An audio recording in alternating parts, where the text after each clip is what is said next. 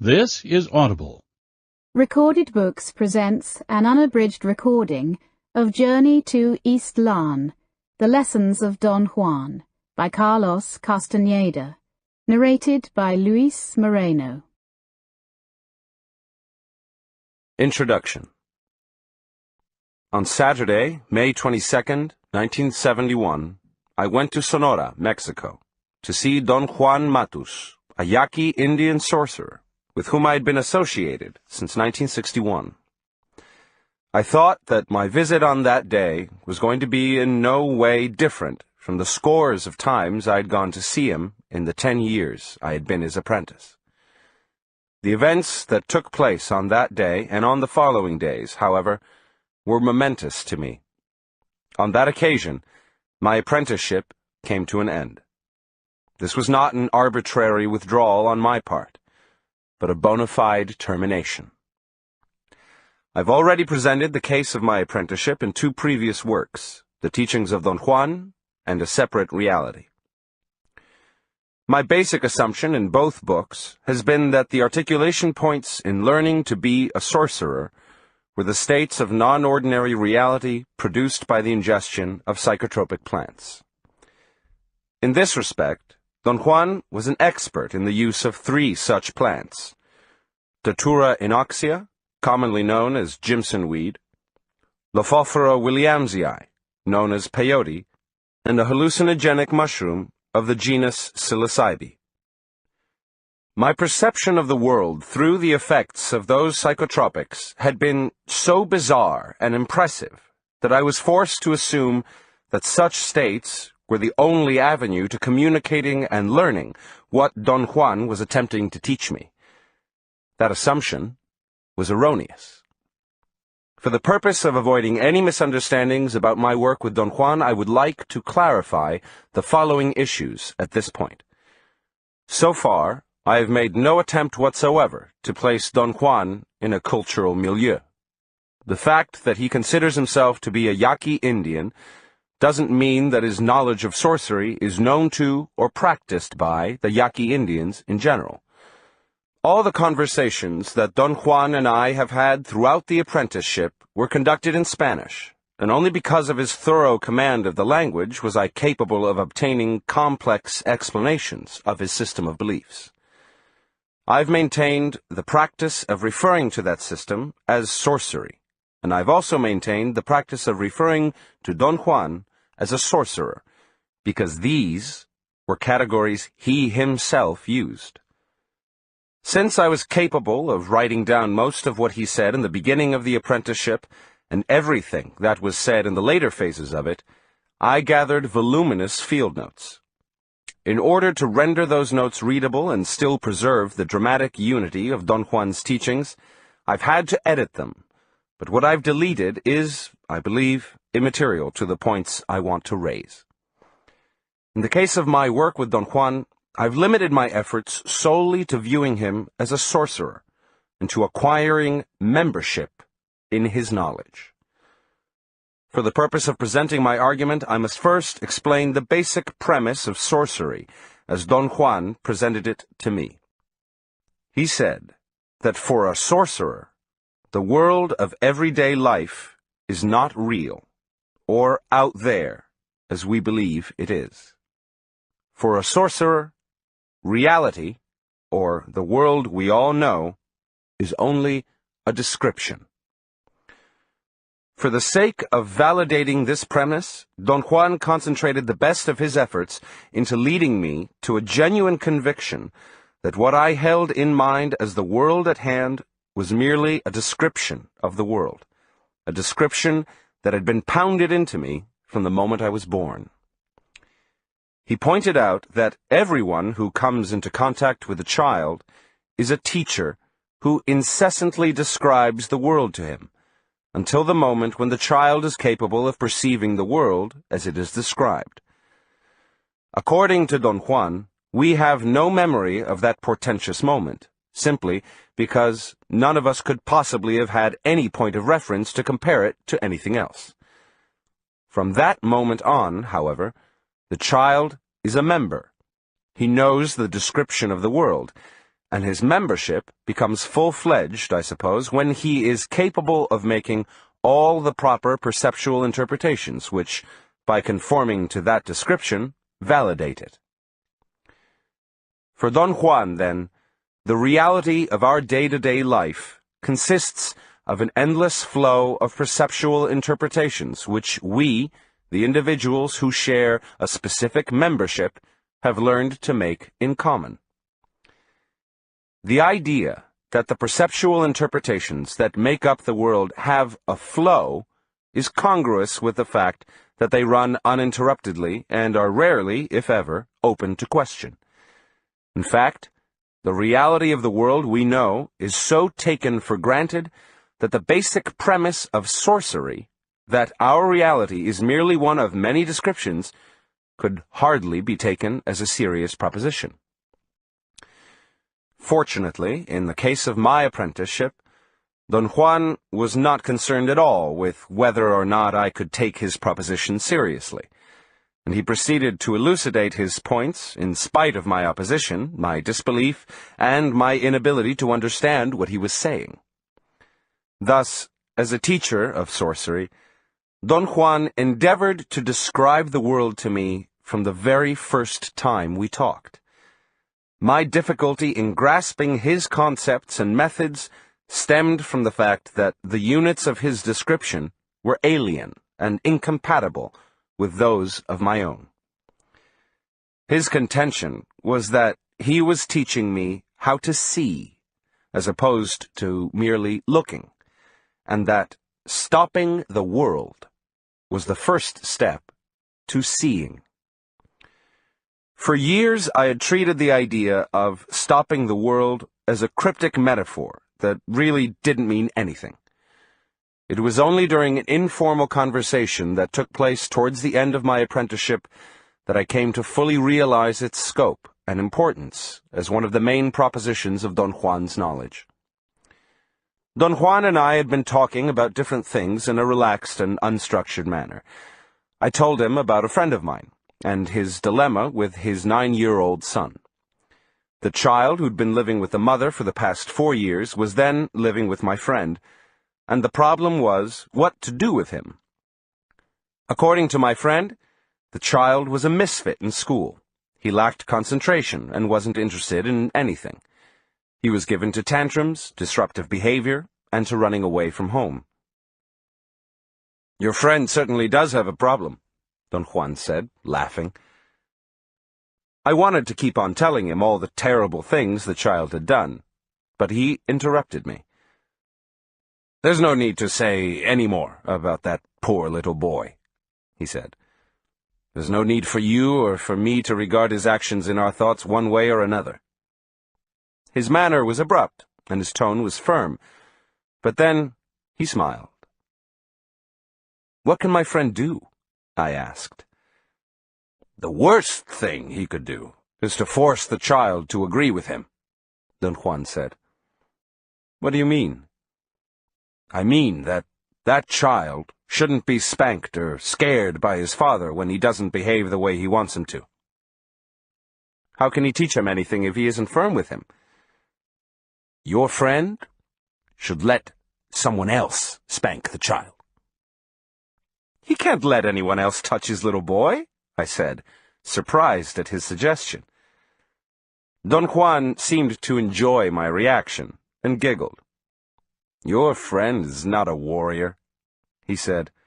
"If he were, he would know that the worst thing one can do is to confront human beings bluntly." "What does a warrior do, Don Juan?" "A warrior proceeds strategically." "I still don't understand what you mean."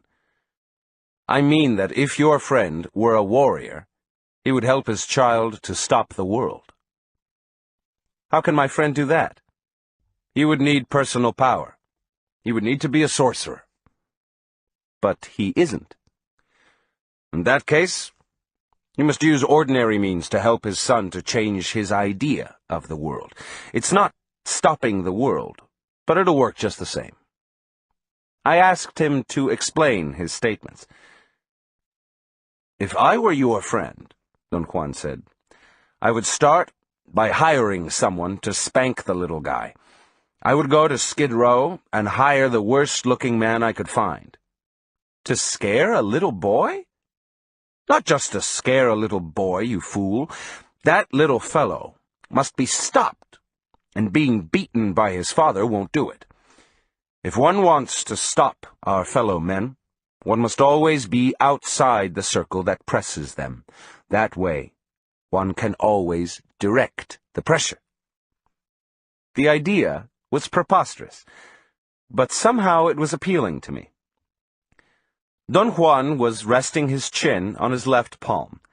His left arm was propped against his chest on a wooden box that served as a low table.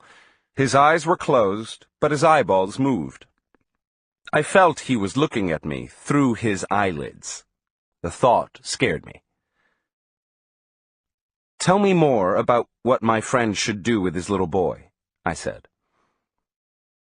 "Tell him to go to Skid Row, and very carefully select an ugly-looking derelict," he went on.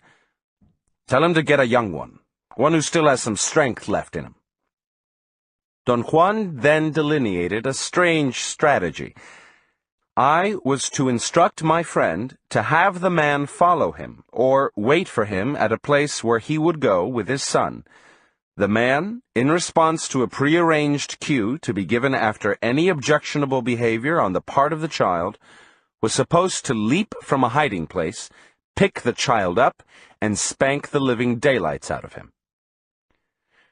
After the man scares him, your friend must help the little boy regain his confidence in any way he can. If he follows this procedure 3 or 4 times, I assure you that that child will feel differently towards everything. He will change his idea of the world. What if the fright injures him? Fright never injures anyone. What injures the spirit is having someone always on your back, beating you, telling you what to do and what not to do. When that boy is more contained, you must tell your friend to do one last thing for him. He must find some way to get to a dead child, perhaps in a hospital, or at the office of a doctor. He must take his son there and show the dead child to him. He must let him touch the corpse once with his left hand, on any place except the corpse's belly. After the boy does that, he'll be renewed. The world will never be the same for him. I realized then that throughout the years of our association, Don Juan had been employing with me, although on a different scale, the same tactics he was suggesting my friend should use with his son. I asked him about it. He said that he'd been trying all along to teach me how to stop the world. "You haven't yet," he said, smiling. "Nothing seems to work, because you're very stubborn. If you were less stubborn, however, by now, you'd probably have stopped the world with any of the techniques I've taught you." "What techniques, Don Juan?" "Everything I have told you to do was a technique for stopping the world." A few months after that conversation, Don Juan accomplished what he had set out to do, to teach me to stop the world. That monumental event in my life compelled me to re-examine in detail my work of 10 years. It became evident to me that my original assumption about the role of psychotropic plants was erroneous. They weren't the essential feature of the sorcerer's description of the world, but were only an aid to cement, so to speak, parts of the description which I'd been incapable of perceiving otherwise. My insistence on holding on to my standard version of reality rendered me almost deaf and blind to Don Juan's aims. Therefore, it was simply my lack of sensitivity which had fostered their use. In reviewing the totality of my field notes, I became aware that Don Juan had given me the bulk of the new description at the very beginning of our association, in what he called techniques for stopping the world. I had discarded those parts of my field notes in my earlier works, because they didn't pertain to the use of psychotropic plants. I've now rightfully reinstated them in the total scope of Don Juan's teachings, and they comprise the first 17 chapters of this work. The last 3 chapters are the field notes covering the events that culminated in my stopping the world.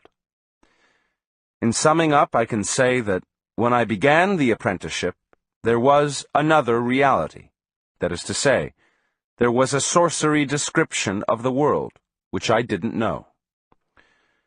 Don Juan, as a sorcerer and a teacher, taught me that description. The 10-year apprenticeship I've undergone consisted, therefore, in setting up that unknown reality by unfolding its description, adding increasingly more complex parts as I went along. The termination of the apprenticeship meant that I had learned a new description of the world in a convincing and authentic manner, and thus I'd become capable of eliciting a new perception of the world, which matched its new description.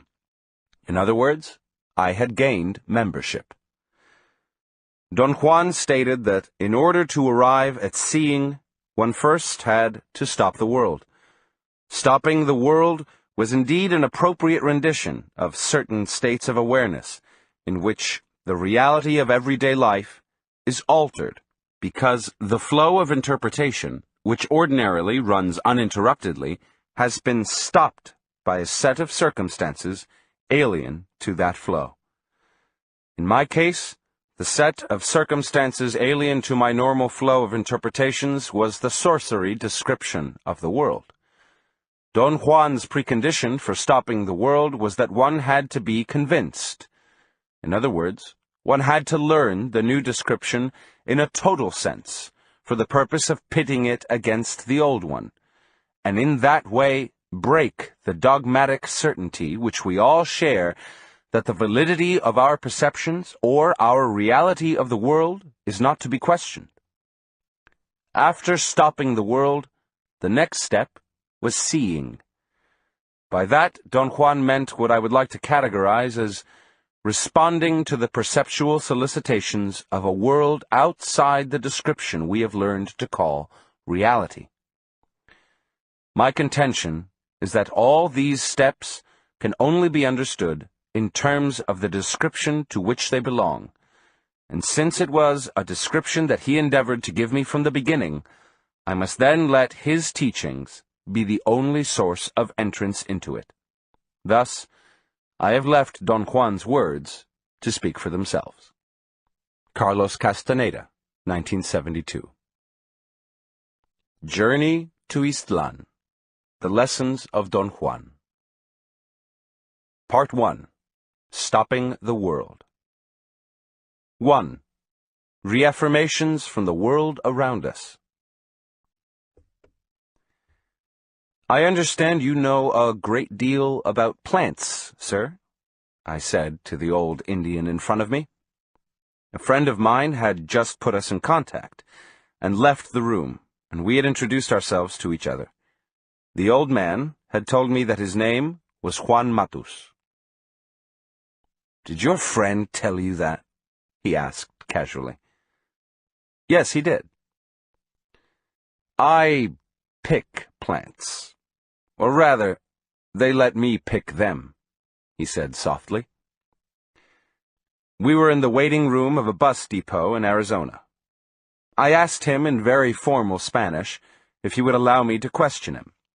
I said, "Would the gentleman, caballero, permit me to ask some questions?" Caballero, which is derived from the word caballo, or horse, originally meant horseman, or a nobleman on horseback. He looked at me inquisitively. "I'm a horseman without a horse," he said with a big smile, and then he added, "I've told you that my name is Juan Matus." I liked his smile. I thought that, obviously, he was a man that could appreciate directness, and I decided to boldly tackle him with a request. I told him I was interested in collecting and studying medicinal plants. I said that my special interest was the uses of the hallucinogenic cactus, peyote, which I had studied at length at the university in Los Angeles. I thought that my presentation was very serious. I was very contained, and sounded perfectly credible to myself.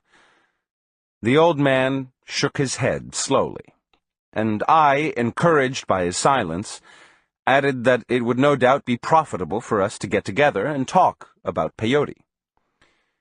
It was at that moment that he lifted his head and looked me squarely in the eyes. It was a formidable look. Yet it wasn't menacing or awesome in any way. It was a look that went through me. I became tongue-tied at once and couldn't continue with the harangues about myself. That was the end of our meeting. Yet he left on a note of hope. He said that perhaps I could visit him at his house someday. It would be difficult to assess the impact of Don Juan's look if my inventory of experience is not somehow brought to bear on the uniqueness of that event. When I began to study anthropology and thus met Don Juan, I was already an expert in getting around. I had left my home years before, and that meant in my evaluation that I was capable of taking care of myself. Whenever I was rebuffed, I could usually cajole my way in or make concessions, argue, get angry, or, if nothing succeeded, I would whine or complain.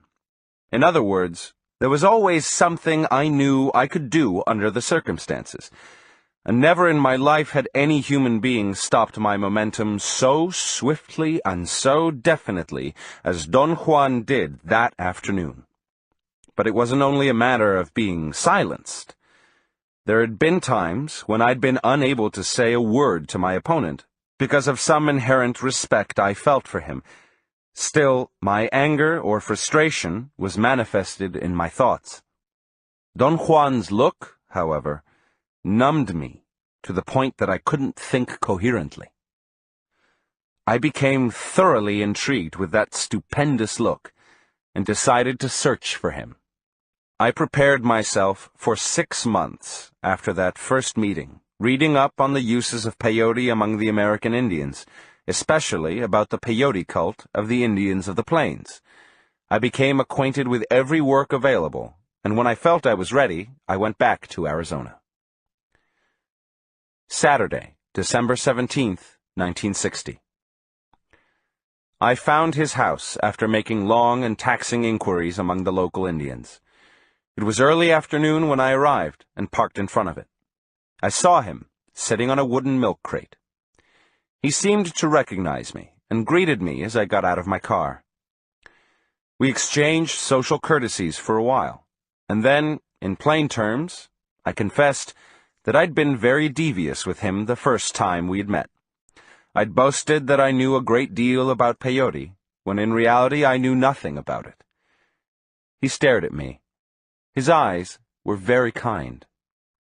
I told him that for 6 months I'd been reading to prepare myself for our meeting, and that this time I really knew a great deal more. He laughed. Obviously, there was something in my statement which was funny to him. He was laughing at me, and I felt a bit confused and offended. He apparently noticed my discomfort and assured me that, although I had had good intentions, there was really no way to prepare myself for our meeting. I wondered if it would have been proper to ask whether that statement had any hidden meaning, but I didn't. Yet he seemed to be attuned to my feelings, and proceeded to explain what he had meant. He said that my endeavors reminded him of a story about some people a certain king had persecuted and killed once upon a time. He said that in the story the persecuted people were indistinguishable from their persecutors, except that they insisted on pronouncing certain words in a peculiar manner proper only to them. That flaw, of course, was the giveaway. The king posted roadblocks at critical points where an official would ask every man passing by to pronounce a key word. Those who could pronounce it the way the king pronounced it would live, but those who couldn't were immediately put to death. The point of the story was that one day a young man decided to prepare himself for passing the roadblock by learning to pronounce the test word just as the king liked it. Don Juan said, with a broad smile, that in fact it took the young man 6 months to master such a pronunciation. And then came the day of the great test. The young man very confidently came upon the roadblock and waited for the official to ask him to pronounce the word. At that point, Don Juan very dramatically stopped his recounting and looked at me. His pause was very studied and seemed a bit corny to me, but I played along. I'd heard the theme of the story before. It had to do with Jews in Germany, and the way one could tell who was a Jew by the way they pronounced certain words. I also knew the punchline. The young man was going to get caught because the official had forgotten the key word and asked him to pronounce another word, which was very similar, but which the young man had not learned to say correctly. Don Juan seemed to be waiting for me to ask what happened, so I did. "What happened to him?" I asked, trying to sound naive and interested in the story. "The young man, who was truly foxy," he said, "realized that the official had forgotten the key word, and before the man could say anything else, he confessed that he had prepared himself for 6 months. He made another pause and looked at me with a mischievous glint in his eyes. This time, he had turned the tables on me. The young man's confession was a new element, and I no longer knew how the story would end. "Well, what happened then?" I asked, truly interested. "The young man was killed instantly, of course," he said, and broke into a roaring laughter. I liked very much the way he'd entrapped my interest. Above all, I liked the way he had linked that story to my own case. In fact, he seemed to have constructed it to fit me. He was making fun of me in a very subtle and artistic manner. I laughed with him. Afterwards, I told him that no matter how stupid I sounded, I was really interested in learning something about plants. "I like to walk a great deal," he said. I thought he was deliberately changing the topic of conversation to avoid answering me. I didn't want to antagonize him with my insistence. He asked me if I wanted to go with him on a short hike in the desert. I eagerly told him that I would love to walk in the desert. "This is no picnic," he said, in a tone of warning. I told him that I wanted very seriously to work with him.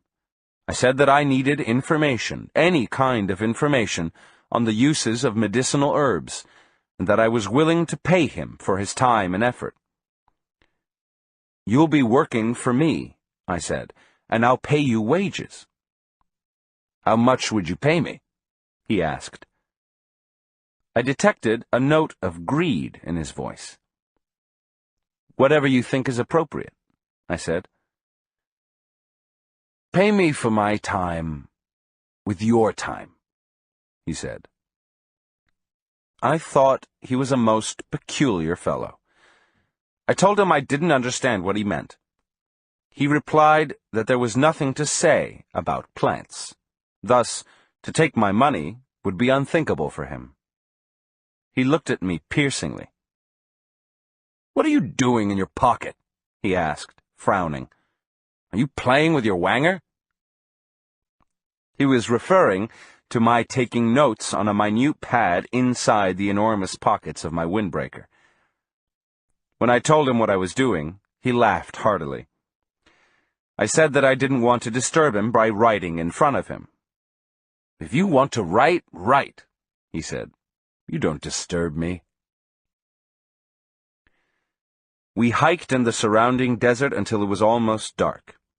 He didn't show me any plants, nor did he talk about them at all.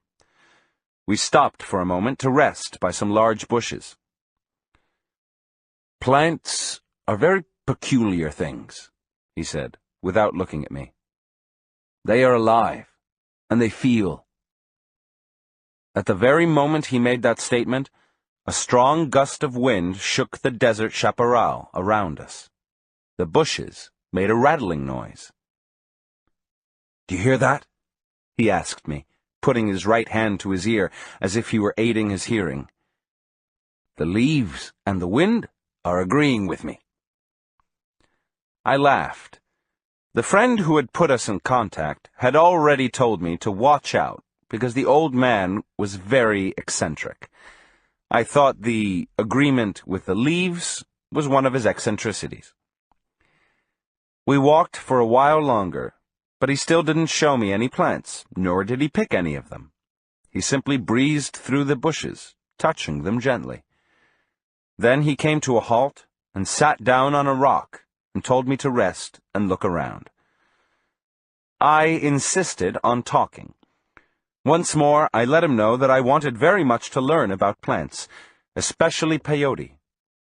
I pleaded with him to become my informant in exchange for some sort of monetary reward. "You don't have to pay me," he said. "You can ask me anything you want.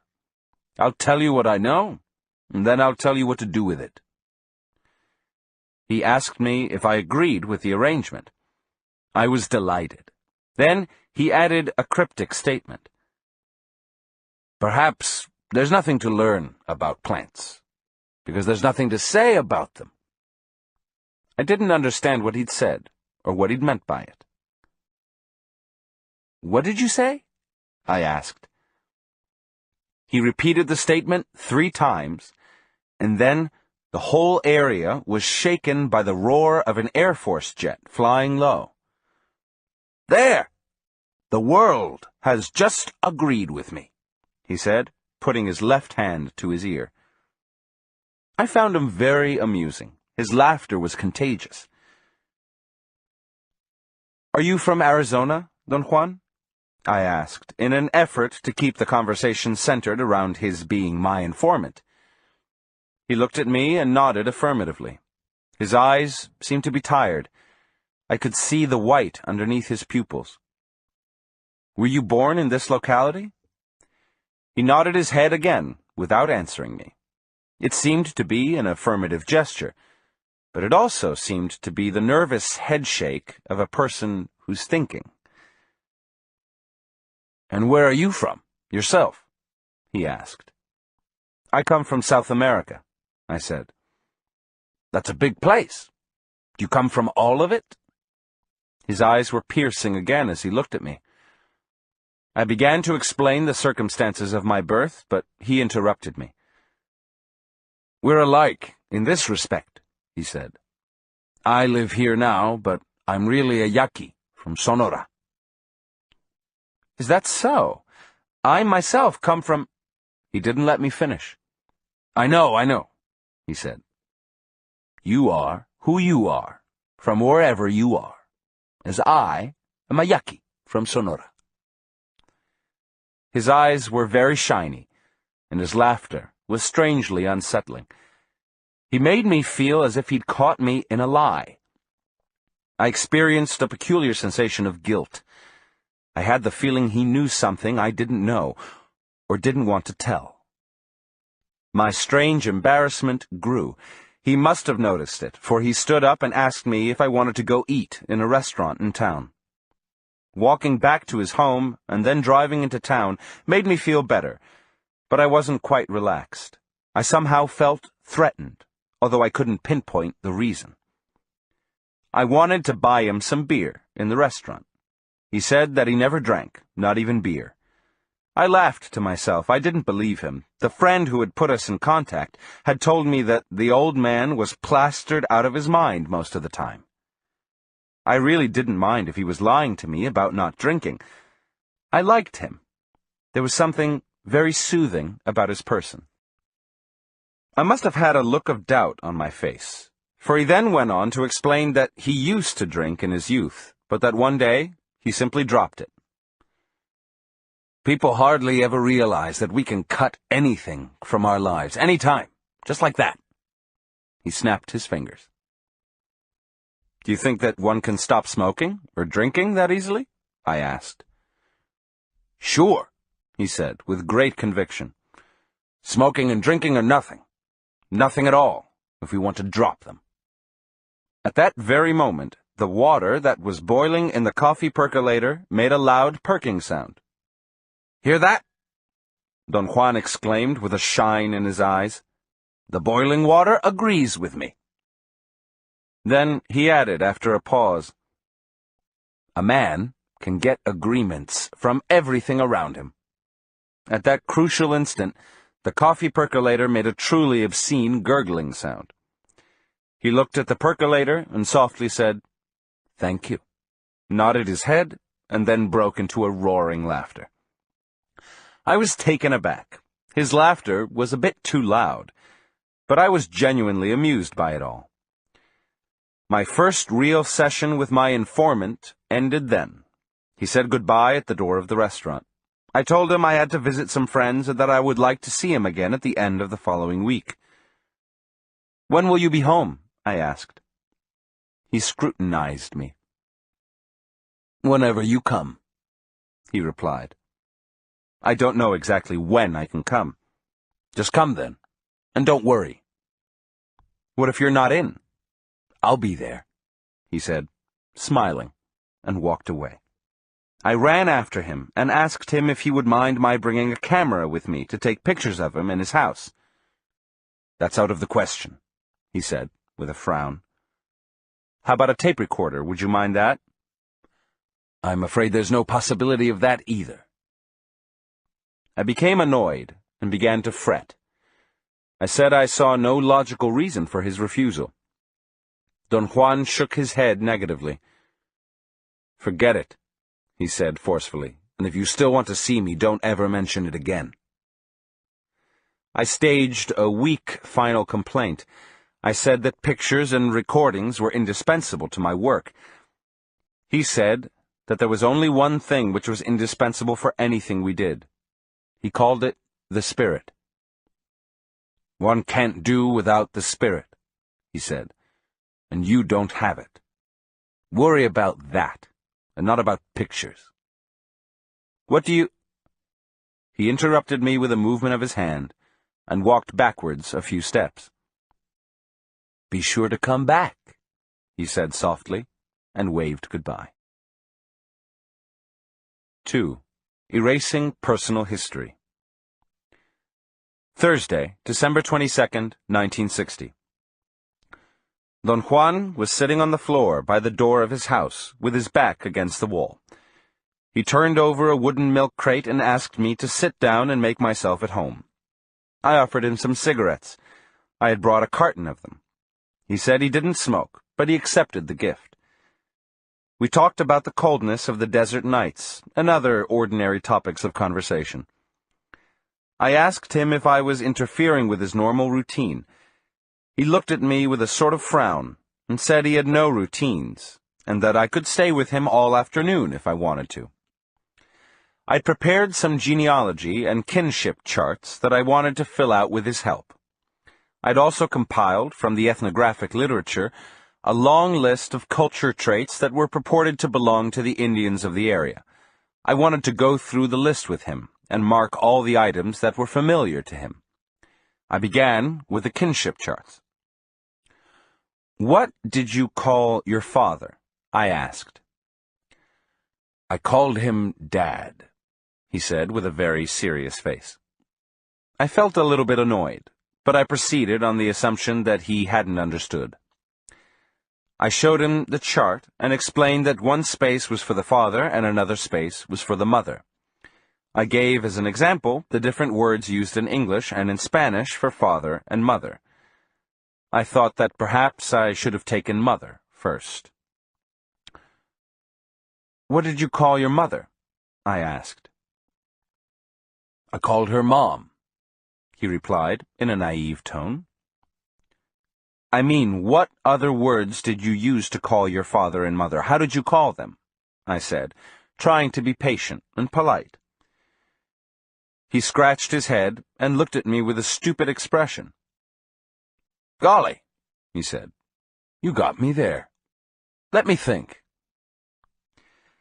After a moment's hesitation, he seemed to remember something, and I got ready to write. "Well," he said, as if he were involved in serious thought, How else did I call them? I called them, "Hey, hey, Dad! Hey, hey, Mom!" I laughed against my desire. His expression was truly comical, and at that moment I didn't know whether he was a preposterous old man pulling my leg or whether he was really a simpleton. Using all the patience I had, I explained to him that these were very serious questions, and that it was very important for my work to fill out the forms. I tried to make him understand the idea of a genealogy and personal history. "What were the names of your father and mother?" I asked. He looked at me with clear, kind eyes.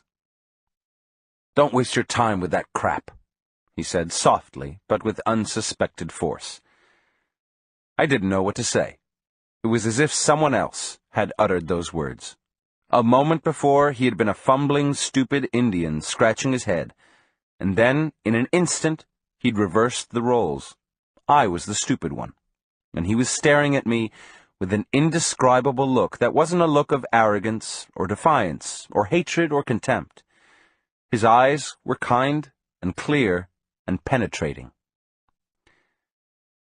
"I don't have any personal history," he said, after a long pause. "One day, I found out that personal history was no longer necessary for me. And like drinking, I dropped it." I didn't quite understand what he meant by that. I suddenly felt ill at ease, threatened. I reminded him that he'd assured me that it was all right to ask him questions. He reiterated that he didn't mind at all. "I don't have personal history anymore," he said, and looked at me probingly. "I dropped it one day, when I felt it was no longer necessary." I stared at him, trying to detect the hidden meanings of his words. "How can one drop one's personal history?" I asked in an argumentative mood. "One must first have the desire to drop it," he said, "and then one must proceed harmoniously to chop it off, little by little." "Why should anyone have such a desire?" I exclaimed. I had a terribly strong attachment to my personal history. My family roots were deep. I honestly felt that without them, my life had no continuity or purpose.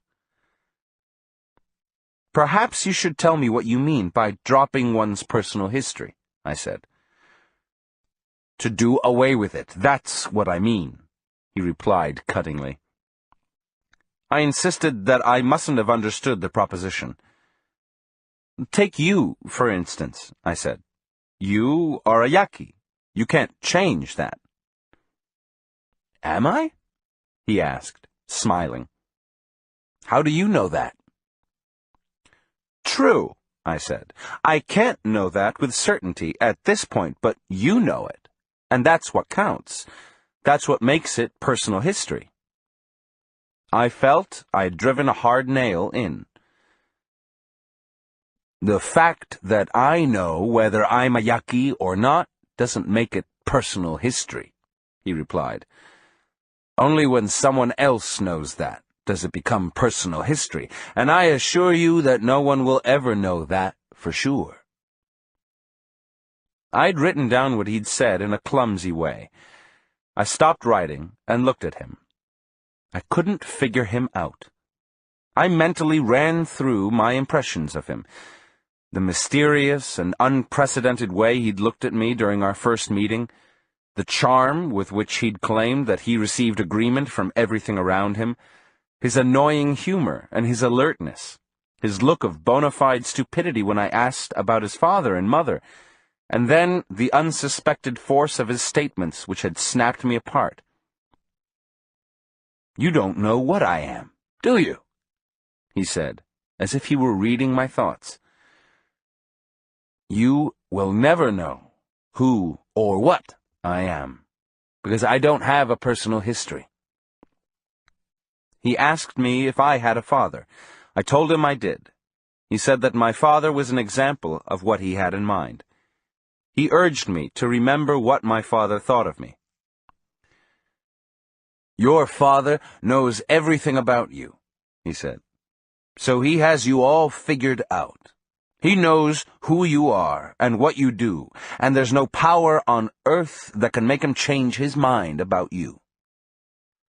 Don Juan said that everybody that knew me had an idea about me, and that I kept feeding the idea with everything I did. Don't you see? He asked dramatically. You must renew your personal history by telling your parents, your relatives, and your friends everything you do. On the other hand, if you have no personal history, no explanations are needed. Nobody is angry or disillusioned with your acts, and above all, no one pins you down with their thoughts. Suddenly, the idea became clear in my mind. I'd almost known it myself, but I'd never examined it. Not having personal history was indeed an appealing concept, at least on the intellectual level. It gave me, however, a sense of loneliness, which I found threatening and distasteful. I wanted to discuss my feelings with him, but I kept myself in check. Something was terribly incongruous in the situation at hand. I felt ridiculous trying to get into a philosophical argument with an old Indian who obviously didn't have the sophistication of a university student. Somehow, he had led me away from my original intention of asking him about his genealogy. I don't know how we ended up talking about this, when all I wanted was some names for my charts, I said, trying to steer the conversation back to the topic I wanted. It's terribly simple, he said. The way we ended up talking about it was because I said that to ask questions about one's past is a bunch of crap. His tone was firm. I felt there was no way to make him budge, so I changed my tactics. Is this idea of not having personal history something that the Yaquis do? I asked. It's something that I do. Where did you learn it? I learned it during the course of my life. Did your father teach you that? No. Let's say that I learned it by myself, and now I'm going to give you its secret, so you won't go away empty-handed today. He lowered his voice to a dramatic whisper. I laughed at his histrionics. I had to admit that he was stupendous at that. The thought crossed my mind that I was in the presence of a born actor. Write it down, he said patronizingly. Why not? You seem to be more comfortable writing. I looked at him, and my eyes must have betrayed my confusion. He slapped his thighs and laughed with great delight. It's best to erase all personal history, he said slowly, as if giving me time to write it down in my clumsy way, because that would make us free from the encumbering thoughts of other people. I couldn't believe that he was actually saying that. I had a very confusing moment. He must have read in my face my inner turmoil and used it immediately. Take yourself, for instance, he went on saying. Right now, you don't know whether you're coming or going. And that is so because I have erased my personal history. I have little by little created a fog around me and my life. And now, nobody knows for sure who I am or what I do. But you yourself know who you are, don't you? I interjected. You bet I don't, he exclaimed, and rolled on the floor, laughing at my surprised look. He'd paused long enough to make me believe that he was going to say that he did know, as I was anticipating it. His subterfuge was very threatening to me. I actually became afraid. That is the little secret I'm going to give you today, he said in a low voice. Nobody knows my personal history. Nobody knows who I am or what I do. Not even I. He squinted his eyes. He wasn't looking at me, but beyond me, over my right shoulder. He was sitting, cross-legged, his back was straight, and yet he seemed to be so relaxed. At that moment, he was the very picture of fierceness. I fancied him to be an Indian chief, a red-skinned warrior in the romantic frontier sagas of my childhood. My romanticism carried me away, and the most insidious feeling of ambivalence enveloped me. I could sincerely say that I liked him a great deal, and in the same breath, I could say that I was deadly afraid of him. He maintained that strange stare for a long moment. "How can I know who I am when I am all this?" he said, sweeping the surroundings with a gesture of his head. Then he glanced at me and smiled. "Little by little, you must create a fog around yourself. You must erase everything around you until nothing can be taken for granted, until nothing is any longer for sure or real. Your problem now is that you're too real. Your endeavors are too real. Your moods are too real. Don't take things so for granted. You must begin to erase yourself." "What for?" I asked belligerently. It became clear to me then that he was prescribing behavior for me. All my life, I'd reached a breaking point when someone attempted to tell me what to do. The mere thought of being told what to do put me immediately on the defensive. "You said that you wanted to learn about plants," he said calmly. "Do you want to get something for nothing? What do you think this is? We agreed that you would ask me questions, and I'd tell you what I know. If you don't like it, there's nothing else we can say to each other." His terrible directness made me feel peeved, and begrudgingly, I conceded that he was right. "Let's put it this way, then," he went on. "If you want to learn about plants, since there's really nothing to say about them, you must, among other things, erase your personal history." "How?" I asked. "Begin with simple things, such as not revealing what you really do. Then you must leave everyone who knows you well. This way, you'll build up a fog around yourself." "But that's absurd," I protested. "Why shouldn't people know me? What's wrong with that?"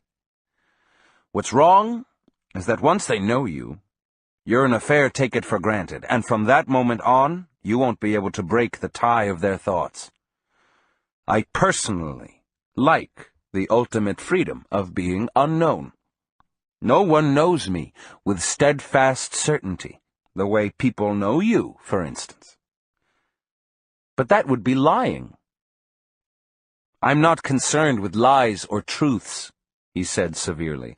"Lies are lies only if you have personal history." I argued that I didn't like to deliberately mystify people or mislead them. His reply was that I misled everybody anyway. The old man had touched a sore spot in my life. I didn't pause to ask him what he meant by that or how he knew that I mystified people all the time. I simply reacted to his statement, defending myself by means of an explanation. I said that I was painfully aware that my family and friends believed I was unreliable, when in reality I'd never told a lie in my life. "You always knew how to lie," he said. "The only thing that was missing was that you didn't know why to do it. Now you do." I protested. "Don't you see that I'm really sick and tired of people thinking that I'm unreliable?" I said. "But you are unreliable," he replied with conviction. "Damn it to hell, man, I am not!" I exclaimed. My mood, instead of forcing him into seriousness, made him laugh hysterically. I really despised the old man for all his cockiness. Unfortunately, he was right about me. After a while, I calmed down, and he continued talking. When one doesn't have personal history, he explained, nothing that one says can be taken for a lie. Your trouble is that you have to explain everything to everybody, compulsively. And at the same time, you want to keep the freshness, the newness of what you do. Well, since you can't be excited after explaining everything you've done, you lie in order to keep on going.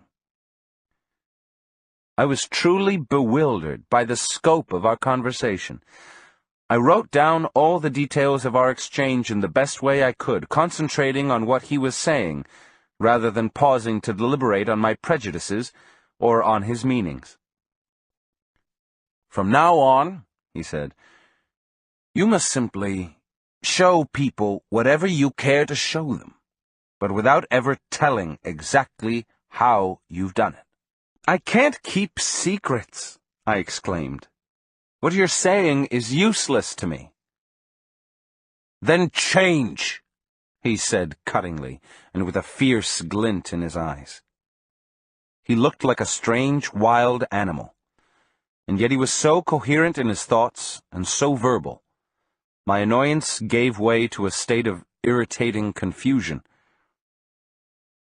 You see, he went on, we only have two alternatives. We either take everything for sure and real, or we don't. If we follow the first, we end up bored to death with ourselves and with the world. If we follow the second, and erase personal history, we create a fog around us, a very exciting and mysterious state, in which nobody knows where the rabbit will pop out. Not even ourselves. I contended that erasing personal history would only increase our sensation of insecurity. When nothing is for sure, we remain alert, perennially on our toes, he said. It's more exciting not to know which bush the rabbit is hiding behind than to behave as though we know everything. He didn't say another word for a very long time. Perhaps an hour went by in complete silence. I didn't know what to ask. Finally, he got up and asked me to drive him to the nearby town. I didn't know why, but our conversation had drained me. I felt like going to sleep. He asked me to stop on the way and told me that if I wanted to relax, I had to climb to the flat top of a small hill on the side of the road and lie down on my stomach with my head towards the east. He seemed to have a feeling of urgency. I didn't want to argue, or perhaps I was too tired to even speak. I climbed the hill and did as he had prescribed. I slept only 2 or 3 minutes, but it was sufficient to have my energy renewed. We drove to the center of town, where he told me to let him off. "Come back," he said, as he stepped out of the car. "Be sure to come back." 3. Losing self-importance. I had the opportunity of discussing my 2 previous visits to Don Juan with the friend who had put us in contact. It was his opinion that I was wasting my time. I related to him in every detail the scope of our conversation. He thought I was exaggerating and romanticizing, a silly old fogey. There was very little room in me for romanticizing such a preposterous old man. I sincerely felt that his criticism about my personality had seriously undermined my liking him. Yet I had to admit that they had always been apropos, sharply delineated, and true to the letter.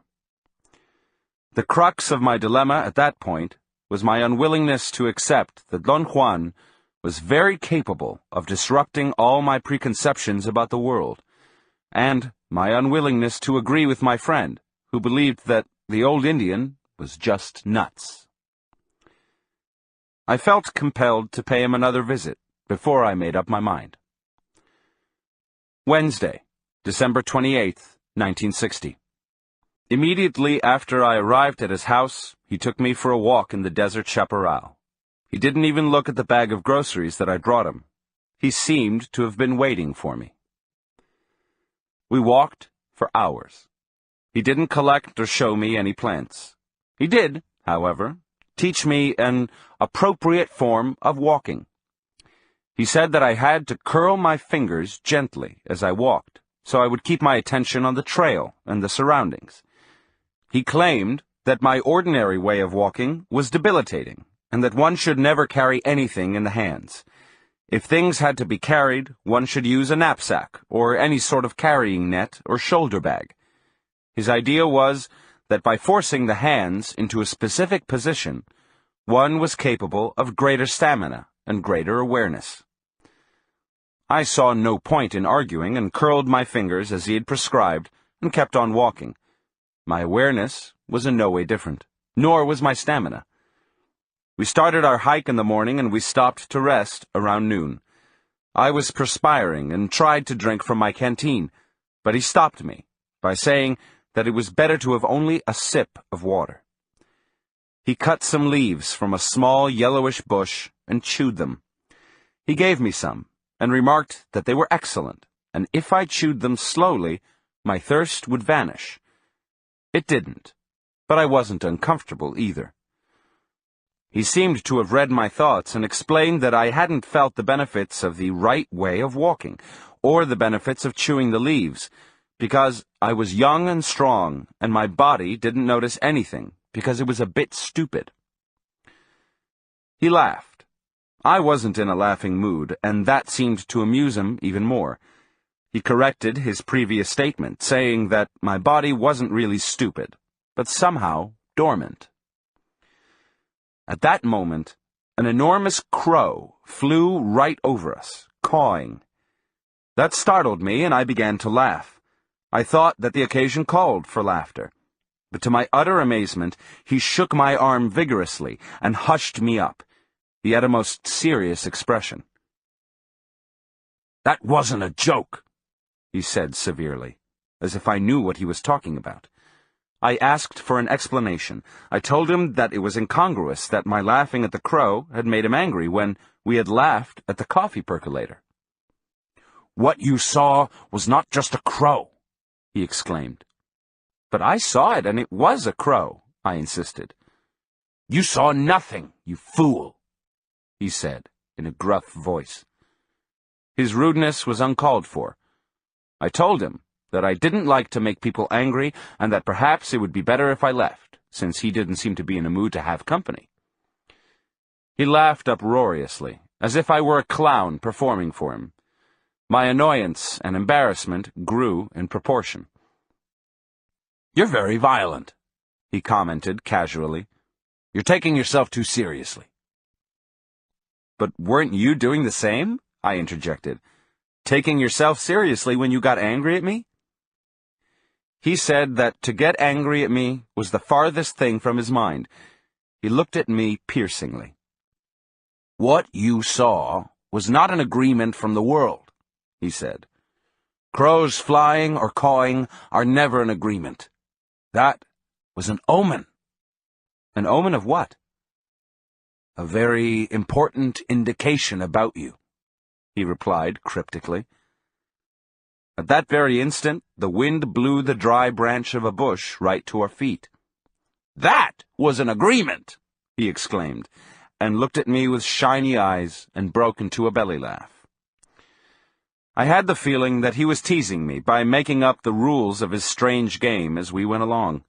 Thus, it was all right for him to laugh, but not for me. My annoyance mushroomed again, and I told him what I thought of him. He wasn't cross or offended at all. He laughed, and his laughter caused me even more anguish and frustration. I thought that he was deliberately humiliating me. I decided right then that I had had my fill of field work. I stood up and said that I wanted to start walking back to his house because I had to leave for Los Angeles. "Sit down," he said imperatively. "You get peeved like an old lady. You can't leave now, because we're not through yet." I hated him. I thought he was a contemptuous man. He began to sing an idiotic Mexican folk song. He was obviously imitating some popular singer. He elongated certain syllables and contracted others, and made the song into a most farcical affair. It was so comical that I ended up laughing. "You see? You laugh at the stupid song," he said. "But the man who sings it that way, and those who pay to listen to him, aren't laughing. They think it's serious." "What do you mean?" I asked. I thought he'd deliberately concocted the example to tell me that I'd laughed at the crow because I hadn't taken it seriously, the same way I hadn't taken the song seriously. But he baffled me again. He said I was like the singer and the people who liked his songs, conceited and deadly serious about some nonsense that no one in his right mind should give a damn about. He then recapitulated, as if to refresh my memory, all he had said before on the topic of learning about plants. He stressed emphatically that if I really wanted to learn, I had to remodel most of my behavior. My sense of annoyance grew, until I had to make a supreme effort to even take notes. "You take yourself too seriously," he said slowly. "You're too damn important in your own mind. That must be changed. You're so goddamn important that you feel justified to be annoyed with everything. You're so damn important that you can afford to leave if things don't go your way. I suppose you think that shows you have character. That's nonsense. You're weak and conceited." I tried to stage a protest, but he didn't budge. He pointed out that in the course of my life, I hadn't ever finished anything because of that sense of disproportionate importance that I attached to myself. I was flabbergasted at the certainty with which he made his statements. They were true, of course, and that made me feel not only angry, but also threatened. "Self-importance is another thing that must be dropped, just like personal history," he said, in a dramatic tone. I certainly didn't want to argue with him. It was obvious that I was at a terrible disadvantage. He wasn't going to walk back to his house until he was ready, and I didn't know the way. I had to stay with him. He made a strange and sudden movement. He sort of sniffed the air around him. His head shook slightly and rhythmically. He seemed to be in a state of unusual alertness. He turned and stared at me with a look of bewilderment and curiosity. His eyes swept up and down my body as if he were looking for something specific. Then he stood up abruptly and began to walk fast. He was almost running. I followed him. He kept a very accelerated pace for nearly an hour. Finally, he stopped by a rocky hill, and we sat in the shade of a bush. The trotting had exhausted me completely, although my mood was better. It was strange, the way I had changed. I felt almost elated. But when we had started to trot after our argument, I was furious with him. "This is very weird," I said, "but I feel really good." I heard the cawing of a crow in the distance. He lifted his finger to his right ear and smiled. "That was an omen," he said. A small rock tumbled downhill and made a crashing sound when it landed in the chaparral. He laughed out loud and pointed his finger to the direction of the sound. "And that was an agreement," he said. He then asked me if I was ready to talk about my self-importance. I laughed. My feeling of anger seemed so far away that I couldn't even conceive how I'd become so cross with him.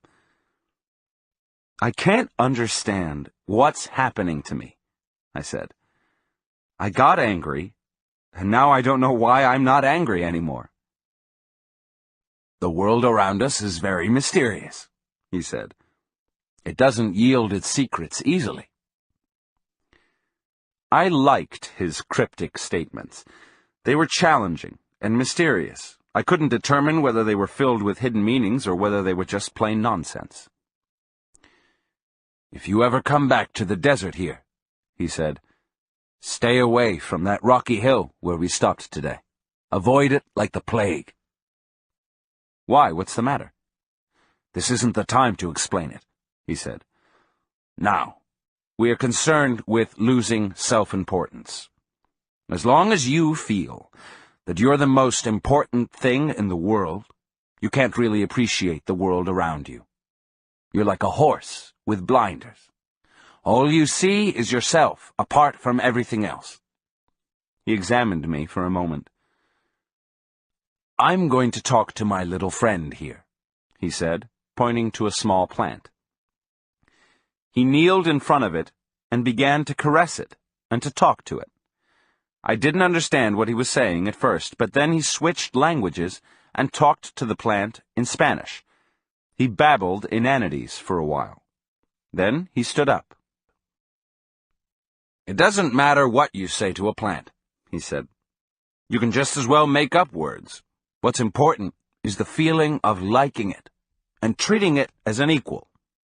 He explained that a man who gathers plants must apologize every time for taking them and must assure them that someday his own body will serve as food for them. So, all in all, the plants and ourselves are even, he said. Neither we nor they are more or less important. Come on, talk to the little plant, he urged me. Tell it that you don't feel important anymore. I went as far as kneeling in front of the plant, but I couldn't bring myself to speak to it. I felt ridiculous, and laughed. I wasn't angry, however. Don Juan patted me on the back and said that it was all right, that at least I'd contained my temper. From now on, talk to the little plants, he said. Talk until you lose all sense of importance. Talk to them until you can do it in front of others. Go to those hills over there and practice by yourself. I asked if it was all right to talk to the plants silently, in my mind. He laughed and tapped my head. No, he said. You must talk to them in a loud and clear voice if you want them to answer you.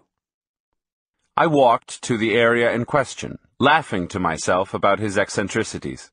I even tried to talk to the plants, but my feeling of being ludicrous was overpowering. After what I thought was an appropriate wait, I went back to where Don Juan was. I had the certainty that he knew I hadn't talked to the plants. He didn't look at me. He signaled me to sit down by him. Watch me carefully, he said. I'm going to have a talk with my little friend. He kneeled down in front of a small plant, and for a few minutes he moved and contorted his body, talking and laughing. I thought he was out of his mind. This little plant told me to tell you that she is good to eat, he said as he got up from his kneeling position. She said that a handful of them would keep a man healthy. She also said that there's a batch of them growing over there. Don Juan pointed to an area on a hillside perhaps 200 yards away. Let's go and find out, he said. I laughed at his histrionics. I was sure we would find the plants because he was an expert in the terrain and knew where the edible and medicinal plants were. As we walked towards the area in question, he told me casually that I should take notice of the plant, because it was both a food and a medicine. I asked him, half in jest, if the plant had just told him that. He stopped walking and examined me with an air of disbelief. He shook his head from side to side. Ah! He exclaimed, laughing. Your cleverness makes you more silly than I thought. How can the little plant tell me now what I've known all my life? He proceeded then to explain that he knew all along the different properties of that specific plant, and that the plant had just told him that there was a batch of them growing in the area he had pointed to, and that she didn't mind if he told me that. Upon arriving at the hillside, I found a whole cluster of the same plants. I wanted to laugh, but he didn't give me time. He wanted me to thank the batch of plants. I felt excruciatingly self-conscious and couldn't bring myself to do it. He smiled benevolently and made another of his cryptic statements.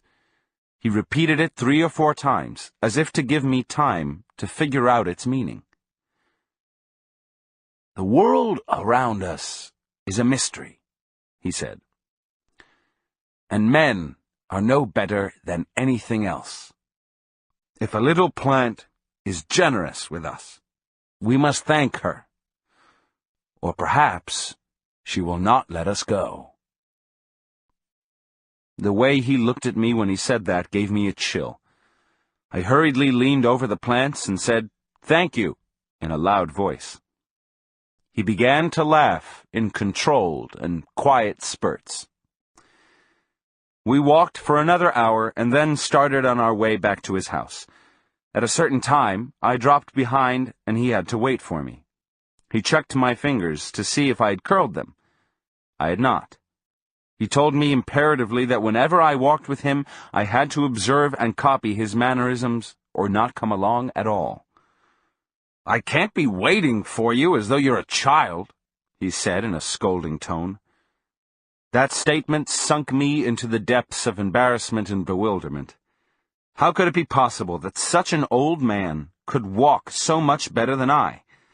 I thought I was athletic and strong, and yet he had actually had to wait for me to catch up with him. I curled my fingers, and strangely enough, I was able to keep his tremendous pace without any effort. In fact, at times, I felt that my hands were pulling me forward. I felt elated. I was quite happy walking inanely with the strange old Indian. I began to talk and asked repeatedly if he would show me some peyote plants. He looked at me, but didn't say a word. 4. Death is an advisor. Wednesday, January 25th, 1961. "Would you teach me some day about peyote?" I asked. He didn't answer, and as he had done before, simply looked at me as if I were crazy. I had mentioned the topic to him in casual conversation various times already, and every time he frowned and shook his head. It wasn't an affirmative or a negative gesture. It was rather a gesture of despair and disbelief. He stood up abruptly. We'd been sitting on the ground in front of his house. An almost imperceptible shake of his head was the invitation to follow him. We went into the desert chaparral in a southerly direction. He mentioned repeatedly as we walked that I had to be aware of the uselessness of my self-importance and of my personal history. "Your friends," he said, turning to me abruptly. "Those who have known you for a long time, you must leave them quickly." I thought he was crazy, and his insistence was idiotic, but I didn't say anything. He peered at me and began to laugh. After a long hike, we came to a halt. I was about to sit down to rest, but he told me to go some 20 yards away and talk to a batch of plants in a loud and clear voice. I felt ill at ease and apprehensive. His weird demands were more than I could bear, and I told him once more that I couldn't speak to plants because I felt ridiculous. His only comment was that my feeling of self-importance was immense.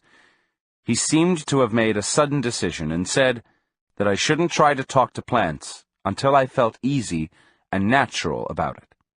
"You want to learn about them, and yet you don't want to do any work," he said accusingly. "What are you trying to do?" My explanation was that I wanted bona fide information about the uses of plants. Thus, I'd asked him to be my informant. I'd even offered to pay him for his time and trouble. "You should take the money," I said. "This way we both would feel better. I could then ask you anything I want to, because you would be working for me, and I would pay you for it. What do you think of that?" He looked at me contemptuously, and made an obscene sound with his mouth, making his lower lip and his tongue vibrate by exhaling with great force. "That's what I think of it," he said, and laughed hysterically at the look of utmost surprise that I must have had on my face. It was obvious to me that he wasn't a man I could easily contend with. In spite of his age, he was ebullient and unbelievably strong. I had had the idea that, being so old, he could have been the perfect informant for me. Old people, I had been led to believe, made the best informants because they were too feeble to do anything else except talk. Don Juan, on the other hand, was a miserable subject. I felt he was unmanageable and dangerous. The friend who had introduced us was right. He was an eccentric old Indian, and although he wasn't plastered out of his mind most of the time, as my friend had told me, he was worse yet. He was crazy. I again felt the terrible doubt and apprehension I had experienced before. I thought I had overcome that. In fact, I had had no trouble at all convincing myself that I wanted to visit him again. The idea had crept into my mind, however, that perhaps I was a bit crazy myself when I realized that I liked to be with him. His idea that my feeling of self-importance was an obstacle had really made an impact on me. But all that was apparently only an intellectual exercise on my part. The moment I was confronted with his odd behavior, I began to experience apprehension, and I wanted to leave. I said that I believed we were so different that there was no possibility of our getting along. "One of us has to change," he said, staring at the ground. "And you know who." He began humming a Mexican folk song, and then lifted his head abruptly and looked at me. His eyes were fierce and burning. I wanted to look away or close my eyes, but to my utter amazement I couldn't break away from his gaze. He asked me to tell him what I had seen in his eyes. I said that I saw nothing, but he insisted that I had to voice what his eyes had made me feel aware of. I struggled to make him understand that the only thing his eyes made me aware of was my embarrassment, and that the way he was looking at me was very discomforting. He didn't let go. He kept a steady stare. It wasn't an outright menacing or mean look, it was rather a mysterious but unpleasant gaze. He asked me if he reminded me of a bird. "A bird?" I exclaimed. He giggled like a child and moved his eyes away from me. "Yes," he said softly. "A bird. A very funny bird." He locked his gaze on me again and commanded me to remember. He said, with an extraordinary conviction, that he knew I had seen that look before. My feelings of the moment were that the old man provoked me, against my honest desire, every time he opened his mouth. I stared back at him in obvious defiance. Instead of getting angry, he began to laugh. He slapped his thigh and yelled as if he were riding a wild horse. Then he became serious and told me that it was of utmost importance that I stop fighting him and remember that funny bird he was talking about. "Look into my eyes," he said. His eyes were extraordinarily fierce. There was a feeling about them that actually reminded me of something, but I wasn't sure what it was. I pondered upon it for a moment, and then I had a sudden realization. It wasn't the shape of his eyes, nor the shape of his head, but some cold fierceness in his gaze that had reminded me of the look in the eyes of a falcon. At the very moment of that realization, he was looking at me askew, and for an instant my mind experienced a total chaos. I thought I had seen a falcon's features instead of Don Juan's. The image was too fleeting, and I was too upset to have paid more attention to it. In a very excited tone, I told him that I could have sworn I had seen the features of a falcon on his face. He had another attack of laughter. "I have seen the look in the eyes of falcons. I used to hunt them when I was a boy, and in the opinion of my grandfather, I was good. He had a Leghorn chicken farm, and falcons were a menace to his business. Shooting them was not only functional, but also right. I had forgotten until that moment that the fierceness of their eyes had haunted me for years, but it was so far in my past that I thought I had lost the memory of it. "I used to hunt falcons," I said. "I know it," Don Juan replied, matter-of-factly. His tone carried such a certainty that I began to laugh. I thought he was a preposterous fellow. He had the gall to sound as if he knew I had hunted falcons. I felt supremely contemptuous of him. "Why do you get so angry?" he asked in a tone of genuine concern. I didn't know why. He began to probe me in a very unusual manner. He asked me to look at him again and tell him about the very funny bird he reminded me of. I struggled against him and, out of contempt, said that there was nothing to talk about. Then I felt compelled to ask him why he had said he knew I used to hunt falcons. Instead of answering me, he again commented on my behavior. He said I was a violent fellow that was capable of frothing at the mouth at the drop of a hat. I protested that that was not true. I had always had the idea I was rather congenial and easygoing. I said it was his fault for forcing me out of control with his unexpected words and actions. "Why the anger?" he asked. I took stock of my feelings and reactions. I really had no need to be angry with him. He again insisted that I should look into his eyes and tell him about the strange falcon. He had changed his wording.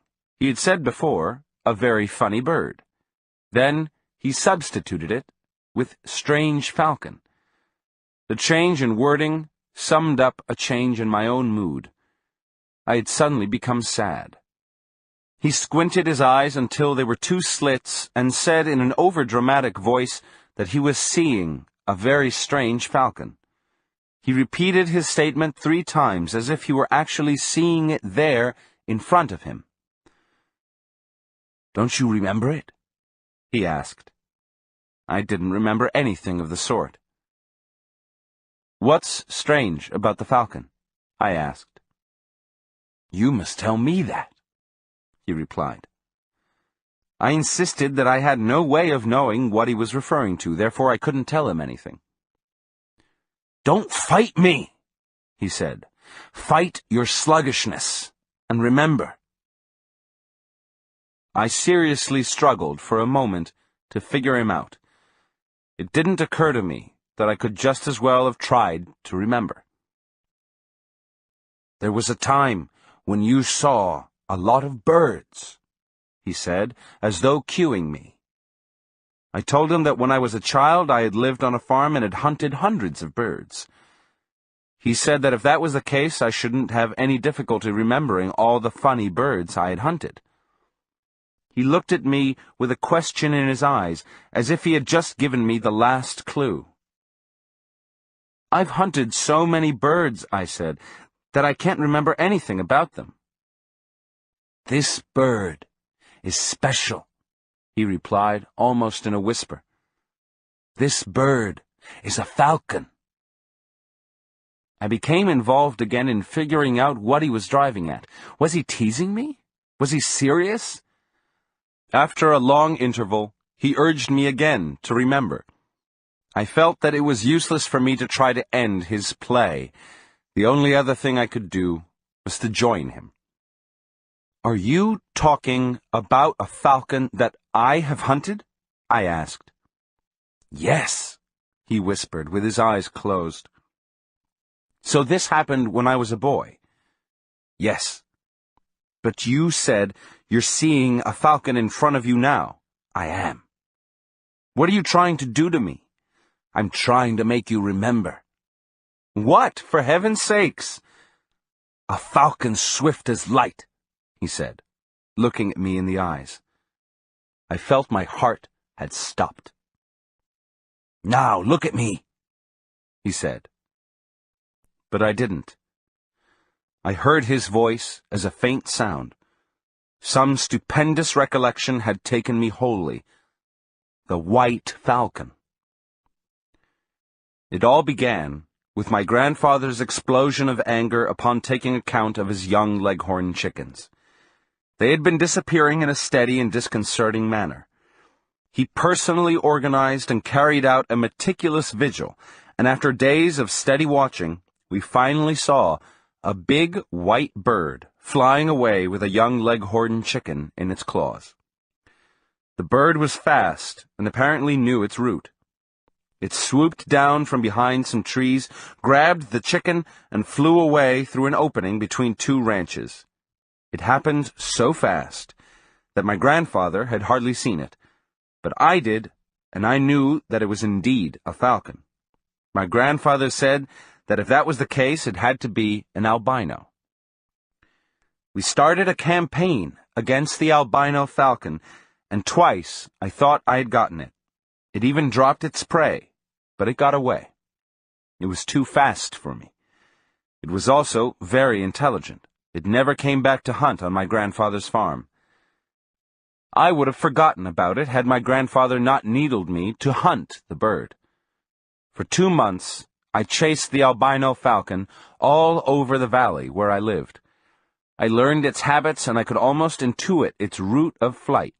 Yet its speed and the suddenness of its appearance would always baffle me.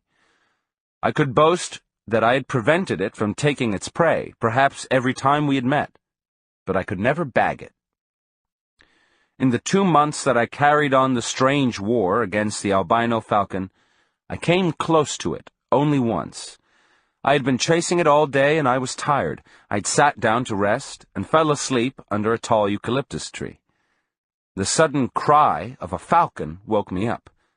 I opened my eyes without making any other movement, and I saw a whitish bird perched in the highest branches of the eucalyptus tree. It was the albino falcon. The chase was over. It was going to be a difficult shot. I was lying on my back, and the bird had its back turned to me. There was a sudden gust of wind, and I used it to muffle the noise of lifting my .22 long rifle to take aim. I wanted to wait until the bird had turned or until it had begun to fly, so I wouldn't miss it. But the albino bird remained motionless. In order to take a better shot, I would have needed to move, and the falcon was too fast for that. I thought that my best alternative was to wait. And I did. A long, interminable time. Perhaps what affected me was the long wait, or perhaps it was the loneliness of the spot where the bird and I were. I suddenly felt a chill up my spine, and in an unprecedented action I stood up and left. I didn't even look to see if the bird had flown away. I never attached any significance to my final act with the albino falcon. However, it was terribly strange that I didn't shoot it. I had shot dozens of falcons before. On the farm where I grew up, shooting birds or hunting any kind of animal was a matter of course. Don Juan listened attentively as I told him the story of the albino falcon. "How did you know about the white falcon?" I asked when I had finished. "I saw it," he replied. "Where?" "Right here, in front of you." I wasn't in an argumentative mood anymore. "What does all this mean?" I asked. He said that a white bird like that was an omen, and that not shooting it down was the only right thing to do. "Your death gave you a little warning," he said with a mysterious tone. "It always comes as a chill." "What are you talking about?" I said nervously. He really made me nervous with his spooky talk. "You know a lot about birds," he said. "You've killed too many of them. You know how to wait. You've waited patiently for hours. I know that. I am seeing it." His words caused a great turmoil in me. I thought that what annoyed me the most about him was his certainty. I couldn't stand his dogmatic assuredness about the issues in my own life that I wasn't sure of myself. I became engulfed in my feelings of dejection, and I didn't see him leaning over me until he actually had whispered something in my ear. I didn't understand at first, and he repeated it. He told me to turn around casually and look at a boulder to my left.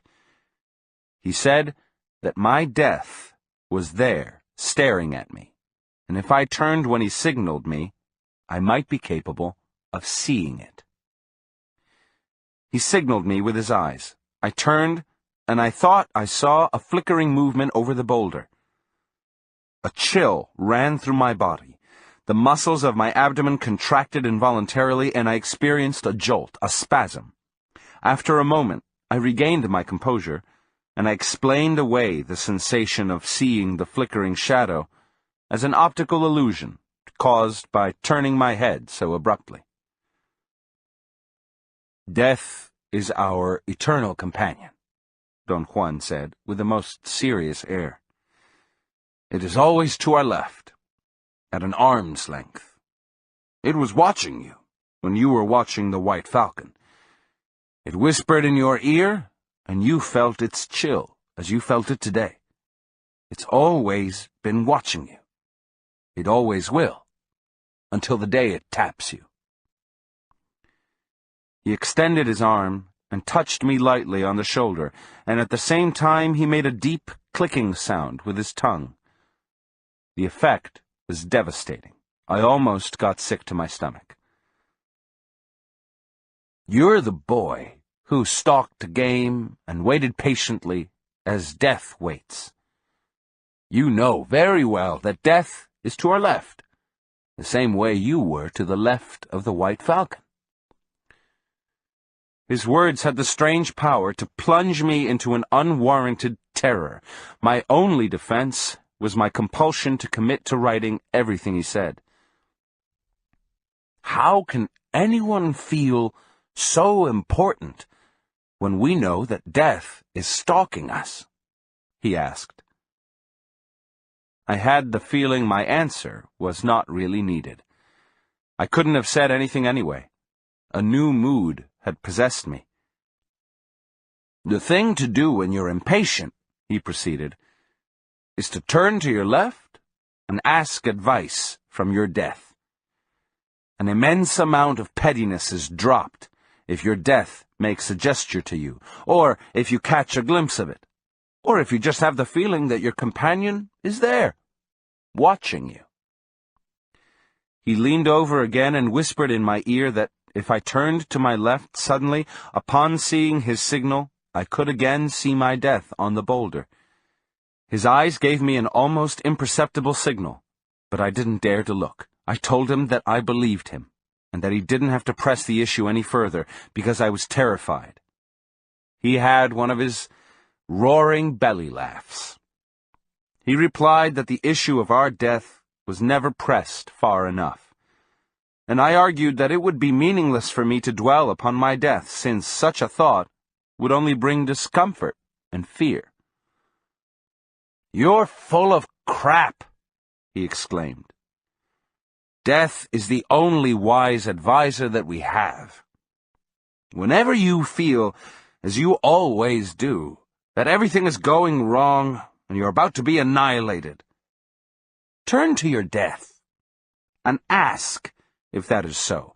Your death will tell you that you're wrong, that nothing really matters outside its touch.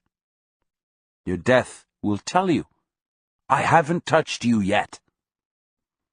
He shook his head and seemed to be waiting for my reply. I had none. My thoughts were running rampant. He delivered a staggering blow to my egotism. The pettiness of being annoyed with him was monstrous in the light of my death. I had the feeling he was fully aware of my change of mood. He'd turned the tide in his favor. He smiled and began to hum a Mexican tune. "Yes," he said softly after a long pause.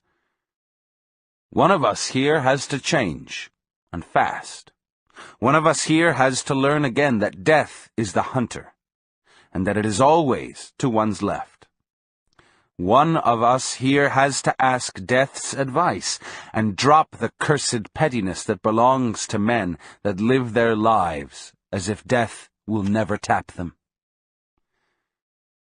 We remained quiet for more than an hour. Then we started walking again. We meandered in the desert chaparral for hours. I didn't ask him if there was any purpose to it. It didn't matter. Somehow he'd made me recapture an old feeling, something I'd quite forgotten. The sheer joy of just moving around without attaching any intellectual purpose to it. I wanted him to let me catch a glimpse of whatever I'd seen on the boulder. "Let me see that shadow again," I said. "You mean your death, don't you?" he replied with a touch of irony in his voice. For a moment, I felt reluctant to voice it. "Yes," I finally said, "let me see my death once again." "Not now," he said. "You're too solid." "I beg your pardon?" He began to laugh, and for some unknown reason, his laughter was no longer offensive and insidious as it had been in the past. I didn't think that it was different from the point of view of its pitch, or its loudness, or the spirit of it. The new element was my mood. In view of my impending death, my fears and annoyance were nonsense. "Let me talk to plants, then," I said. He roared with laughter. "You're too good now," he said, still laughing. "You go from one extreme to the other. Be still.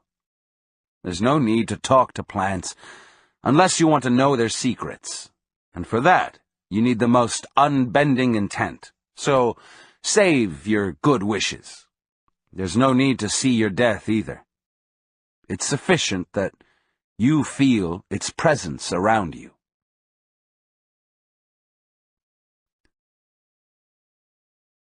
5. Assuming responsibility. Tuesday, April 11th, 1961. I arrived at Don Juan's house in the early morning on Sunday, April 9th. "Good morning, Don Juan," I said. "Am I glad to see you." He looked at me and broke into a soft laughter. He had walked to my car as I was parking it and held the door open while I gathered some packages of food that I'd brought for him. We walked to the house and sat down by the door. This was the first time I had been really aware of what I was doing there. For 3 months, I had actually looked forward to going back to the field.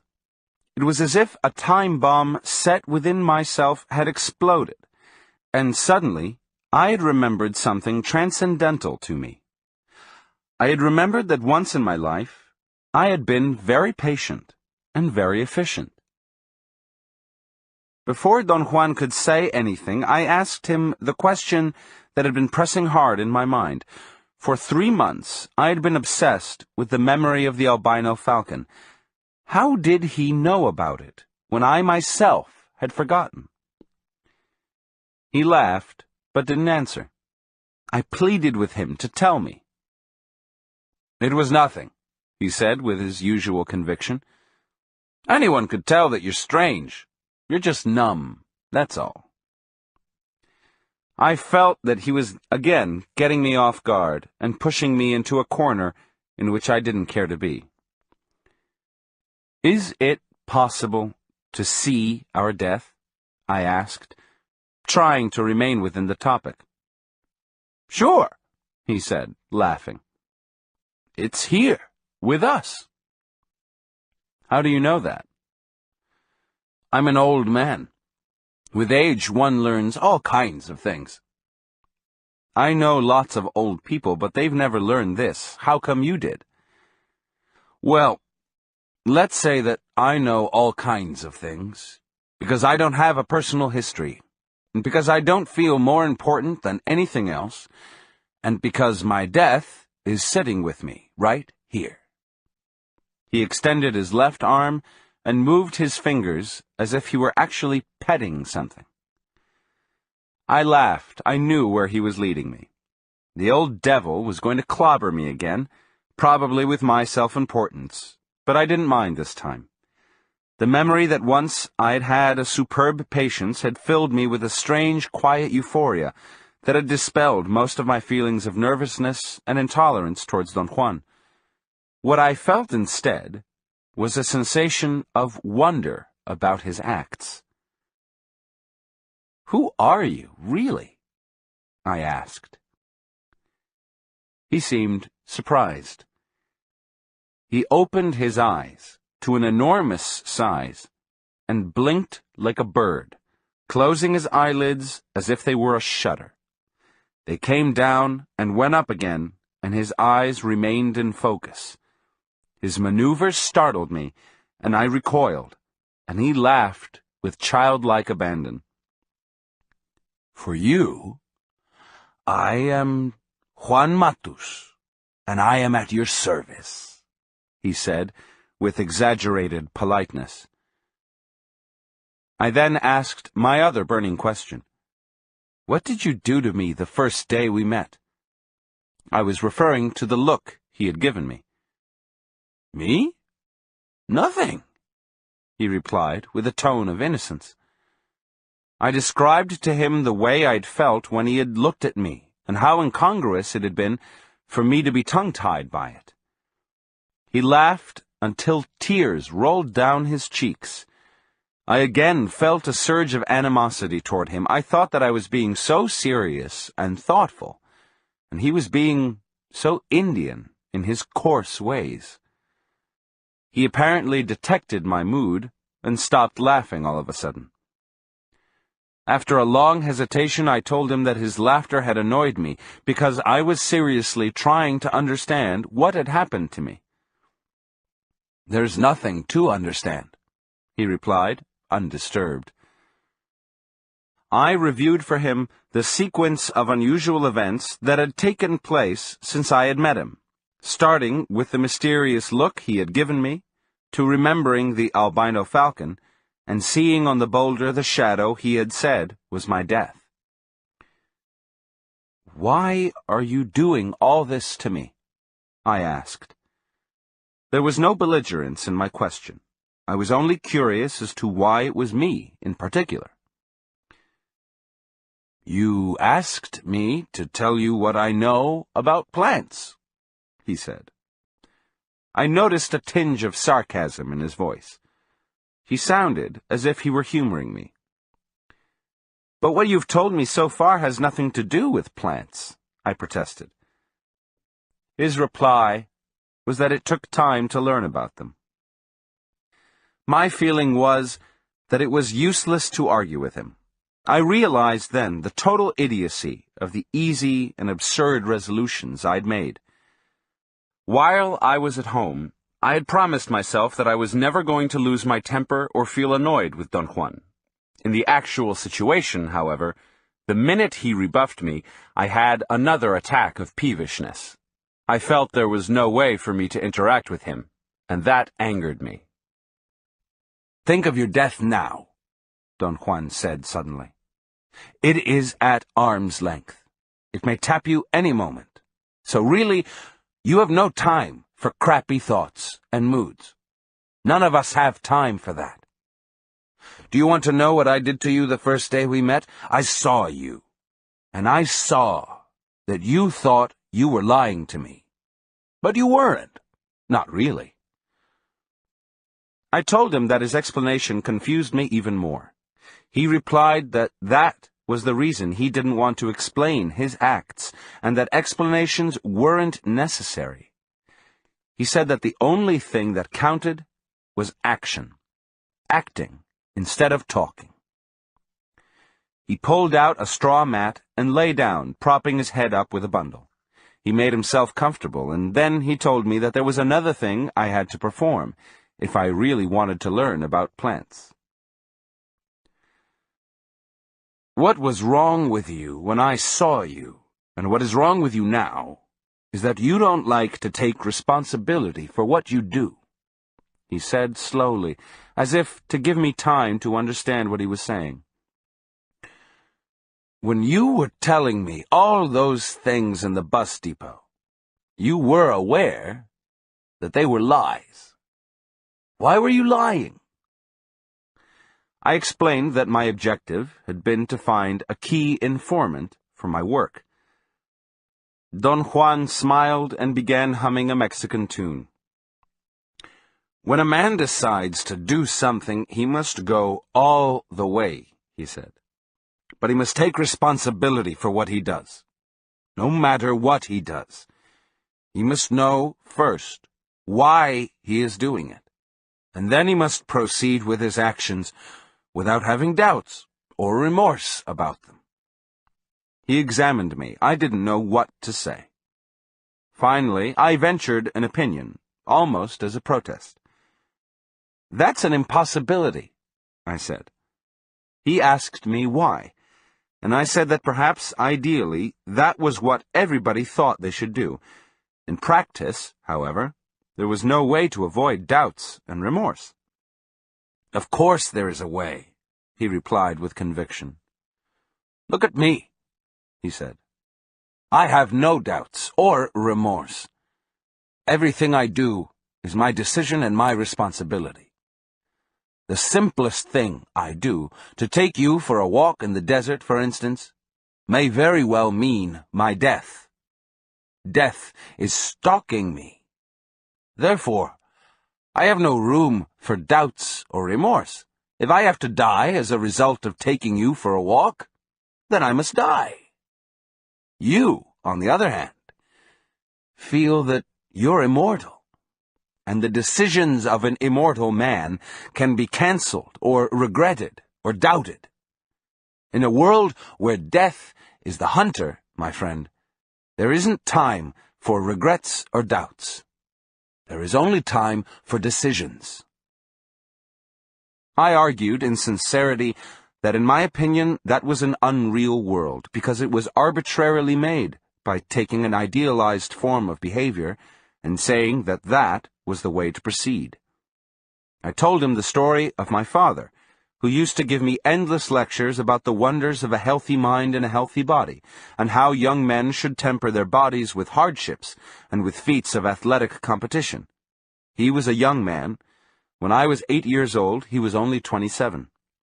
During the summertime, as a rule, he would come from the city where he taught school to spend at least a month with me at my grandparents' farm, where I lived.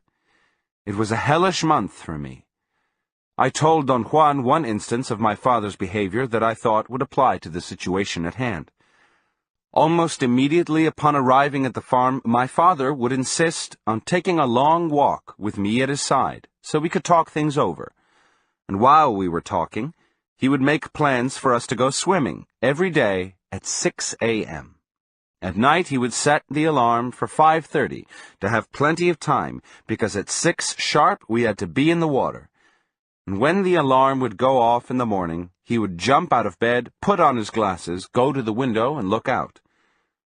I had even memorized the ensuing monologue. A bit cloudy today. Listen, I'm gonna lie down again for just 5 minutes, okay? No more than 5. I'm just going to stretch my muscles and fully wake up.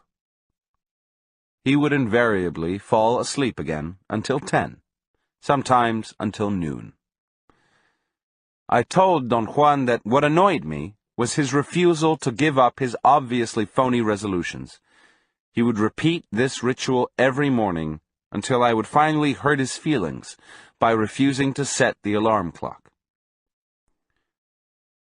"They weren't phony resolutions," Don Juan said, obviously taking sides with my father. "He just didn't know how to get out of bed, that's all." "At any rate," I said, "I'm always leery of unreal resolutions." "What would be a resolution that is real, then?" Don Juan asked, with a coy smile. If my father would have said to himself that he couldn't go swimming at 6 in the morning, but perhaps at 3 in the afternoon. "Your resolutions injure the spirit," Don Juan said with an air of great seriousness. I thought I even detected a note of sadness in his tone. We were quiet for a long time. My peevishness had vanished. I thought of my father. "He didn't want to swim at 3 in the afternoon, don't you see?" Don Juan said. His words made me jump. I told him that my father was weak, and so was his world of ideal acts that he never performed. I was almost shouting. Don Juan didn't say a word. He shook his head slowly in a rhythmical way. I felt terribly sad. Thinking of my father always gave me a consuming feeling. "You think you were stronger, don't you?" he asked in a casual tone. I said I did, and I began to tell him all the emotional turmoil that my father had put me through, but he interrupted me. "Was he mean to you?"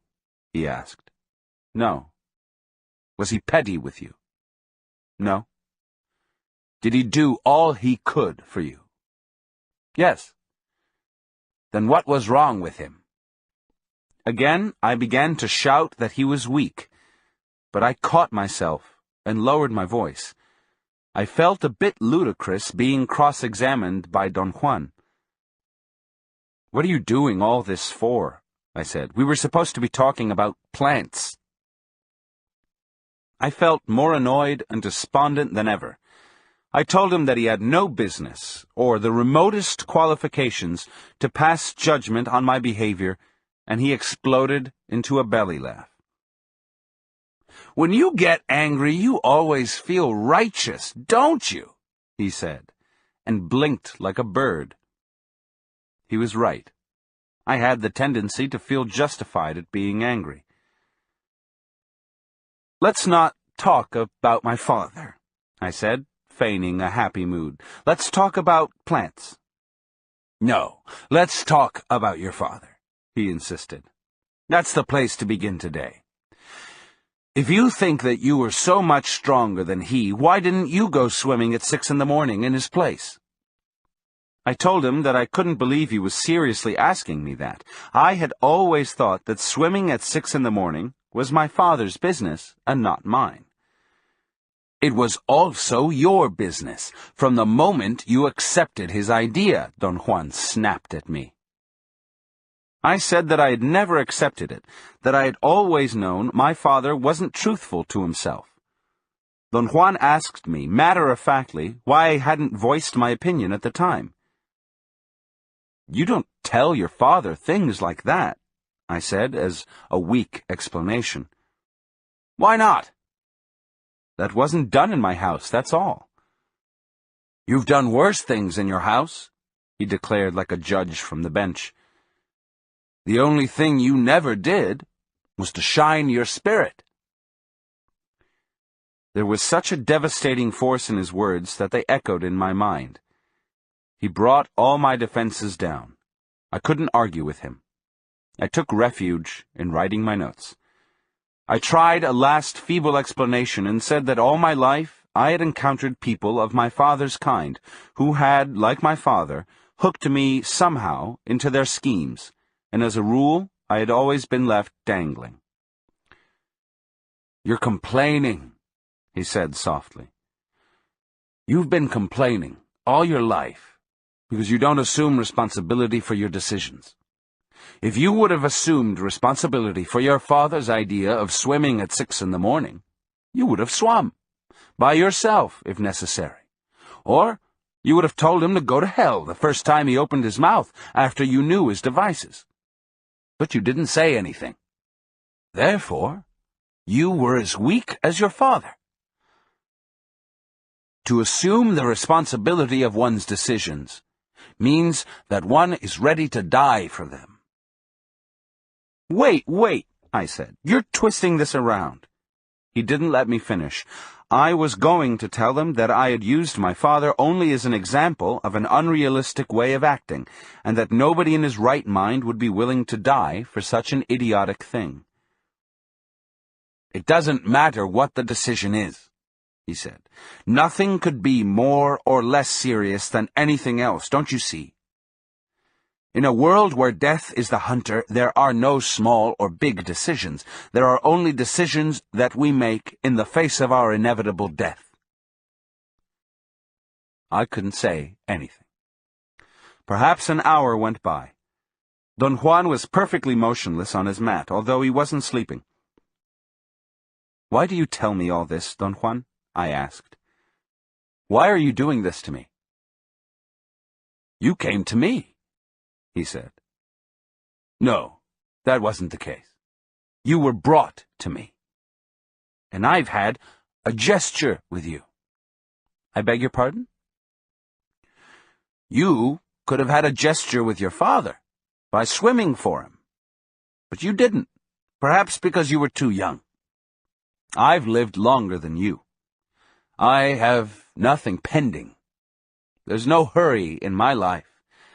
Therefore, I can properly have a gesture with you." In the afternoon, we went for a hike. I easily kept his pace and marveled again at his stupendous physical prowess. He walked so nimbly and with such sure steps that next to him I was like a child. We went in an easterly direction. I noticed then that he didn't like to talk while he walked. If I spoke to him, he would stop walking in order to answer me. After a couple of hours, we came to a hill. He sat down and signaled me to sit by him. He announced in a mock dramatic tone that he was going to tell me a story. He said that once upon a time there was a young man, a destitute Indian, who lived among the white men in a city. He had no home, no relatives, no friends. He had come into the city to find his fortune and had found only misery and pain. From time to time he made a few cents working like a mule, barely enough for a morsel. Otherwise, he had to beg or steal food. Don Juan said that one day the young man went to the marketplace. He walked up and down the street in a haze, his eyes wild upon seeing all the good things that were gathered there. He was so frantic that he didn't see where he was walking, and ended up tripping over some baskets and falling on top of an old man. The old man was carrying 4 enormous gourds, and had just sat down to rest and eat. Don Juan smiled knowingly and said that the old man found it quite strange that the young man had stumbled on him. He wasn't angry at being disturbed, but amazed at why this particular young man had fallen on top of him. The young man, on the other hand, was angry and told him to get out of his way. He wasn't concerned at all about the ultimate reason for their meeting. He hadn't noticed that their paths had actually crossed. Don Juan mimicked the motions of someone going after something that was rolling over. He said that the old man's gourds had turned over and were rolling down the street. When the young man saw the gourds, he thought he had found his food for the day. He helped the old man up and insisted on helping him carry the heavy gourds. The old man told him that he was on his way to his home in the mountains, and the young man insisted on going with him, at least part of the way. The old man took the road to the mountains, and as they walked, he gave the young man part of the food he had bought at the market. The young man ate to his heart's content, and when he was quite satisfied, he began to notice how heavy the gourds were, and clutched them tightly. Don Juan opened his eyes and smiled with a devilish grin and said that the young man asked, "What do you carry in these gourds?" The old man didn't answer, but told him that he was going to show him a companion or friend who could alleviate his sorrows and give him advice and wisdom about the ways of the world. Don Juan made a majestic gesture with both hands and said that the old man summoned the most beautiful deer that the young man had ever seen. The deer was so tame that it came to him and walked around him. It glittered and shone. The young man was spellbound and knew right away that it was a spirit deer. The old man told him then that if he wished to have that friend and its wisdom, all he had to do was to let go of the gourds. Don Juan's grin portrayed ambition. He said that the young man's petty desires were pricked upon hearing such a request. Don Juan's eyes became small and devilish as he voiced the young man's question. "What do you have in these 4 enormous gourds?" Don Juan said that the old man very serenely replied that he was carrying food, pinole, and water. He stopped narrating the story. and walked around in a circle a couple of times. I didn't know what he was doing, but apparently it was part of the story. The circle seemed to portray the deliberations of the young man. Don Juan said that, of course, the young man hadn't believed a word. He calculated that if the old man, who was obviously a wizard, was willing to give a spirit deer for his gourds, then the gourds must have been filled with power beyond belief. Don Juan contorted his face again into a devilish grin and said that the young man declared that he wanted to have the gourds. There was a long pause that seemed to mark the end of the story. Don Juan remained quiet, yet I was sure he wanted me to ask about it, and I did. What happened to the young man? He took the gourds, he replied with a smile of satisfaction. There was another long pause. I laughed. I thought that this had been a real Indian story. Don Juan's eyes were shining as he smiled at me. There was an air of innocence about him. He began to laugh in soft spurts and asked me, "Don't you want to know about the gourds?" "Of course I want to know. I thought that was the end of the story." "Oh, no," he said, with a mischievous light in his eyes. The young man took his gourds and ran away to an isolated place and opened them. "What did he find?" I asked. Don Juan glanced at me, and I had the feeling he was aware of my mental gymnastics. He shook his head and chuckled.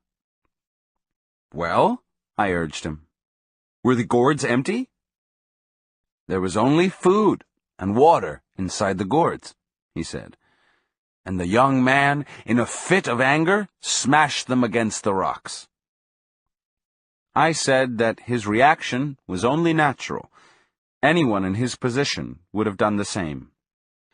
Don Juan's reply was that the young man was a fool who didn't know what he was looking for.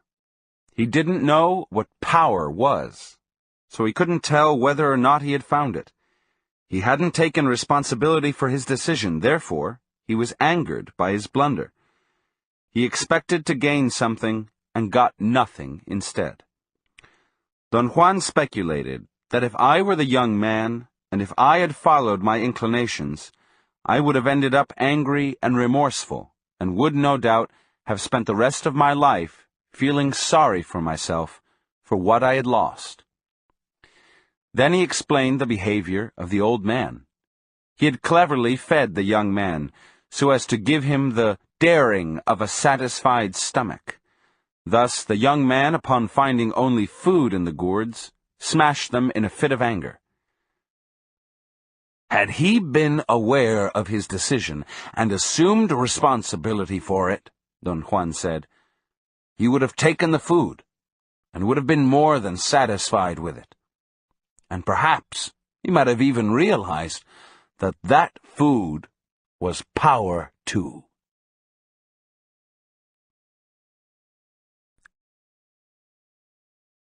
Six. Becoming a Hunter. Friday, June 23rd, 1961. As soon as I sat down, I bombarded Don Juan with questions. He didn't answer me, and made an impatient gesture with his hand to be quiet. He seemed to be in a serious mood. I was thinking that you haven't changed at all in the time you've been trying to learn about plants, he said in an accusing tone. He began reviewing in a loud voice all the changes of personality he'd recommended I should undertake. I told him that I had considered the matter very seriously and found that I couldn't possibly fulfill them, because each of them ran contrary to my core. He replied that to merely consider them wasn't enough, and that whatever he had said to me was not said just for fun.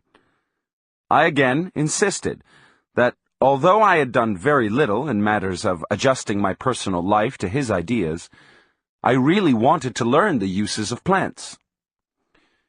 After a long, uneasy silence, I boldly asked him, "Would you teach me about peyote, Don Juan?" He said that my intentions alone were not enough, and that to know about peyote, he called it mezcalito, for the first time, was a serious matter. It seemed that there was nothing else to say. In the early evening, however, he set up a test for me. He put forth a problem, without giving me any clues to its solution, to find a beneficial place or spot in the area right in front of his door, where we always sat to talk.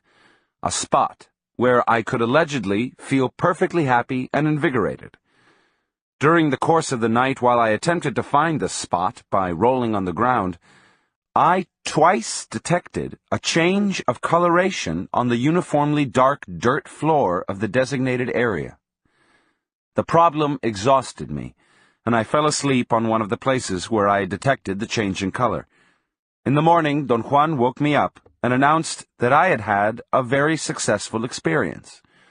Not only had I found the beneficial spot I was looking for, but I had also found its opposite, an enemy or negative spot, and the colors associated with both. Saturday, June 24th, 1961. We went into the desert chaparral in the early morning.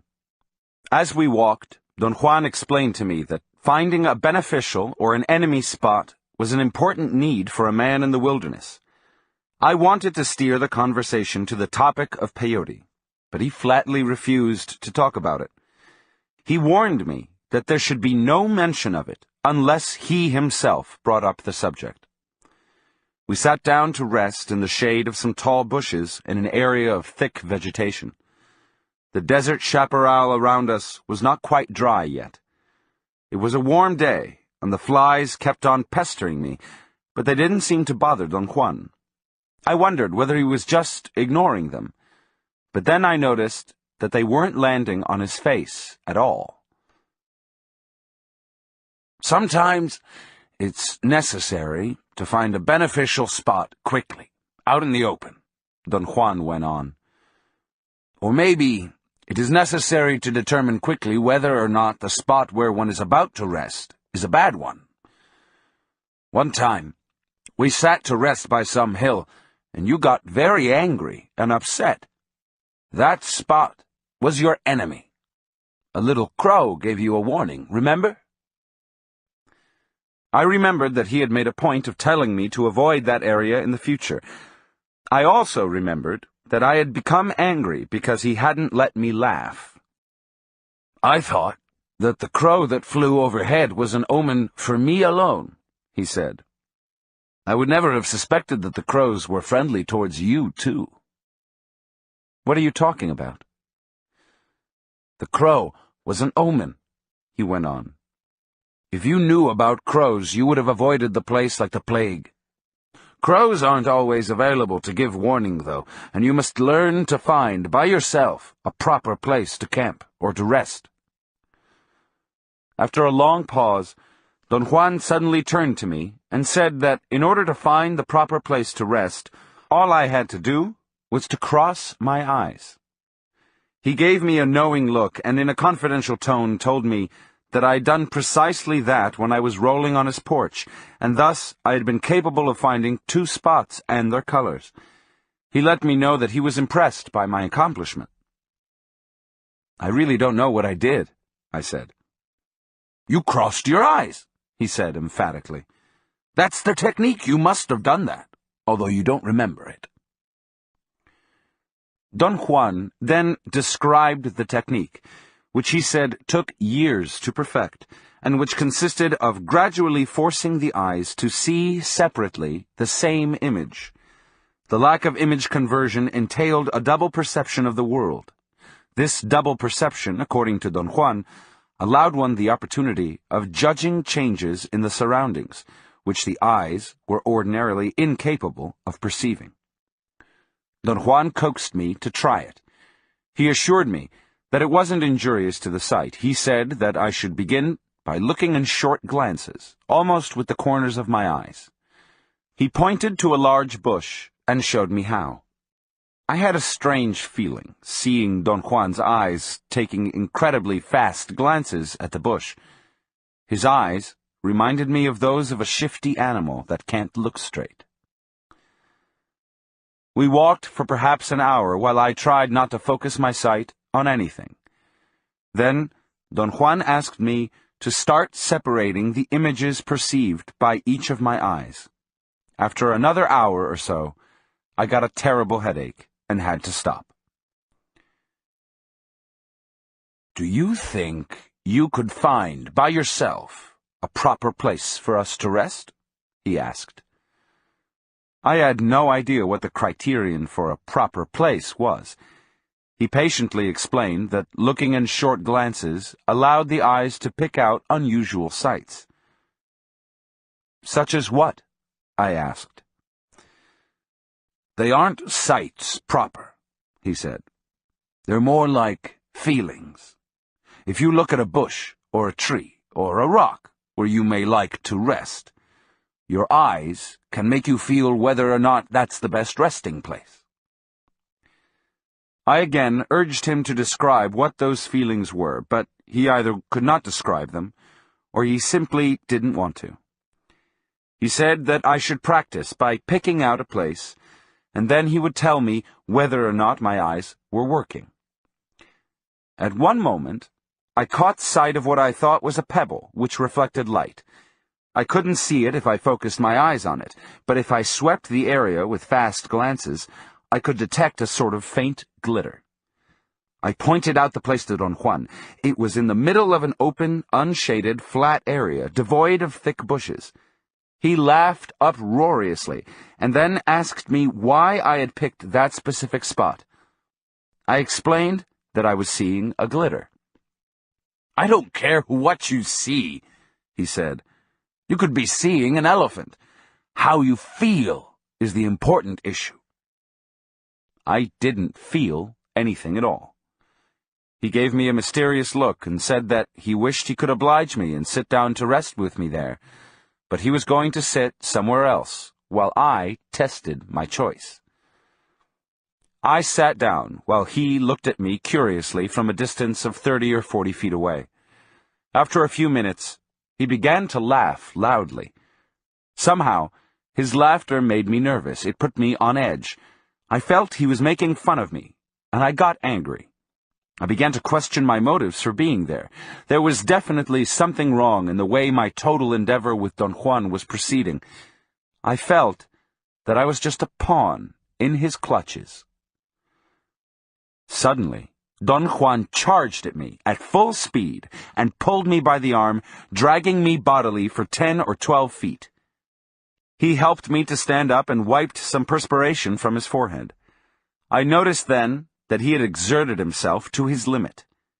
He patted me on the back and said that I had picked the wrong place, and that he had to rescue me in a real hurry because he saw that the spot where I was sitting was about to take over my entire feelings. I laughed. The image of Don Juan charging at me was very funny. He had actually run like a young man. His feet moved as if he were grabbing the soft, reddish dirt of the desert in order to catapult himself over me. I'd seen him laughing at me, and then in a matter of seconds, he was dragging me by the arm. After a while, he urged me to continue looking for a proper place to rest. We kept on walking, but I didn't detect or feel anything at all. Perhaps, if I had been more relaxed, I would have noticed or felt something. I had ceased, however, to be angry with him. Finally, he pointed to some rocks, and we came to a halt.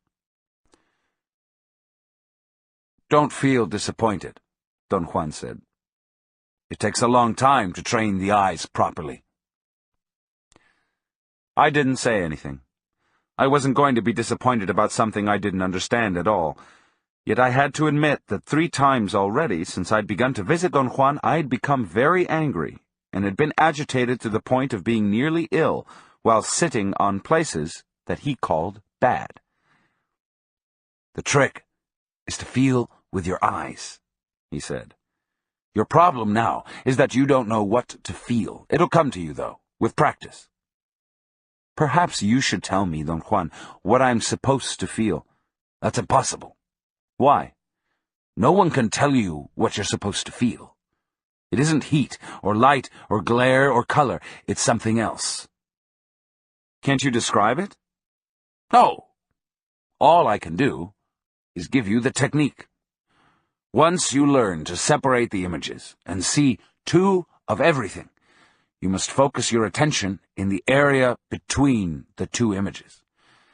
Any change worthy of notice would take place there, in that area. What kind of changes are they? That's not important. The feeling that you get is what counts. Every man is different. You saw glitter today, but that didn't mean anything because the feeling was missing. I can't tell you how to feel. You must learn that yourself.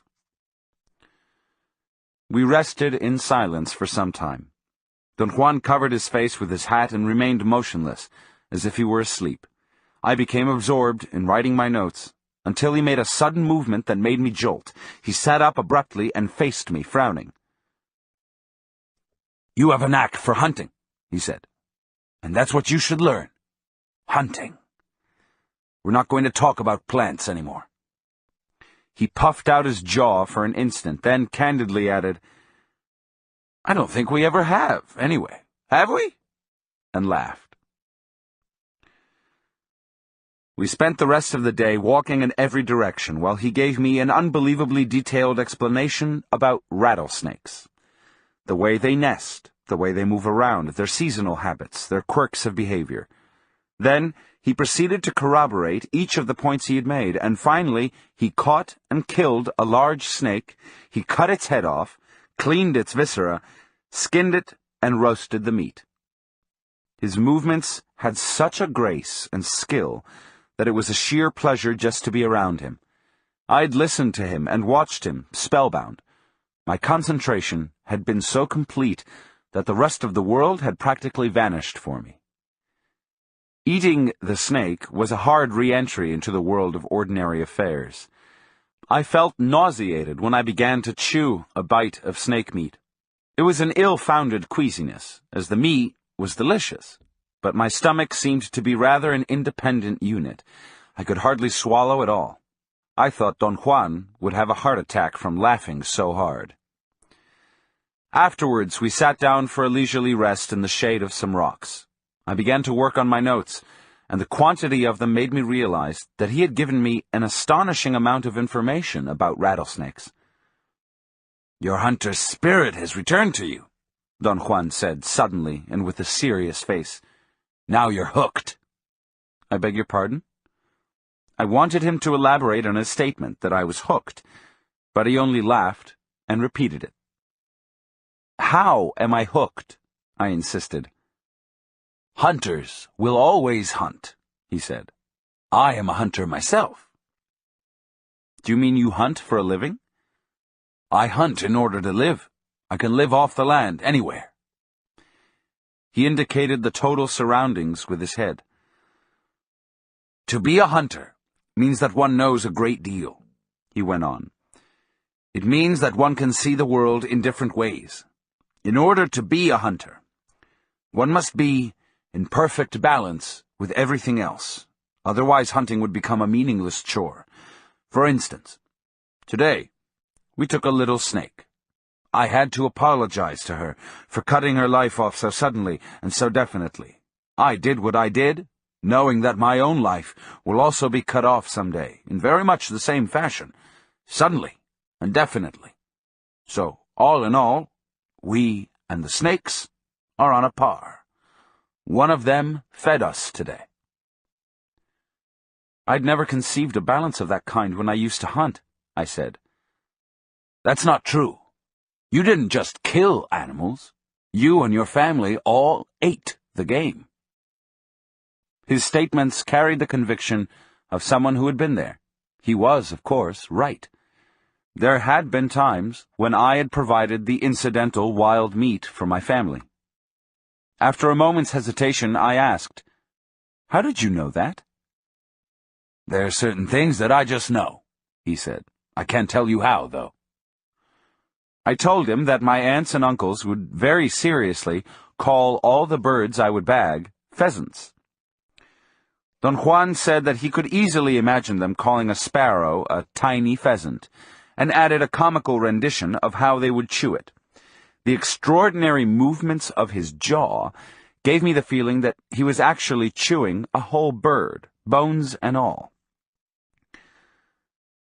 "I really think that you have a touch for hunting," he said, staring at me. "And we've been barking up the wrong tree. Perhaps you'll be willing to change your way of life in order to become a hunter." He reminded me that I had found out with just a little exertion on my part that in the world there were good and bad spots for me. He added that I had also found out the specific colors associated with them.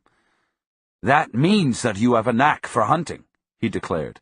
"Not everyone who tried would find their colors and their spots at the same time." To be a hunter sounded very nice and romantic, but it was an absurdity to me, since I didn't particularly care to hunt. "You don't have to care to hunt, or to like it," he replied to my complaint. "You have a natural inclination. I think the best hunters never like hunting. They do it well, that's all." I had the feeling Don Juan was capable of arguing his way out of anything, and yet he maintained that he didn't like to talk at all. "It's like what I've told you about hunters," he said. "I don't necessarily like to talk. I just have a knack for it, and I do it well, that's all." I found his mental agility truly funny. "Hunters must be exceptionally tight individuals," he continued. "A hunter leaves very little to chance.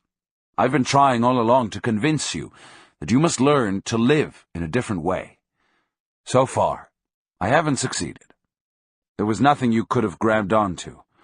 Now, it's different. I've brought back your old hunter's spirit.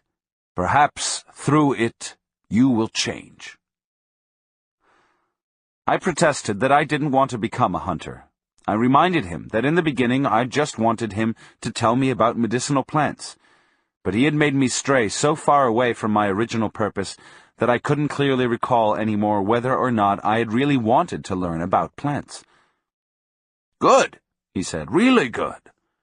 If you don't have such a clear picture of what you want, you may become more humble. Let's put it this way. For your purposes, it doesn't really matter whether you learn about plants or about hunting. You've told me that yourself. You're interested in anything that anyone can tell you. True?" I had said that to him in trying to define the scope of anthropology and in order to draft him as my informant. Don Juan chuckled, obviously aware of his control over the situation. "I am a hunter," he said, as if he were reading my thoughts. "I leave very little to chance. Perhaps I should explain to you that I learned to be a hunter. I haven't always lived the way I do now. At one point in my life, I had to change. Now, I'm pointing the direction to you. I'm guiding you. I know what I'm talking about. Someone taught me all this. I didn't figure it out for myself." "Do you mean that you had a teacher, Don Juan?" "Let's say that someone taught me to hunt the way I want to teach you now," he said, and quickly changed the topic. "I think that once upon a time hunting was one of the greatest acts a man could perform," he said. "All hunters were powerful men. In fact, a hunter had to be powerful to begin with in order to withstand the rigors of that life." Suddenly, I became curious. Was he referring to a time perhaps prior to the conquest? I began to probe him. "When was the time you were talking about?" "Once upon a time." "When? What does once upon a time mean?" "It means once upon a time. Or maybe it means now, today. It doesn't matter. At one time, everybody knew that a hunter was the best of men. Now not everyone knows that, but there are a sufficient number of people who do. I know it. Someday you will. See what I mean?" Do the Yaqui Indians feel that way about hunters? That's what I want to know. Not necessarily. Do the Pima Indians? Not all of them, but some. I named various neighboring groups. I wanted to commit him to a statement that hunting was a shared belief and practice of some specific people, but he avoided answering me directly, so I changed the subject. "Why are you doing all this for me, Don Juan?" I asked. He took off his hat and scratched his temples in feigned bafflement. "I'm having a gesture with you," he said softly. "Other people have had a similar gesture with you. Someday you yourself will have the same gesture with others. Let's say that it's my turn. One day I found out that if I wanted to be a hunter worthy of self-respect, I had to change my way of life. I used to whine and complain a great deal. I had good reasons to feel shortchanged. I'm an Indian, and Indians are treated like dogs. There was nothing I could do to remedy that, so all I was left with was my sorrow. But then my good fortune spared me, and someone taught me to hunt. And I realized that the way I lived wasn't worth living. So I changed it. But I'm happy with my life, Don Juan. Why should I have to change it?"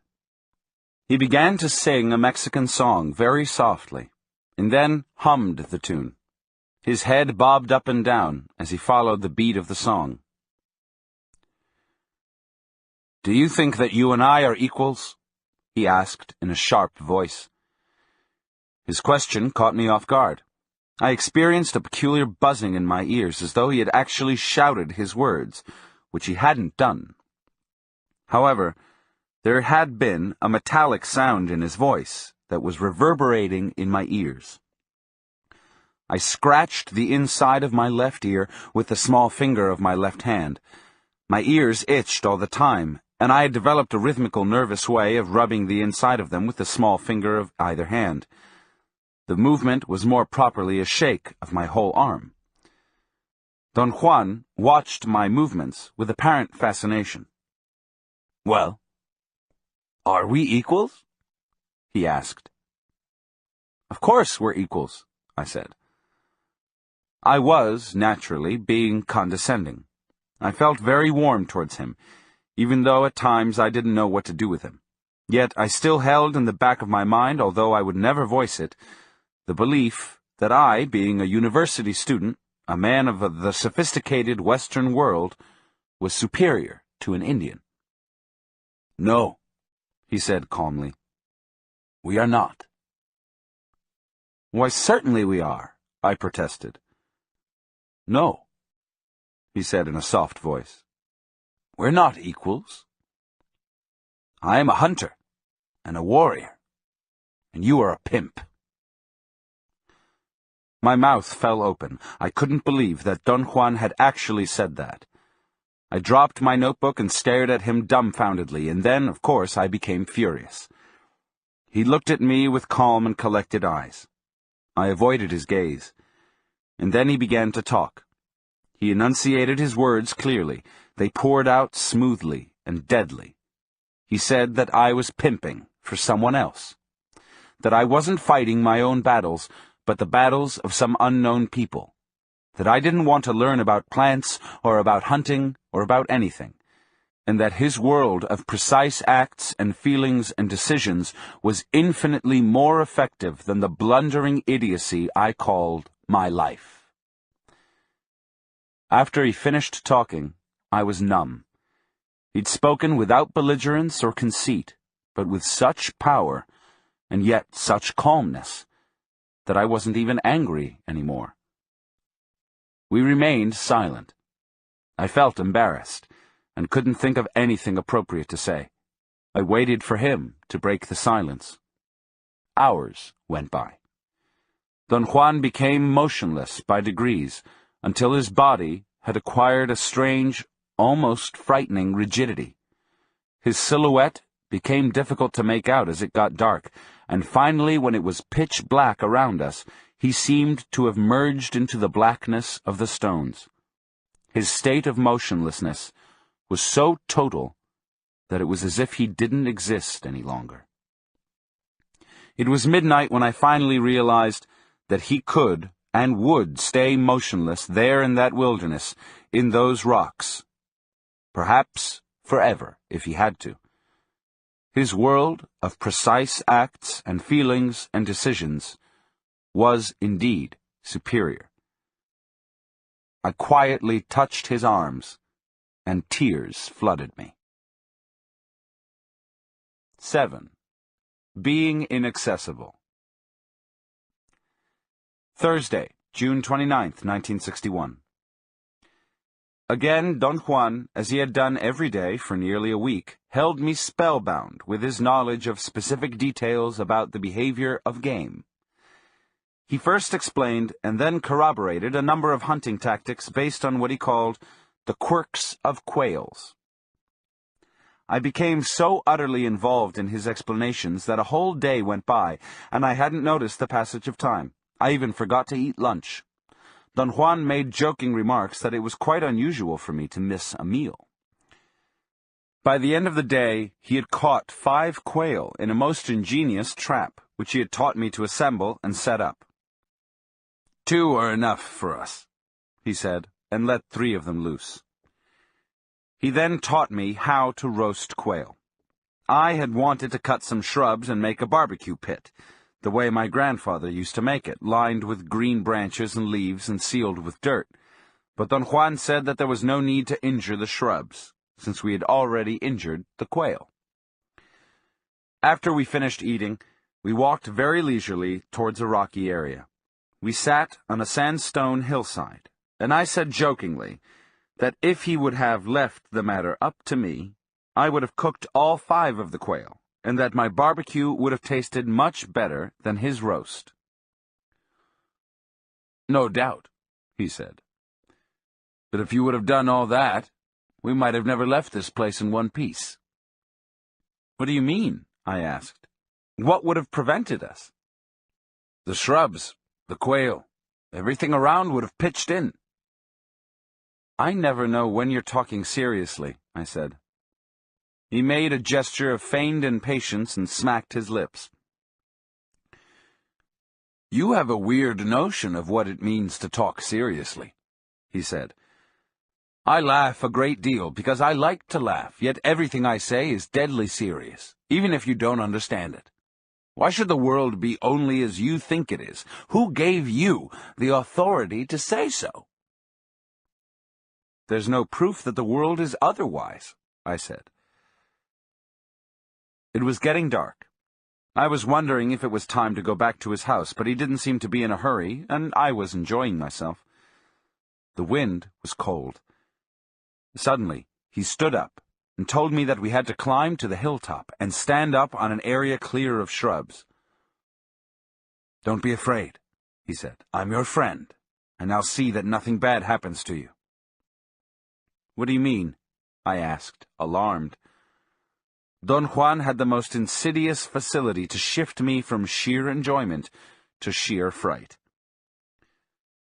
"The world is very strange at this time of the day," he said. "That's what I mean. No matter what you see, don't be afraid." "What am I going to see?" "I don't know yet," he said, peering into the distance towards the south. He didn't seem to be worried.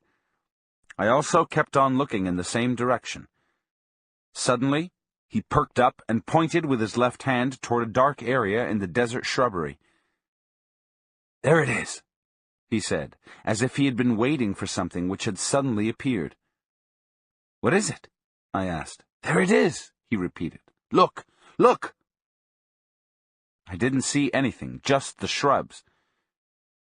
"It's here now," he said with great urgency in his voice. "It is here." A sudden gust of wind hit me at that instant and made my eyes burn. I stared towards the area in question. There was absolutely nothing out of the ordinary. "I can't see a thing," I said. "You just felt it," he replied. "Right now.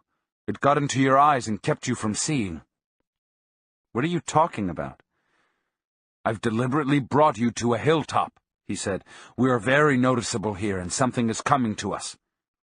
"What, the wind?" "Not just the wind," he said sternly. "It may seem to be wind to you, because wind is all you know." I strained my eyes, staring into the desert shrubs. Don Juan stood silently by me for a moment, and then walked into the nearby chaparral and began to tear some big branches from the surrounding shrubs. He gathered 8 of them and made a bundle. He ordered me to do the same and to apologize to the plants in a loud voice for mutilating them. When we had 2 bundles, he made me run with them to the hilltop and lie down on my back between 2 large rocks. With tremendous speed, he arranged the branches of my bundle to cover my entire body. Then he covered himself in the same manner and whispered through the leaves that I should watch how the so-called wind would cease to blow once we had become unnoticeable. At one moment, to my utter amazement, the wind actually ceased to blow, as Don Juan had predicted. It happened so gradually that I would have missed the change had I not been deliberately waiting for it. For a while, the wind had hissed through the leaves over my face, and then gradually it became quiet all around us. I whispered to Don Juan that the wind had stopped, and he whispered back that I shouldn't make any overt noise or movement because what I was calling the wind was not wind at all, but something that had a volition of its own and could actually recognize us. I laughed out of nervousness.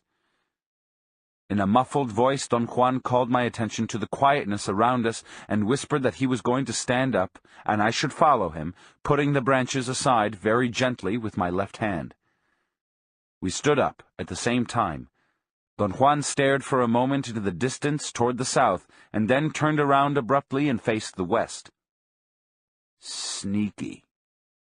Really sneaky," he muttered, pointing to an area towards the southwest. "Look, look," he urged me. I stared with all the intensity I was capable of. I wanted to see whatever he was referring to, but I didn't notice anything at all. Or rather, I didn't notice anything I hadn't seen before. There were just shrubs, which seemed to be agitated by a soft wind. They rippled. "It's here," Don Juan said. At that moment, I felt a blast of air in my face. It seemed that the wind had actually begun to blow after we stood up. I couldn't believe it. There had to be a logical explanation for it. Don Juan chuckled softly and told me not to tax my brain trying to reason it out. "Let's go gather the shrubs once more," he said. "I hate to do this to these little plants, but we must stop you." He picked up the branches we had used to cover ourselves and piled small rocks and dirt over them. Then, repeating the same movements we had made before, each of us gathered 8 new branches. In the meantime, the wind kept on blowing ceaselessly.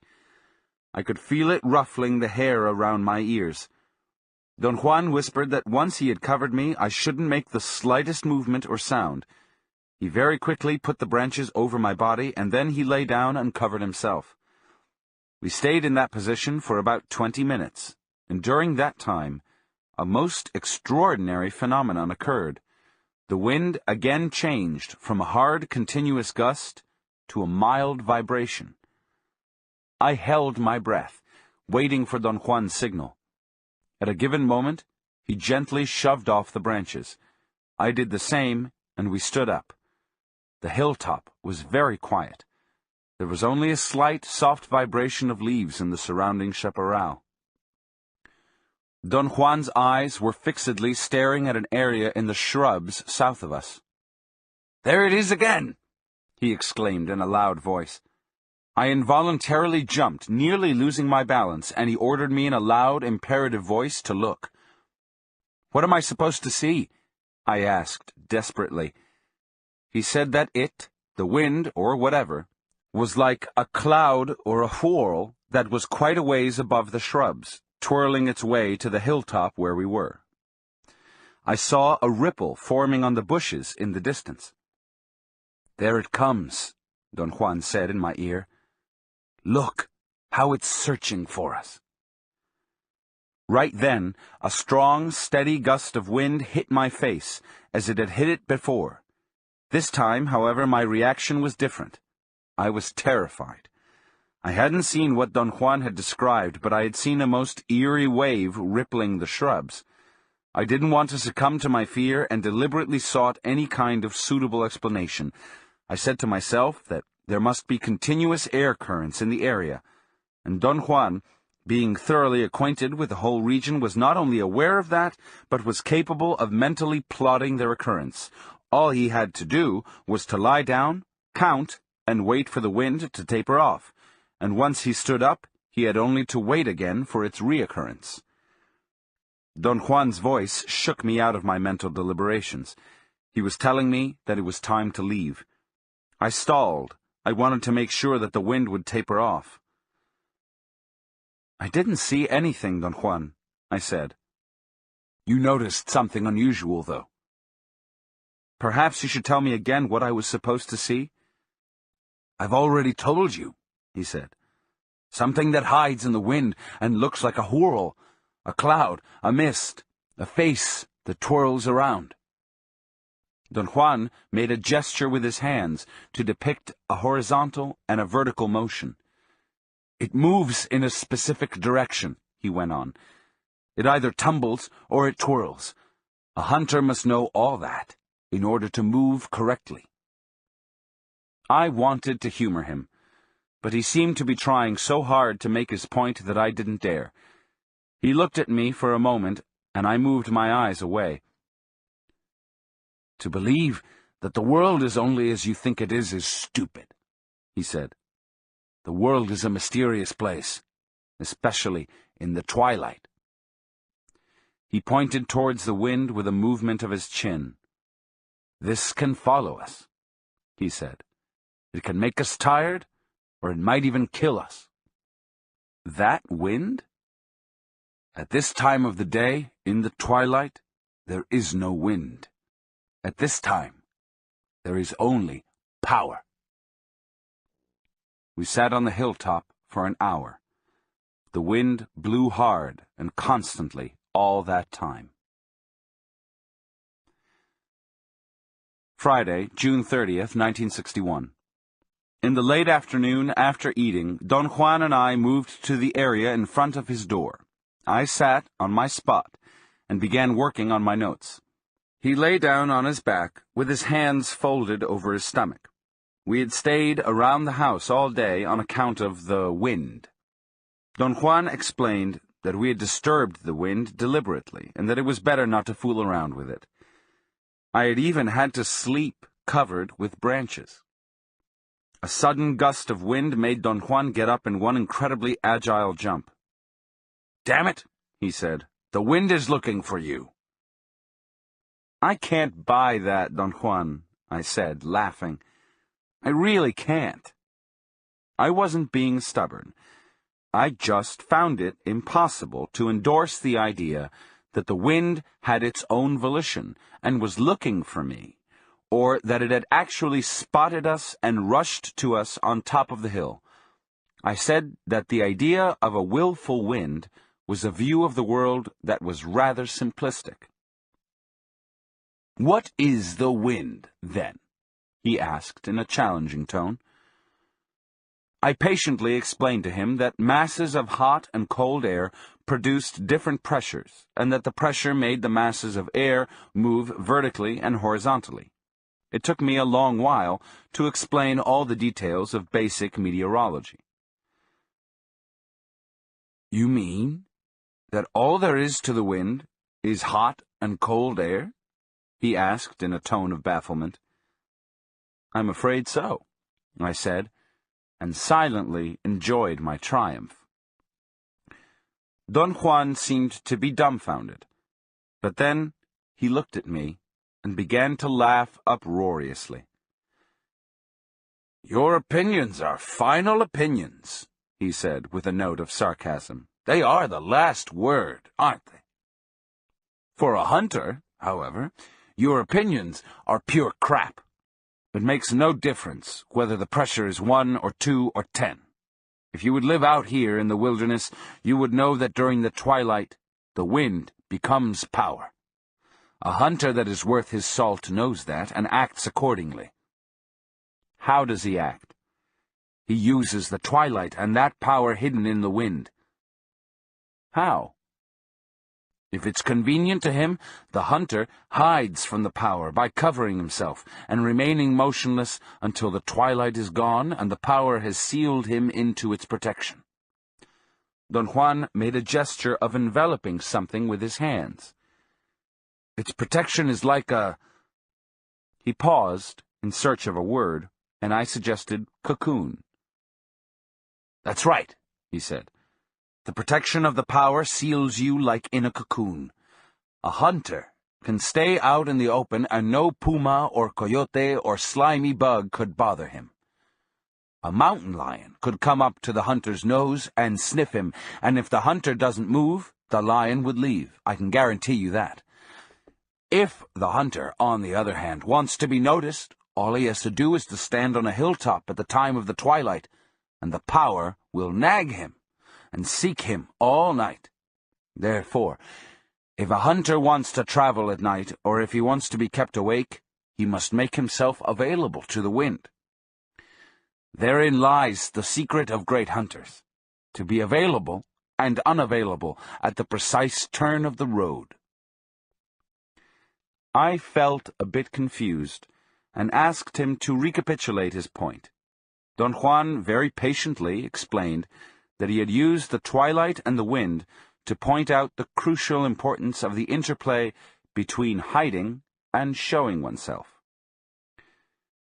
You must learn to become deliberately available and unavailable, he said. As your life goes now, you are unwittingly available at all times. I protested. My feeling was that my life was becoming increasingly more and more secretive. He said that I hadn't understood his point, and that to be unavailable didn't mean to hide or to be secretive, but to be inaccessible. Let me put it another way, he proceeded patiently. It makes no difference to hide if everyone knows that you're hiding. Your problems right now stem from that. When you're hiding, everyone knows that you're hiding, and when you're not, you're available for everyone to take a poke at you. I was beginning to feel threatened and hurriedly tried to defend myself. Don't explain yourself, Don Juan said dryly. There's no need. We're fools, all of us, and you can't be different. At one time in my life, I, like you, made myself available over and over again, until there was nothing of me left for anything except, perhaps, crying. And that I did, just like yourself. Don Juan sized me up for a moment, and then sighed loudly.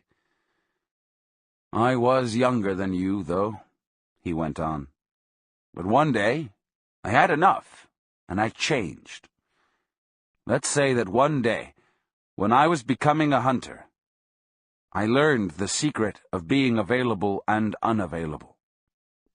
I told him that his point was bypassing me. I truly couldn't understand what he meant by being available. He had used the Spanish idioms ponerse al alcance and ponerse en el medio del camino, to put oneself within reach and to put oneself in the middle of a trafficked way. You must take yourself away, he explained. You must retrieve yourself from the middle of a trafficked way. Your whole being is there. Thus, it's of no use to hide. You would only imagine that you're hidden. Being in the middle of the road means that everyone passing by watches your comings and goings. His metaphor was interesting, but at the same time, it was also obscure. You're talking in riddles, I said. He stared at me fixedly for a long moment, and then began to hum a tune. I straightened my back and sat attentively. I knew that when Don Juan hummed a Mexican tune, he was about to clobber me. "Hey," he said, smiling, and peered at me. "Whatever happened to your blonde friend? That girl you used to really like?" I must have looked at him like a confounded idiot. He laughed with great delight. I didn't know what to say. "You told me about her," he said reassuringly. But I didn't remember ever telling him about anybody, much less about a blonde girl. "I've never mentioned anything like that to you," I said. "Of course you have," he said, as if dismissing the argument.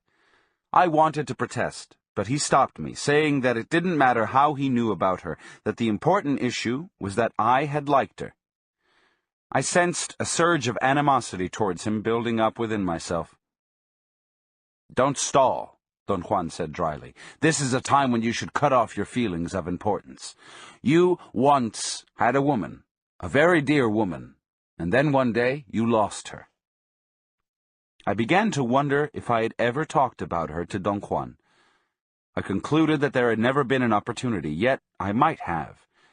Every time he drove with me, we had always talked incessantly about everything. I didn't remember everything we had talked about because I couldn't take notes while driving. I felt somehow appeased by my conclusions. I told him that he was right. There had been a very important blonde girl in my life. "Why isn't she with you?" he asked. "She left." "Why?" "There were many reasons." "There were not so many reasons. There was only one. You made yourself too available." I earnestly wanted to know what he meant. He again had touched me. He seemed to be cognizant of the effect of his touch and puckered up his lips to hide a mischievous smile. "Everyone knew about you two," he said with unshaken conviction. Was it wrong? It was deadly wrong. She was a fine person. I expressed the sincere feeling that his fishing in the dark was odious to me, especially the fact that he always made his statements with the assurance of someone who had been at the scene and had seen it all. "But that's true," he said with a disarming candor. "I have seen it all. She was a fine person." I knew that it was meaningless to argue, but I was angry with him for touching that sore spot in my life, and I said that the girl in question was not such a fine person after all, that in my opinion she was rather weak. "So are you," he said calmly. "But that's not important. What counts is that you've looked for her everywhere. That makes her a special person in your world, and for a special person, one should have only fine words." I felt embarrassed. A great sadness had begun to engulf me. "What are you doing to me, Don Juan?" I asked. "You always succeed in making me sad. Why?" "You're now indulging in sentimentality," he said accusingly. "What's the point of all this, Don Juan?" "Being inaccessible is the point," he declared. "I brought up the memory of this person only as a means to show you directly what I couldn't show you with the wind. You lost her because you were accessible. You were always within her reach, and your life was a routine one." "No," I said, "you're wrong. My life was never a routine." "It was, and it is a routine," he said dogmatically. "It is an unusual routine, and that gives you the impression that it's not a routine, but I assure you, it is." I wanted to sulk and get lost in moroseness, but somehow his eyes made me feel restless. They seemed to push me on and on. "The art of a hunter's to become inaccessible," he said. "In the case of that blonde girl, it would have meant that you had to become a hunter and meet her sparingly. Not the way you did. You stayed with her day after day, until the only feeling that remained was boredom. True?" I didn't answer. I felt I didn't have to. He was right. To be inaccessible means that you touch the world around you sparingly. You don't eat 5 quail. You eat 1. You don't damage the plants just to make a barbecue pit. You don't expose yourself to the power of the wind unless it is mandatory. You don't use and squeeze people until they have shriveled to nothing, especially the people you love. I have never used anyone, I said sincerely. But Don Juan maintained that I had, and thus I could bluntly state that I became tired and bored with people. To be unavailable means that you deliberately avoid exhausting yourself and others, he continued. It means that you're not hungry and desperate, like the poor bastard that feels he'll never eat again and devours all the food he can, all 5 quail. Don Juan was definitely hitting me below the belt. I laughed, and that seemed to please him. He touched my back lightly. A hunter knows he will lure game into his traps over and over again, so he doesn't worry. To worry is to become accessible, unwittingly accessible. And once you worry, you cling to anything out of desperation.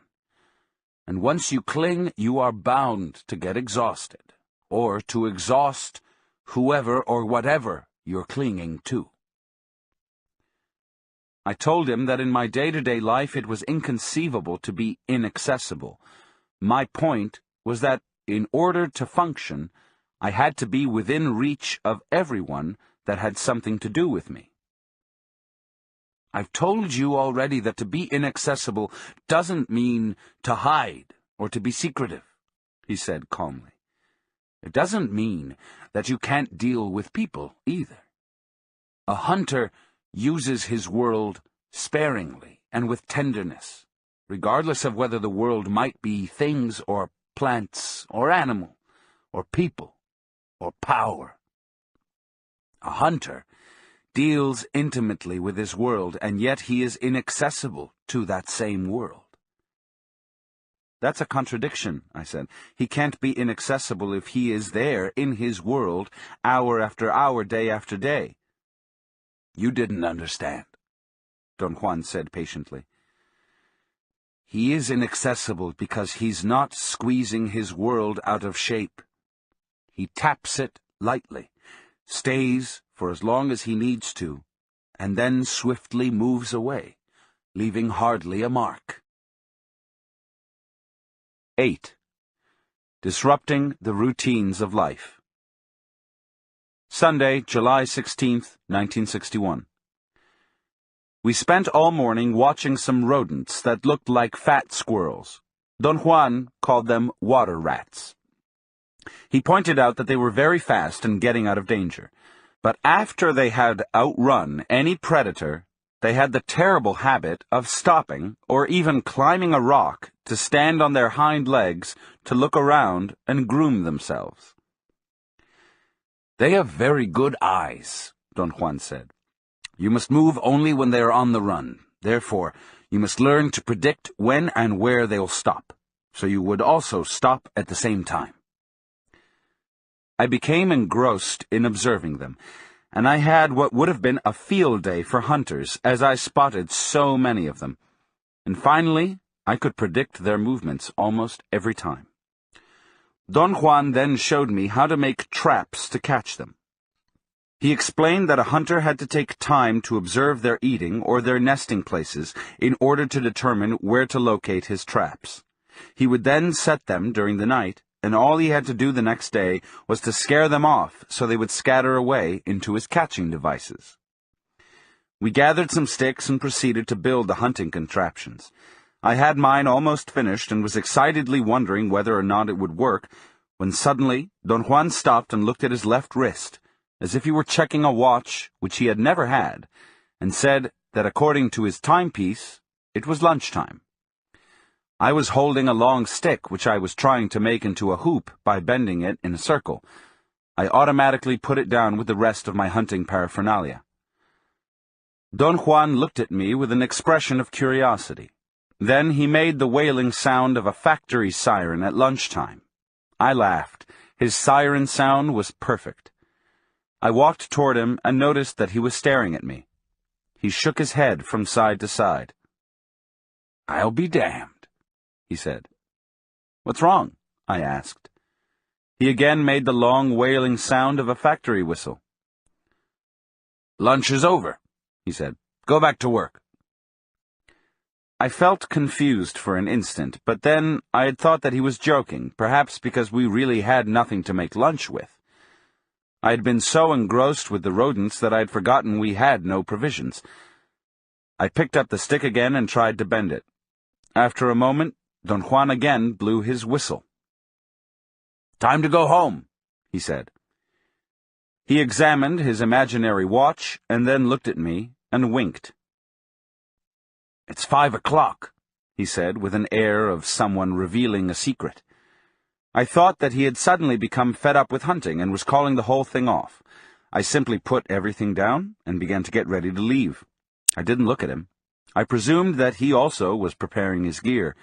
When I was through, I looked up and saw him sitting cross-legged a few feet away. "I'm through," I said. "We can go any time." He got up and climbed a rock. He stood there, 5 or 6 feet above the ground, looking at me. He put his hands on either side of his mouth and made a very prolonged and piercing sound. It was like a magnified factory siren. He turned around in a complete circle, making the wailing sound. "What are you doing, Don Juan?" I asked. He said that he was giving the signal for the whole world to go home. I was completely baffled. I couldn't figure out whether he was joking or whether he had simply flipped his lid. I watched him intently and tried to relate what he was doing to something he may have said before. We'd hardly talked at all during the morning, and I couldn't remember anything of importance. Don Juan was still standing on top of the rock. He looked at me, smiled, and winked again. I suddenly became alarmed. Don Juan put his hands on both sides of his mouth and let out another long whistle-like sound.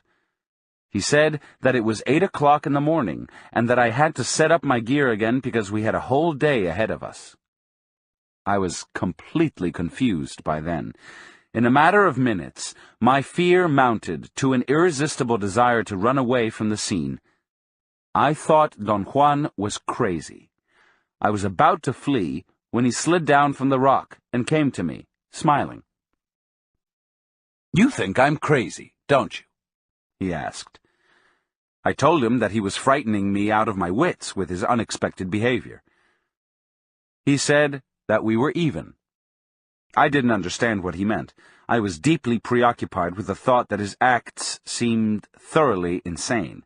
He explained that he had deliberately tried to scare me out of my wits with the heaviness of his unexpected behavior, because I myself was driving him up the walls with the heaviness of my expected behavior. He added that my routines were as insane as his blowing his whistle. I was shocked and asserted that I didn't really have any routines. I told him that I believed my life was in fact a mess because of my lack of healthy routines. Don Juan laughed and signaled me to sit down by him. The whole situation had mysteriously changed again. My fear had vanished as soon as he had begun to talk. "What are my routines?" I asked. "Everything you do is a routine."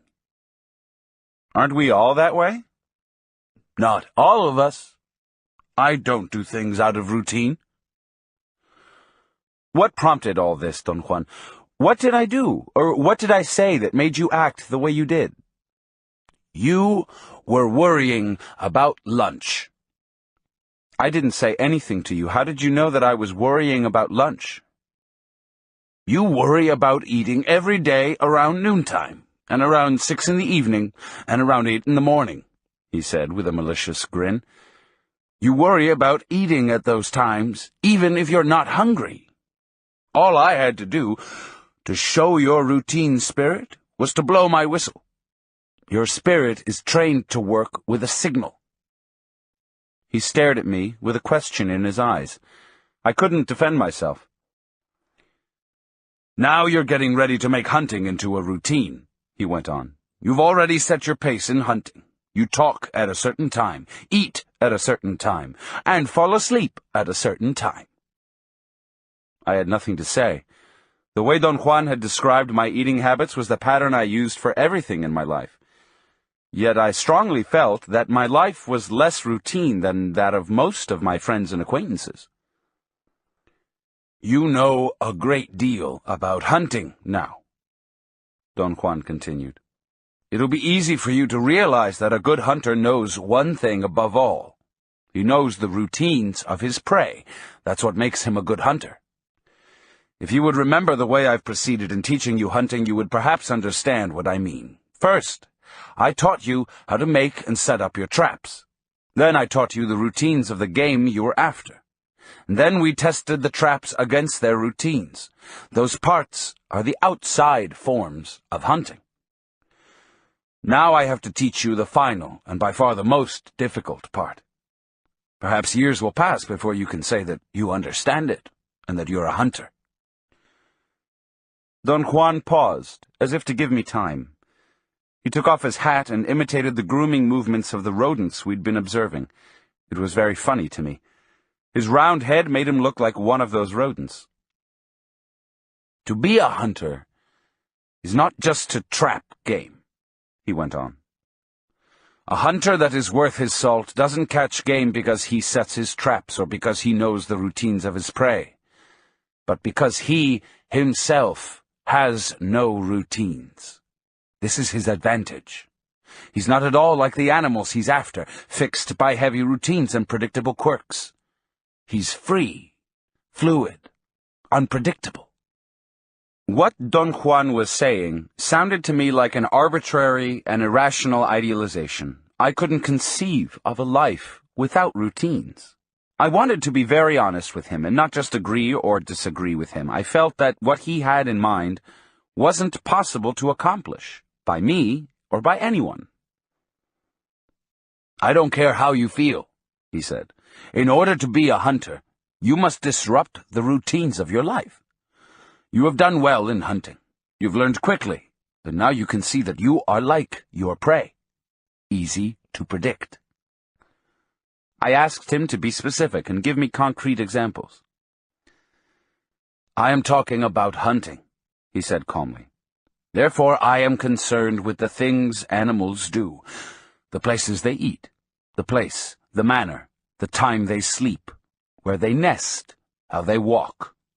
These are the routines I am pointing out to you, so you can become aware of them in your own being.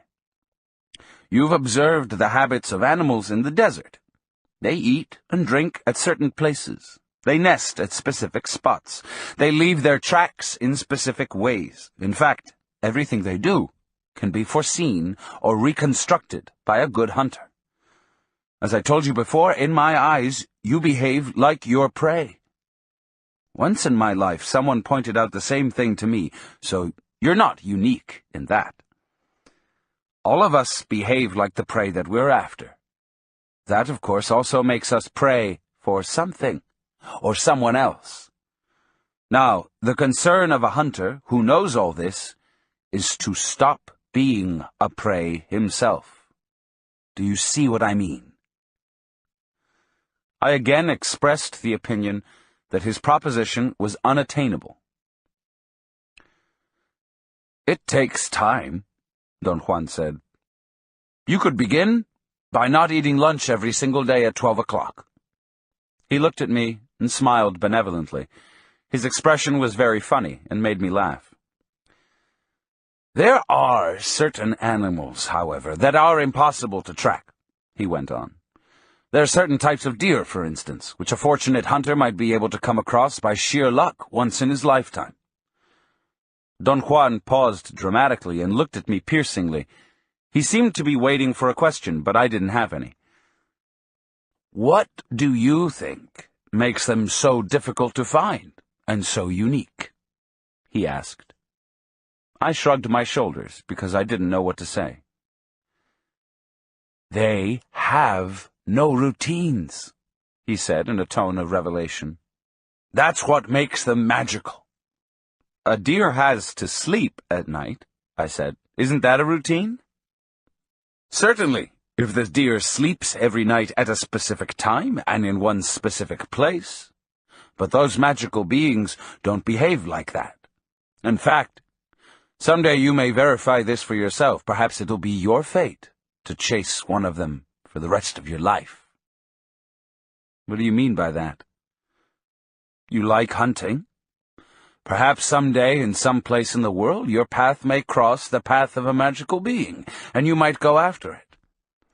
A magical being is a sight to behold. I was fortunate enough to cross paths with one. Our encounter took place after I had learned and practiced a great deal of hunting. Once, I was in a forest of thick trees in the mountains of central Mexico, when suddenly I heard a sweet whistle. It was unknown to me. Never in all my years of roaming in the wilderness had I heard such a sound. I couldn't place it in the terrain. It seemed to come from different places. I thought that perhaps I was surrounded by a herd or a pack of some unknown animals. I heard the tantalizing whistle once more. It seemed to come from everywhere. I realized then my good fortune. I knew it was a magical being, a deer. I also knew that a magical deer is aware of the routines of ordinary men and the routines of hunters. It's very easy to figure out what an average man would do in a situation like that. First of all, his fear would immediately turn him into a prey. Once he becomes a prey, he has two courses of action left. He either flees or he makes his stand. If he's not armed, he would ordinarily flee into the open field to run for his life. If he is armed, he would get his weapon ready and would then make his stand either by freezing on the spot or by dropping to the ground. A hunter, on the other hand, when he stalks in the wilderness, would never walk into any place without figuring out his points of protection. Therefore, he would immediately take cover. He might drop his poncho on the ground, or he might hang it from a branch as a decoy, and then he would hide and wait until the game makes its next move. So, in the presence of the magical deer, I didn't behave like either. I quickly stood on my head and began to wail softly. I actually wept tears and sobbed for such a long time that I was about to faint. Suddenly, I felt a soft breeze. Something was sniffing my hair behind my right ear. I tried to turn my head to see what it was, and I tumbled down and sat up in time to see a radiant creature staring at me. The deer looked at me, and I told him I wouldn't harm him. And the deer talked to me. Don Juan stopped and looked at me. I smiled involuntarily. The idea of a talking deer was quite incredible, to put it mildly. "He talked to me," Don Juan said with a grin. "The deer talked?" "He did." Don Juan stood and picked up his bundle of hunting paraphernalia. "Did it really talk?" I asked in a tone of perplexity. Don Juan roared with laughter. "What did it say?" I asked, half in jest. I thought he was pulling my leg. Don Juan was quiet for a moment, as if he were trying to remember. Then his eyes brightened as he told me what the deer had said. "The magical deer said, 'Hello, friend,'" Don Juan went on. "And I answered, 'Hello.' Then he asked me, 'Why are you crying?' And I said, 'Because I'm sad.' Then the magical creature came to my ear and said as clearly as I am speaking now, 'Don't be sad.'" Don Juan stared into my eyes. He had a glint of sheer mischievousness. He began to laugh uproariously. I said that his dialogue with the deer had been sort of dumb. "What did you expect?" he asked, still laughing. "I'm an Indian." His sense of humor was so outlandish that all I could do was laugh with him. "You don't believe that a magical deer talks, do you?" "I'm sorry, but I just can't believe things like that can happen," I said. "I don't blame you," he said reassuringly. "It's one of the darndest things." 9. The Last Battle on Earth. Monday, July 24th, 1961. Around mid-afternoon, after we had roamed for hours in the desert, Don Juan chose a place to rest in a shaded area. As soon as we sat down, he began talking. He said that I had learned a great deal about hunting, but I had not changed as much as he had wished. "It's not enough to know how to make and set up traps," he said. "A hunter must live as a hunter in order to draw the most out of his life. Unfortunately, changes are difficult and happen very slowly. Sometimes it takes years for a man to become convinced of the need to change. It took me years, but maybe I didn't have a knack for hunting. I think for me, the most difficult thing was to really want to change." I assured him that I understood his point. In fact, since he had begun to teach me how to hunt, I also had begun to reassess my actions. Perhaps the most dramatic discovery for me was that I liked Don Juan's ways. I liked Don Juan as a person. There was something solid about his behavior. The way he conducted himself left no doubts about his mastery, and yet he had never exercised his advantage to demand anything from me. His interest in changing my way of life, I felt, was akin to an impersonal suggestion, or perhaps it was akin to an authoritative commentary on my failures. He had made me very aware of my failings, yet I couldn't see how his ways would remedy anything in me. I sincerely believed that in light of what I wanted to do in my life, his ways would have brought me misery and hardship. Hence the impasse. However, I had learned to respect his mastery, which had always been expressed in terms of beauty and precision. "I have decided to shift my tactics," he said. I asked him to explain. His statement was vague, and I wasn't sure whether or not he was referring to me. "A good hunter changes his ways as often as he needs," he replied. "You know that yourself." "What do you have in mind, Don Juan?" "A hunter must not only know about the habits of his prey, he also must know that there are powers on this earth that guide men and animals, and everything that is living." He stopped talking. I waited, but he seemed to have come to the end of what he wanted to say. "What kind of powers are you talking about?" I asked after a long pause. "Powers that guide our lives and our deaths." Don Juan stopped talking and seemed to be having tremendous difficulty in deciding what to say. He rubbed his hands and shook his head, puffing out his jaws. Twice he signaled me to be quiet as I started to ask him to explain his cryptic statements. "You won't be able to stop yourself easily," he finally said. "I know that you're stubborn, but that doesn't matter. The more stubborn you are, the better it'll be when you finally succeed in changing yourself."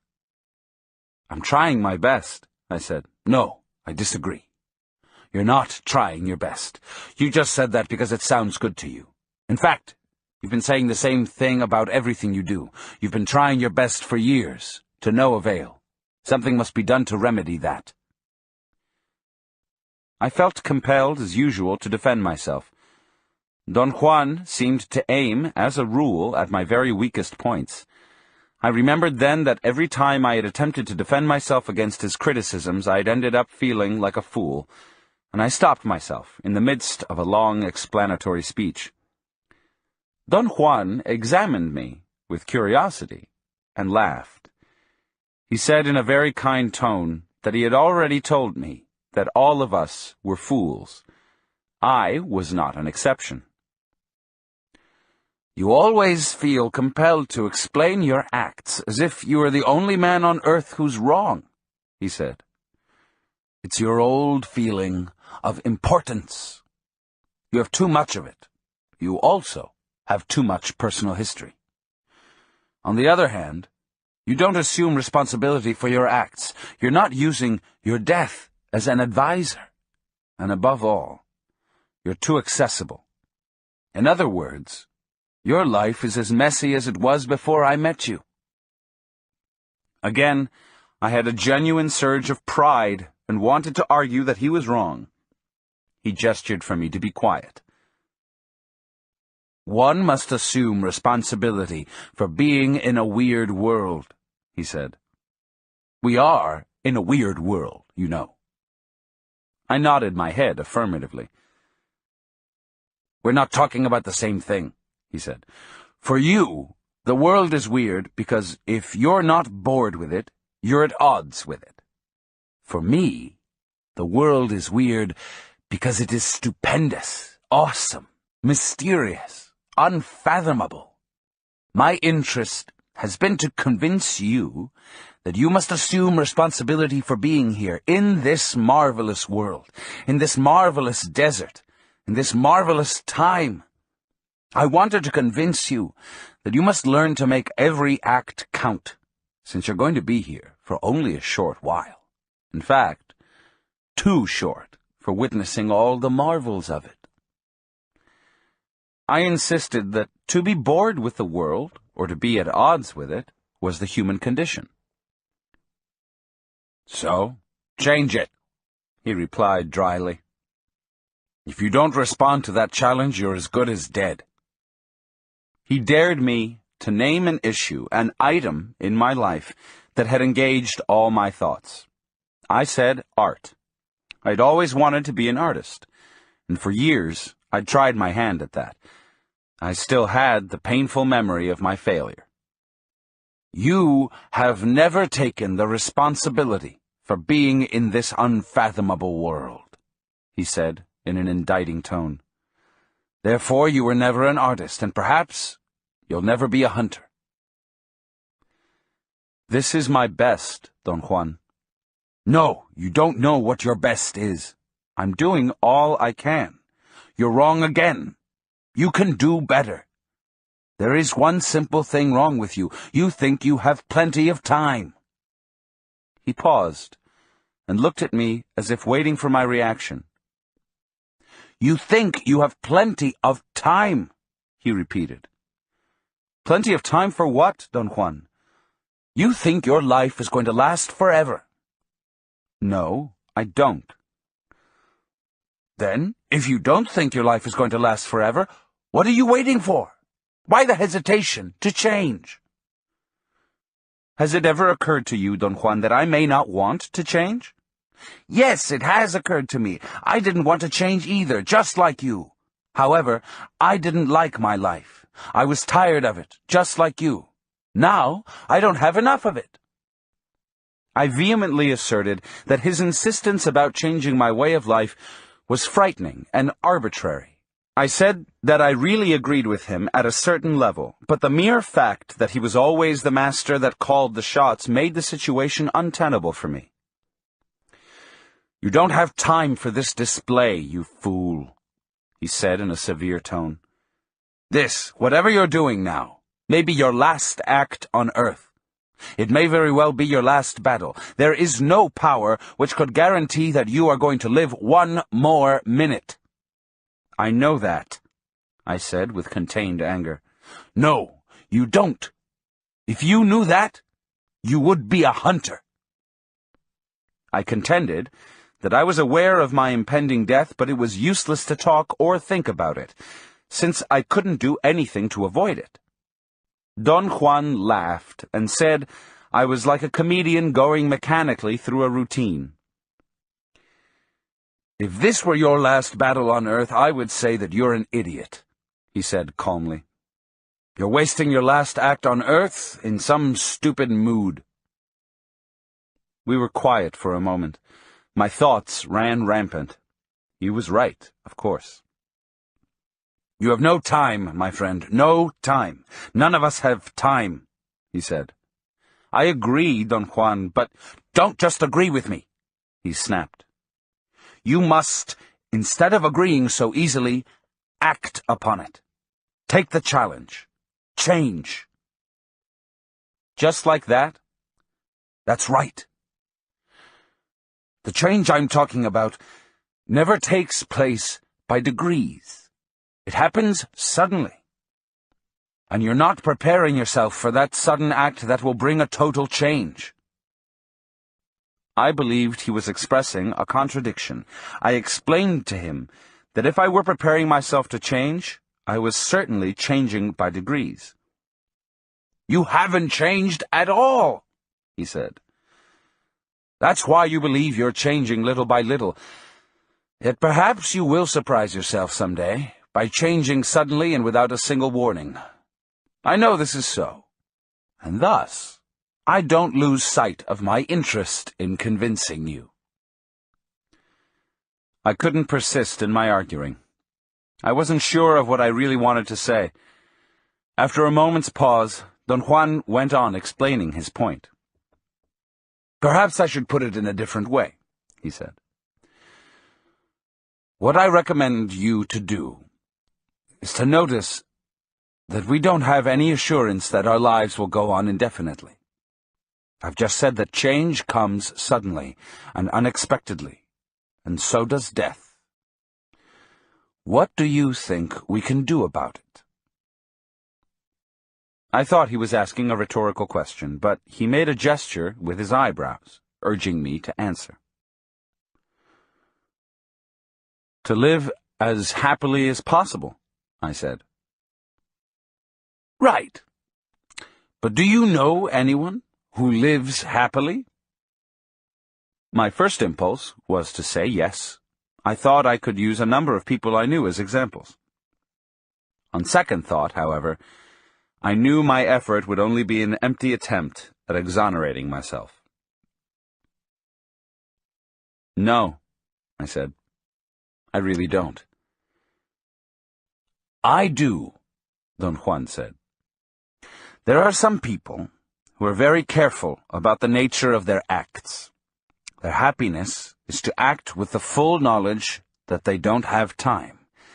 Therefore, their acts have a peculiar power. Their acts have a sense of—" Don Juan seemed to be at a loss for words. He scratched his temples and smiled. Then, suddenly, he stood up, as if he were through with our conversation. I beseeched him to finish what he was telling me. He sat down and puckered up his lips. "Acts have power," he said, "especially when the person acting knows that those acts are his last battle. There's a strange, consuming happiness in acting with the full knowledge that whatever one is doing may very well be one's last act on earth. I recommend that you reconsider your life and bring your acts into that light." I disagreed with him. Happiness, for me, was to assume that there was an inherent continuity to my acts, and that I would be able to continue doing, at will, whatever I was doing at the moment, especially if I was enjoying it. I told him that my disagreement was not a banal one, but stemmed from the conviction that the world and myself had a determinable continuity. Don Juan seemed to be amused by my efforts to make sense. He laughed, shook his head, scratched his hair, and finally, when I talked about a determinable continuity, threw his hat to the ground and stomped on it. I ended up laughing at his clowning. "You don't have time, my friend," he said. "That's the misfortune of human beings. None of us have sufficient time, and your continuity has no meaning in this awesome, mysterious world. Your continuity only makes you timid," he said. Your acts cannot possibly have the flair, the power, the compelling force of the acts performed by a man who knows that he is fighting his last battle on earth. In other words, your continuity doesn't make you happy or powerful. I admitted that I was afraid of thinking I was going to die, and accused him of causing great apprehension in me with his constant talk and concern about death. "But we are all going to die," he said. He pointed toward some hills in the distance. "There is something out there waiting for me, for sure, and I will join it, also, for sure. But perhaps you're different, and death is not waiting for you at all." He laughed at my gesture of despair. "I don't want to think about it, Don Juan." "Why not?" "It's meaningless. If it's out there waiting for me, why should I worry about it?" "I didn't say that you have to worry about it." "What am I supposed to do, then?" "Use it. Focus your attention on the link between you and your death, without remorse or sadness or worrying. Focus your attention on the fact you don't have time, and let your acts flow accordingly. Let each of your acts be your last battle on earth. Only under those conditions will your acts have their rightful power. Otherwise, they'll be, for as long as you live, the acts of a timid man." "Is it so terrible to be a timid man?" "No, it isn't, if you're going to be immortal. But if you're going to die, there's no time for timidity, simply because timidity makes you cling to something that exists only in your thoughts. It soothes you, while everything is at a lull. But then, the awesome, mysterious world will open its mouth for you, as it will open for every one of us, and then you'll realize that your sure ways were not sure at all. Being timid prevents us from examining and exploiting our lot as men. It's not natural to live with the constant idea of our death, Don Juan. Our death is waiting, and this very act we're performing now may well be our last battle on earth," he replied in a solemn voice. "I call it a battle because it is a struggle. Most people move from act to act without any struggle or thought. A hunter, on the contrary, assesses every act, and since he has an intimate knowledge of his death, he proceeds judiciously, as if every act were his last battle. Only a fool would fail to notice the advantage a hunter has over his fellow men. A hunter gives his last battle its due respect. It's only natural that his last act on earth should be the best of himself. It's pleasurable that way. It dulls the edge of his fright." "You're right," I conceded. "It's just hard to accept." "It'll take years for you to convince yourself, and then it'll take years for you to act accordingly. I only hope you have time left." "I get scared when you say that," I said. Don Juan examined me with a serious expression on his face. "I've told you, this is a weird world," he said. "The forces that guide men are unpredictable, awesome, yet their splendor is something to witness." He stopped talking and looked at me again. He seemed to be on the verge of revealing something to me, but he checked himself and smiled. "Is there something that guides us?" I asked. "Certainly. There are powers that guide us." "Can you describe them?" "Not really, except to call them forces, spirits, airs, winds, or anything like that." I wanted to probe him further, but before I could ask anything else, he stood up. I stared at him, flabbergasted. He'd stood up in one single movement. His body simply jerked up, and he was on his feet. I was still pondering upon the unusual skill that would be needed in order to move with such speed when he told me in a dry tone of command to stalk a rabbit, catch it, kill it, skin it, and roast the meat before the twilight. He looked up at the sky and said that I might have enough time. I automatically started off, proceeding the way I had done scores of times. Don Juan walked beside me and followed my movements with a scrutinizing look. I was very calm and moved carefully, and I had no trouble at all in catching a male rabbit. "Now kill it," Don Juan said dryly. I reached into the trap to grab hold of the rabbit. I had it by the ears and was pulling it out when a sudden sensation of terror invaded me. For the first time, since Don Juan had begun to teach me to hunt, it occurred to me that he had never taught me how to kill game. In the scores of times we had roamed in the desert, he himself had only killed 1 rabbit, 2 quail, and 1 rattlesnake. I dropped the rabbit and looked at Don Juan. "I can't kill it," I said. "Why not?" "I've never done that." "But you've killed hundreds of birds and other animals." "With a gun, not with my bare hands." "What difference does it make? This rabbit's time is up." Don Juan's tone shocked me. It was so authoritative, so knowledgeable. It left no doubts in my mind that he knew that the rabbit's time was up. "Kill it," he commanded with a ferocious look in his eyes. "I can't." He yelled at me that the rabbit had to die. He said that its roaming in that beautiful desert had come to an end. I had no business stalling because the power or the spirit that guides rabbits had led that particular one into my trap right at the edge of the twilight. A series of confusing thoughts and feelings overtook me, as if the feelings had been out there waiting for me. I felt with agonizing clarity the rabbit's tragedy to have fallen into my trap. In a matter of seconds, my mind swept across the most crucial moments of my own life, the many times I had been the rabbit myself.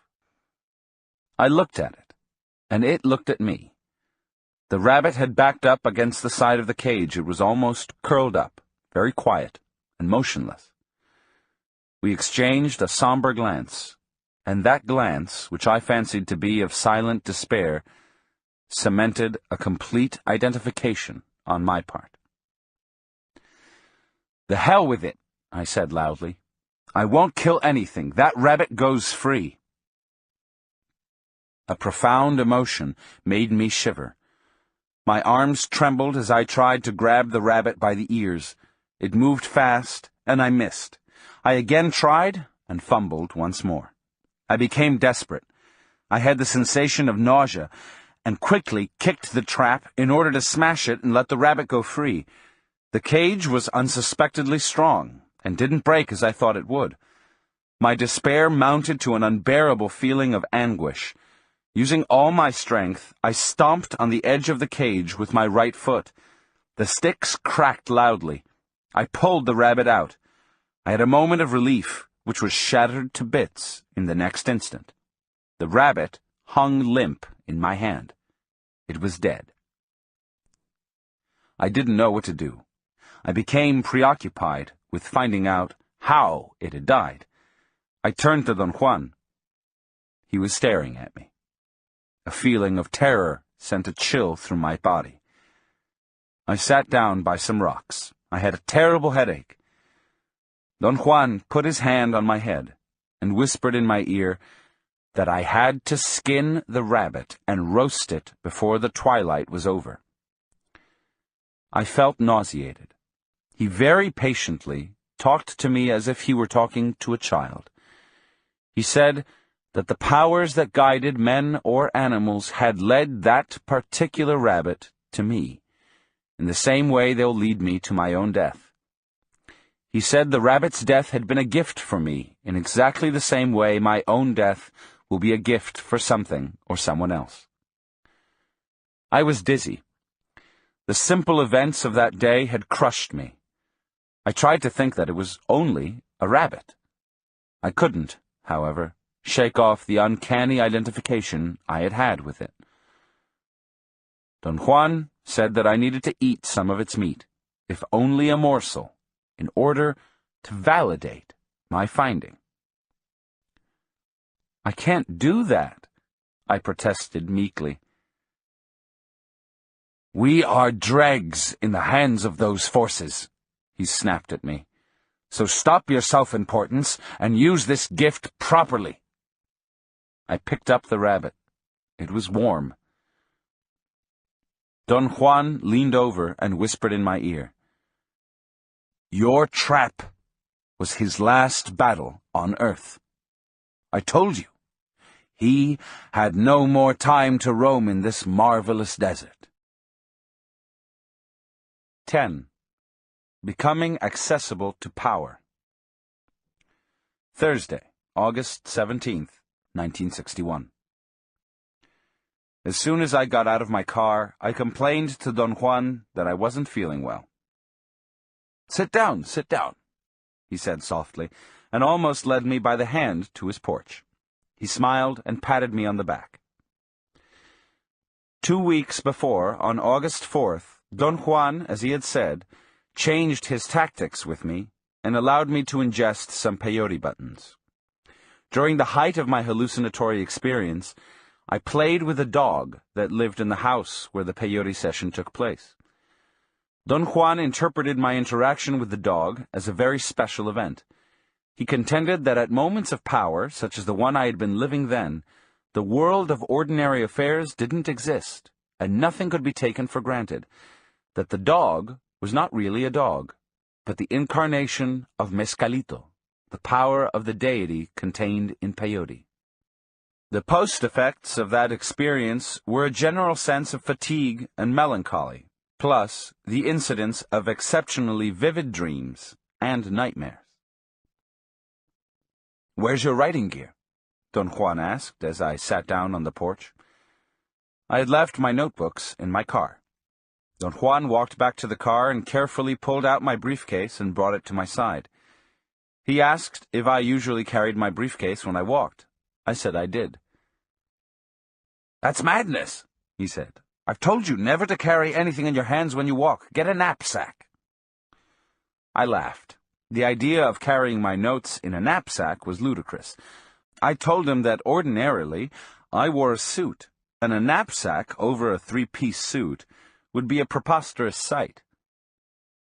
"Put your coat on over the knapsack," he said. "It's better that people think you're a hunchback than to ruin your body carrying all this around."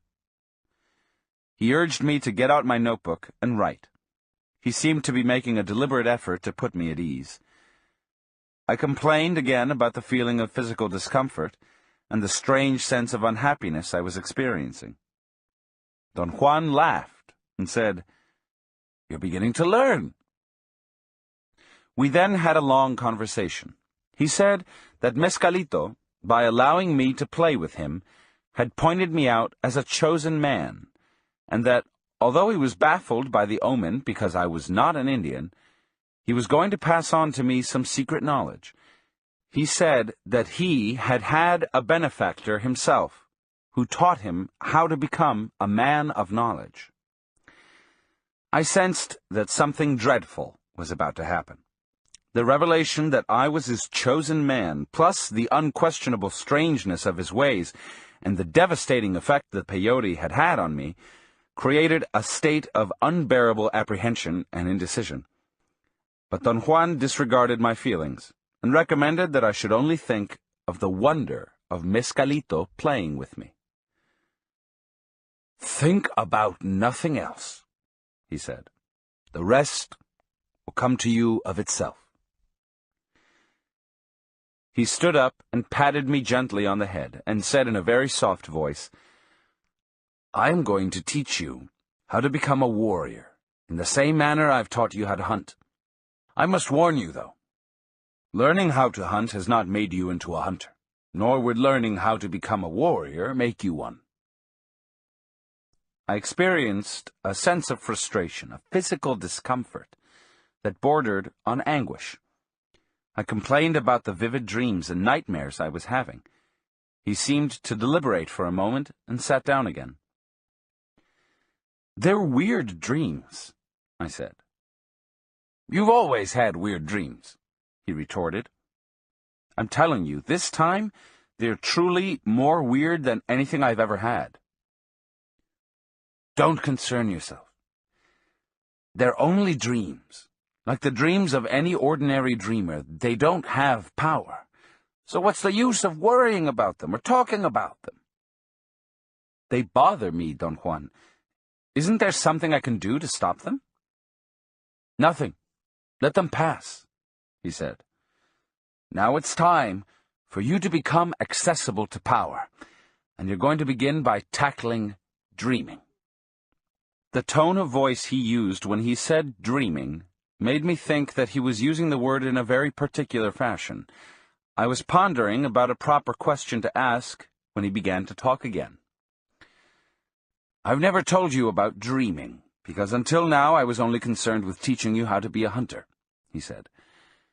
"A hunter is not concerned with the manipulation of power. Therefore, his dreams are only dreams. They might be poignant, but they are not dreaming. A warrior, on the other hand, seeks power, and one of the avenues to power is dreaming.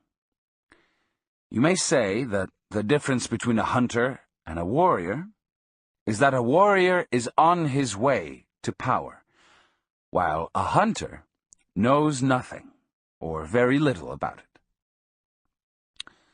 The decision as to who can be a warrior and who can only be a hunter is not up to us. That decision is in the realm of the powers that guide men.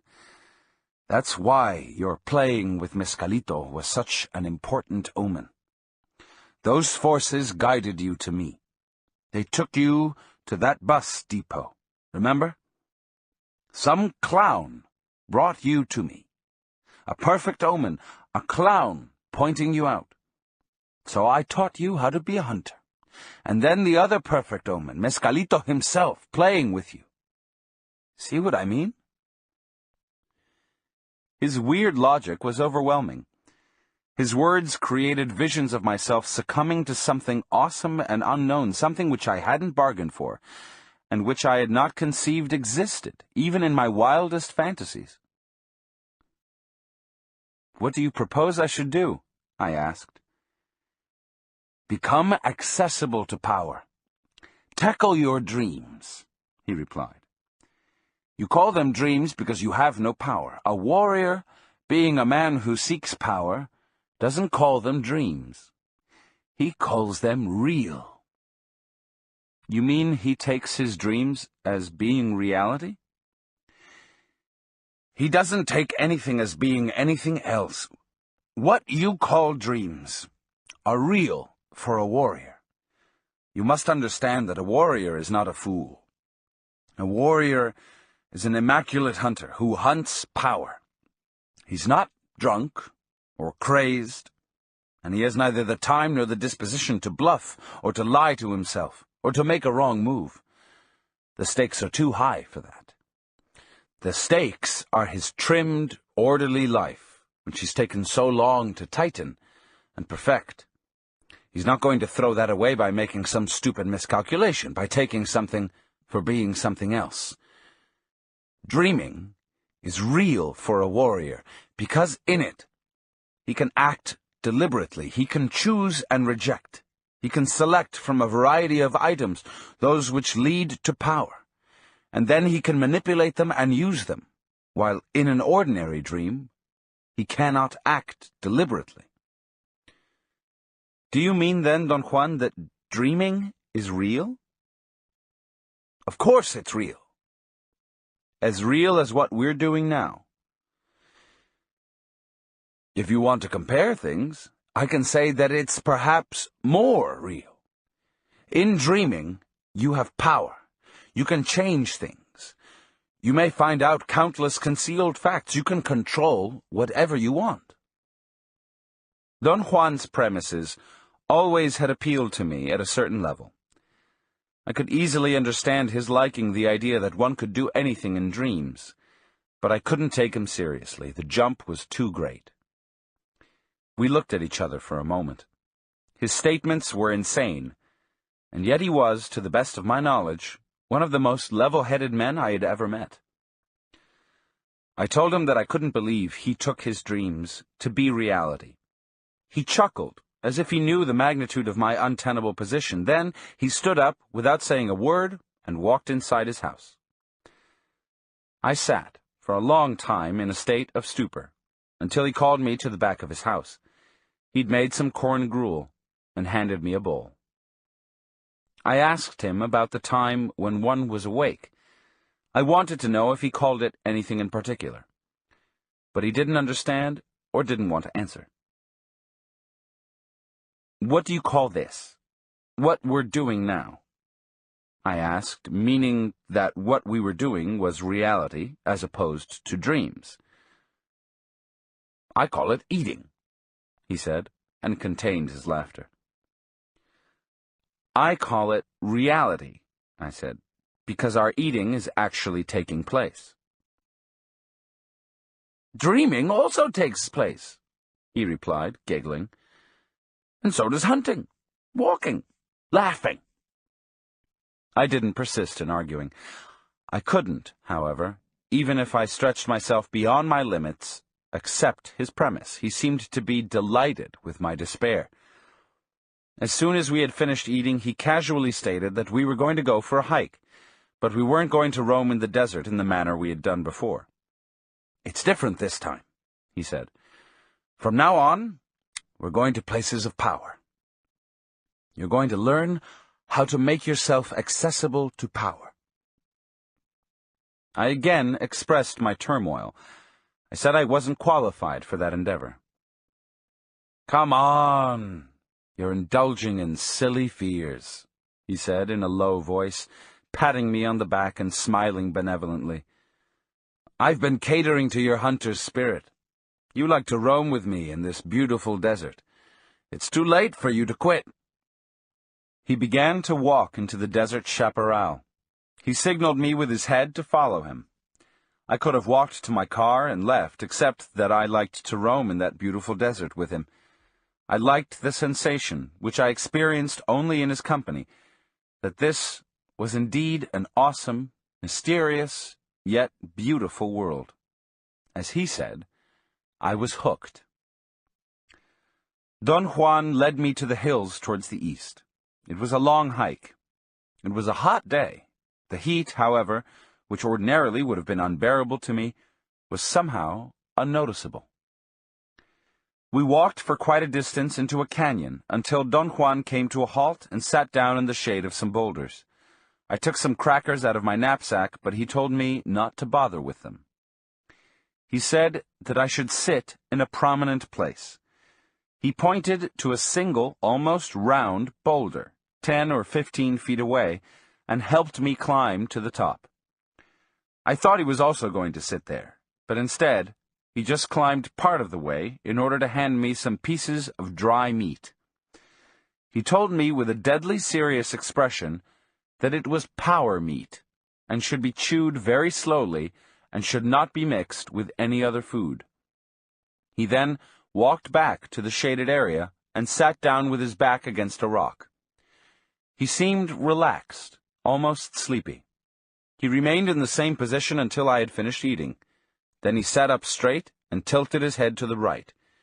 He seemed to be listening attentively. He glanced at me 2 or 3 times, stood up abruptly, and began to scan the surroundings with his eyes the way a hunter would do. I automatically froze on the spot and only moved my eyes in order to follow his movements. Very carefully, he stepped behind some rocks, as if he were expecting game to come into the area where we were. I realized then that we were in a round, cove-like bend in the dry water canyon, surrounded by sandstone boulders. Don Juan suddenly came out from behind the rocks and smiled at me. He stretched his arms, yawned, and walked towards the boulder where I was. I relaxed my tense position and sat down. "What happened?" I asked in a whisper.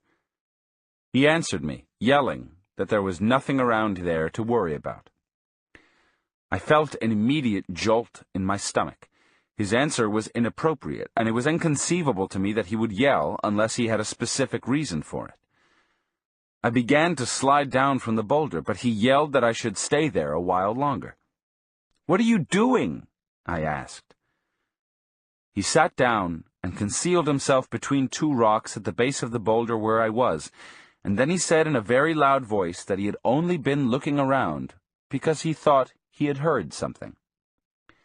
I asked if he had heard a large animal. He put his hand to his ear and yelled that he was unable to hear me and that I should shout my words. I felt ill at ease yelling, but he urged me in a loud voice to speak up. I shouted that I wanted to know what was going on, and he shouted back that there was really nothing around there. He yelled, asking if I could see anything unusual from the top of the boulder. I said no, and he asked me to describe to him the terrain towards the south. We shouted back and forth for a while, and then he signaled me to come down. I joined him, and he whispered in my ear that the yelling was necessary to make our presence known, because I had to make myself accessible to the power of that specific waterhole. I looked around, but couldn't see the waterhole. He pointed that we were standing on it. "There's water here," he said in a whisper, "and also power. There's a spirit here, and we have to lure it out. Perhaps it'll come after you." I wanted to know more about the alleged spirit, but he insisted on total silence. He advised me to stay perfectly still and not let out a whisper or make the slightest movement to betray our presence. Apparently, it was easy for him to remain in complete immobility for hours. For me, however, it was sheer torture. My legs fell asleep, my back ached, and tension built up around my neck and shoulders. My entire body became numb and cold. I was in great discomfort when Don Juan finally stood up. He just sprung to his feet and extended his hand to me to help me stand up. As I was trying to stretch my legs, I realized the inconceivable easiness with which Don Juan had jumped up after hours of immobility. It took quite some time for my muscles to regain the elasticity needed for walking. Don Juan headed back for the house. He walked extremely slowly. He set up a length of 3 paces as the distance I should observe in following him. He meandered around the regular route and crossed it 4 or 5 times in different directions. When we finally arrived at his house, it was late afternoon. I tried to question him about the events of the day. He explained that talking was unnecessary.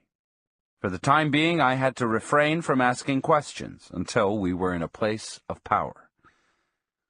I was dying to know what he meant by that, and tried to whisper a question, but he reminded me with a cold, severe look that he meant business. We sat on the porch for hours. I worked on my notes. From time to time, he handed me a piece of dry meat. Finally, it was too dark to write. I tried to think about the new developments, but some part of myself refused to, and I fell asleep. Saturday, August 19th, 1961. Yesterday morning, Don Juan and I drove to town and ate breakfast at a restaurant. He advised me not to change my eating habits too drastically. "Your body's not used to power meat," he said. "You'd get sick if you didn't eat your food." He himself ate heartily. When I joked about it, he simply said, "My body likes everything." Around noon, we hiked back to the water canyon. We proceeded to make ourselves noticeable to the spirit by noisy talk and by a forced silence, which lasted hours. When we left the place, instead of heading back to the house, Don Juan took off in the direction of the mountains. We reached some mild slopes first, and then we climbed to the top of some high hills. There Don Juan picked out a spot to rest in the open, unshaded area. He told me that we had to wait until dusk and that I should conduct myself in the most natural fashion, which included asking all the questions I wanted. "I know that the spirit is out there lurking," he said in a very low voice. "Where?" "Out there, in the bushes." "What kind of spirit is it?" He looked at me with a quizzical expression and retorted, "How many kinds are there?" We both laughed. I was asking questions out of nervousness. "It'll come out at dusk," he said. "We just have to wait." I remained quiet. I had run out of questions. "This is the time when we must keep on talking," he said. "The human voice attracts spirits. There's one lurking out there now. We're making ourselves available to it, so keep on talking." I experienced an idiotic sense of vacuity. I couldn't think of anything to say. He laughed and patted me on the back. "You're truly a pill," he said. "When you have to talk, you lose your tongue. Come on, beat your gums." He made a hilarious gesture of beating his gums together, opening and closing his mouth with great speed. "There's certain things we'll talk about from now on only at places of power," he went on. "I've brought you here because this is your first trial. This is a place of power, and here we can talk only about power." "I really don't know what power is," I said. "Power is something a warrior deals with," he said. "At first it's an incredible, far-fetched affair. It's hard to even think about it. This is what's happening to you now. Then, power becomes a serious matter. One may not have it, or one may not even fully realize that it exists. Yet one knows that something is there, something which was not noticeable before. Next, power is manifested as something uncontrollable that comes to oneself. It's not possible for me to say how it comes or what it really is. It is nothing, and yet it makes marvels appear before your very eyes. And finally, power is something in oneself, something that controls one's acts and yet obeys one's command." There was a short pause. Don Juan asked me if I had understood. I felt ludicrous saying I did. He seemed to have noticed my dismay and chuckled. "I am going to teach you right here the first step to power," he said, as if he were dictating a letter to me. "I am going to teach you how to set up dreaming." He looked at me and again asked me if I knew what he meant. I did not. I was hardly following him at all. He explained that to set up dreaming meant to have a concise and pragmatic control over the general situation of a dream, comparable to the control one has over any choice in the desert, such as climbing up a hill or remaining in the shade of a water canyon. "You must start by doing something very simple," he said. "Tonight, in your dreams, you must look at your hands." I laughed out loud. His tone was so factual that it was as if he were telling me to do something commonplace. "Why do you laugh?" he asked with surprise. "How can I look at my hands in my dreams?" "Very simple. Focus your eyes on them, just like this." He bent his head forward and stared at his hands with his mouth open. His gesture was so comical that I had to laugh. "Seriously, how can you expect me to do that?" I asked. "The way I've told you," he snapped. "You can, of course, look at whatever you goddamn please, your toes or your belly or your pecker for that matter. I said your hands because that's the easiest thing for me to look at. Don't think it's a joke. Dreaming is as serious as seeing or dying or any other thing in this awesome, mysterious world. Think of it as something entertaining. Imagine all the inconceivable things you could accomplish. A man hunting for power has almost no limits in his dreaming." I asked him to give me some pointers. "There aren't any pointers," he said. Just look at your hands. There must be more that you could tell me, I insisted. He shook his head and squinted his eyes, staring at me in short glances. Every one of us is different, he finally said. What you call pointers would only be what I myself did when I was learning. We are not the same. We aren't even vaguely alike. Maybe anything you'd say would help me. It would be simpler for you just to start looking at your hands. He seemed to be organizing his thoughts and bobbed his head up and down. Every time you look at anything in your dreams, it changes shape, he said after a long silence. The trick in learning to set up dreaming is obviously not just to look at things, but to sustain the sight of them. Dreaming is real when one has succeeded in bringing everything into focus. Then there is no difference between what you do when you sleep and what you do when you are not sleeping. Do you see what I mean? I confessed that although I understood what he had said, I was incapable of accepting his premise. I brought up the point that in a civilized world there were scores of people who had delusions and could not distinguish what took place in the real world from what took place in their fantasies. I said that such persons were undoubtedly mentally ill, and my uneasiness increased every time he would recommend I should act like a crazy man. After my long explanation, Don Juan made a comical gesture of despair by putting his hands to his cheeks and sighing loudly. Leave your civilized world alone, he said. Let it be. Nobody is asking you to behave like a madman. I've already told you, a warrior has to be perfect in order to deal with the powers he hunts. How can you conceive that a warrior would not be able to tell things apart? On the other hand, you, my friend, who know what the real world is, would fumble and die in no time at all if you would have to depend on your ability for telling what is real and what is not. I, obviously, had not expressed what I really had in mind. Every time I protested, I was simply voicing the unbearable frustration of being in an untenable position. I'm not trying to make you into a sick, crazy man, Don Juan went on. You can do that yourself without my help. But the forces that guide us brought you to me, and I have been endeavoring to teach you to change your stupid ways and live the strong, clean life of a hunter. Then the forces guided you again and told me that you should learn to live the impeccable life of a warrior. Apparently, you can't, but who can tell?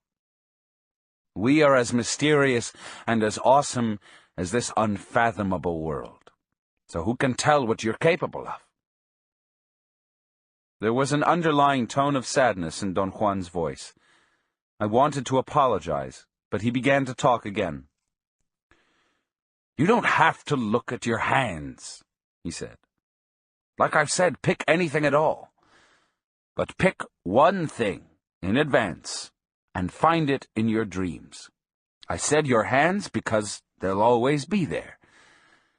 When they begin to change shape, you must move your sight away from them and pick something else, and then look at your hands again. It takes a long time to perfect this technique. I had become so involved in writing that I hadn't noticed that it was getting dark. The sun had already disappeared over the horizon. The sky was cloudy, and the twilight was imminent. Don Juan stood up and gave furtive glances towards the south. Let's go, he said. We must walk south until the spirit of the waterhole shows itself. We walked for perhaps half an hour. The terrain changed abruptly, and we came to a barren area. There was a large round hill where the chaparral had burnt. It looked like a bald head. We walked towards it. I thought that Don Juan was going to climb the mild slope, but he stopped instead and remained in a very attentive position. His body seemed to have tensed as a single unit and shivered for an instant. Then he relaxed again and stood limply. I couldn't figure out how his body could remain erect while his muscles were so relaxed. At that moment, a very strong gust of wind jolted me. Don Juan's body turned in the direction of the wind, towards the west. He didn't use his muscles to turn, or at least he didn't use them the way I would use mine to turn. Don Juan's body seemed rather to have been pulled from the outside. It was as if someone else had arranged his body to face a new direction. I kept on staring at him. He looked at me from the corner of his eye. The expression on his face was one of determination, purpose. All of his being was attentive, and I stared at him in wonder. I had never been in any situation that called for such a strange concentration. Suddenly his body shivered as though he had been splashed by a sudden shower of cold water. He had another jolt, and then he started to walk as if nothing had happened. I followed him. We flanked the naked hills on the east side until we were at the middle part of it. He stopped there, turning to face the west. From where we stood, the top of the hill was not so round and smooth as it had seemed to be from the distance. There was a cave, or a hole, near the top. I looked at it fixedly, because Don Juan was doing the same. Another strong gust of wind sent a chill up my spine. Don Juan turned towards the south and scanned the area with his eyes. "There," he said in a whisper, and pointed to an object on the ground. I strained my eyes to see. There was something on the ground, perhaps 20 feet away. It was light brown, and as I looked at it, it shivered. I focused all my attention on it. The object was almost round and seemed to be curled. In fact, it looked like a curled-up dog. "What is it?" I whispered to Don Juan. "I don't know," he whispered back as he peered at the object. "What does it look like to you?" I told him that it seemed to be a dog. "Too large for a dog," he said matter-of-factly. I took a couple of steps towards it, but Don Juan stopped me gently. I stared at it again. It was definitely some animal that was either asleep or dead. I could almost see its head. Its ears protruded like the ears of a wolf. By then I was definitely sure that it was a curled-up animal. I thought that it could have been a brown calf. I whispered that to Don Juan. He answered that it was too compact to be a calf. Besides, its ears were pointed. The animal shivered again, and then I noticed that it was alive. I could actually see that it was breathing, yet it didn't seem to breathe rhythmically. The breaths that it took were more like irregular shivers. I had a sudden realization at that moment. "It's an animal that is dying," I whispered to Don Juan. "You're right," he whispered back. "But what kind of an animal?" I couldn't make out its specific features. Don Juan took a couple of cautious steps towards it. I followed him. It was quite dark by then, and we had to take 2 more steps in order to keep the animal in view. "Watch out," Don Juan whispered in my ear. "If it's a dying animal, it may leap on us with its last strength."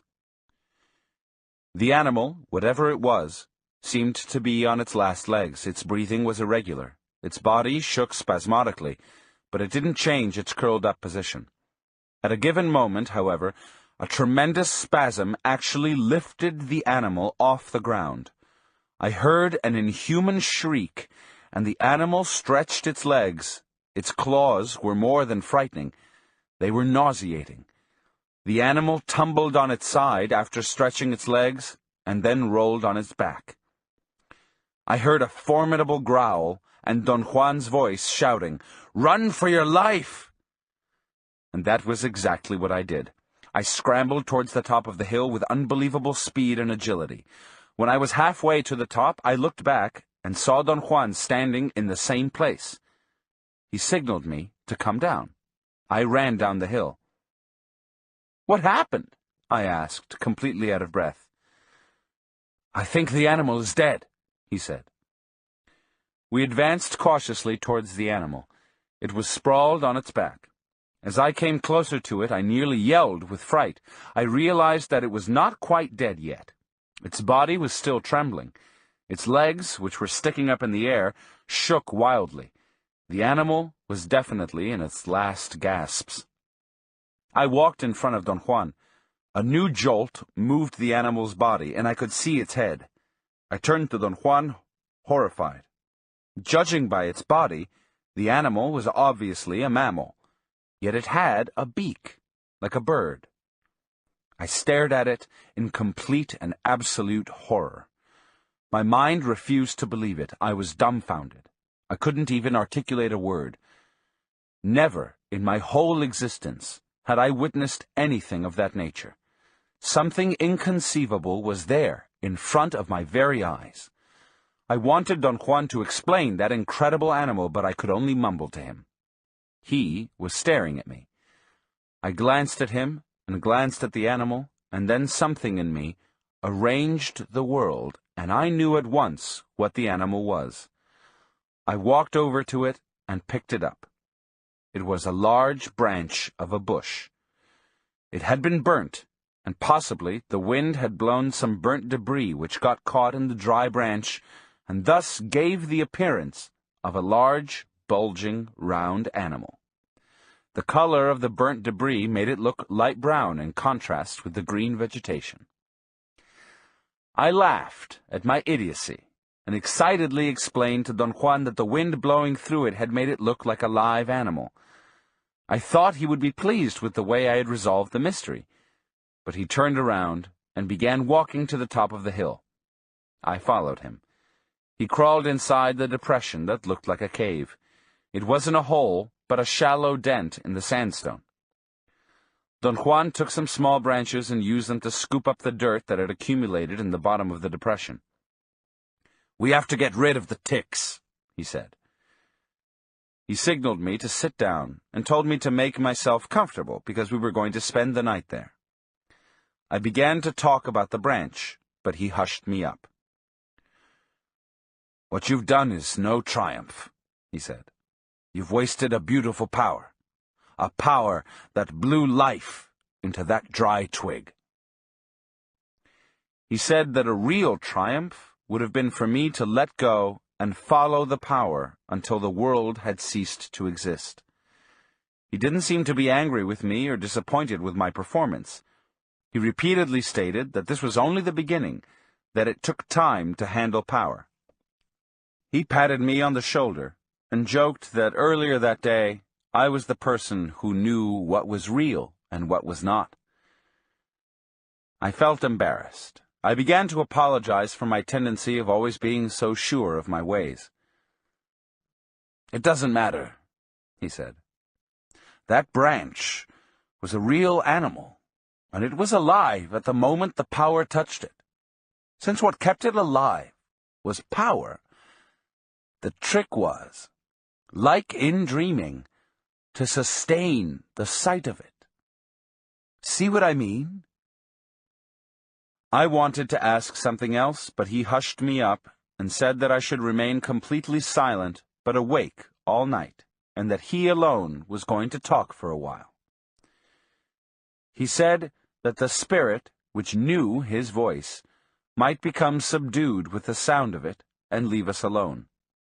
He explained that the idea of making oneself accessible to power had serious overtones. Power was a devastating force that could easily lead to one's death, and had to be treated with great care. Becoming available to power had to be done systematically, but always with great caution. It involved making one's presence obvious by a contained display of loud talk or any other type of noisy activity, and then it was mandatory to observe a prolonged and total silence. A controlled outburst and a controlled quietness were the mark of a warrior. He said that properly, I should have sustained the sight of the live monster for a while longer. In a controlled fashion, without losing my mind or becoming deranged with excitation or fear, I should have striven to stop the world. He pointed out that after I had run up the hill for dear life, I was in a perfect state for stopping the world. Combined in that state were fear, awe, power, and death, he said that such a state would be pretty hard to repeat. I whispered in his ear, "What do you mean by stopping the world?" He gave me a ferocious look before he answered that it was a technique practiced by those who were hunting for power, a technique by virtue of which the world as we know it was made to collapse. 11. The Mood of a Warrior. I drove up to Don Juan's house on Thursday, August 31st, 1961, and before I even had a chance to greet him, he stuck his head through the window of my car, smiled at me, and said, "We must drive quite a distance to a place of power, and it's almost noon." He opened the door of my car, sat down next to me in the front seat, and directed me to drive south for about 70 miles. We then turned east onto a dirt road and followed it until we had reached the slopes of the mountains. I parked my car off the road in a depression Don Juan picked because it was deep enough to hide the car from view. From there, we went directly to the top of the low hills, crossing a vast, flat, desolate area. When it got dark, Don Juan selected a place to sleep. He demanded complete silence. The next day, we ate frugally and continued our journey in an easterly direction. The vegetation was no longer desert shrubbery, but thick, green mountain bushes and trees. Around mid-afternoon, we climbed to the top of a gigantic bluff of conglomerate rock, which looked like a wall. Don Juan sat down and signaled me to sit down also. "This is a place of power," he said after a moment's pause. "This is the place where warriors were buried a long time ago." At that instant, a crow flew right above us, cawing. Don Juan followed its flight with a fixed gaze. I examined the rock and was wondering how and where the warriors had been buried when he tapped me on the shoulder. "Not here, you fool," he said, smiling. "Down there." He pointed to the field right below us at the bottom of the bluff, towards the east. He explained that the field in question was surrounded by a natural corral of boulders. From where I was sitting, I saw an area which was perhaps 100 yards in diameter and which looked like a perfect circle. Thick bushes covered its surface, camouflaging the boulders. I wouldn't have noticed its perfect roundness if Don Juan hadn't pointed it out to me. He said that there were scores of such places scattered in the old world of the Indians. They weren't exactly places of power, like certain hills, or land formations which were the abode of spirits, but rather places of enlightenment where one could be taught, where one could find solutions to dilemmas. "All you have to do is come here," he said, "or spend the night on this rock in order to rearrange your feelings." "Are we going to spend the night here?" "I thought so. But a little crow just told me not to do that." I tried to find out more about the crow, but he hushed me up with an impatient movement of his hand. "Look at that circle of boulders," he said. "Fix it in your memory, and then someday a crow will lead you to another one of these places. The more perfect its roundness is, the greater its power." "Are the warriors' bones still buried here?" Don Juan made a comical gesture of puzzlement, and then smiled broadly. "This isn't a cemetery," he said. "Nobody is buried here. I said warriors were once buried here. I meant they used to come here to bury themselves for a night, or for 2 days, or for whatever length of time they needed to. I didn't mean dead people's bones are buried here. I'm not concerned with cemeteries. There's no power in them. There is power in the bones of a warrior, though, but they are never in cemeteries. And there's even more power in the bones of a man of knowledge, yet it would be practically impossible to find them." "Who is a man of knowledge, Don Juan?" "Any warrior could become a man of knowledge. As I told you, a warrior is an impeccable hunter that hunts power. If he succeeds in his hunting, he can be a man of knowledge. What do you—" He stopped my question with a movement of his hand. He stood up, signaled me to follow, and began descending on the steep east side of the bluff.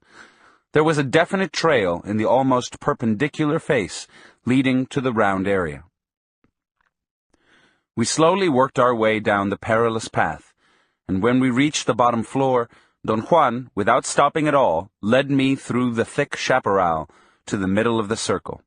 There, he used some thick, dry branches to sweep a clean spot for us to sit.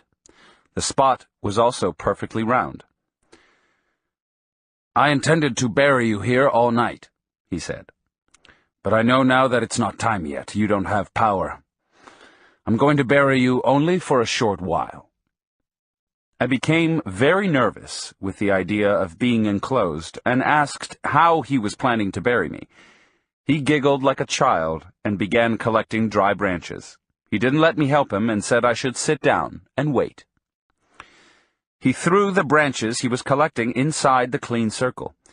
Then he made me lie down with my head towards the east, put my jacket under my head, and made a cage around my body. He constructed it by sticking pieces of branches about 2.5 feet in length in the soft dirt. The branches, which ended in forks, served as supports for some long sticks that gave the cage a frame and the appearance of an open coffin. He closed the box-like cage by placing small branches and leaves over the long sticks, encasing me from the shoulders down. He let my head stick out with my jacket as a pillow. He then took a thick piece of dry wood, and using it as a digging stick, he loosened the dirt around me and covered the cage with it. The frame was so solid and the leaves were so well placed that no dirt came inside. I could move my legs freely and could actually slide in and out. Don Juan said that ordinarily a warrior would construct the cage and then slip into it and seal it from the inside. "How about the animals?" I asked. "Can they scratch the surface dirt and sneak into the cage and hurt the man?" "No, that's not a worry for a warrior. It's a worry for you, because you have no power. A warrior, on the other hand, is guided by his unbending purpose and can fend off anything. No rat or snake or mountain lion could bother him." "What do they bury themselves for, Don Juan?" "For enlightenment and for power." I experienced an extremely pleasant feeling of peace and satisfaction. The world, at that moment, seemed at ease. The quietness was exquisite and at the same time unnerving. I wasn't accustomed to that kind of silence. I tried to talk, but he hushed me. After a while, the tranquility of the place affected my mood. I began to think of my life and my personal history and experienced a familiar sensation of sadness and remorse. I told him that I didn't deserve to be there, that his world was strong and fair and I was weak, and that my spirit had been distorted by the circumstances of my life. He laughed and threatened to cover my head with dirt if I kept on talking in that vein. He said that I was a man, and like any man, I deserved everything that was a man's lot: joy, pain, sadness, and struggle, and that the nature of one's acts was unimportant as long as one acted as a warrior. Lowering his voice to almost a whisper, he said that if I really felt that my spirit was distorted, I should simply fix it, purge it, make it perfect, because there was no other task in our entire lives which was more worthwhile. Not to fix the spirit was to seek death, and that was the same as to seek nothing, since death was going to overtake us regardless of anything. He paused for a long time, and then he said with a tone of profound conviction, "To seek the perfection of the warrior's spirit is the only task worthy of our manhood." His words acted as a catalyst. I felt the weight of my past actions as an unbearable and hindering load. I admitted that there was no hope for me. I began to weep, talking about my life. I said that I had been roaming for such a long time that I'd become callous to pain and sadness, except on certain occasions when I would realize my aloneness and my helplessness. He didn't say anything. He grabbed me by the armpits and pulled me out of the cage. I sat up when he let go of me. He also sat down. An uneasy silence set in between us. I thought he was giving me time to compose myself. I took my notebook and scribbled out of nervousness. "You feel like a leaf at the mercy of the wind, don't you?" he finally said, staring at me. That was exactly the way I felt. He seemed to empathize with me. He said that my mood reminded him of a song, and began to sing in a low tone. His singing voice was very pleasing, and the lyrics carried me away. I'm so far away from the sky where I was born. Immense nostalgia invades my thoughts. Now that I'm so alone and sad like a leaf in the wind, sometimes I want to weep, sometimes I want to laugh with longing. Qué lejos estoy del cielo donde he nacido. Inmensa nostalgia invade mi pensamiento. Ahora que estoy tan solo y triste, cual hoja al viento, quisiera llorar, quisiera reír de sentimiento. We didn't speak for a long while. He finally broke the silence.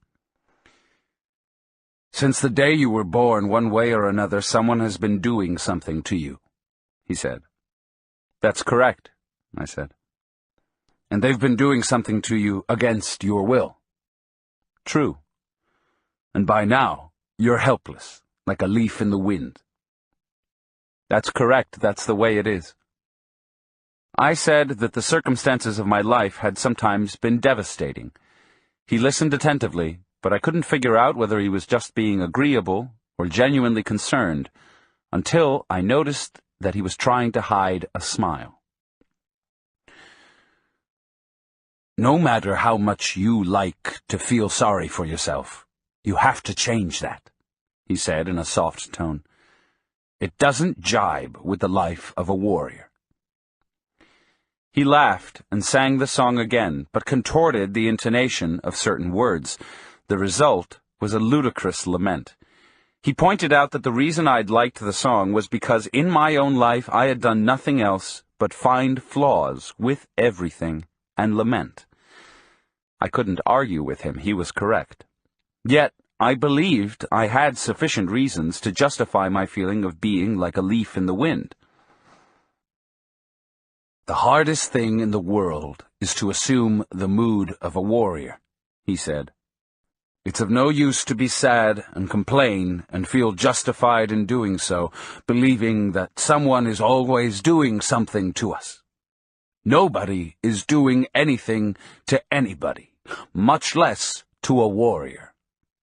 You are here with me because you want to be here. You should have assumed full responsibility by now, so the idea that you're at the mercy of the wind would be inadmissible." He stood up and began to disassemble the cage. He scooped the dirt back to where he had gotten it from and carefully scattered all the sticks in the chaparral.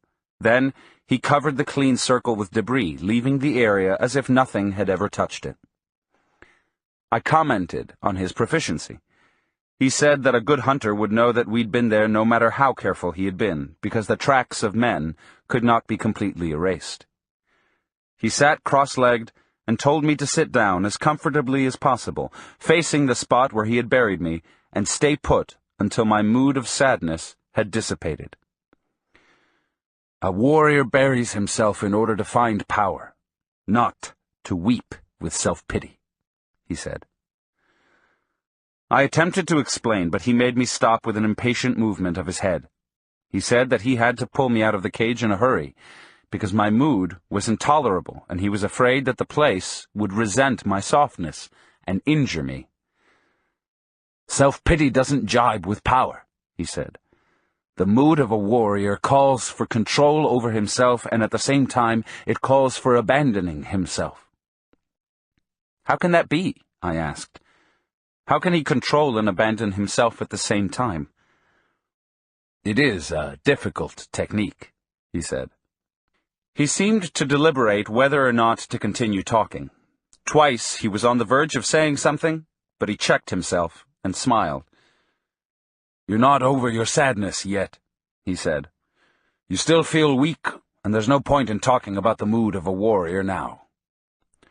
Almost an hour went by in complete silence. Then he abruptly asked me if I had succeeded in learning the dreaming techniques he had taught me.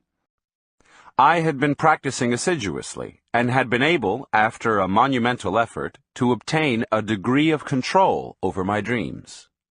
Don Juan was very right in saying that one could interpret the exercises as being entertainment. For the first time in my life, I'd been looking forward to going to sleep. I gave him a detailed report of my progress. It had been relatively easy for me to learn to sustain the image of my hands after I had learned to command myself to look at them. My visions, although not always of my own hands, would last a seemingly long time, until I would finally lose control and would become immersed in ordinary, unpredictable dreams. I had no volition whatsoever over when I would give myself the command to look at my hands, or to look at other items of the dreams. It would just happen. At any given moment, I would remember that I had to look at my hands, and then at the surroundings. There were nights, however, when I couldn't recall having done it at all. He seemed to be satisfied, and wanted to know what were the usual items I'd been finding in my visions. I couldn't think of anything in particular, and started elaborating on a nightmarish dream I had had the night before. "Don't get so fancy," he said dryly. I told him that I had been recording all the details of my dreams. Since I'd begun to practice looking at my hands, my dreams had become very compelling, and my sense of recall had increased to the point that I could remember minute details. He said that to follow them was a waste of time, because details and vividness were in no way important. "Ordinary dreams get very vivid as soon as you begin to set up dreaming," he said. "That vividness and clarity is a formidable barrier, and you are worse off than anyone I've ever met in my life. You have the worst mania. You write down everything you can." In all fairness, I believed what I was doing was appropriate. Keeping a meticulous record of my dreams was giving me a degree of clarity about the nature of the visions I had while sleeping. "Drop it," he said imperatively. "It's not helping anything. All you're doing is distracting yourself from the purpose of dreaming, which is control and power."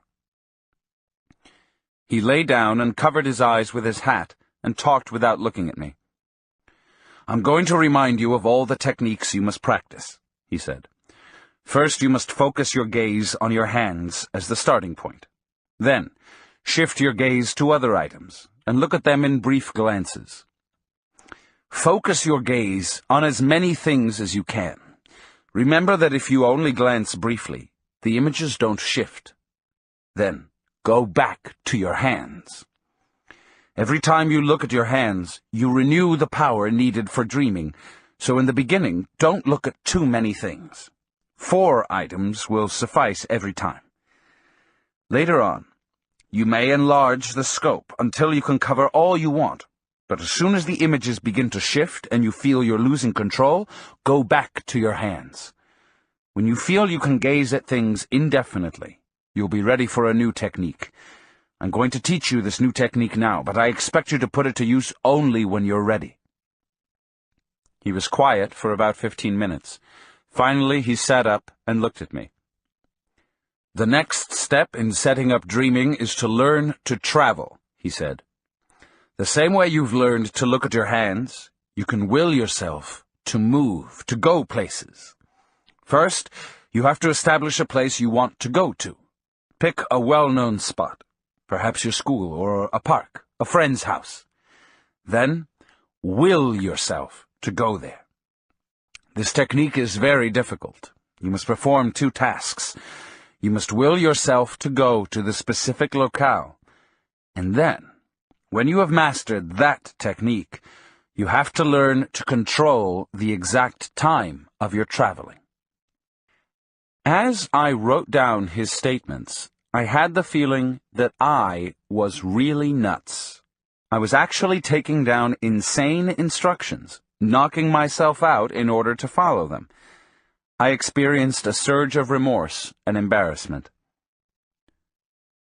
"What are you doing to me, Don Juan?" I asked, not really meaning it. He seemed surprised. He stared at me for an instant and then smiled. "You've been asking me the same question over and over. I'm not doing anything to you. You are making yourself accessible to power. You're hunting it, and I'm just guiding you." He tilted his head to the side and studied me. He held my chin with one hand and the back of my head with the other, and then moved my head back and forth. The muscles of my neck were very tense, and moving my head reduced the tension. Don Juan looked up to the sky for a moment, and seemed to examine something in it. "It's time to leave," he said dryly, and stood up. We walked in an easterly direction until we came upon a patch of small trees in a valley between two large hills. It was almost 5 p.m. by then. He casually said that we might have to spend the night in that place. He pointed to the trees and said that there was water around there. He tensed his body and began sniffing the air like an animal. I could see the muscles of his stomach contracting in very fast, short spasms as he blew and inhaled through his nose in rapid succession. He urged me to do the same and find out by myself where the water was. I reluctantly tried to imitate him. After 5 or 6 minutes of fast breathing, I was dizzy, but my nostrils had cleared out in an extraordinary way, and I could actually detect the smell of river willows. I couldn't tell where they were, however. Don Juan told me to rest for a few minutes, and then he started me sniffing again. The second round was more intense. I could actually distinguish a whiff of river willow coming from my right. We headed in that direction and found, a good quarter of a mile away, a swamp-like spot with stagnant water. We walked around it to a slightly higher flat mesa. Above and around the mesa, the chaparral was very thick. "This place is crawling with mountain lions and other smaller cats," Don Juan said casually, as if it were a commonplace observation. I ran to his side, and he broke out laughing. "Usually I wouldn't come here at all," he said, "but the crow pointed out this direction. There must be something special about it." "Do we really have to be here, Don Juan?" "We do. Otherwise I would avoid this place."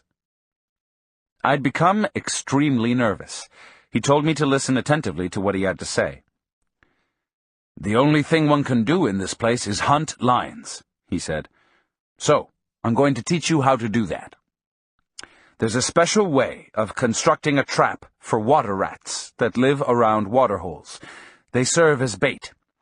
The sides of the cage are made to collapse, and very sharp spikes are put along the sides.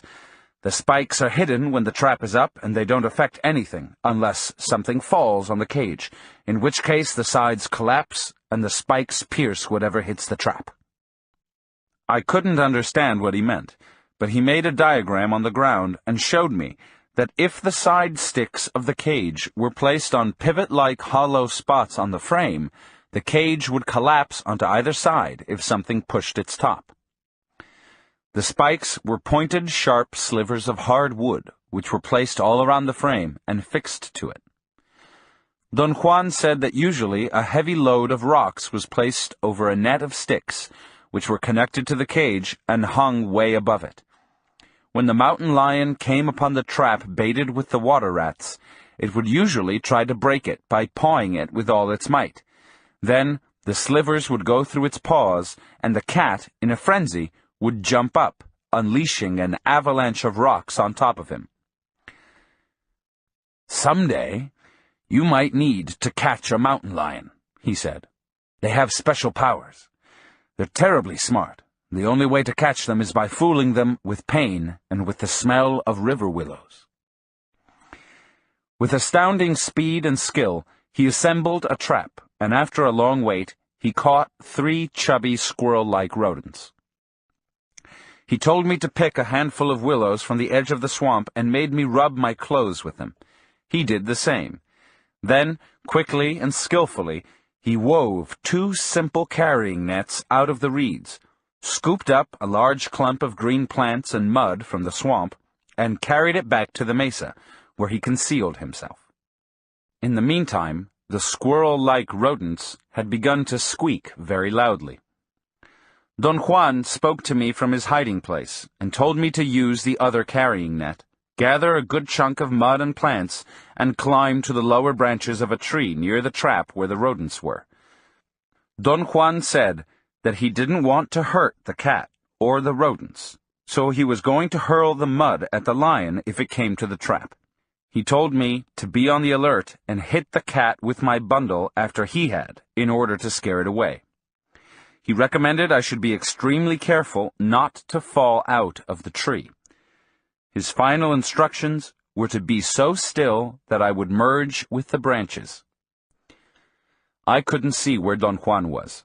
The squealing of the rodents became extremely loud, and finally it was so dark that I could hardly distinguish the general features of the terrain. I heard a sudden and close sound of soft steps and a muffled cat-like exhalation.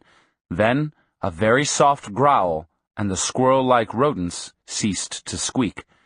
It was right then that I saw the dark mass of an animal right under the tree where I was. Before I could even be sure that it was a mountain lion, it charged against the trap. But before it reached it, something hit it and made it recoil. I hurled my bundle, as Don Juan had told me to do. I missed, yet it made a very loud noise. At that instant, Don Juan let out a series of penetrating yells that sent chills through my spine, and the cat, with extraordinary agility, leaped to the mesa and disappeared. Don Juan kept on making the penetrating noises a while longer, and then he told me to come down from the tree, pick up the cage with the squirrels, run up to the mesa, and get to where he was as fast as I could. In an incredibly short period of time, I was standing next to Don Juan. He told me to imitate his yelling as close as possible in order to keep the lion off while he dismantled the cage and let the rodents free. I began to yell but couldn't produce the same effect. My voice was raspy because of the excitation.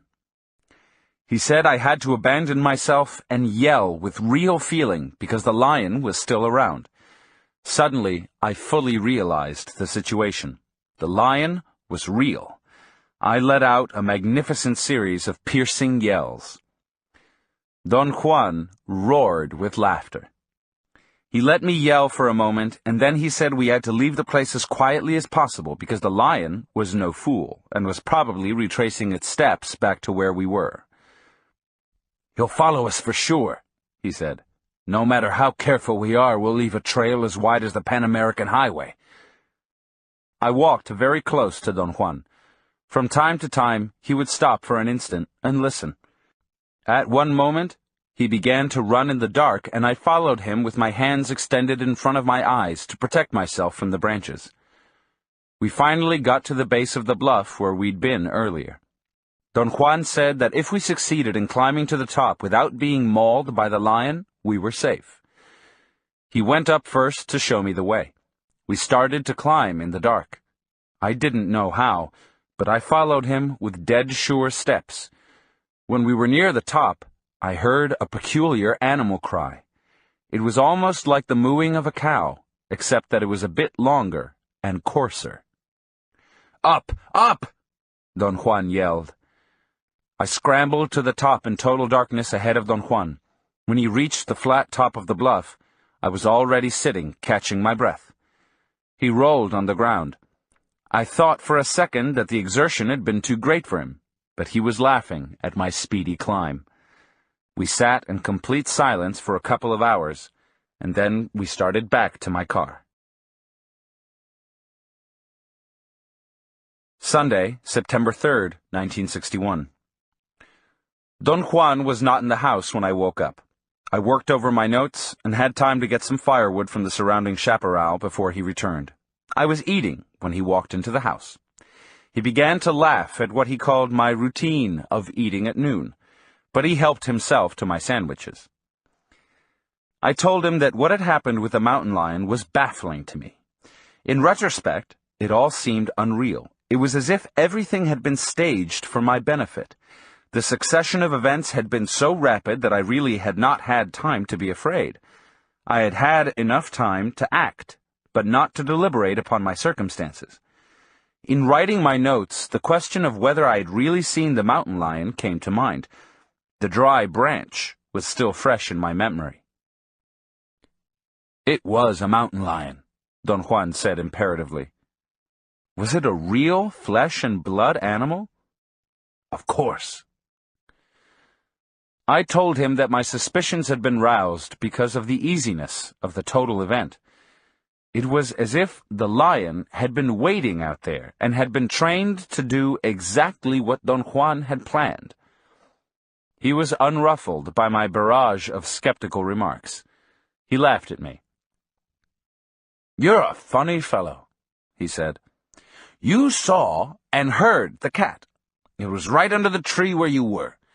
He didn't smell you and jump at you because of the river willows. They kill any other smell, even for cats. You had a batch of them in your lap." I said that it wasn't that I doubted him, but that everything that had happened that night was extremely foreign to the events of my everyday life. For a while, as I was writing my notes, I even had had the feeling that Don Juan may have been playing the role of the lion. However, I had to discard the idea because I'd really seen the dark shape of a four-legged animal charging at the cage and then leaping to the mesa. "Why do you make such a fuss?" he said. "It was just a big cat. There must be thousands of cats in those mountains. Big deal. As usual, you're focusing your attention on the wrong item. It makes no difference whatsoever whether it was a lion or my pants. Your feelings at that moment were what counted." In my entire life, I'd never seen or heard a big wildcat on the prowl. When I thought of it, I couldn't get over the fact that I'd been only a few feet away from one. Don Juan listened patiently while I went over the entire experience. "Why the awe for the big cat?" he asked with an inquisitive expression. "You've been close to most of the animals that live around here, and you've never been so awed by them. Do you like cats?" "No, I don't." "Well, forget about it then. The lesson wasn't on how to hunt lions, anyway." "What was it about?" "The little crow pointed out that specific spot to me, and at that spot I saw the opportunity of making you understand how one acts while one is in the mood of a warrior. Everything you did last night was done within a proper mood. You were controlled and at the same time abandoned when you jumped down from the tree to pick up the cage and run up to me. You weren't paralyzed with fear. And then, near the top of the bluff, when the lion let out a scream, you moved very well. I'm sure you wouldn't believe what you did if you looked at the bluff during the daytime. You had a degree of abandon, and at the same time, you had a degree of control over yourself. You didn't let go and wet your pants. And yet, you let go and climbed that wall in complete darkness. You could have missed the trail and killed yourself. To climb that wall in darkness required that you had to hold on to yourself and let go of yourself at the same time. That's what I call the mood of a warrior." I said that whatever I'd done that night was the product of my fear and not the result of any mood of control and abandon. "I know that," he said, smiling, "and I wanted to show you that you can spur yourself beyond your limits if you're in the proper mood. A warrior makes his own mood. You didn't know that. Fear got you into the mood of a warrior, but now that you know about it, anything can serve to get you into it." I wanted to argue with him, but my reasons weren't clear. I felt an inexplicable sense of annoyance. "It's convenient to always act in such a mood," he continued. "It cuts through the crap and leaves one purified. It was a great feeling when you reached the top of the bluff, wasn't it?" I told him that I understood what he meant, yet I felt it would be idiotic to try to apply what he was teaching me to everyday life. "One needs the mood of a warrior for every single act," he said.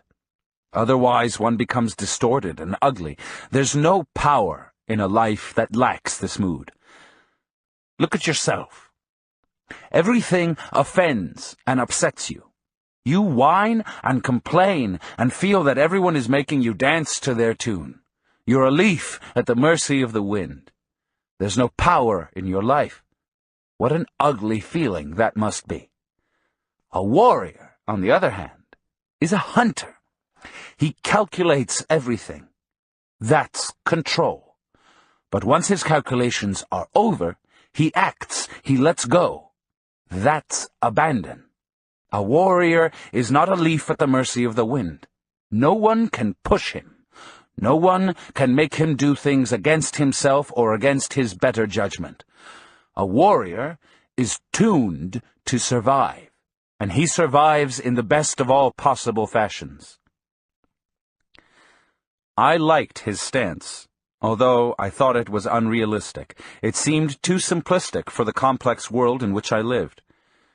He laughed at my arguments, and I insisted that the mood of a warrior couldn't possibly help me overcome the feeling of being offended or actually being injured by the actions of my fellow men, as in the hypothetical case of being physically harassed by a cruel and malicious person placed in a position of authority. He roared with laughter and admitted the example was apropos. A warrior could be injured, but not offended, he said. For a warrior there is nothing offensive about the acts of his fellow men, as long as he himself is acting within the proper mood. The other night, you weren't offended by the lion. The fact that it chased us didn't anger you. I didn't hear you cursing it, nor did I hear you say that he had no right to follow us. It could have been a cruel and malicious lion for all you know, but that wasn't a consideration when you struggled to avoid it. The only thing that was pertinent was to survive, and that you did very well. If you would have been alone and the lion had caught up with you and mauled you to death, you would have never even considered complaining or feeling offended by its acts. The mood of a warrior is not so far-fetched for yours or anybody's world. You need it in order to cut through all the guff. I explained my way of reasoning. The lion and my fellow men were not on a par, because I knew the intimate quirks of men, while I knew nothing about the lion. What offended me about my fellow men was that they acted maliciously and knowingly. I know, Don Juan said patiently. To achieve the mood of a warrior isn't a simple matter. It is a revolution. To regard the lion and the water rats and our fellow men as equals is a magnificent act of the warrior's spirit. It takes power to do that.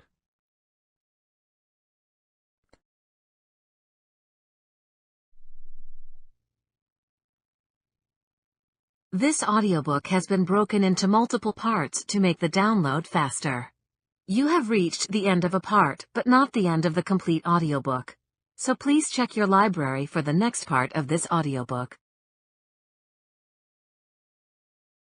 Audible hopes you have enjoyed this program. This is Audible. Recorded Books presents an unabridged recording of Journey to Ixtlan, The Lessons of Don Juan, by Carlos Castaneda. 12. A Battle of Power. Thursday, December 28th, 1961. We started on a journey very early in the morning. We drove south and then east to the mountains. Don Juan had brought gourds with food and water. We ate in my car before we started walking. "Stick close to me," he said. "This is an unknown region to you, and there's no need to take chances. You're going in search of power, and everything you do counts. Watch the wind, especially towards the end of the day. Watch when it changes direction, and shift your position, so that I always shield you from it." "What are we going to do in these mountains, Don Juan?" "You're hunting power." "I mean, what are we going to do in particular?" There's no plan when it comes to hunting power. Hunting power or hunting game is the same. A hunter hunts whatever presents itself to him. Thus he must always be in a state of readiness. You know about the wind, and now you may hunt power in the wind by yourself. But there are other things you don't know about, which are, like the wind, the center of power at certain times and at certain places. Power is a very peculiar affair, he said. It's impossible to pin it down and say what it really is. It's a feeling that one has about certain things. Power is personal. It belongs to oneself alone. My benefactor, for instance, could make a person mortally ill by merely looking at him. Women would wane away after he had set eyes on them. Yet he didn't make people sick all the time, but only when his personal power was involved. How did he choose who to make sick? I don't know that. He didn't know it himself. Power's like that. It commands you, and yet it obeys you. A hunter of power entraps it, and then stores it away as his personal finding. Thus, personal power grows, and you may have the case of a warrior who has so much personal power that he becomes a man of knowledge. How does one store power, Don Juan? That, again, is another feeling. It depends on what kind of a person the warrior is. My benefactor was a man of violent nature. He stored power through that feeling. Everything he did was strong and direct. He left me a memory of something crushing through things. And everything that happened to him took place in that manner. I told him that I couldn't understand how power was stored through a feeling. There's no way to explain it, he said after a long pause. You have to do it yourself. He picked up the gourds with food and fastened them to his back. He handed me a string with 8 pieces of dry meat strung on it and made me hang it from my neck. This is power food, he said. What makes it power food, Don Juan?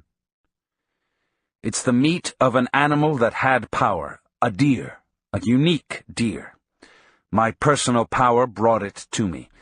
This meat will sustain us for weeks, months, if need be. Chew little bits of it at a time, and chew it thoroughly. Let the power sink slowly into your body. We began to walk. It was almost 11 a.m.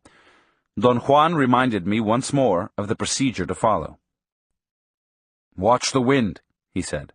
Don't let it trip you, and don't let it make you tired. Chew your power food and hide from the wind behind my body. The wind won't hurt me. We know each other very well. He led me to a trail that went straight to the high mountains. The day was cloudy, and it was about to rain. I could see low rain clouds and fog up above in the mountains descending into the area where we were. We hiked in complete silence until about 3 o'clock in the afternoon. Chewing the dry meat was indeed invigorating, and watching for sudden changes in the direction of the wind became a mysterious affair to the point that my entire body seemed to sense changes before they actually happened. I had the feeling that I could detect waves of wind as a sort of pressure on my upper chest, on my bronchial tubes.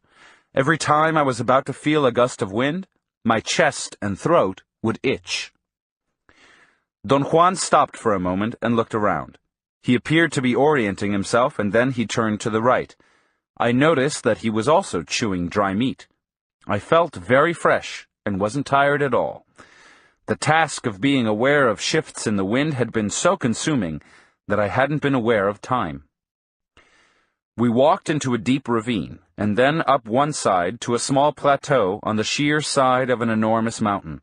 We were quite high, almost to the top of the mountain. Don Juan climbed a huge rock at the end of the plateau and helped me up to it. The rock was placed in such a way as to look like a dome on top of precipitous walls. We slowly walked around it. Finally, I had to move around the rock on my seat, holding on to the surface with my heels and hands. I was soaked in perspiration and had to dry my hands repeatedly. From the other side I could see a very large, shallow cave near the top of the mountain. It looked like a hall that had been carved out of the rock. It was sandstone, which had been weathered into a sort of balcony with 2 pillars. Don Juan said that we were going to camp there, that it was a very safe place because it was too shallow to be a den for lions or any other predators, too open to be a nest for rats, and too windy for insects. He laughed and said that it was an ideal place for men, since no other living creatures could stand it. He climbed up to it like a mountain goat. I marveled at his stupendous agility. I slowly dragged myself down the rock on my seat and then tried to run up the side of the mountain in order to reach the ledge. The last few yards completely exhausted me. I kiddingly asked Don Juan how old he really was. I thought that in order to reach the ledge the way he had done it, one had to be extremely fit and young. "I'm as young as I want to be," he said. "This again is a matter of personal power. If you store power, your body can perform unbelievable feats. On the other hand, if you dissipate power, you'll be a fat old man in no time at all." The length of the ledge was oriented along an east-west line. The open side of the balcony-like formation was to the south. I walked to the west end. The view was superb. The rain had circumvented us. It looked like a sheet of transparent material hung over the low land. Don Juan said that we had enough time to build a shelter. He told me to make a pile of as many rocks as I could carry onto the ledge, while he gathered some branches for a roof. In an hour, he had built a wall about a foot thick on the east end of the ledge. It was about 2 feet long and 3 feet high. He wove and tied some bundles of branches he had collected and made a roof, securing it onto 2 long poles that ended in forks. There was another pole of the same length that was affixed to the roof itself and which supported it on the opposite side of the wall. The structure looked like a high table with 3 legs.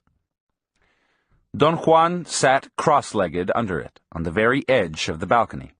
He told me to sit next to him, to his right. We remained quiet for a while. Don Juan broke the silence.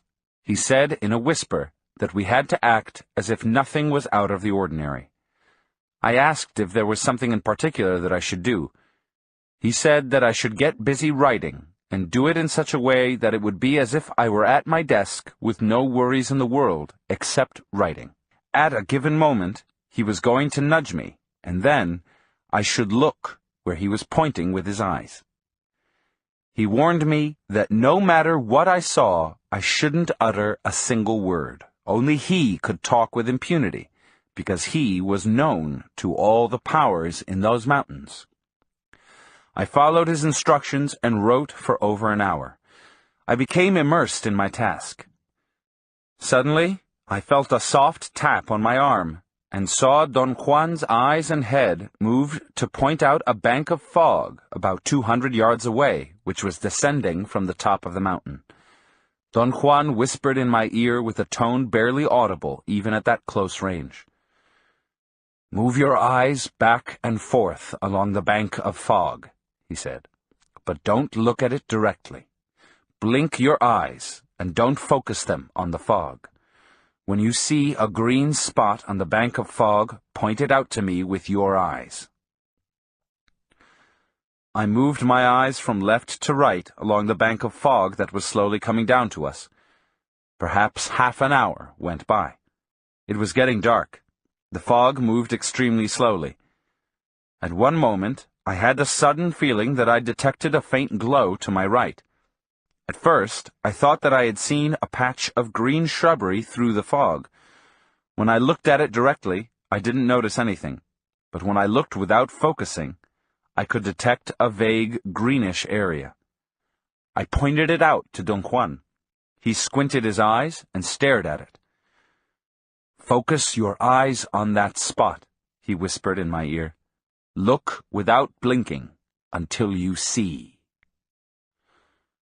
I wanted to ask what I was supposed to see, but he glared at me as if to remind me that I shouldn't talk. I stared again. The bit of fog that had come down from above hung as if it were a piece of solid matter. It was lined up right at the spot where I'd noticed the green tint.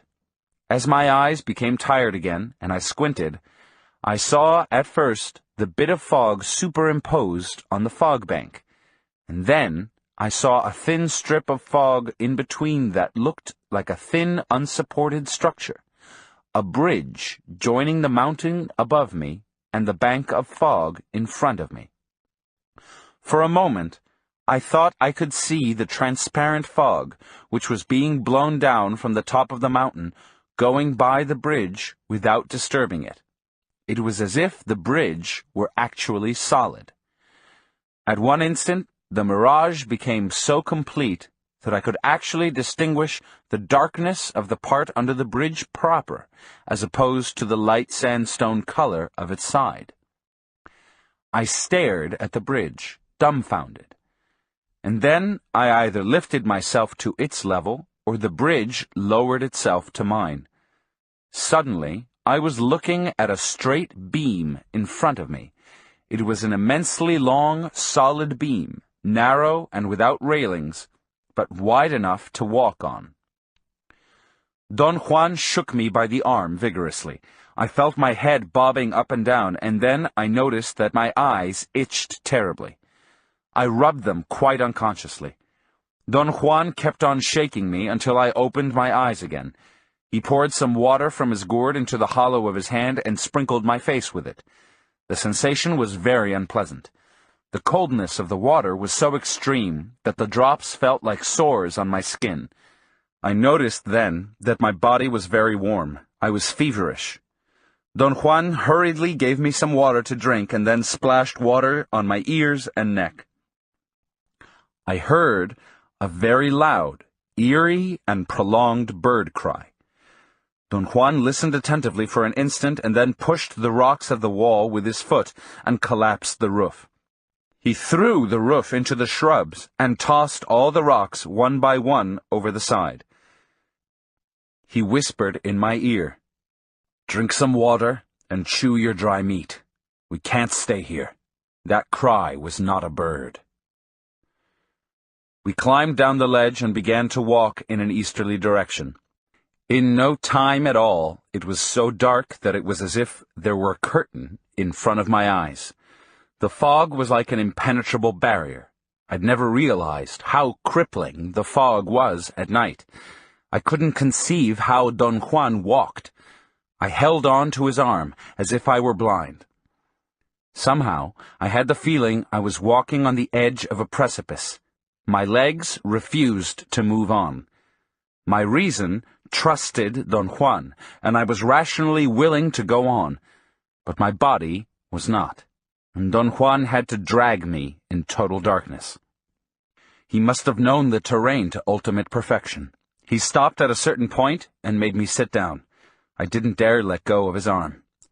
My body felt, beyond the shadow of a doubt, that I was sitting on a barren, dome-like mountain, and if I moved an inch to my right, I would fall beyond the tolerance point into an abysm. I was absolutely sure I was sitting on a curved mountainside, because my body moved unconsciously to the right.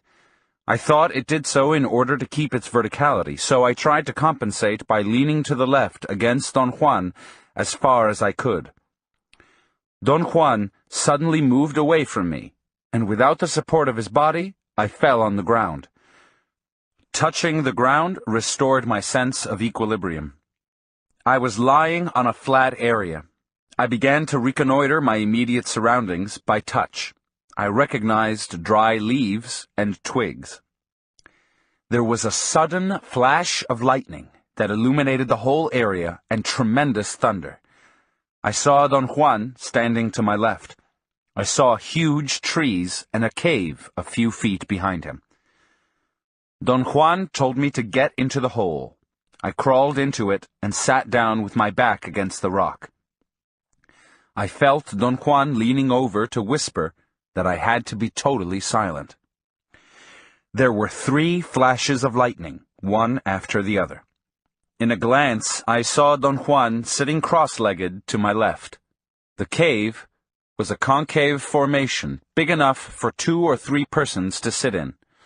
The hole seemed to have been carved at the bottom of a boulder. I felt that it had indeed been wise of me to have crawled into it, because if I had been walking, I would have knocked my head against the rock.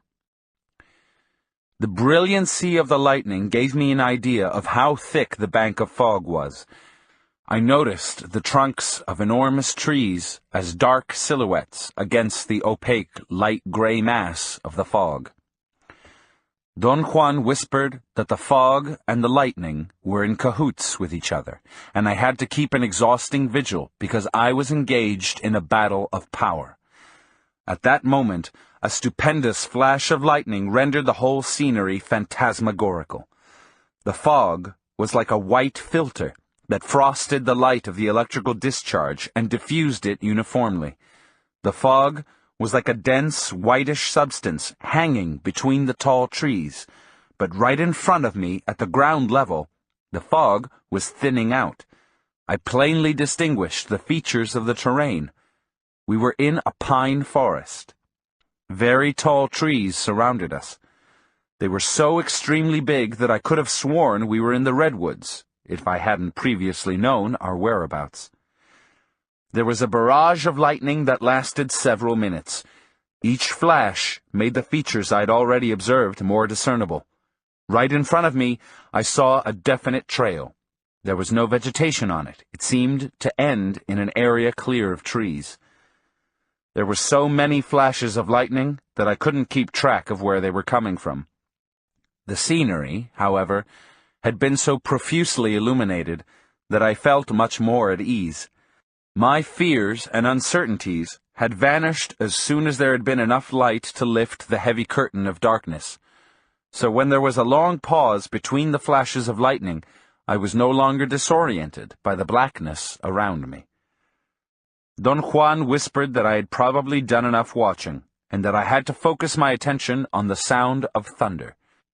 I realized, to my amazement, that I hadn't paid any attention to thunder at all, in spite of the fact that it had really been tremendous.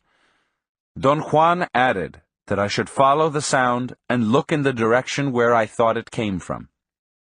There were no longer barrages of lightning and thunder, but only sporadic flashes of intense light and sound.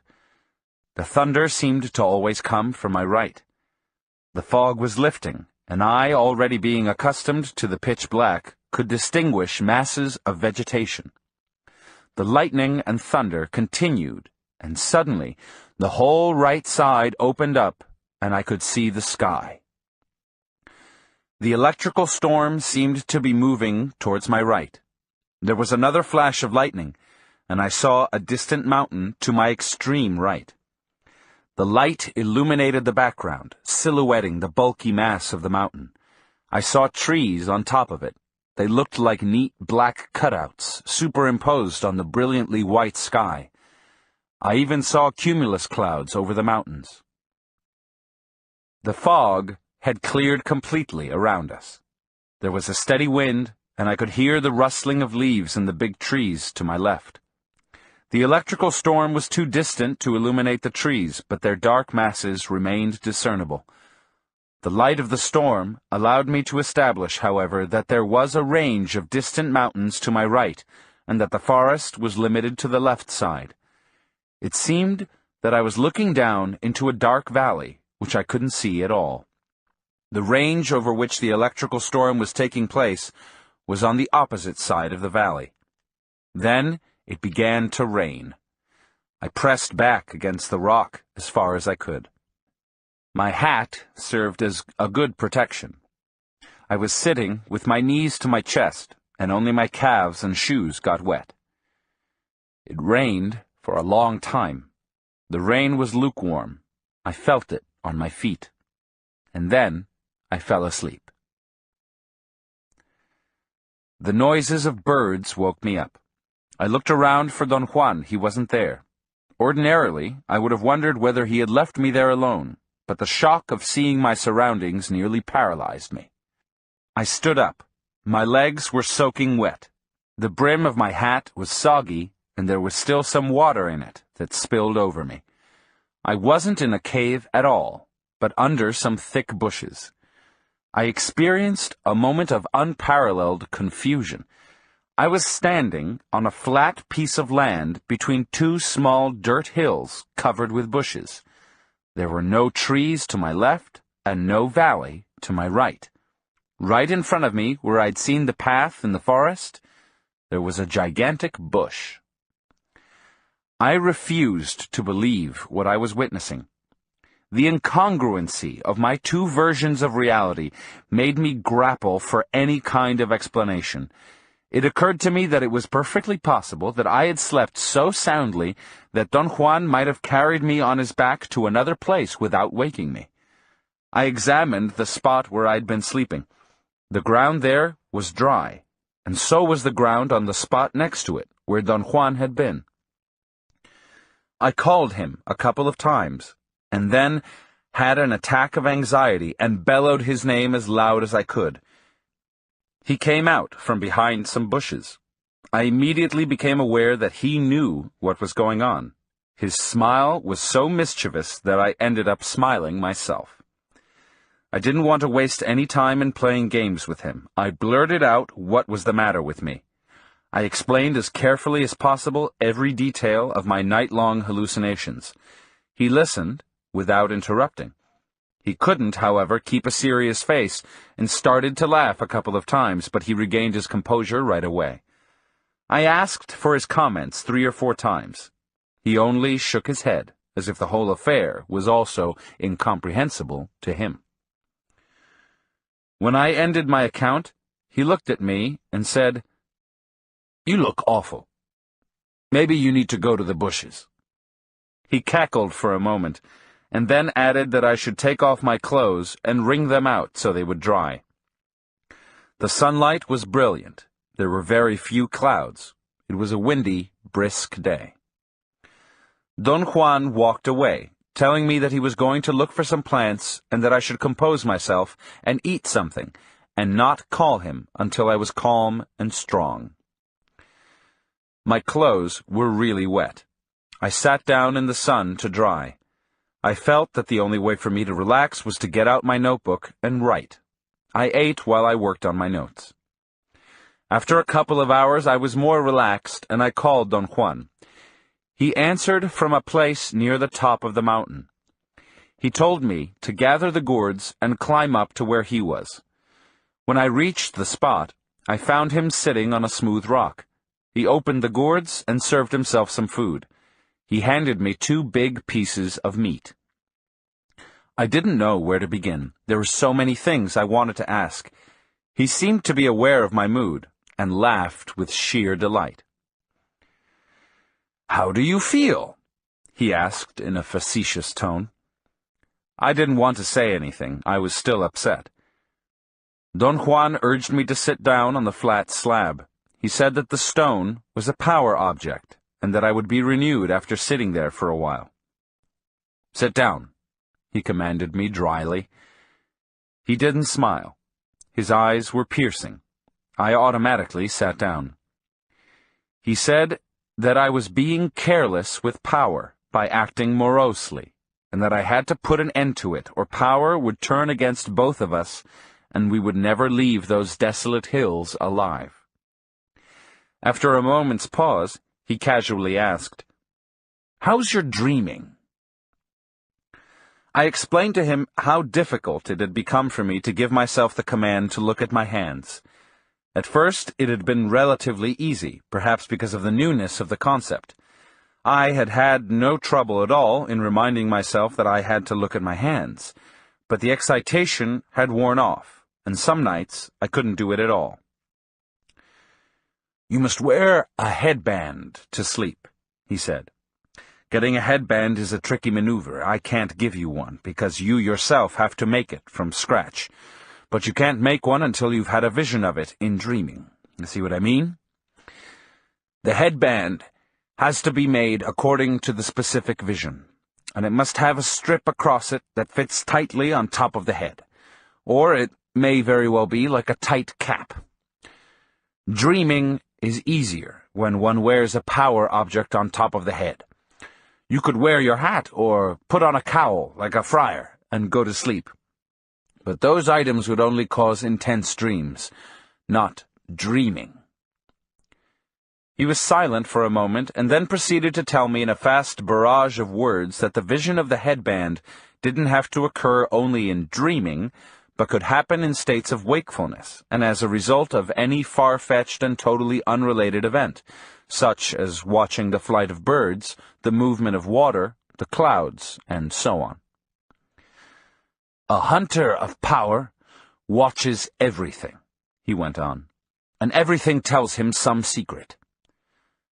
But how can one be sure that things are telling secrets? I asked. I thought he may have had a specific formula that allowed him to make correct interpretations. The only way to be sure is by following all the instructions I've been giving you, starting from the first day you came to see me, he said. In order to have power, one must live with power. He smiled benevolently. He seemed to have lost his fierceness. He even nudged me lightly on the arm. Eat your power food, he urged me. I began to chew some dry meat, and at that moment I had the sudden realization that perhaps the dry meat contained a psychotropic substance, hence the hallucinations. For a moment, I felt almost relieved. If he had put something in the meat, my mirages were perfectly understandable. I asked him to tell me if there was anything at all in the power meat. He laughed, but didn't answer me directly. I insisted, assuring him that I wasn't angry or even annoyed, but that I had to know so that I could explain the events of the previous night to my own satisfaction. I urged him, coaxed him, and finally begged him to tell me the truth. "You're quite cracked," he said, shaking his head in a gesture of disbelief. "You have an insidious tendency. You persist in trying to explain everything to your satisfaction. There's nothing in the meat except power. The power wasn't put there by me or by any other man, but by power itself. It's the dry meat of a deer, and that deer was a gift to me, in the same way a certain rabbit was a gift to you not too long ago. Neither you nor I put anything in the rabbit. I didn't ask you to dry the rabbit's meat because that act required more power than you had. However, I did tell you to eat the meat. You didn't eat much of it because of your own stupidity. What happened to you last night was neither a joke nor a prank. You had an encounter with power. The fog, the darkness, the lightning, the thunder, and the rain were all part of a great battle of power. You had the luck of a fool. A warrior would give anything to have such a battle. My argument was that the whole event couldn't be a battle of power because it hadn't been real.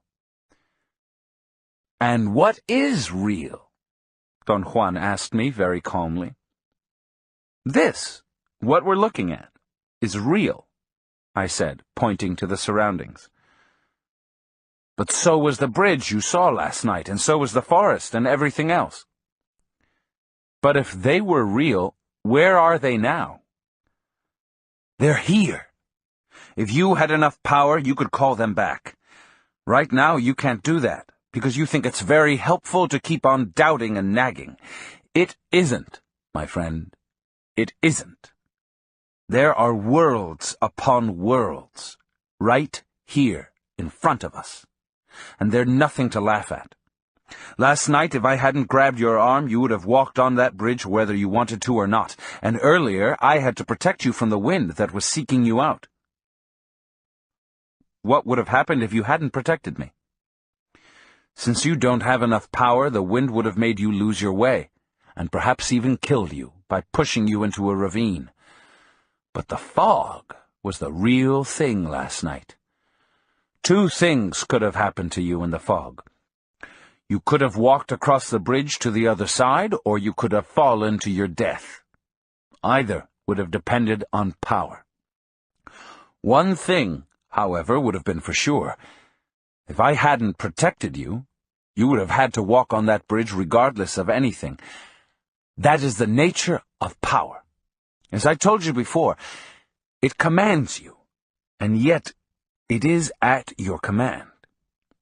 Last night, for instance, the power would have forced you to walk across the bridge, and then it would have been at your command to sustain you while you were walking. I stopped you because I know you don't have the means to use power, and without power the bridge would have collapsed.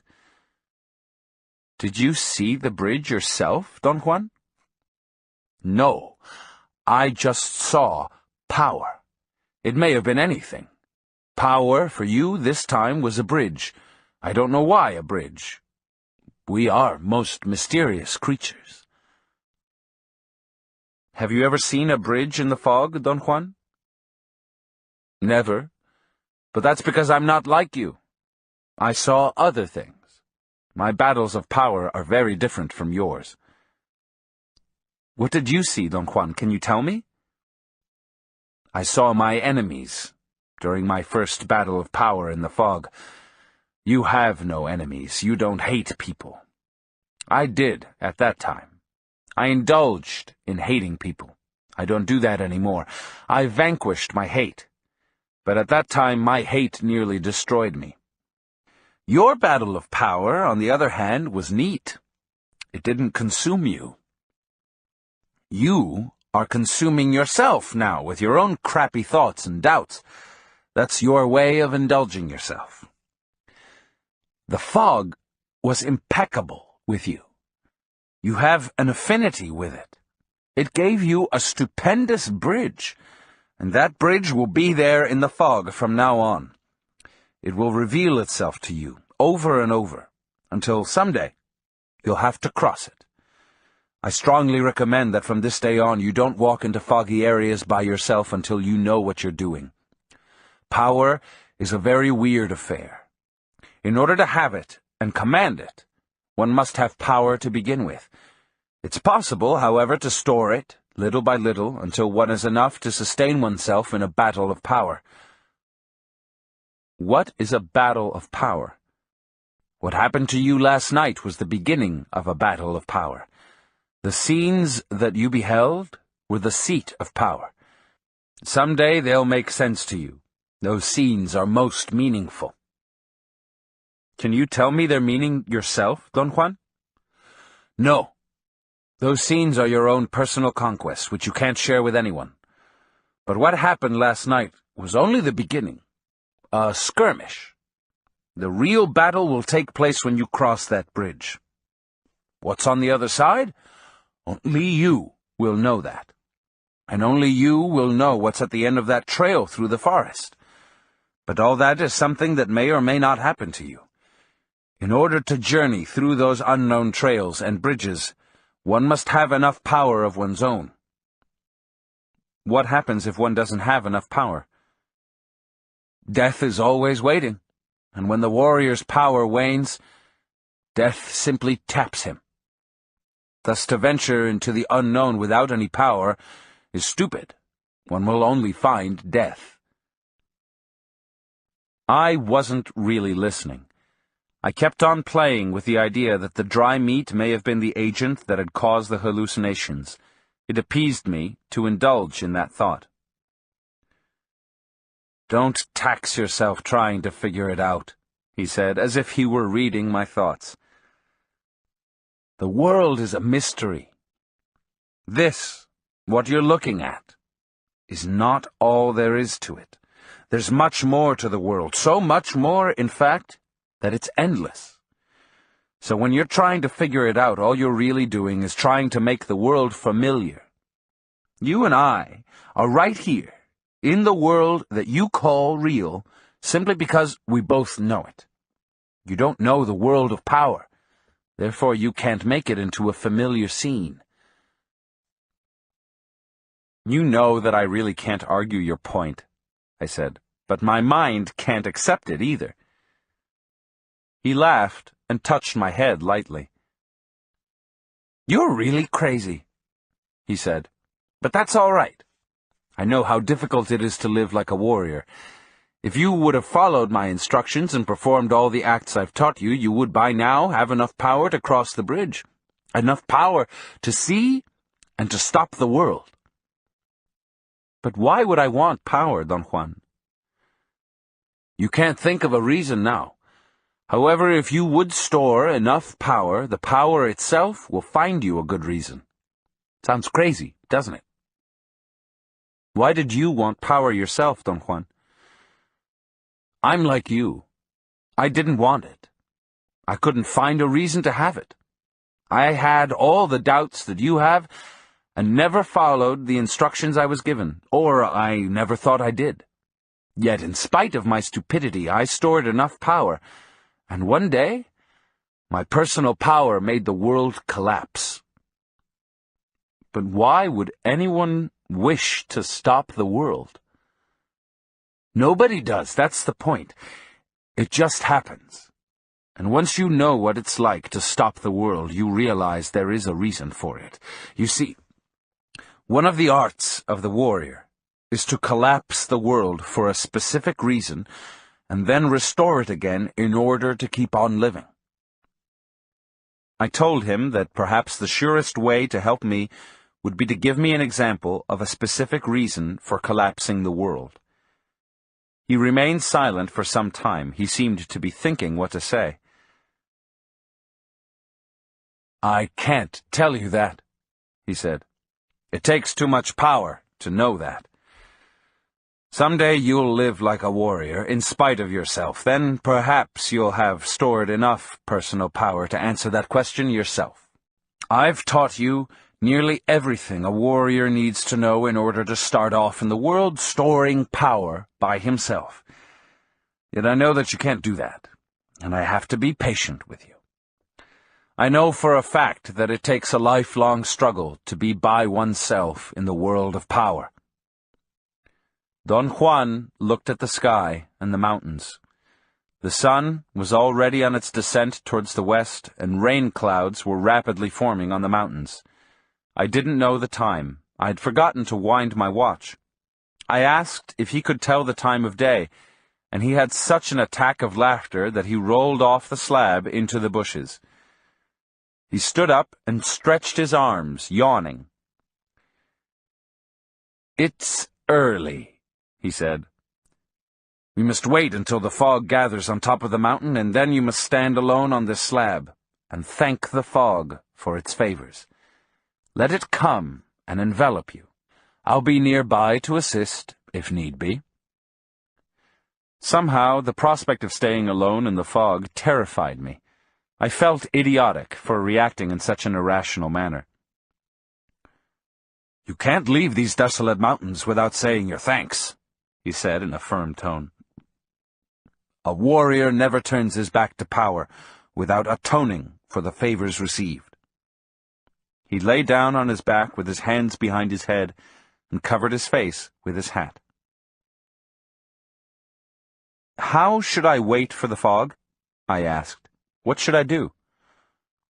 "Right," he said through his hat. "But don't close your eyes or turn your back to it." I tried to write, but I couldn't concentrate. I stood up and moved around restlessly. Don Juan lifted his hat and looked at me with an air of annoyance. "Sit down," he ordered me. He said that the battle of power had not yet ended, and that I had to teach my spirit to be impassive. Nothing of what I did should betray my feelings unless I wanted to remain trapped in those mountains. He sat up and moved his hand in a gesture of urgency. He said that I had to act as if nothing was out of the ordinary, because places of power, such as the one in which we were, had the potential of draining people who were disturbed, and thus one could develop strange and injurious ties with a locale. "Those ties anchor a man to a place of power, sometimes for a lifetime," he said. "And this isn't the place for you. You didn't find it yourself, so tighten your belt and don't lose your pants." His admonitions worked like a spell on me. I wrote for hours without interruption. Don Juan went back to sleep and didn't wake up until the fog was perhaps 100 yards away, descending from the top of the mountain. He stood up and examined the surroundings. I looked around without turning my back. The fog had already invaded the lowlands, descending from the mountains to my right. On my left side, the scenery was clear. The wind, however, seemed to be coming from my right and was pushing the fog into the lowlands, as if to surround us. Don Juan whispered that I should remain impassive, standing where I was without closing my eyes, and that I shouldn't turn around until I was completely surrounded by the fog. Only then was it possible to start our descent. He took cover at the foot of some rocks a few feet behind me. The silence in those mountains was something magnificent and at the same time awesome. The soft wind that was carrying the fog gave me the sensation that the fog was hissing in my ears. Big chunks of fog came downhill like solid clumps of whitish matter rolling down on me. I smelled the fog. It was a peculiar mixture of a pungent and fragrant smell, and then I was enveloped in it. I had the impression the fog was working on my eyelids. They felt heavy, and I wanted to close my eyes. I was cold. My throat itched, and I wanted to cough, but I didn't dare. I lifted my chin up and stretched my neck to ease the cough, and as I looked up, I had the sensation I could actually see the thickness of the fog bank. It was as if my eyes could assess the thickness by going through it. My eyes began to close, and I couldn't fight off the desire to fall asleep. I felt I was going to collapse on the ground any moment. At that instant, Don Juan jumped up and grabbed me by the arms and shook me. The jolt was enough to restore my lucidity. He whispered in my ear that I had to run downhill as fast as I could. He was going to follow behind, because he didn't want to get smashed by the rocks that I might turn over in my path. He said that I was the leader, since it was my battle of power, and that I had to be clear-headed and abandoned in order to guide us safely out of there. "This is it," he said in a loud voice. "If you don't have the mood of a warrior, we may never leave the fog." I hesitated for a moment. I wasn't sure I could find my way down from those mountains. "Run, rabbit, run!" Don Juan yelled, and shoved me gently down the slope. 13. A Warrior's Last Stand. Sunday, January 28th, 1962. Around 10 a.m., Don Juan walked into his house. He'd left at the crack of dawn. I greeted him. He chuckled, and in a clowning mood, he shook hands with me and greeted me ceremoniously. "We're going to go on a little trip," he said. "You're going to drive us to a very special place in search of power." He unfolded 2 carrying nets and placed 2 gourds filled with food in each of them, tied them with a thin rope, and handed me a net. We leisurely drove north for some 400 miles, and then we left the Pan American Highway and took a gravel road towards the west. My car seemed to have been the only car on the road for hours. As we kept on driving, I noticed that I couldn't see through my windshield. I strained desperately to look at the surroundings, but it was too dark, and my windshield was overlaid with crushed insects and dust. I told Don Juan that I had to stop to clean my windshield. He ordered me to go on driving, even if I had to crawl at 2 miles an hour, sticking my head out of the window to see ahead. He said that we couldn't stop until we'd reached our destination. At a certain place, he told me to turn to the right. It was so dark and dusty that even the headlights didn't help much. I drove off the road with great trepidation. I was afraid of the soft shoulders, but the dirt was packed. I drove for about 100 yards at the lowest possible speed, holding the door open to look out. Finally, Don Juan told me to stop.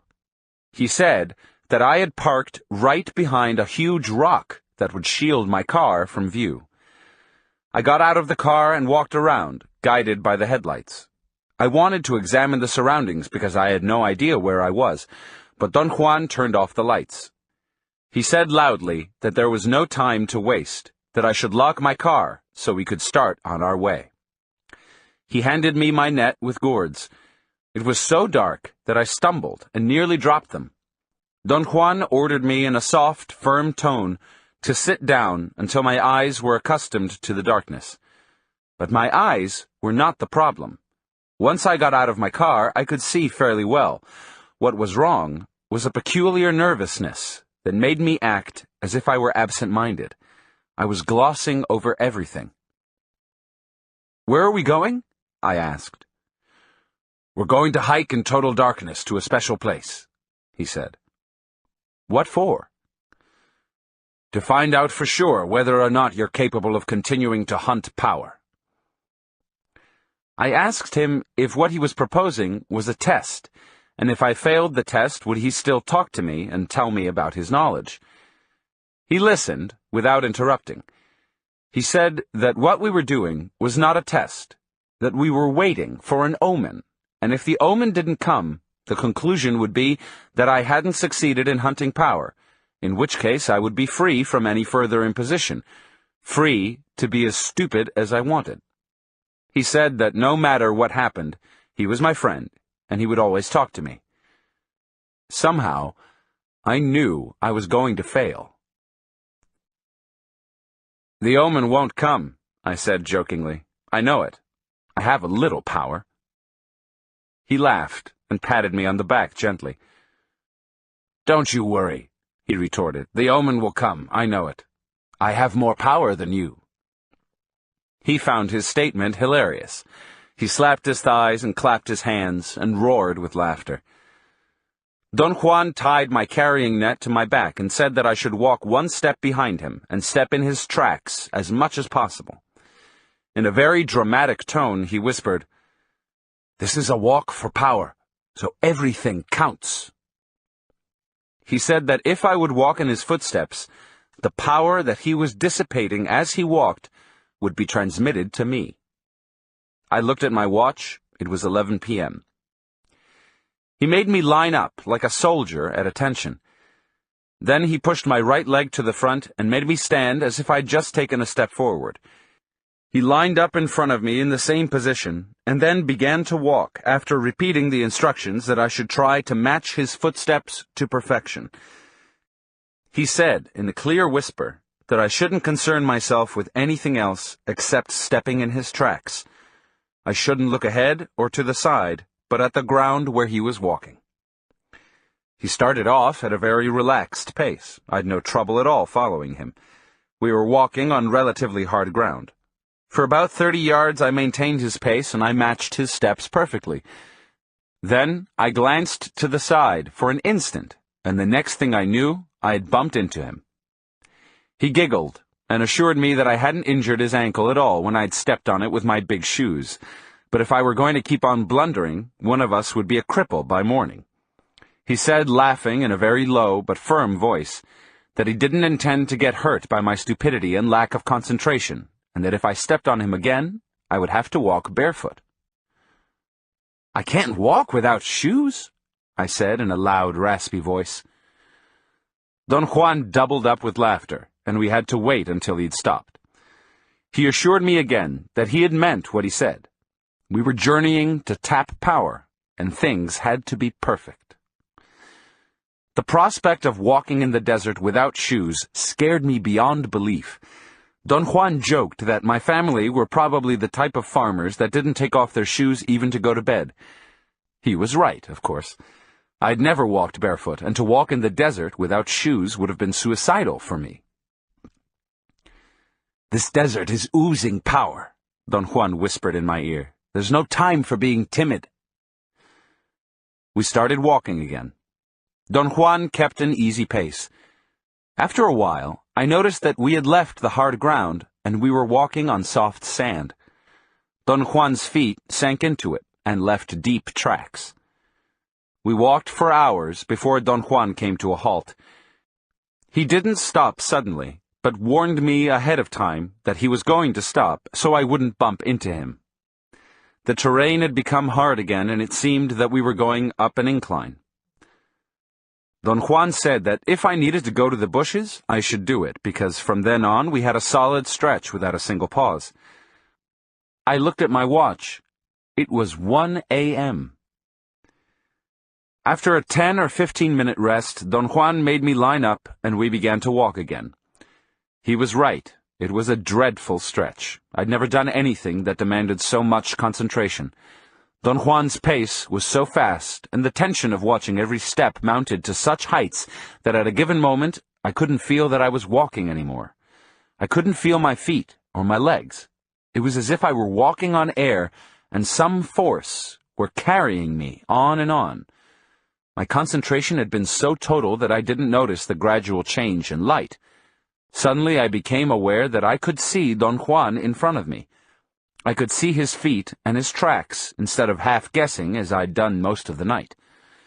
At a given moment he unexpectedly jumped to the side, and my momentum carried me for about 20 yards further. As I slowed down, my legs became weak and started to shake until finally I collapsed on the ground. I looked up at Don Juan, who was calmly examining me. He didn't seem to be tired. I was panting for breath and soaked in cold perspiration. Don Juan twirled me around in my lying position by pulling me by the arm. He said that if I wanted to regain my strength, I had to lie with my head towards the east. Little by little, I relaxed and rested my aching body. Finally, I had enough energy to stand up. I wanted to look at my watch, but he prevented me by putting his hand over my wrist. He very gently turned me around to face the east and said that there was no need for my confounded timepiece, that we were on magical time, and that we were going to find out for sure whether or not I was capable of pursuing power. I looked around. We were on top of a very large, high hill. I wanted to walk towards something that looked like an edge or a crevice in the rock, but Don Juan jumped and held me down. He ordered me imperatively to stay on the place I had fallen until the sun had come out from behind some black mountain peaks a short distance away. He pointed to the east and called my attention to a heavy bank of clouds over the horizon. He said that it would be a proper omen if the winds blew the clouds away in time for the first rays of sun to hit my body on the hilltop. He told me to stand still with my right leg in front, as if I were walking, and not to look directly at the horizon, but to look without focusing. My legs became very stiff, and my calves hurt. It was an agonizing position, and my leg muscles were too sore to support me. I held on as long as I could. I was about to collapse. My legs were shivering uncontrollably when Don Juan called the whole thing off. He helped me to sit down. The bank of clouds hadn't moved, and we hadn't seen the sun rising over the horizon.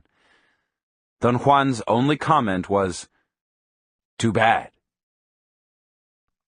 I didn't want to ask right off what the real implications of my failure were, but knowing Don Juan, I was sure he had to follow the dictum of his omens, and there had been no omen that morning. The pain in my calves vanished, and I felt a wave of well-being. I began to trot in order to loosen up my muscles. Don Juan told me very softly to run up an adjacent hill and gather some leaves from a specific bush and rub my legs in order to alleviate the muscular pain. From where I stood, I could very plainly see a large, lush green bush. The leaves seemed to be very moist. I had used them before. I never felt that they had helped me, but Don Juan had always maintained that the effect of really friendly plants was so subtle that one could hardly notice it, yet they always produced the results they were supposed to. I ran down the hill and up the other. When I got to the top, I realized that the exertion had almost been too much for me. I had a hard time catching my breath, and my stomach was upset. I squatted, and then crouched over for a moment until I felt relaxed. Then I stood up and reached over to pick the leaves he'd asked me to. But I couldn't find the bush. I looked around. I was sure I was on the right spot. But there was nothing in that area of the hilltop that even vaguely resembled that particular plant. Yet that had to be the spot where I'd seen it. Any other place would have been out of range for anyone looking from where Don Juan was standing. I gave up the search and walked to the other hill. Don Juan smiled benevolently as I explained my mistake. "Why do you call it a mistake?" he asked. "Obviously the bush isn't there," I said. "But you saw it, didn't you?" "I thought I did." "What do you see in its place now?" "Nothing." There was absolutely no vegetation on the spot where I thought I had seen the plant. I attempted to explain what I'd seen as a visual distortion, a sort of mirage. I'd really been exhausted, and because of my exhaustion I may have easily believed I was seeing something that I expected to be there, but which wasn't there at all. Don Juan chuckled softly and stared at me for a brief moment. "I see no mistake," he said. "The plant is there, on that hilltop." It was my turn to laugh. I scanned the whole area carefully. There were no such plants in view, and what I had experienced was, to the best of my knowledge, a hallucination. Don Juan very calmly began to descend the hill and signaled me to follow. We climbed together to the other hilltop and stood right where I thought I'd seen the bush. I chuckled with the absolute certainty I was right. Don Juan also chuckled. "Walk to the other side of the hill," Don Juan said. "You'll find the plant there." I brought up the point that the other side of the hill had been outside my field of vision, that a plant may be there, but that didn't mean anything. Don Juan signaled me with a movement of his head to follow him. He walked around the top of the hill instead of going directly across, and dramatically stood by a green bush without looking at it. He turned and looked at me. It was a peculiarly piercing glance. "There must be hundreds of such plants around here," I said. Don Juan very patiently descended the other side of the hill with me trailing along. We looked everywhere for a similar bush, but there was none in sight. We covered about a quarter of a mile before we came upon another plant. Without saying a word, Don Juan led me back to the first hilltop. We stood there for a moment, and then he guided me on another excursion to look for the plant, but in the opposite direction. We combed the area and found two more bushes, perhaps a mile away. They'd grown together and stuck out as a patch of intense, rich green, more lush than all the other surrounding bushes. Don Juan looked at me with a serious expression. I didn't know what to think of it. "This is a very strange omen," he said. We returned to the first hilltop, making a wide detour in order to approach it from a new direction. He seemed to be going out of his way to prove to me that there were very few such plants around there. We didn't find any of them on our way. When we reached the hilltop, we sat down in complete silence. Don Juan untied his gourds. "You'll feel better after eating," he said. He couldn't hide his delight. He had a beaming grin as he patted me on the head. I felt disoriented. The new developments were disturbing, but I was too hungry and tired to really ponder upon them. After eating, I felt very sleepy. Don Juan urged me to use the technique of looking without focusing in order to find a suitable spot to sleep on the hilltop where I'd seen the bush. I selected one. He picked up the debris from the spot and made a circle with it the size of my body. Very gently, he pulled some fresh branches from the bushes and swept the area inside the circle. He only went through the motions of sweeping. He didn't really touch the ground with the branches.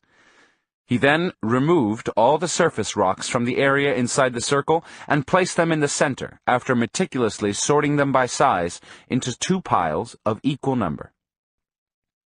"What are you doing with those rocks?" I asked. "They aren't rocks," he said. "They are strings. They will hold your spot suspended." He took the smaller rocks and marked the circumference of the circle with them. He spaced them evenly, and with the aid of a stick, he secured each rock firmly in the ground, as if he were a mason. He didn't let me come inside the circle, but told me to walk around and watch what he did. He counted 18 rocks, following a counterclockwise direction. "Now, run down to the bottom of the hill and wait," he said, "and I'll come to the edge and see if you're standing in the appropriate spot." "What are you going to do?" "I'm going to toss each of these strings to you," he said, pointing to the pile of bigger rocks. "And you have to place them in the ground at the spot I'll indicate in the same manner I've placed the other ones. You must be infinitely careful. When one's dealing with power, one has to be perfect. Mistakes are deadly here. Each of these is a string that could kill us if we leave it around loose. So you simply can't make any mistakes. You must fix your gaze on the spot where I'll throw the string. If you get distracted by anything at all, the string will become an ordinary rock, and you won't be able to tell it apart from the other rocks lying around." I suggested that it would be easier if I carried the strings downhill one at a time. Don Juan laughed and shook his head negatively. "These are strings," he insisted, "and they have to be tossed by me and have to be picked up by you." It took hours to fulfill the task. The degree of concentration needed was excruciating. Don Juan reminded me every time to be attentive and focus my gaze. He was right in doing so. To pick out a specific rock that came hurtling downhill, displacing other rocks in its way, was indeed a maddening affair. When I had completely closed the circle and walked to the top, I thought I was about to drop dead. Don Juan had picked some small branches and had matted the circle. He handed me some leaves and told me to put them inside my pants, against the skin of my umbilical region. He said that they would keep me warm, and I wouldn't need a blanket to sleep. I tumbled down inside the circle. The branches made a fairly soft bed, and I fell asleep instantly. It was late afternoon when I woke up. It was windy and cloudy. The clouds overhead were compact cumulus clouds, but towards the west they were thin cirrus clouds, and the sun shone on the land from time to time. Sleeping had renewed me. I felt invigorated and happy. The wind didn't bother me. I wasn't cold. I propped my head up with my arms and looked around. I hadn't noticed before, but the hilltop was quite high. The view towards the west was impressive. I could see a vast area of low hills and then the desert. There was a range of dark brown mountain peaks towards the north and east, and towards the south an endless expanse of land and hills and distant blue mountains. I sat up. Don Juan wasn't anywhere in sight. I had a sudden attack of fear. I thought he may have left me there alone, and I didn't know the way back to my car. I lay down again on the mat of branches, and strangely enough, my apprehension vanished. I again experienced a sense of quietness, an exquisite sense of well-being. It was an extremely new sensation to me. My thoughts seemed to have been turned off. I was happy. I felt healthy. A very quiet ebullience filled me. A soft wind was blowing from the west and swept over my entire body without making me cold. I felt it on my face and around my ears like a gentle wave of warm water that bathed me and then receded and bathed me again. It was a strange state of being that had no parallel in my busy and dislocated life. I began to weep, not out of sadness or self-pity, but out of some ineffable, inexplicable joy. I wanted to stay in that spot forever, and I may have, had Don Juan not come and yanked me out of the place. "You've had enough rest," he said as he pulled me up.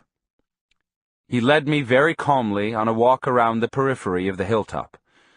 We walked slowly, and in complete silence. He seemed to be interested in making me observe the scenery all around us. He pointed to clouds and mountains with a movement of his eyes, or with a movement of his chin. The scenery in the late afternoon was superb. It evoked sensations of awe and despair in me, and reminded me of sights in my childhood. We climbed to the highest point of the hilltop, a peak of igneous rock, and sat down comfortably with our backs against the rock facing the south. The endless expanse of land towards the south was truly majestic. "Fix all this in your memory," Don Juan whispered in my ear. "This spot is yours. This morning, you saw, and that was the omen. You found this spot by seeing. The omen was unexpected, but it happened. You're going to hunt power whether you like it or not. It's not a human decision, not yours or mine. Now, properly speaking, this hilltop is your place, your beloved place. All that's around you is under your care. You must look after everything here, and everything will in turn look after you." In a joking way, I asked if everything was mine. He said yes, in a very serious tone. I laughed, and told him that what we were doing reminded me of the story of how the Spaniards that conquered the New World had divided the land in the name of their king. They used to climb to the top of a mountain and claim all the land they could see in any specific direction. "That's a good idea," he said. "I'm going to give you all the land you can see, not in one direction, but all around you." He stood up and pointed with his extended hand, turning his body around to cover a complete circle. "All this land is yours," he said. I laughed out loud. He giggled and asked me, "Why not? Why can't I give you this land?" "You don't own this land," I said. "So what? The Spaniards didn't own it either, and yet they divided it and gave it away, so why can't you take possession of it in the same vein?" I scrutinized him to see if I could detect the real mood behind his smile. He had an explosion of laughter and nearly fell off the rock. "All this land, as far as you can see, is yours," he went on, still smiling. "Not to use, but to remember. This hilltop, however, is yours to use for the rest of your life. I am giving it to you because you found it yourself. It is yours. Accept it." I laughed, but Don Juan seemed to be very serious. Except for his funny smile, he appeared to actually believe that he could give me that hilltop. "Why not?" he asked, as if he were reading my thoughts.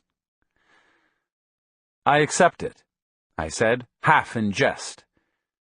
His smile disappeared. He squinted his eyes as he looked at me. "Every rock and pebble and bush on this hill, especially on the top, is under your care," he said. "Every worm that lives here is your friend.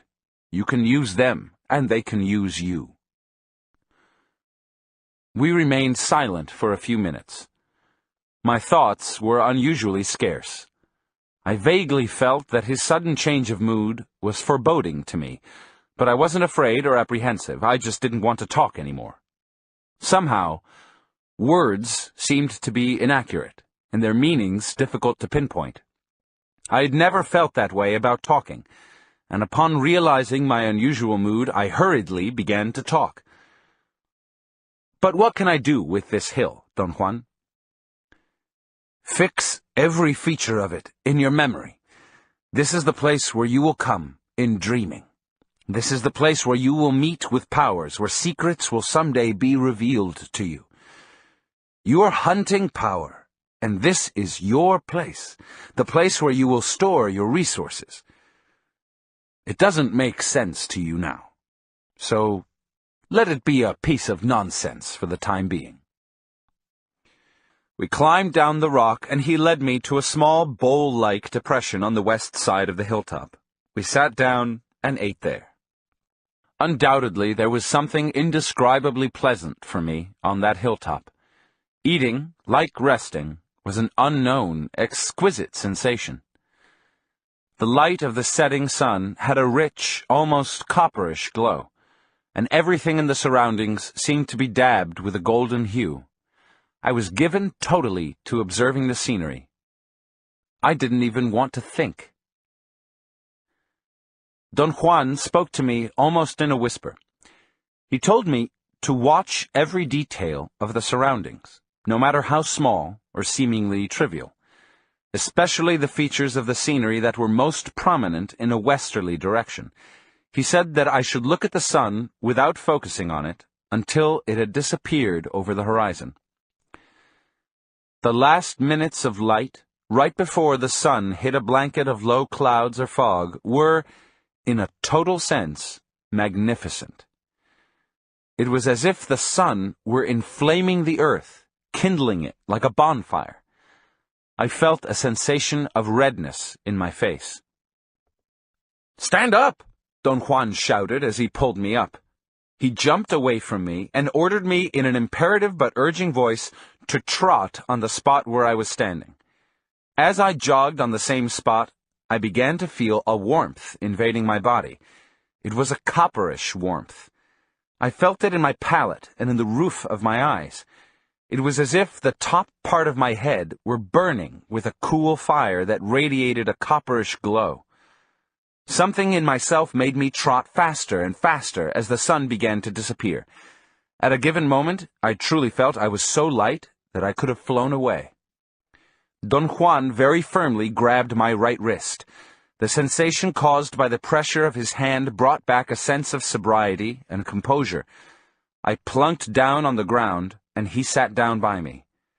After a few minutes' rest, he quietly stood up, tapped me on the shoulder, and signaled me to follow him. We climbed back again to the peak of igneous rock where we had sat before. The rock shielded us from the cold wind. Don Juan broke the silence. "It was a fine omen," he said. "How strange! It happened at the end of the day. You and I are so different. You are more a creature of the night. I prefer the young brilliancy of the morning, or rather, the brilliancy of the morning sun seeks me, but it shies away from you. On the other hand, the dying sun bathed you. Its flames scorched you without burning you. How strange!" "Why is it strange?" "I've never seen it happen. The omen, when it happens, has always been in the realm of the young sun." "Why is it that way, Don Juan?" "This isn't the time to talk about it," he said cuttingly. "Knowledge is power. It takes a long time to harness enough power to even talk about it." I tried to insist, but he changed the topic abruptly. He asked me about my progress in dreaming. I'd begun to dream about specific places, such as the school and the houses of a few friends. "Were you at those places during the day or during the night?" he asked. My dreams corresponded to the time of day when I ordinarily was accustomed to being at those places, in the school during the day, at my friends' houses at night. He suggested that I should try dreaming while I took a nap during the daytime, and find out if I could actually visualize the chosen place as it was at the time I was dreaming. If I were dreaming at night, my visions of the locale should be of nighttime. He said that what one experiences in dreaming has to be congruous with the time of day when dreaming was taking place. Otherwise, the visions one might have were not dreaming, but ordinary dreams. In order to help yourself, you should pick a specific object that belongs to the place you want to go, and focus your attention on it, he went on.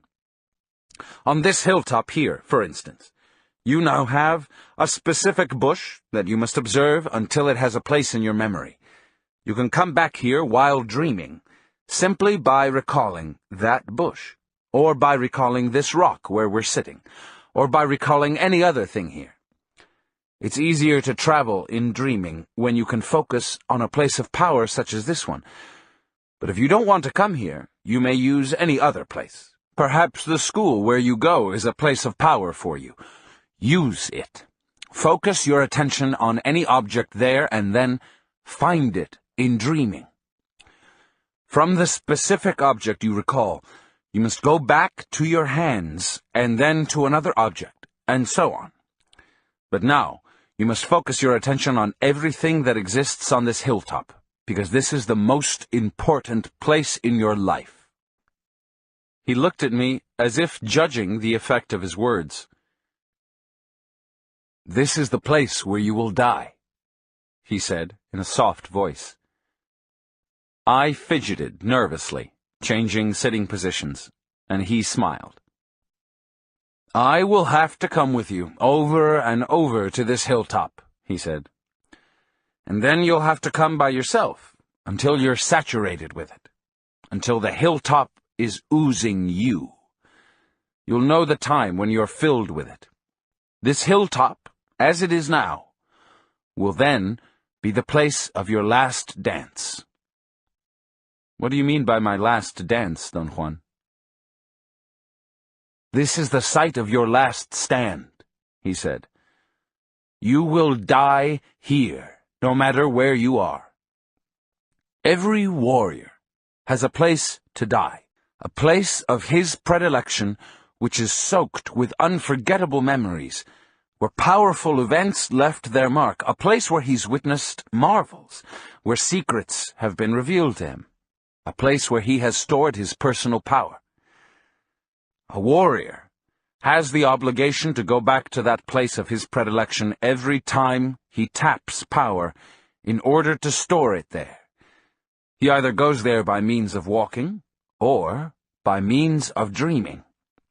And finally, one day when his time on earth is up and he feels the tap of his death on his left shoulder, his spirit, which is always ready, flies to the place of his predilection, and there the warrior dances to his death. Every warrior has a specific form, a specific posture of power, which he develops throughout his life. It's a sort of dance, a movement that he does under the influence of his personal power. If a dying warrior has limited power, his dance is short. If his power is grandiose, his dance is magnificent. But regardless of whether his power is small or magnificent, death must stop to witness his last stand on earth. Death cannot overtake the warrior who is recounting the toil of his life for the last time until he has finished his dance. Don Juan's words made me shiver. The quietness, the twilight, the magnificent scenery, all seemed to have been placed there as props for the image of a warrior's last dance of power. "Can you teach me that dance, even though I'm not a warrior?"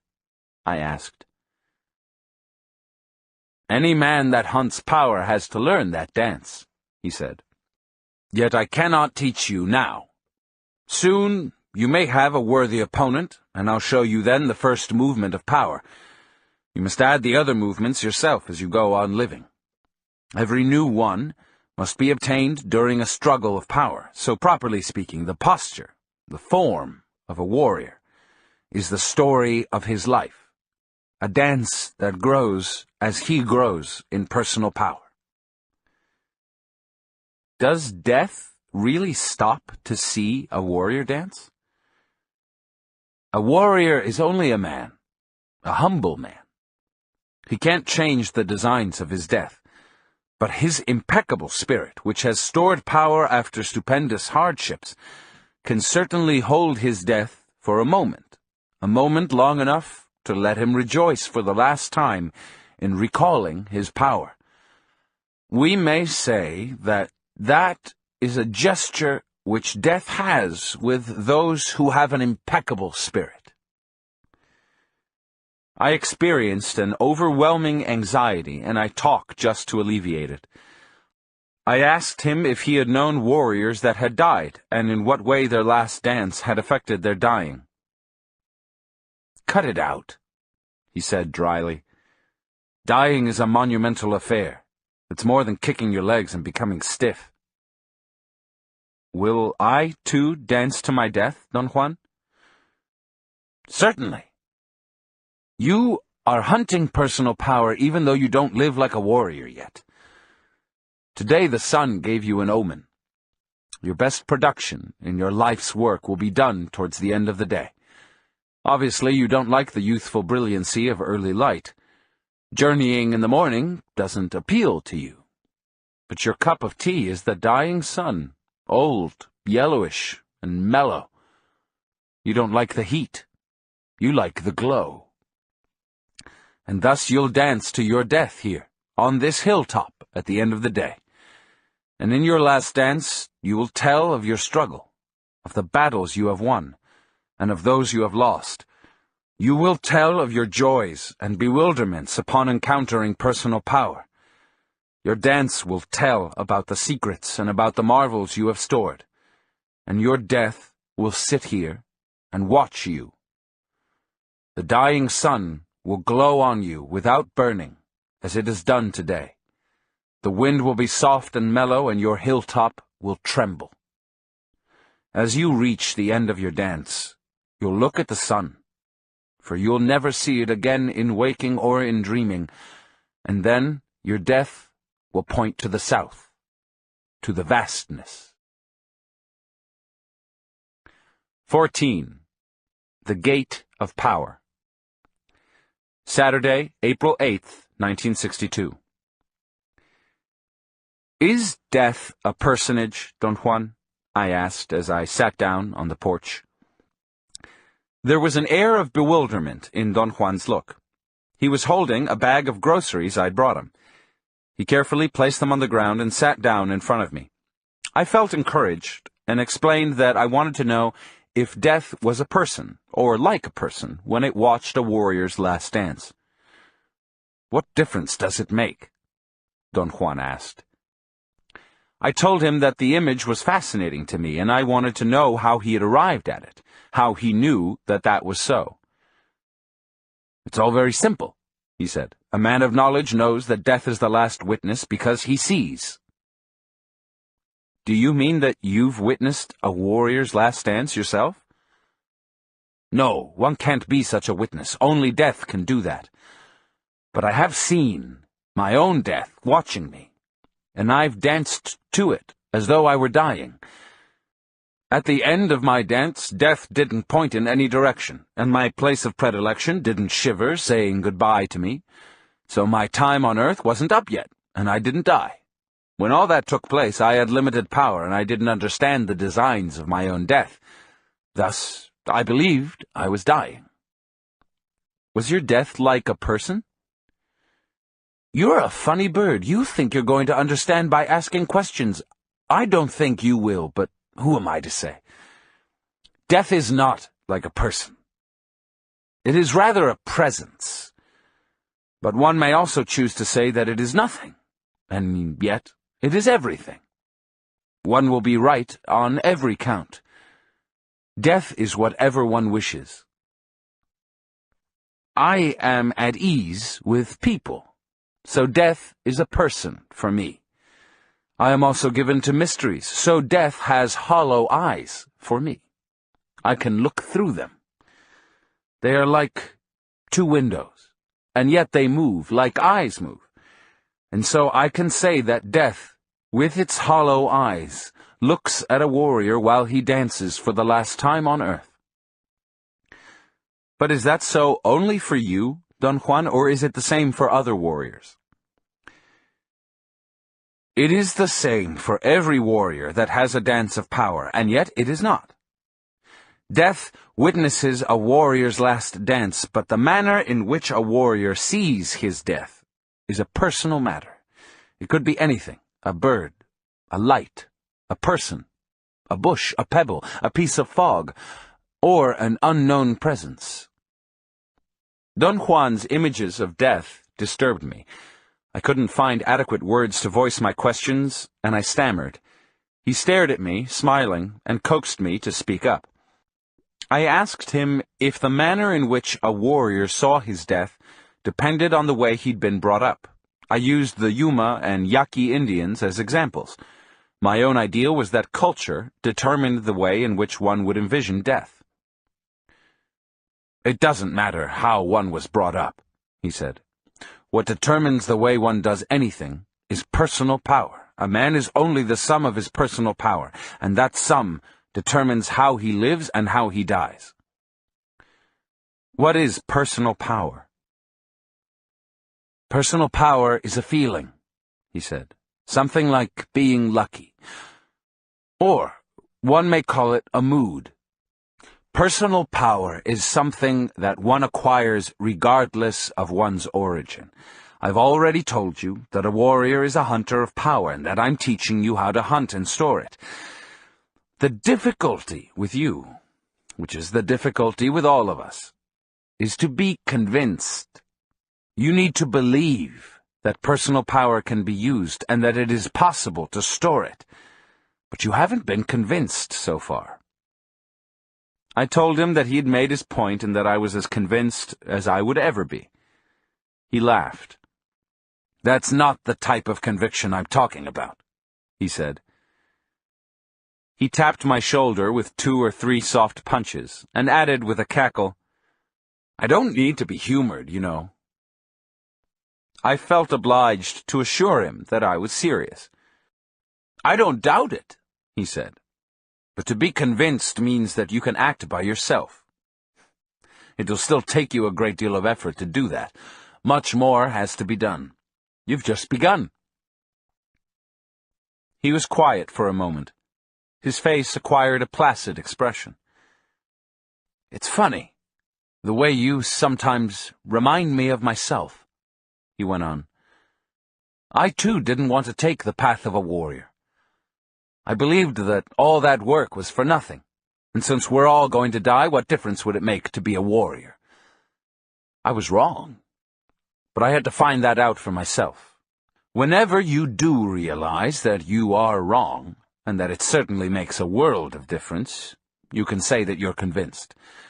And then you can proceed by yourself, and by yourself you may even become a man of knowledge." I asked him to explain what he meant by a man of knowledge. "A man of knowledge is one who has followed truthfully the hardships of learning," he said. "A man who has, without rushing or faltering, gone as far as he can in unraveling the secrets of personal power."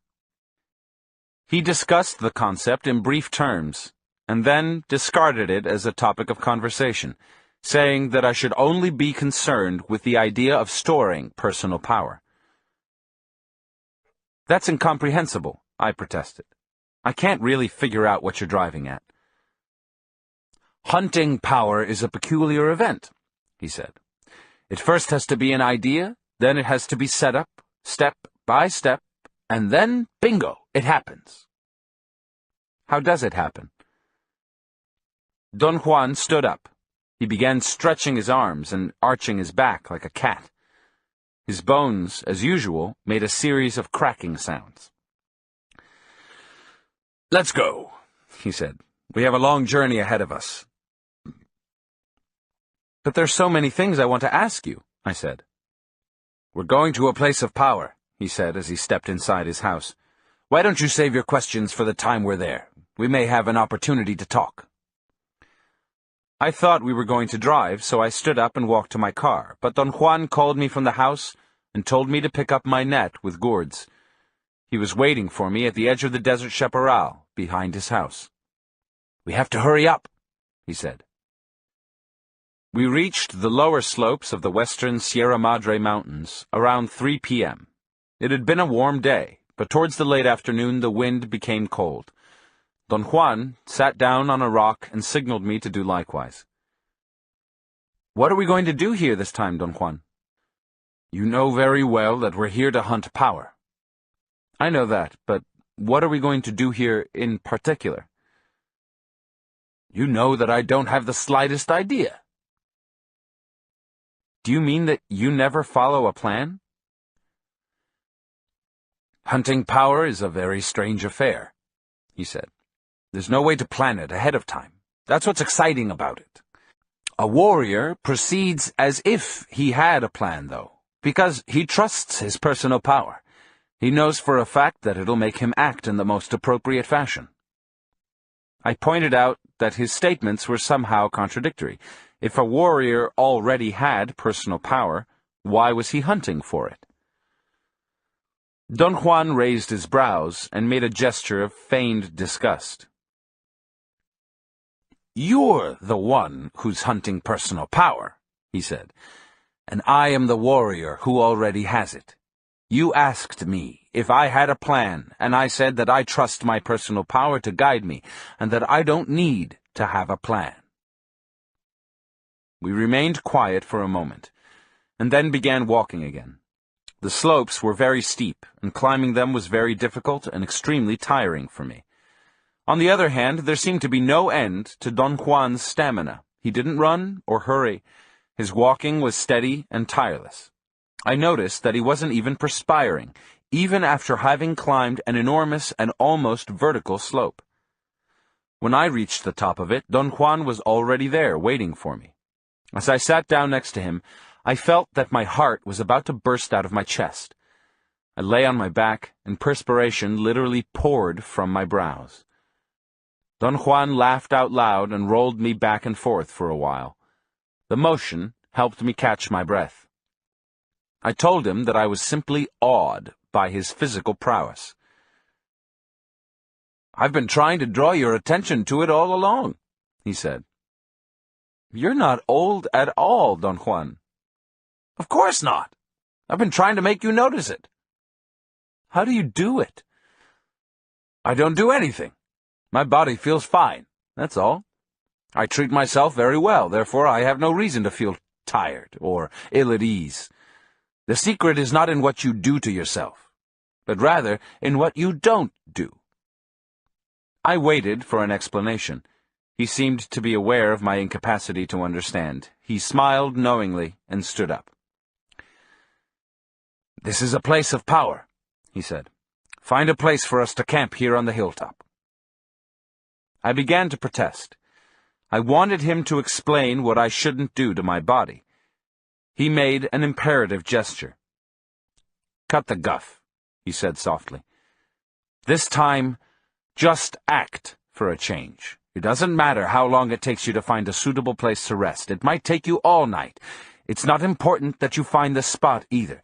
The important issue is that you try to find it."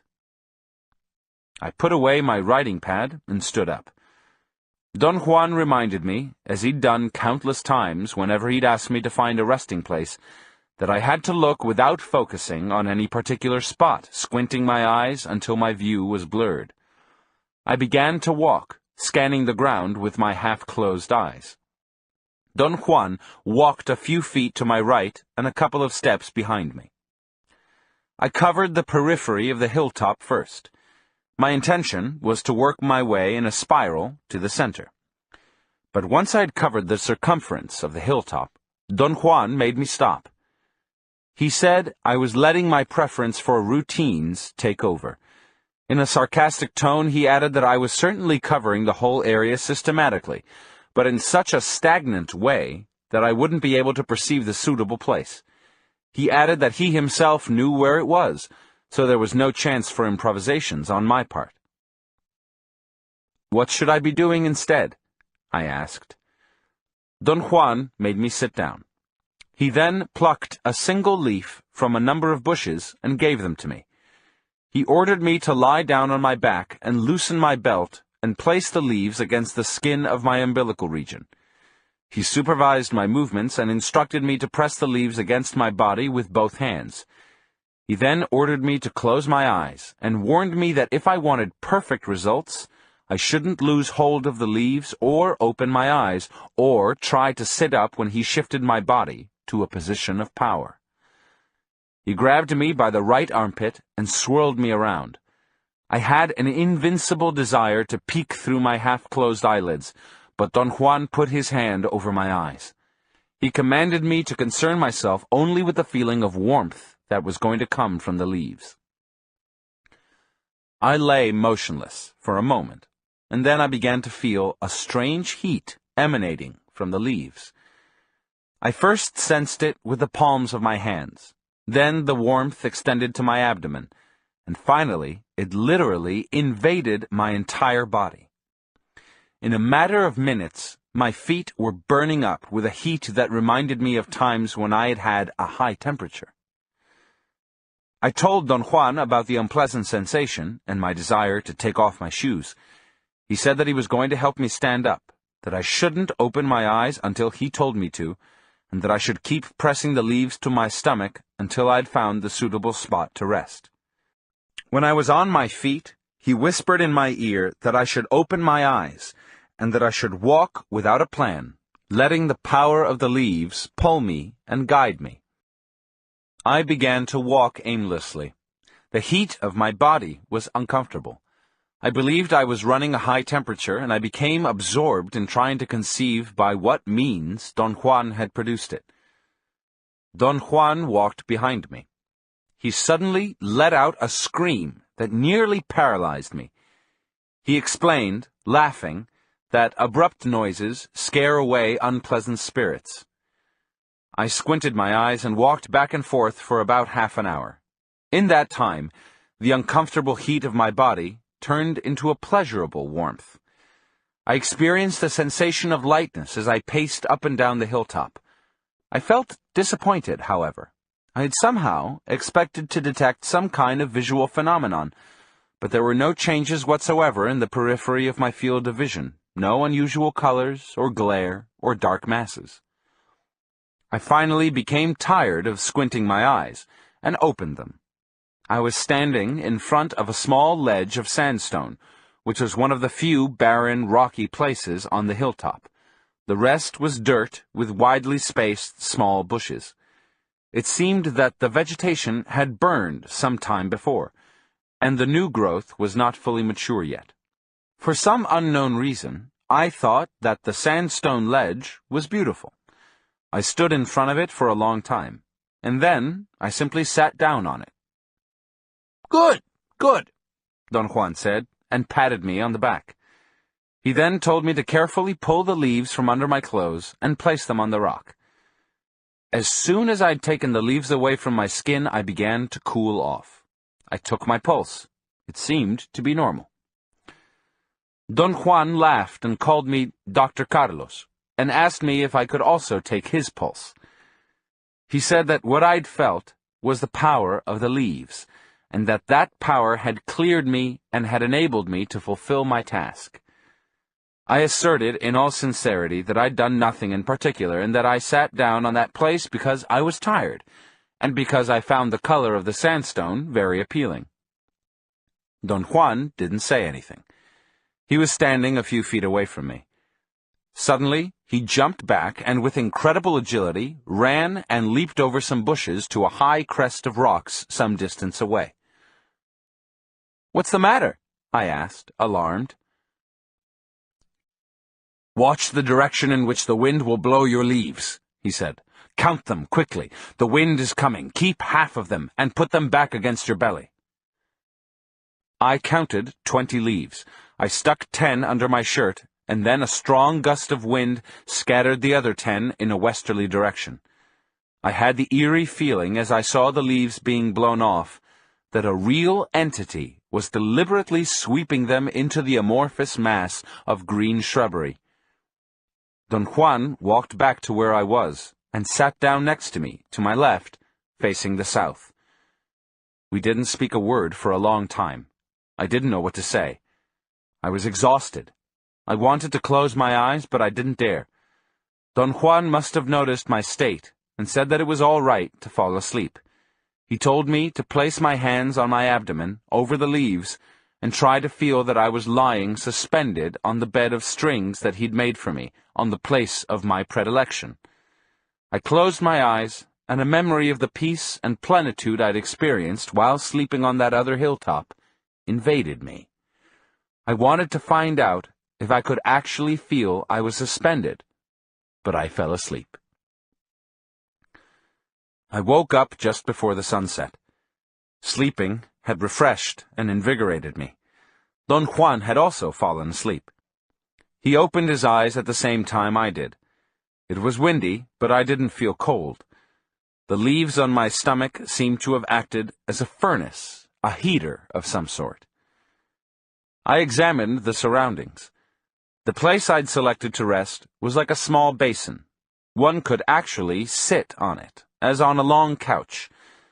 There was enough of a rock wall to serve as a backrest.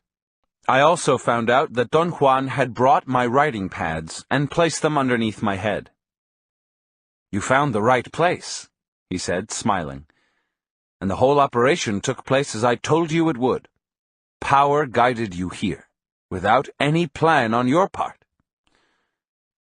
"What kind of leaves did you give me?" I asked.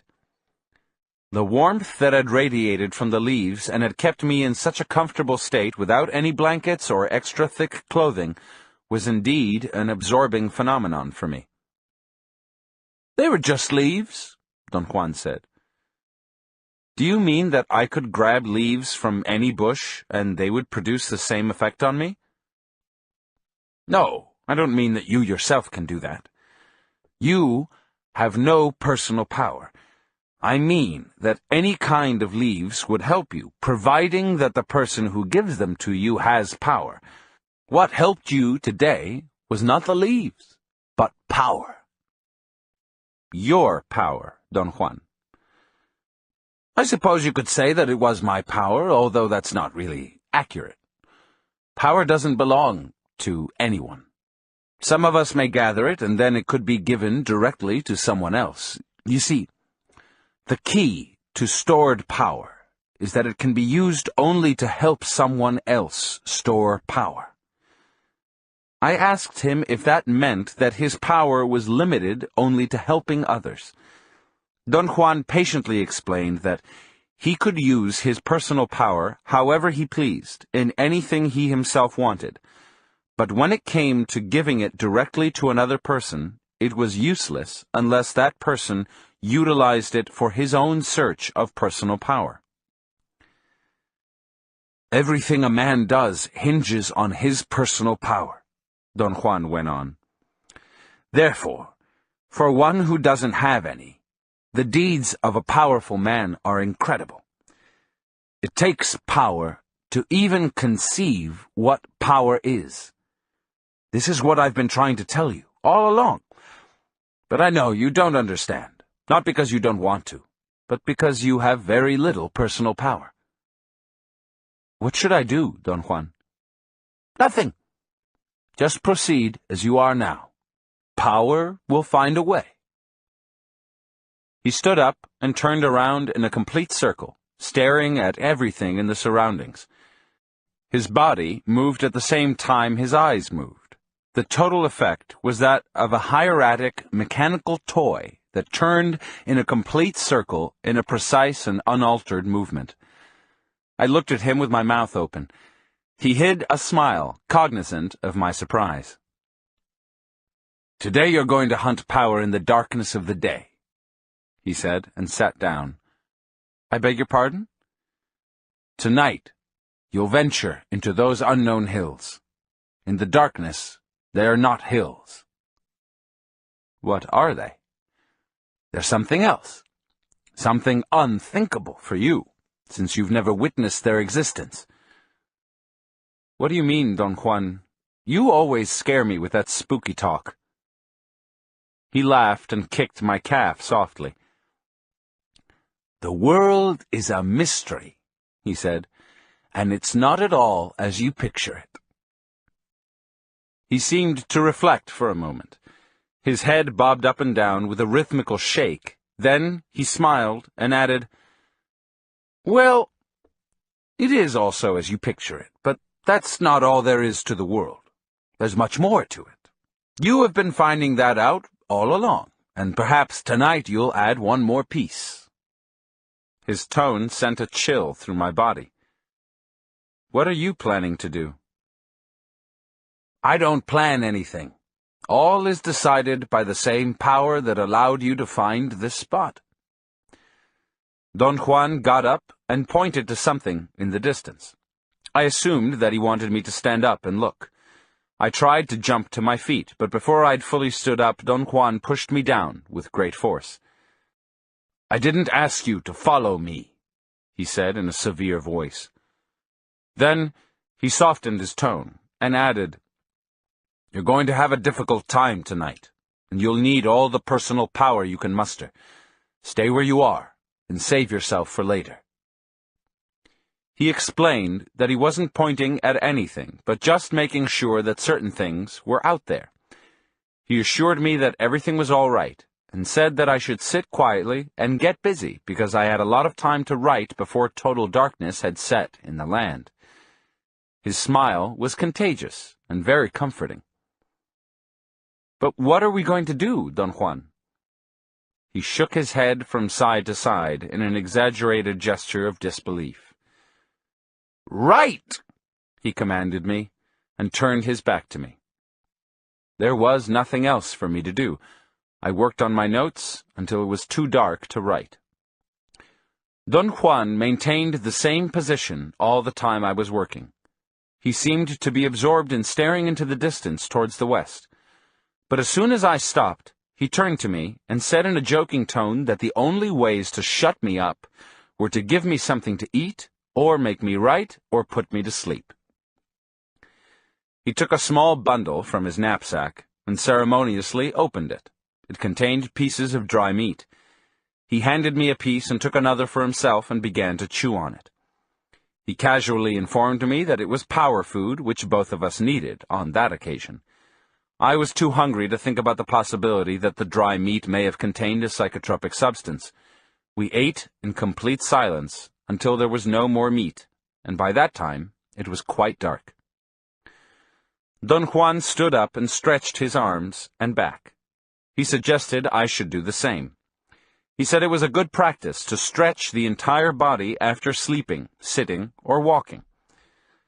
I followed his advice, and some of the leaves I had kept under my shirt slid through the legs of my pants.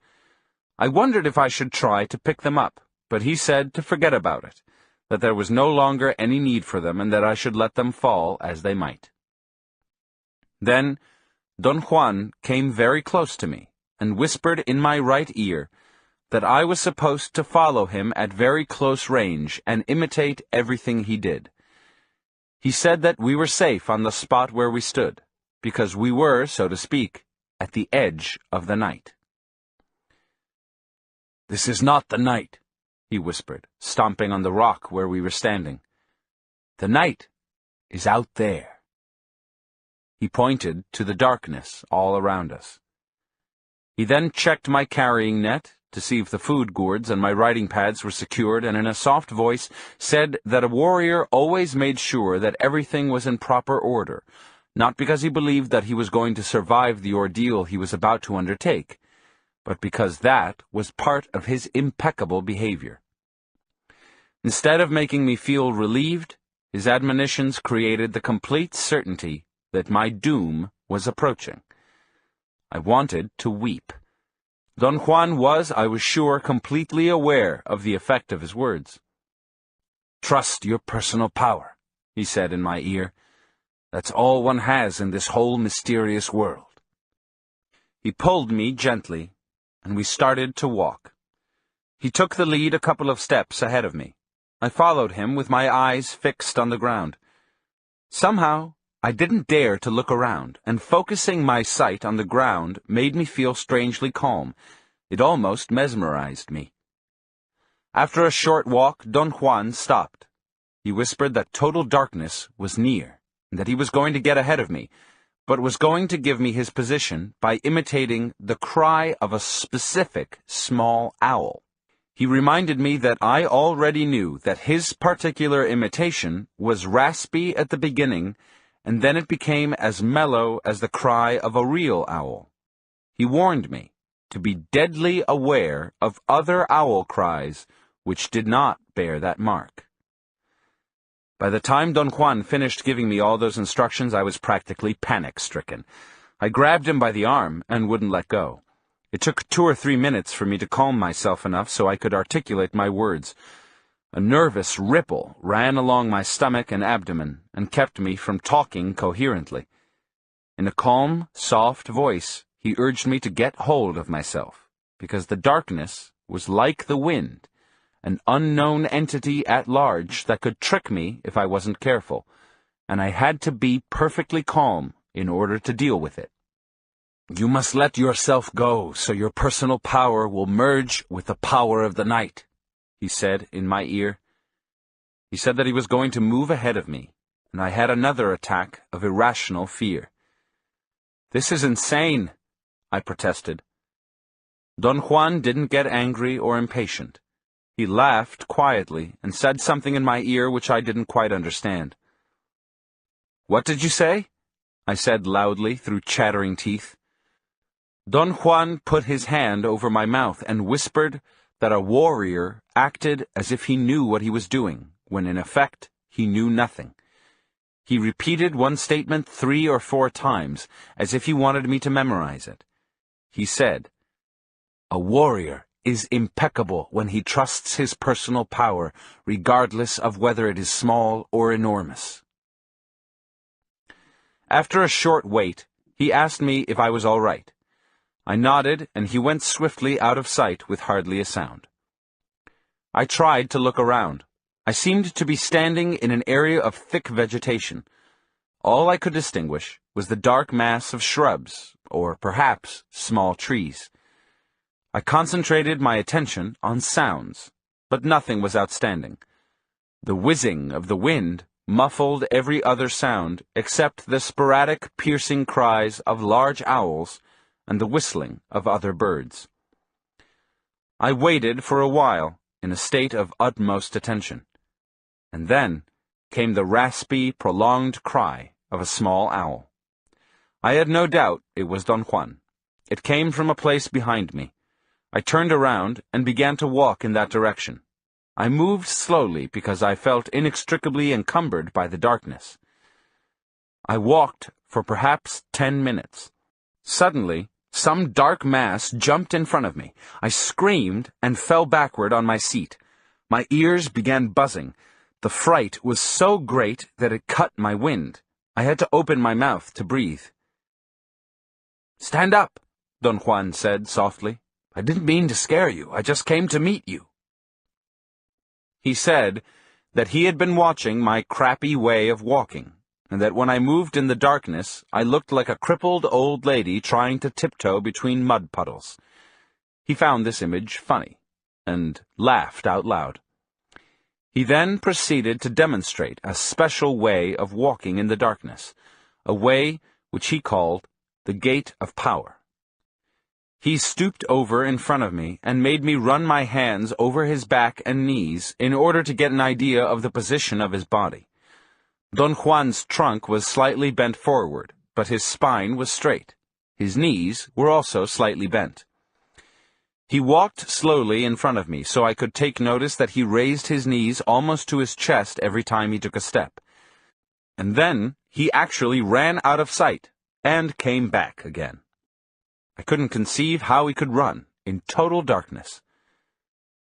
"The gate of power is for running at night," he whispered in my ear. He urged me to try it myself. I told him that I was sure I would break my legs falling into a crevice or a rock.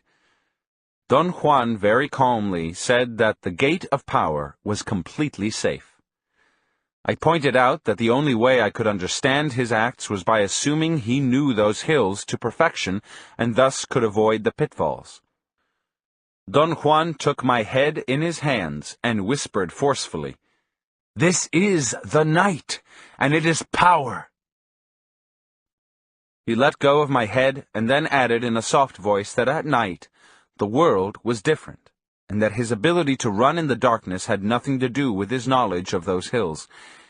He said that the key to it was to let one's personal power flow out freely, so it could merge with the power of the night, and that once that power took over, there was no chance for a slip-up.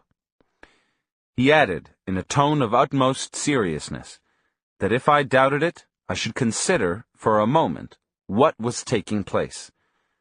For a man of his age to run in those hills at that hour would be suicidal if the power of the night wasn't guiding him. "Look," he said, and ran swiftly out into the darkness, and came back again. The way his body moved was so extraordinary that I couldn't believe what I was seeing. He sort of jogged on the same spot for a moment. The manner in which he lifted his legs reminded me of a sprinter doing preliminary warm-up exercises. He then told me to follow him. I did it with utter constraint and uneasiness. With extreme care, I tried to look where I was stepping, but it was impossible to judge distance.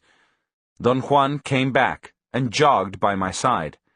He whispered that I had to abandon myself to the power of the night and trust the little bit of personal power that I had, or I would never be able to move with freedom, and that the darkness was encumbering only because I relied on my sight for everything I did, not knowing that another way to move was to let power be the guide. I tried various times without any success. I simply couldn't let go. The fear of injuring my legs was overpowering. Don Juan ordered me to keep on moving in the same spot and to try to feel as if I were actually using the gate of power. He then said that he was going to run ahead and that I should wait for his owl's cry. He disappeared in the darkness before I could say anything. I closed my eyes at times and jogged on the same spot with my knees and trunk bent for perhaps an hour. Little by little, my tension began to ease up until I was fairly comfortable. Then I heard Don Juan's cry. I ran 5 or 6 yards in the direction where the cry came from, trying to abandon myself, as Don Juan had suggested. But stumbling into a bush immediately brought back my feelings of insecurity. Don Juan was waiting for me and corrected my posture. He insisted I should first curl my fingers against my palms, stretching out the thumb and index of each hand. Then he said that in his opinion I was just indulging myself in my feelings of inadequacy, since I knew for a fact I could always see fairly well, no matter how dark the night was, if I didn't focus on anything but kept scanning the ground right in front of me. The gate of power was similar to finding a place to rest. Both entailed a sense of abandon and a sense of trust. The gate of power required that one keep the eyes on the ground directly in front, because even a glance to either side would produce an alteration in the flow of movement. He explained that bending the trunk forward was necessary in order to lower the eyes, and the reason for lifting the knees up to the chest was because the steps had to be very short and safe. He warned me that I was going to stumble a great deal at first, but he assured me that with practice I could run as swiftly and as safely as I could in the daytime. For hours I tried to imitate his movements and get into the mood he recommended. He would very patiently jog on the same spot in front of me, or he would take off in a short run and return to where I was, so I could see how he moved. He would even push me and make me run a few yards. Then he took off and called me with a series of owl cries. In some inexplicable way, I moved with an unexpected degree of self-confidence. To my knowledge, I had done nothing to warrant that feeling, but my body seemed to be cognizant of things without thinking about them. For example, I couldn't really see the jagged rocks in my way, but my body always managed to step on the edges and never in the crevices, except for a few mishaps when I lost my balance because I became distracted. The degree of concentration needed to keep scanning the area directly in front had to be total. As Don Juan had warned me, any slight glance to the side or too far ahead altered the flow. I located Don Juan after a long search. He was sitting by some dark shapes that seemed to be trees. He came towards me and said that I was doing very well, but it was time to quit, because he'd been using his whistle long enough, and was sure that by then it could be imitated by others. I agreed that it was time to stop, I was nearly exhausted by my attempts. I felt relieved and asked him who would imitate his cry. "Powers, allies, spirits, who knows?" he said in a whisper. He explained that those entities of the night usually made very melodious sounds, but were at a great disadvantage in reproducing the raspiness of human cries or bird whistlings. He cautioned me to always stop moving if I ever heard such a sound, and to keep in mind all he had said, because at some other time I might need to make the proper identification. In a reassuring tone, he said that I had a very good idea what the gate of power was like, and that in order to master it, I needed only a slight push, which I could get on another occasion when we ventured again into the night. He patted me on the shoulder and announced that he was ready to leave. "Let's get out of here," he said, and began running. "Wait, wait!" I screamed frantically. "Let's walk." Don Juan stopped and took off his hat. "Golly," he said in a tone of perplexity. "We're in a fix. You know that I can't walk in the dark. I can only run. I'll break my legs if I walk." I had the feeling he was grinning when he said that, although I couldn't see his face. He added in a confidential tone that he was too old to walk, and the little bit of the gate of power that I had learned that night had to be stretched to meet the occasion. "If we don't use the gate of power, we'll be mowed down like grass," he whispered in my ear. "By whom?" "There are things in the night that act on people," he whispered in a tone that sent chills through my body. He said that it wasn't important that I keep up with him, because he was going to give repeated signals of 4 owl cries at a time, so I could follow him. I suggested that we should stay in those hills until dawn and then leave. He retorted in a very dramatic tone that to stay there would be suicidal, and even if we came out alive, the night would have drained our personal power to the point that we couldn't avoid being the victims of the first hazard of the day. "Let's not waste any more time," he said with a note of urgency in his voice. "Let's get out of here." He reassured me that he would try to go as slowly as possible. His final instructions were that I should try not to utter a sound, not even a gasp, no matter what happened. He gave me the general direction we were going to go in, and began running at a markedly slower pace. I followed him, but no matter how slow he moved, I couldn't keep up with him, and he soon disappeared in the darkness ahead of me. After I was alone, I became aware that I'd adopted a fairly fast walk without realizing it, and that came as a shock to me. I tried to maintain that pace for a long while, and then I heard Don Juan's call a little bit to my right. He whistled 4 times in succession. After a very short while, I again heard his owl cry, this time to my far right. In order to follow it, I had to make a 45-degree turn. I began to move in the new direction, expecting that the other 3 cries of the set would give me a better orientation. I heard a new whistle, which placed Don Juan almost in the direction where we'd started. I stopped and listened. I heard a very sharp noise a short distance away. Something like the sound of 2 rocks being struck against each other. I strained to listen, and detected a series of soft noises, as if 2 rocks were being struck gently. There was another owl's cry, and then I knew what Don Juan had meant. There was something truly melodious about it. It was definitely longer, and even more mellow than a real owl's. I felt a strange sensation of fright. My stomach contracted, as if something were pulling me down from the middle part of my body. I turned around and started to semi-jog in the opposite direction. I heard a faint owl cry in the distance. There was a rapid succession of 3 more cries. They were Don Juan's. I ran in their direction. I felt that he must have been a good quarter of a mile away, and if he kept up that pace, I would soon be inextricably alone in those hills.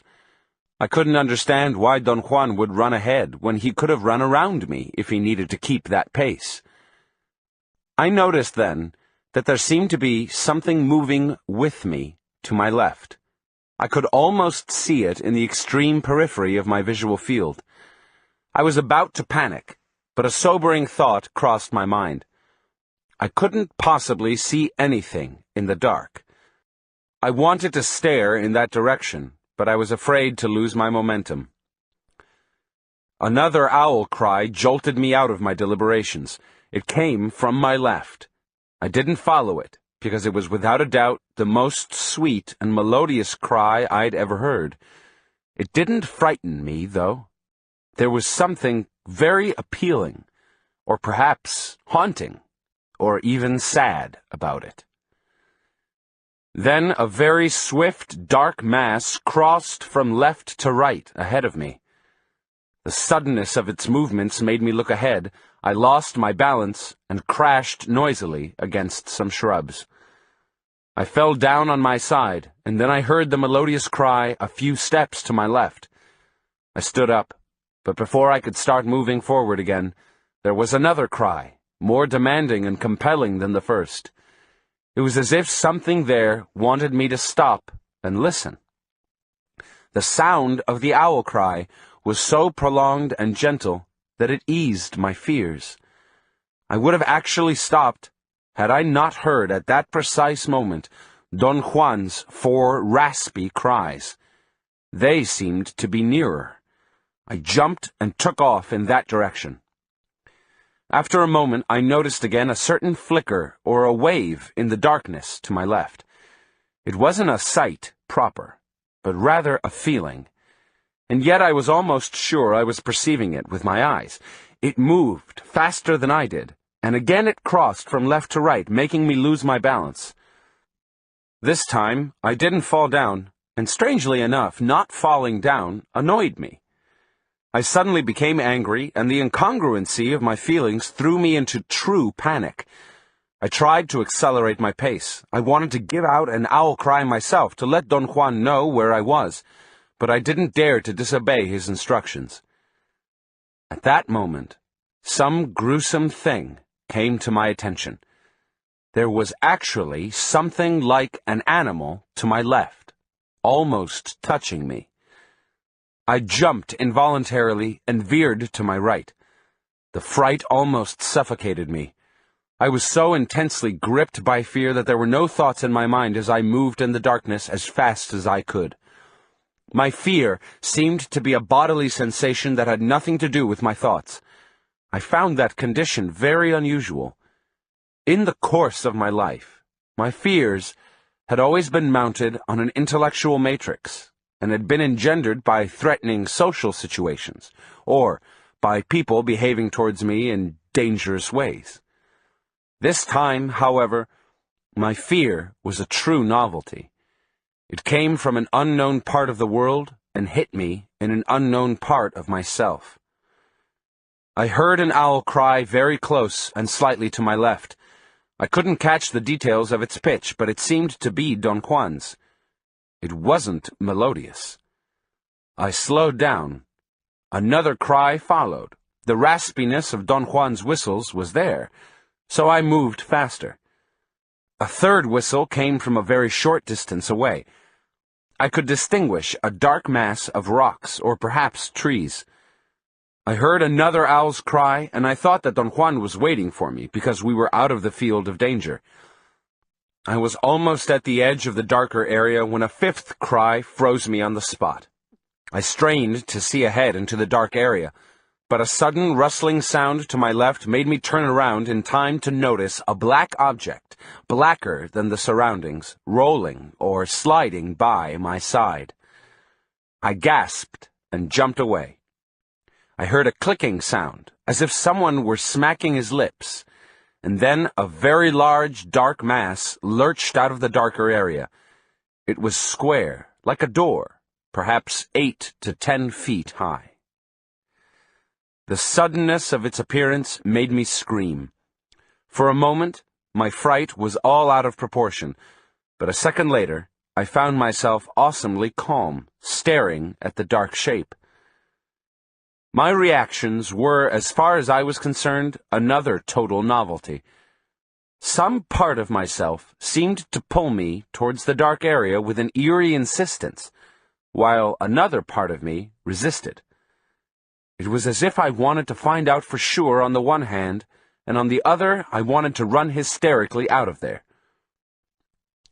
I barely heard Don Juan's owl cries. They seemed to be very close by, and they seemed to be frantic. They were longer and raspier, as though he was whistling while he ran towards me. Suddenly, I seemed to regain control of myself and was able to turn around, and for a moment, I ran just as Don Juan had been wanting me to. "Don Juan!" I shouted when I found him. He put his hand on my mouth and signaled me to follow, and we both jogged at a very comfortable pace until we came to the sandstone ledge where we'd been before. We sat in absolute silence on the ledge for about an hour until dawn. Then we ate food from the gourds. Don Juan said that we had to remain on the ledge until midday, and that we weren't going to sleep at all, but were going to talk as if nothing was out of the ordinary. He asked me to relate in detail everything that had happened to me from the moment he'd left me. When I concluded my narration, he stayed quiet for a long time. He seemed to be immersed in deep thought. "It doesn't look too good," he finally said. "What happened to you last night was very serious. So serious that you can't venture into the night alone anymore. From now on, the entities of the night won't leave you alone." "What happened to me last night, Don Juan?" "You stumbled on some entities which are in the world and which act on people. You know nothing about them because you've never encountered them. Perhaps it would be more proper to call them entities of the mountains. They don't really belong to the night. I call them entities of the night because one can perceive them in the darkness with greater ease. They are here, around us at all times. In daylight, however, it's more difficult to perceive them, simply because the world is familiar to us, and that which is familiar takes precedence. In the darkness, on the other hand, everything is equally strange, and very few things take precedence, so we're more susceptible to those entities at night." "But are they real, Don Juan?" "Of course. They're so real that ordinarily they kill people, especially those who stray into the wilderness and have no personal power."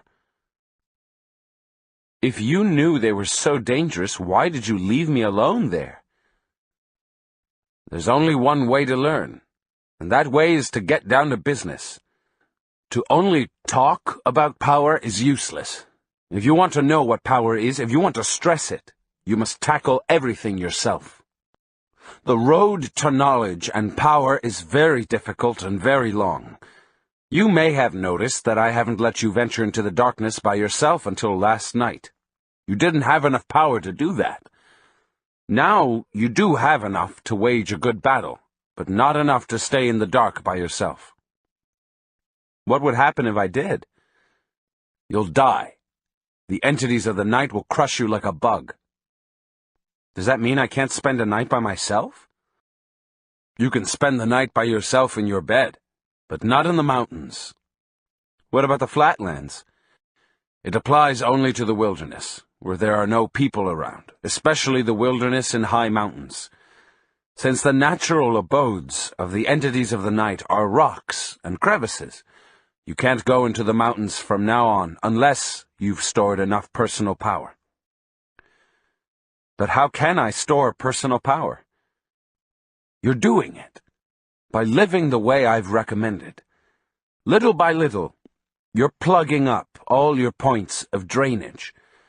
You don't have to be deliberate about it, because power always finds a way. Take me as an example.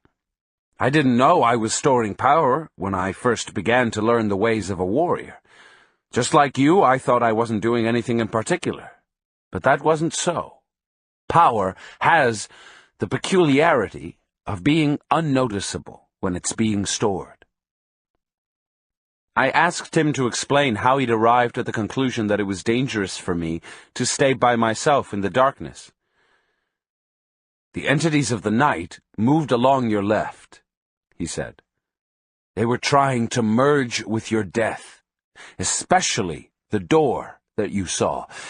It was an opening, you know, and it would have pulled you until you'd been forced to cross it, and that would have been your end. I mentioned in the best way I could that I thought it was very strange that things always happened when he was around, and that it was as if he'd been concocting all the events himself. The times I'd been alone in the wilderness at night had always been perfectly normal and uneventful. I'd never experienced shadows or strange noises. In fact, I'd never been frightened by anything. Don Juan chuckled softly and said that everything was proof he had enough personal power to call a myriad of things to his aid. I had the feeling he perhaps was hinting that he actually had called on some people as his confederates. Don Juan seemed to have read my thoughts and laughed out loud. "Don't tax yourself with explanations," he said. "What I said makes no sense to you, simply because you still don't have enough personal power. Yet, you have more than when you started, so things have begun to happen to you. You already had a powerful encounter with the fog and lightning. It's not important that you understand what happened to you that night. What's important is that you have acquired the memory of it. The bridge and everything else you saw that night will be repeated someday when you have enough personal power." "For what purpose would all that be repeated, Don Juan?" "I don't know. I'm not you. Only you can answer that. We're all different. That's why I had to leave you by yourself last night, although I knew it was mortally dangerous. You had to test yourself against those entities. The reason I chose the owl's cry was because owls are the entity's messengers. To imitate the cry of an owl brings them out.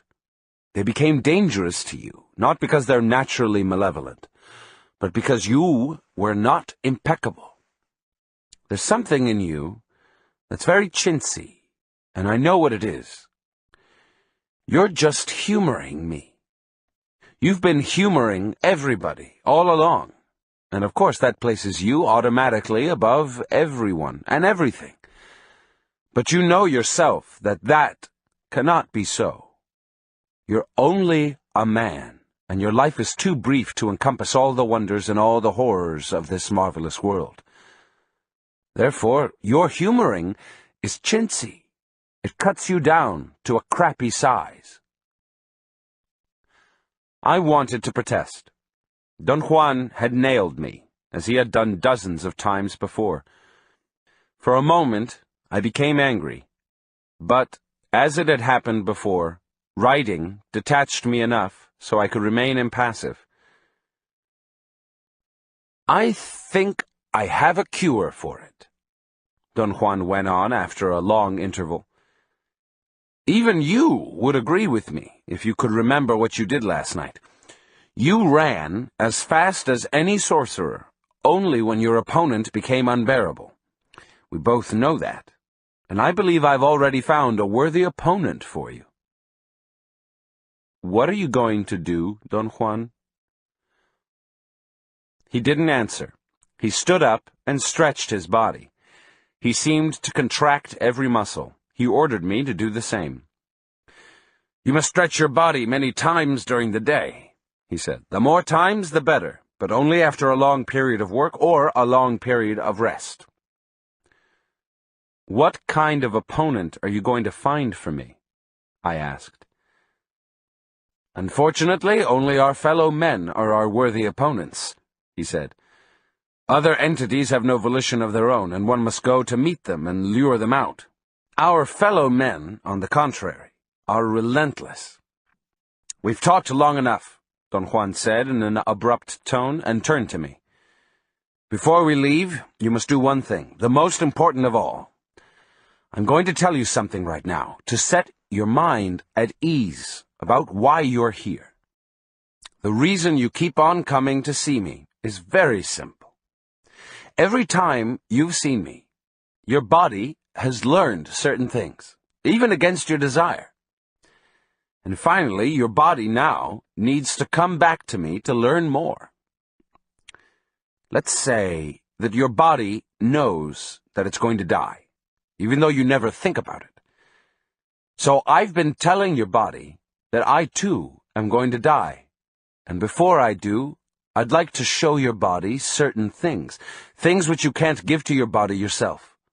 For example, your body needs fright. It likes it. Your body needs the darkness and the wind. Your body now knows the gate of power and can't wait to try it. So let's say then that your body returns to see me because I am its friend. Don Juan remained silent for a long while. He seemed to be struggling with his thoughts. I've told you that the secret of a strong body is not in what you do to it, but what you don't do, he finally said. Now it's time for you not to do what you always do. Sit here until we leave, and not do. I don't follow you, Don Juan. He put his hands over my notes and took them away from me. He carefully closed the pages of my notebook, secured it with a rubber band, and then threw it like a disc far into the chaparral. I was shocked and began to protest, but he put his hand over my mouth. He pointed to a large bush and told me to fix my attention, not on the leaves, but on the shadows of the leaves. He said that running in the darkness didn't have to be spurred by fear, but could be a very natural reaction of a jubilant body that knew how to not do. He repeated over and over in a whisper in my right ear that to not do what I knew how to do was the key to power. In the case of looking at a tree, what I knew how to do was to focus immediately on the foliage. The shadows of the leaves or the spaces in between the leaves were never my concern. His last admonitions were to start focusing on the shadows of the leaves on one single branch, and then eventually work my way to the whole tree, and not to let my eyes go back to the leaves, because the first deliberate step to storing personal power was to allow the body to not do. Perhaps it was because of my fatigue or my nervous excitation, but I became so immersed in the shadows of the leaves that by the time Don Juan stood up, I could almost group the dark masses of shadows as effectively as I normally grouped the foliage. The total effect was startling. I told Don Juan that I would like to stay longer. He laughed and patted me on my hat. "I've told you," he said, "the body likes things like this." He then said that I should let my stored power guide me through the bushes to my notebook. He gently pushed me into the chaparral. I walked aimlessly for a moment, and then I came upon it. I thought that I must have unconsciously memorized the direction in which Don Juan had thrown it. He explained the event, saying that I went directly to the notebook, because my body had been soaked for hours in not doing. 15. Not doing. Wednesday, April 11th, 1962. Upon returning to his house, Don Juan recommended that I work on my notes as if nothing had happened to me, and not to mention or even be concerned with any of the events I'd experienced. After a day's rest, he announced that we had to leave the area for a few days because it was advisable to put distance between us and those entities. He said that they had affected me deeply, although I wasn't noticing their effect yet, because my body wasn't sensitive enough. In a short while, however, I would fall seriously ill if I didn't go to my place of predilection to be cleansed and restored. We left before dawn and drove north, and after an exhausting drive and a fast hike, we arrived at the hilltop in the late afternoon. Don Juan, as he had done before, covered the spot where I'd once slept with small branches and leaves. Then he gave me a handful of leaves to put against the skin of my abdomen and told me to lie down and rest. He fixed another place for himself, slightly to my left, about 5 feet away from my head, and also lay down. In a matter of minutes, I began to feel an exquisite warmth and a sense of supreme well-being. It was a sense of physical comfort, a sensation of being suspended in mid-air. I could fully agree with Don Juan's statement that the bed of strings would keep me floating. I commented on the unbelievable quality of my sensory experience. Don Juan said in a factual tone that the bed was made for that purpose. "I can't believe that this is possible," I exclaimed. Don Juan took my statement literally and scolded me. He said he was tired of my acting as an ultimately important being that has to be given proof over and over that the world is unknown and marvelous. I tried to explain that a rhetorical exclamation had no significance. He retorted that if that were so, I could have chosen another statement. It seemed that he was seriously annoyed with me. I sat up halfway and began to apologize, but he laughed, and, imitating my manner of speaking, suggested a series of hilarious rhetorical exclamations I could have used instead. I ended up laughing at the calculated absurdity of some of his proposed alternatives. He giggled, and in a soft tone reminded me that I should abandon myself to the sensation of floating. The soothing feeling of peace and plenitude that I experienced in that mysterious place aroused some deeply buried emotions in me. I began to talk about my life. I confessed that I had never respected or liked anybody, not even myself, and that I had always felt I was inherently evil, and thus my attitude towards others was always veiled with a certain bravado and daring. "True," Don Juan said. "You don't like yourself at all."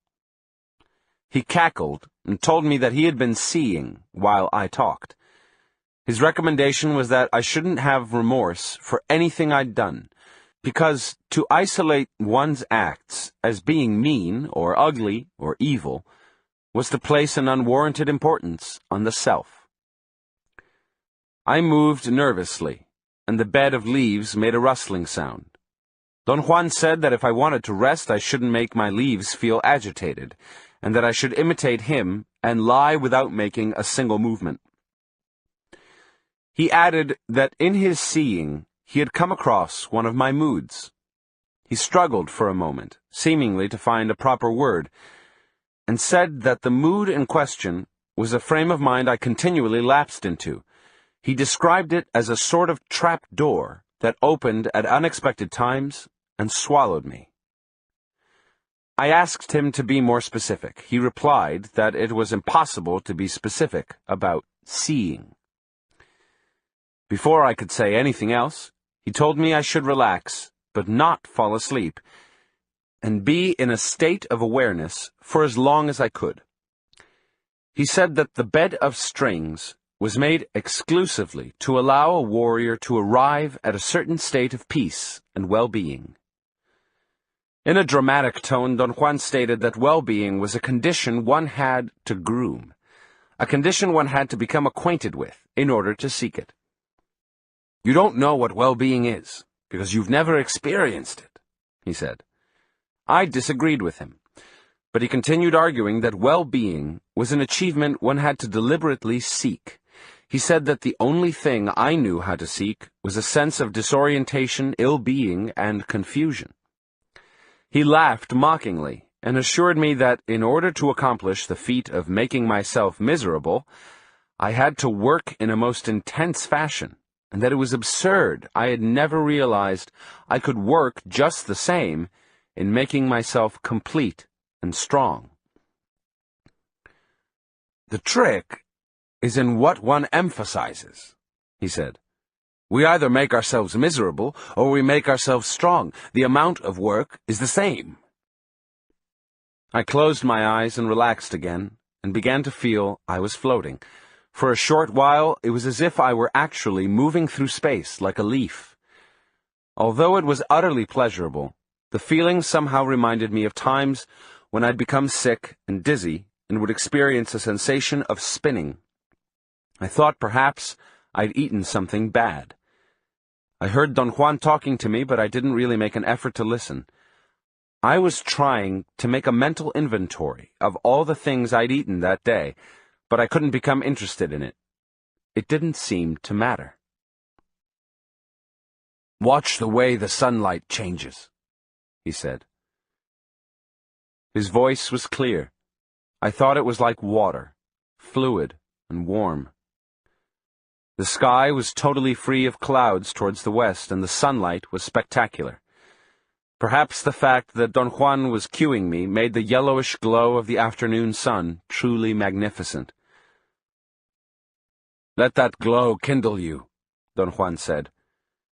"Before the sun goes down today, you must be perfectly calm and restored, because tomorrow, or the day after, you're going to learn not doing." "Learn not doing what?" I asked. "Never mind now," he said. "Wait until we're in those lava mountains." He pointed to some distant, jagged, dark, menacing-looking peaks towards the north. Thursday, April 12th, 1962. We reached the high desert around the lava mountains in the late afternoon. In the distance, the dark brown lava mountains looked almost sinister. The sun was very low on the horizon and shone on the western face of the solidified lava, tinting its dark brownness with a dazzling array of yellow reflections. I couldn't keep my eyes away. Those peaks were truly mesmerizing. By the end of the day, the bottom slopes of the mountains were in sight. There was very little vegetation on the high desert. All I could see were cacti and a kind of tall grass that grew in tufts. Don Juan stopped to rest. He sat down, carefully propped his food gourds against a rock, and said that we were going to camp on that spot for the night. He'd picked a relatively high place. From where I stood, I could see quite a distance away, all around us. It was a cloudy day, and the twilight quickly enveloped the area. I became involved in watching the speed with which the crimson clouds on the west faded into a uniform, thick, dark gray. Don Juan got up and went to the bushes. By the time he came back, the silhouette of the lava mountains was a dark mass. He sat down next to me and called my attention to what seemed to be a natural formation on the mountains towards the northeast. It was a spot that had a color much lighter than its surroundings. While the whole range of lava mountains looked uniformly dark brown in the twilight, the spot he was pointing at was actually yellowish, or dark beige. I couldn't figure out what it could be. I stared at it for a long time. It seemed to be moving. I fancied it to be pulsating. When I squinted my eyes, it actually rippled, as if the wind were moving it. "Look at it fixedly," Don Juan commanded me. At one moment, after I'd maintained my stare for quite a while, I felt that the whole range of mountains was moving towards me. That feeling was accompanied by an unusual agitation in the pit of my stomach. The discomfort became so acute that I stood up. "Sit down!" Don Juan yelled, but I was already on my feet. From my new point of view, the yellowish formation was lower on the side of the mountains. I sat down again, without taking my eyes away, and the formation shifted to a higher place. I stared at it for an instant, and suddenly I arranged everything into the correct perspective. I realized that what I had been looking at was not in the mountains at all, but was really a piece of yellowish-green cloth hanging from a tall cactus in front of me. I laughed out loud and explained to Don Juan that the twilight had helped to create an optical illusion. He got up and walked to the place where the piece of cloth was hanging, took it down, folded it, and put it inside his pouch. "What are you doing that for?" I asked. "Because this piece of cloth has power," he said casually. For a moment you were doing fine with it, and there's no way of knowing what may have happened if you'd remained seated. Friday, April 13th, 1962. At the crack of dawn, we headed for the mountains. They were surprisingly far away. By midday, we walked into one of the canyons. There was some water in shallow pools. We sat to rest in the shade of a hanging cliff. The mountains were clumps of a monumental lava flow. The solidified lava had weathered over the millennia into a porous, dark brown rock. Only a few sturdy weeds grew between the rocks and in the cracks. Looking up at the almost perpendicular walls of the canyon, I had a weird sensation in the pit of my stomach. The walls were hundreds of feet high and gave me the feeling that they were closing in on me. The sun was almost overhead, slightly towards the southwest. "Stand up here," Don Juan said, and maneuvered my body until I was looking towards the sun. He told me to look fixedly at the mountain walls above me. The sight was stupendous. The magnificent height of the lava flow staggered my imagination. I began to wonder what a volcanic upheaval it must have been. I looked up and down the sides of the canyon various times.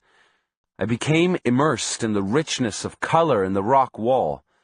There were specks of every conceivable hue. There were patches of light grain moss or lichen in every rock.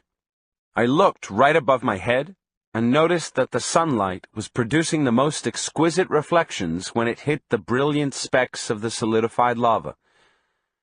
I stared at an area in the mountains where the sunlight was being reflected.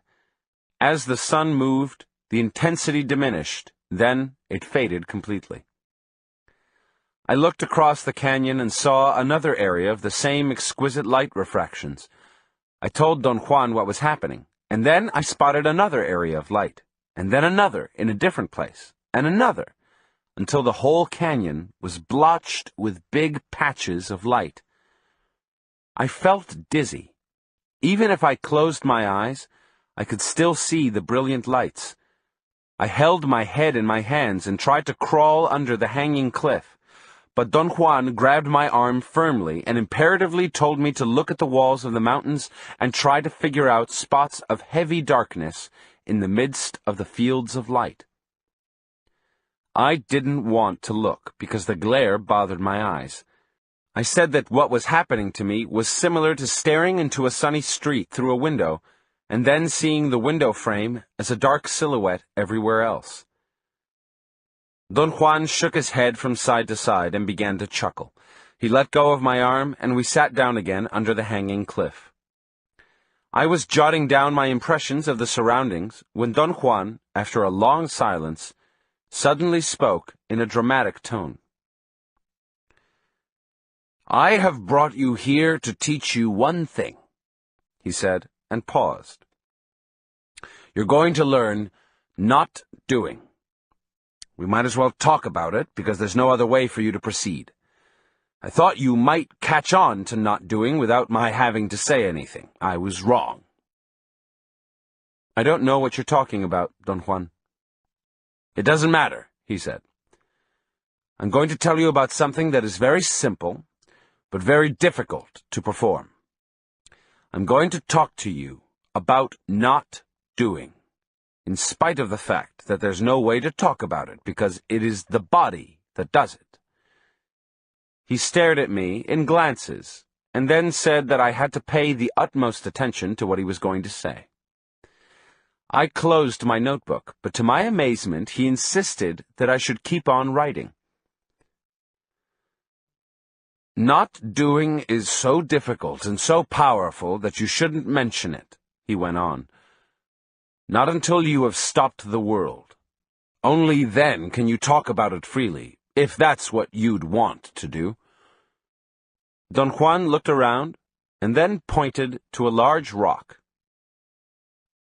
"That rock over there is a rock because of doing," he said. We looked at each other, and he smiled. I waited for an explanation, but he remained silent.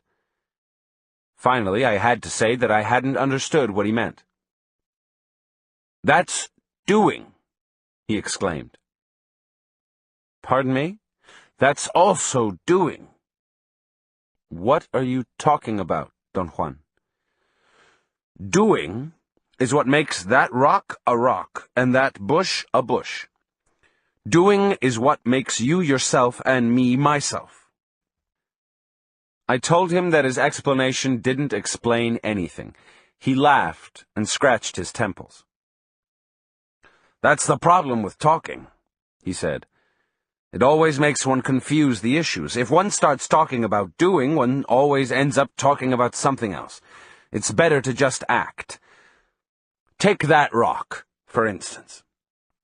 To look at it is doing, but to see it is not doing. I had to confess that his words weren't making sense to me. Oh, yes, they do, he exclaimed. But you're convinced that they don't, because that is your doing. That is the way you act towards me and the world. He again pointed to the rock. That rock is a rock because of all the things you know how to do to it, he said. I call that doing. A man of knowledge, for instance, knows that the rock is a rock only because of doing. So if he doesn't want the rock to be a rock, all he has to do is not doing. See what I mean? I didn't understand him at all. He laughed and made another attempt at explaining. The world is the world because you know the doing involved in making it so, he said.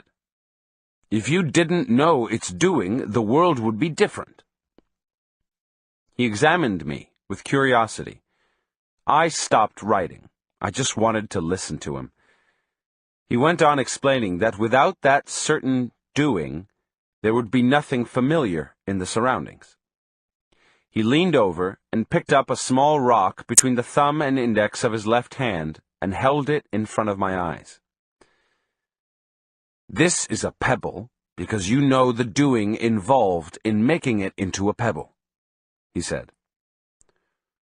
What are you saying? I asked with a feeling of bona fide confusion. Don Juan smiled. He seemed to be trying to hide a mischievous delight. I don't know why you're so confused, he said. Words are your predilection. You should be in heaven. He gave me a mysterious look and raised his brows 2 or 3 times. Then he pointed again to the small rock he was holding in front of my eyes. I say that you are making this into a pebble because you know the doing involved in it, he said. Now, in order to stop the world, you must stop doing. He seemed to know that I still hadn't understood and smiled, shaking his head. He then took a twig and pointed to the uneven edge of the pebble. In the case of this little rock, he went on, the first thing which doing does to it is to shrink it to this size. So the proper thing to do, which a warrior does if he wants to stop the world, is to enlarge a little rock or any other thing by not doing. He stood up and placed the pebble on the boulder, and then asked me to come closer and examine it. He told me to look at the holes and depressions in the pebble and try to pick out the minute detail in them. He said that if I could pick out the detail, the holes and the depressions would disappear, and I would understand what not doing meant. This damn pebble is going to drive you crazy today, he said. I must have had a look of bewilderment on my face. He looked at me and laughed uproariously. Then he pretended to get angry with the pebble and hit it 2 or 3 times with his hat. I urged him to clarify his point. I argued that it was possible for him to explain anything he wanted to if he made an effort. He gave me a sly glance and shook his head as if the situation were hopeless. Sure, I can explain anything, he said, laughing. But could you understand it? I was taken aback by his insinuation. Doing makes you separate the pebble from the larger boulder, he continued. If you want to learn not doing, let's say that you have to join them."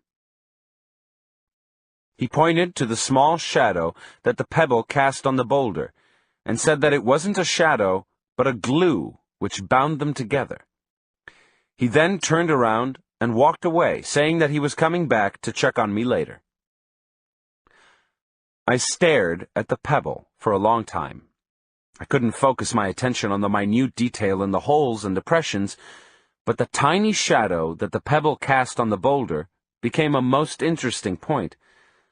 Don Juan was right. It was like a glue. It moved and shifted.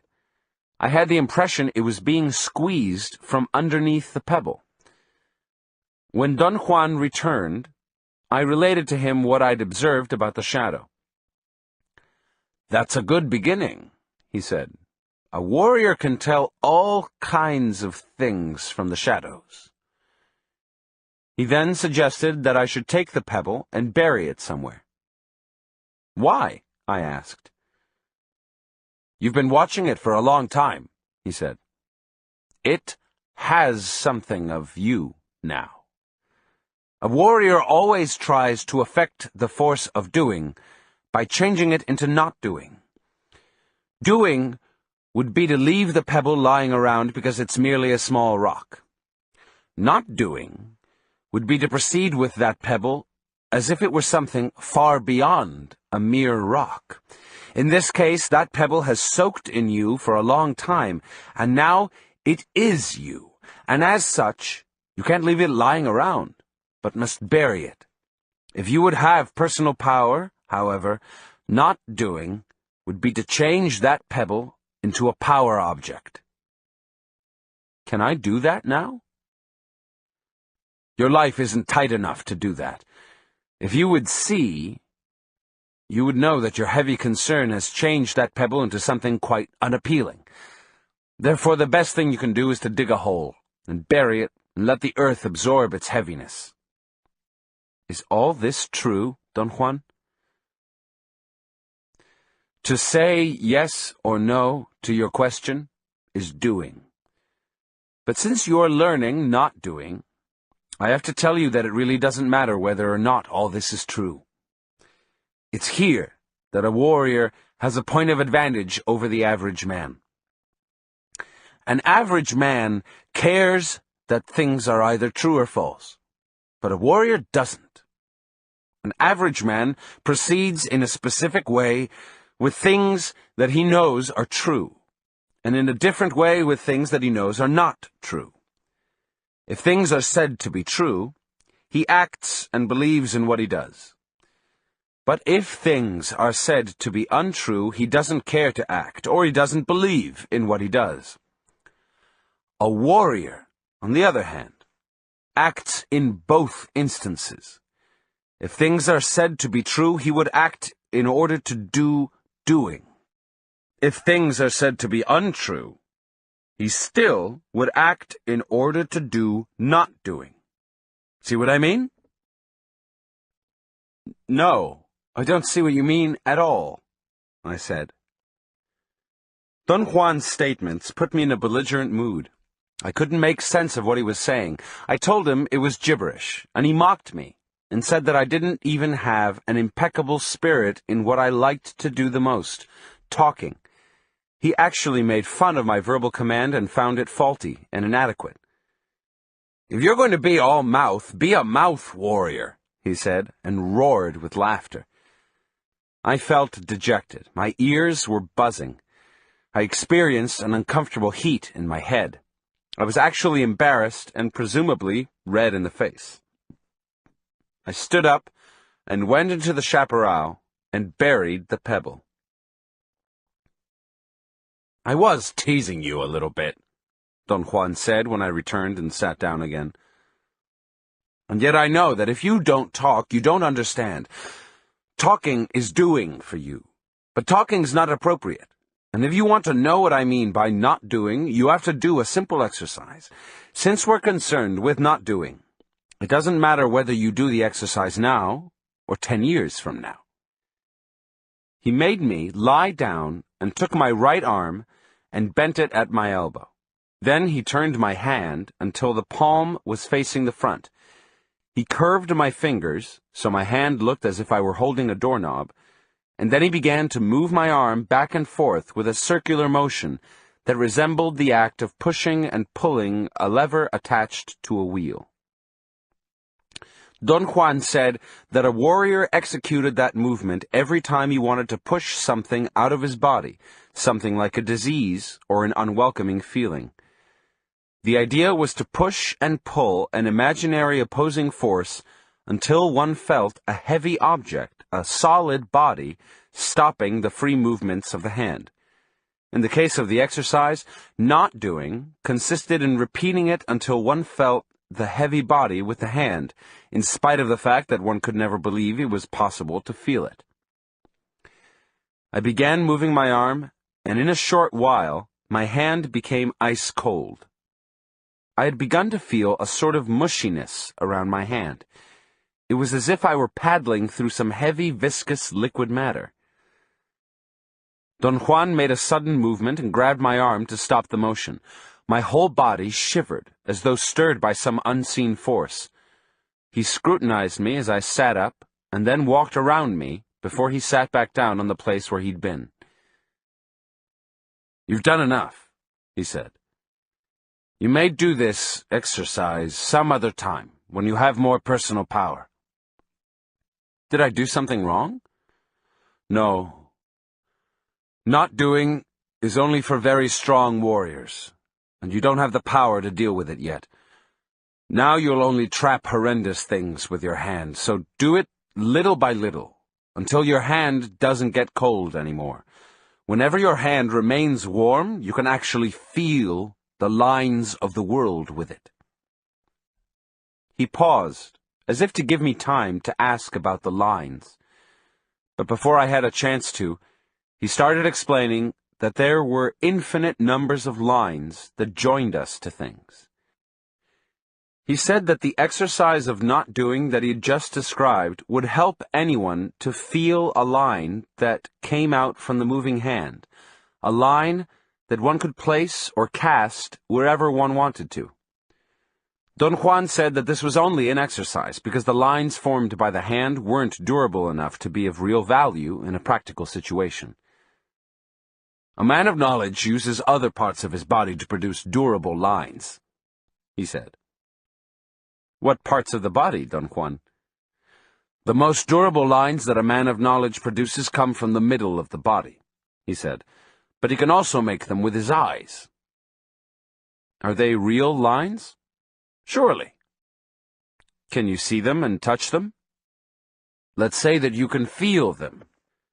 The most difficult part about the warrior's way is to realize that the world is a feeling. When one is not doing, one is feeling the world, and one feels the world through its lines." He paused and examined me with curiosity. He raised his brows and opened his eyes, and then blinked. The effect was like the eyes of a bird blinking.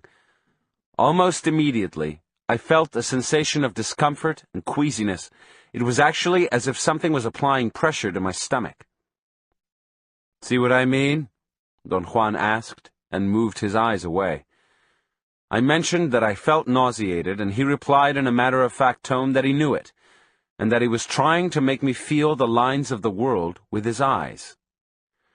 I couldn't accept the claim that he himself was making me feel that way.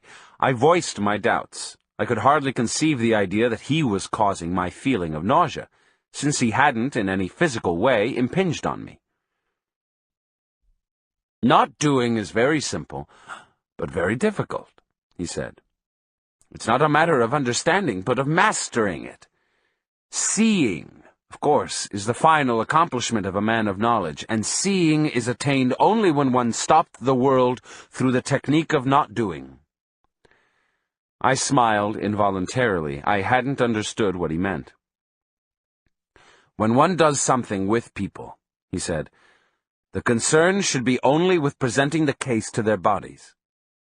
That's what I've been doing with you so far, letting your body know. Who cares whether or not you understand?" But that's unfair, Don Juan. I want to understand everything. Otherwise, coming here would be a waste of my time. A waste of your time, he exclaimed, parodying my tone of voice. You certainly are conceited. He stood up and told me that we were going to hike to the top of the lava peak to our right. The ascent to the top was an excruciating affair.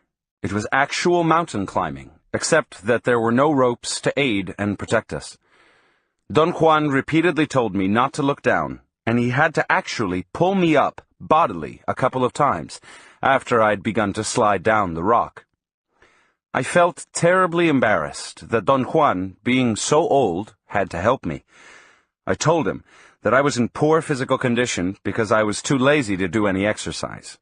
He replied that once one had arrived at a certain level of personal power, exercise or any training of that sort was unnecessary, since all one needed to be in an impeccable form was to engage oneself in not doing. When we arrived at the top, I lay down. I was about to be sick. He rolled me back and forth with his foot as he had done once before. Little by little, the motion restored my balance, but I felt nervous. It was as if I were somehow waiting for the sudden appearance of something. I involuntarily looked 2 or 3 times to each side. Don Juan didn't say a word, but he also looked in the direction I was looking. Shadows are peculiar affairs, he said all of a sudden. You must have noticed that there's one following us. I haven't noticed anything of the sort, I protested in a loud voice. Don Juan said that my body had noticed our pursuer, in spite of my stubborn opposition, and assured me in a confident tone that there was nothing unusual about being followed by a shadow.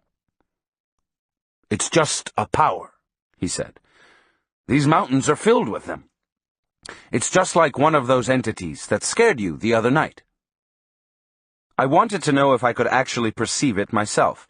He asserted that in the daytime I could only feel its presence. I wanted an explanation of why he called it a shadow, when obviously it wasn't like the shadow of a boulder. He replied that both had the same lines, therefore both were shadows. He pointed to a long boulder standing directly in front of us. Look at the shadow of that boulder, he said. The shadow is the boulder, and yet it isn't. To observe the boulder in order to know what the boulder is doing, but to observe its shadow is not doing. Shadows are like doors, the doors of not doing. A man of knowledge, for example, can tell the innermost feelings of men by watching their shadows. Is there movement in them? I asked. You may say that there's movement in them, or you may say that the lines of the world are shown in them, or you may say that feelings come from them. But how could feelings come out of shadows, Don Juan? To believe that shadows are just shadows is doing, he explained. That belief is somehow stupid. Think about it this way. There's so much more to everything in the world that obviously there must be more to shadows, too. After all, what makes them shadows is merely our doing. There was a long silence. I didn't know what else to say. The end of the day is approaching, Don Juan said, looking at the sky. You have to use this brilliant sunlight to perform one last exercise. He led me to a place where there were 2 peaks the size of a man standing parallel to each other, about 4 or 5 feet apart. Don Juan stopped 10 yards away from them, facing the west. He marked a spot for me to stand on, and told me to look at the shadows of the peaks. He said that I should watch them and cross my eyes in the same manner I ordinarily cross them when scanning the ground for a place to rest. He clarified his directions by saying that when searching for a resting place, one had to look without focusing, but in observing shadows, one had to cross the eyes and yet keep a sharp image in focus. The idea was to let one shadow be superimposed on the other by crossing the eyes. He explained that through that process, one could ascertain a certain feeling which emanated from shadows. I commented on his vagueness, but he maintained that there was really no way of describing what he meant. My attempt to carry out the exercise was futile. I struggled until I got a headache. Don Juan was not at all concerned with my failure. He climbed to a dome-like peak and yelled from the top, telling me to look for two small, long, and narrow pieces of rock. He showed with his hands the size rock he wanted. I found two pieces and handed them to him. Don Juan placed each rock about a foot apart in two crevices, made me stand above them facing the west, and told me to do the same exercise with their shadows. This time, it was an altogether different affair. Almost immediately, I was capable of crossing my eyes and perceiving their individual shadows as if they had merged into one. I noticed that the act of looking without converging the images gave the single shadow I had formed an unbelievable depth and a sort of transparency. I stared at it, bewildered. Every hole in the rock on the area where my eyes were focused was neatly discernible, and the composite shadow, which was superimposed on them, was like a film of indescribable transparency. I didn't want to blink, for fear of losing the image I was so precariously holding. Finally, my sore eyes forced me to blink, but I didn't lose the view of the detail at all. In fact, by remoistening my cornea, the image became even clearer. I noticed at that point that it was as if I were looking from an immeasurable height at a world I had never seen before. I also noticed that I could scan the surroundings of the shadow without losing the focus of my visual perception. Then, for an instant, I lost the notion that I was looking at a rock. I felt that I was landing in a world vast beyond anything I had ever conceived. This extraordinary perception lasted for a second, and then everything was turned off. I automatically looked up and saw Don Juan standing directly above the rocks, facing me. He had blocked the sunlight with his body. I described the unusual sensation I had had, and he explained that he had been forced to interrupt it because he saw that I was about to get lost in it. He added that it was a natural tendency for all of us to indulge ourselves when feelings of that nature occur, and that by indulging myself in it I had almost turned not doing into my old familiar doing. He said that what I should have done was to maintain the view without succumbing to it, because in a way, doing was a manner of succumbing. I complained that he should have told me beforehand what to expect and what to do, but he pointed out that he had no way of knowing whether or not I would succeed in merging the shadows. I had to confess I was more mystified than ever about not doing. Don Juan's comments were that I should be satisfied with what I had done, because for once I had proceeded correctly, that by reducing the world I had enlarged it, and that, although I had been far from feeling the lines of the world, I had correctly used the shadow of the rocks as a door into not doing. The statement that I had enlarged the world by reducing it intrigued me to no end. The detail of the porous rock in the small area where my eyes were focused was so vivid and so precisely defined that the top of the round peak became a vast world for me, and yet it was really a reduced vision of the rock. When Don Juan blocked the light and I found myself looking as I normally would do, the precise detail became dull. The tiny holes in the porous rock became bigger. The brown color of the dried lava became opaque, and everything lost the shiny transparency that made the rock into a real world. Don Juan then took the two rocks, laid them gently into a deep crevice, and sat down cross-legged, facing the west, on the spot where the rocks had been. He patted a spot next to him to his left and told me to sit down. We didn't speak for a long time. Then we ate, also in silence. It was only after the sun had set that he suddenly turned and asked me about my progress in dreaming. I told him that it had been easy in the beginning, but that at the moment I had ceased altogether to find my hands in my dreams. When you first started dreaming, you were using my personal power. That's why it was easier, he said. Now you're empty. But you must keep on trying until you have enough power of your own. You see, dreaming is the not doing of dreams. And as you progress in your not doing, you will also progress in dreaming. The trick is not to stop looking for your hands, even if you don't believe that what you're doing has any meaning. In fact, as I've told you before, a warrior doesn't need to believe, because as long as he keeps on acting without believing, he is not doing. We looked at each other for a moment. There's nothing else I can tell you about dreaming, he continued. Everything I may say would only be not doing. But if you tackle not doing directly, you yourself would know what to do in dreaming. To find your hands is essential, though, at this time, and I'm sure you will. I don't know, Don Juan. I don't trust myself.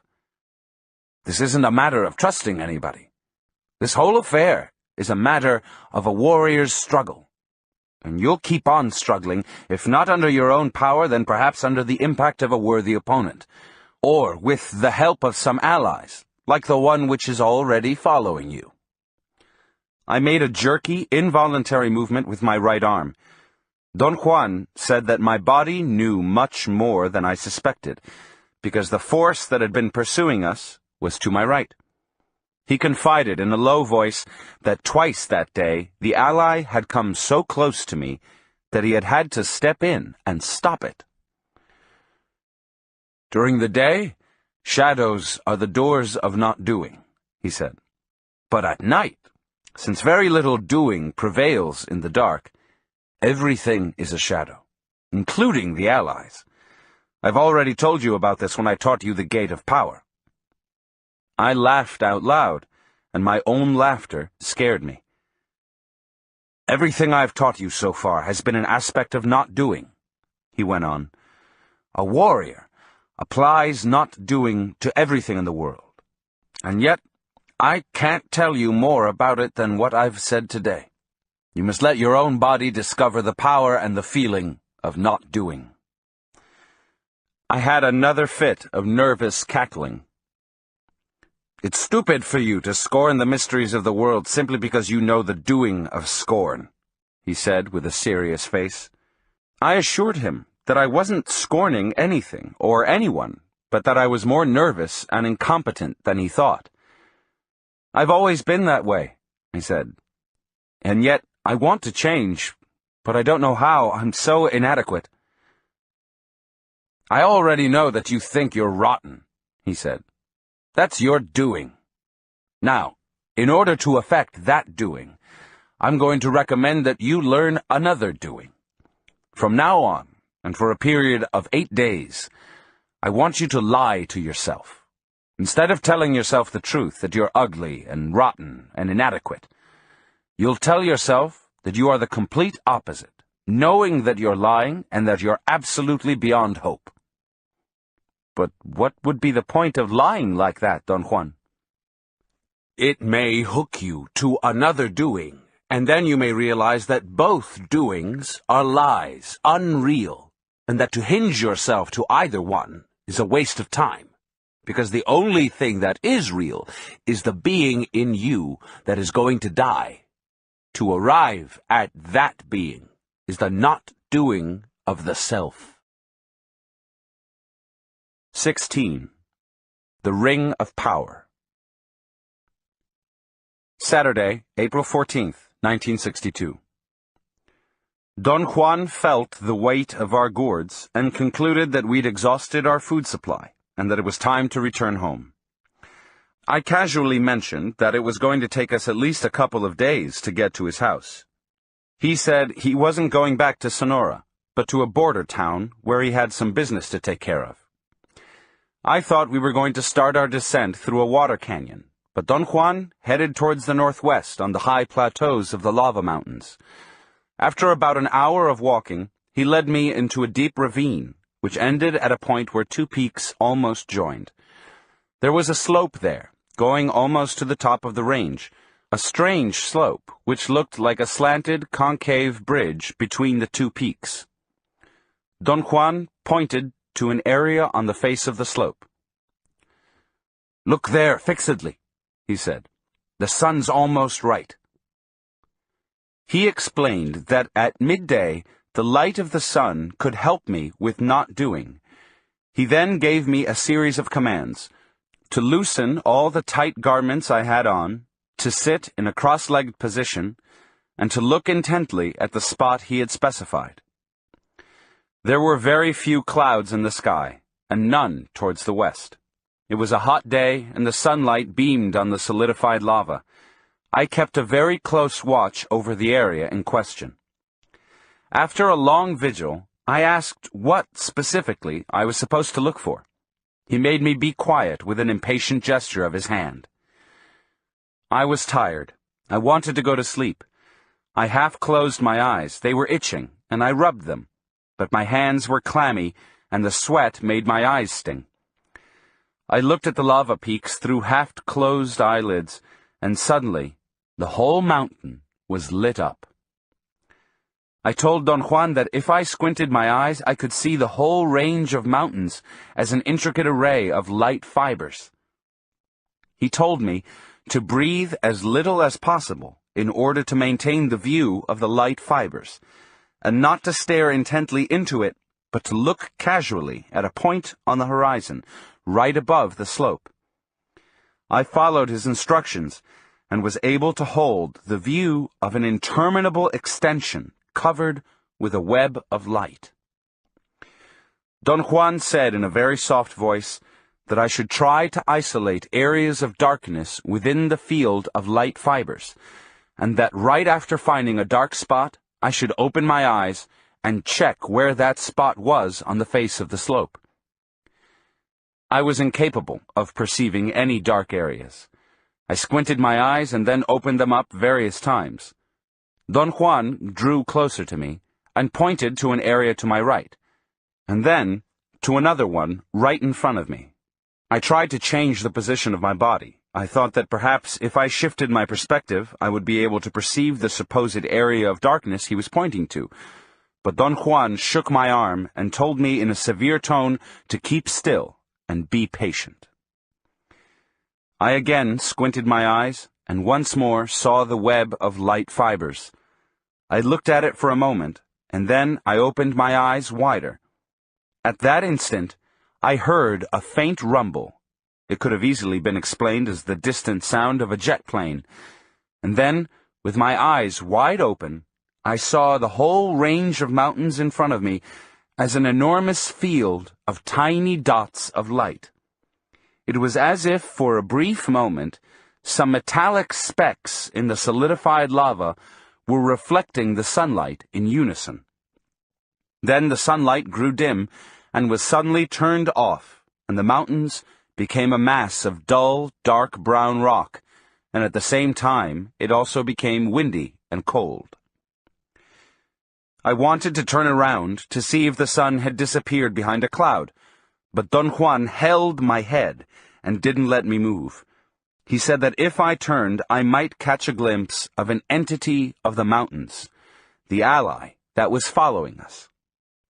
He assured me that I didn't have the necessary strength to stand a sight of that nature, and then he added, in a calculated tone, that the rumble I had heard was the peculiar way in which an ally heralded its presence. He then stood up and announced that we were going to start climbing up the side of the slope.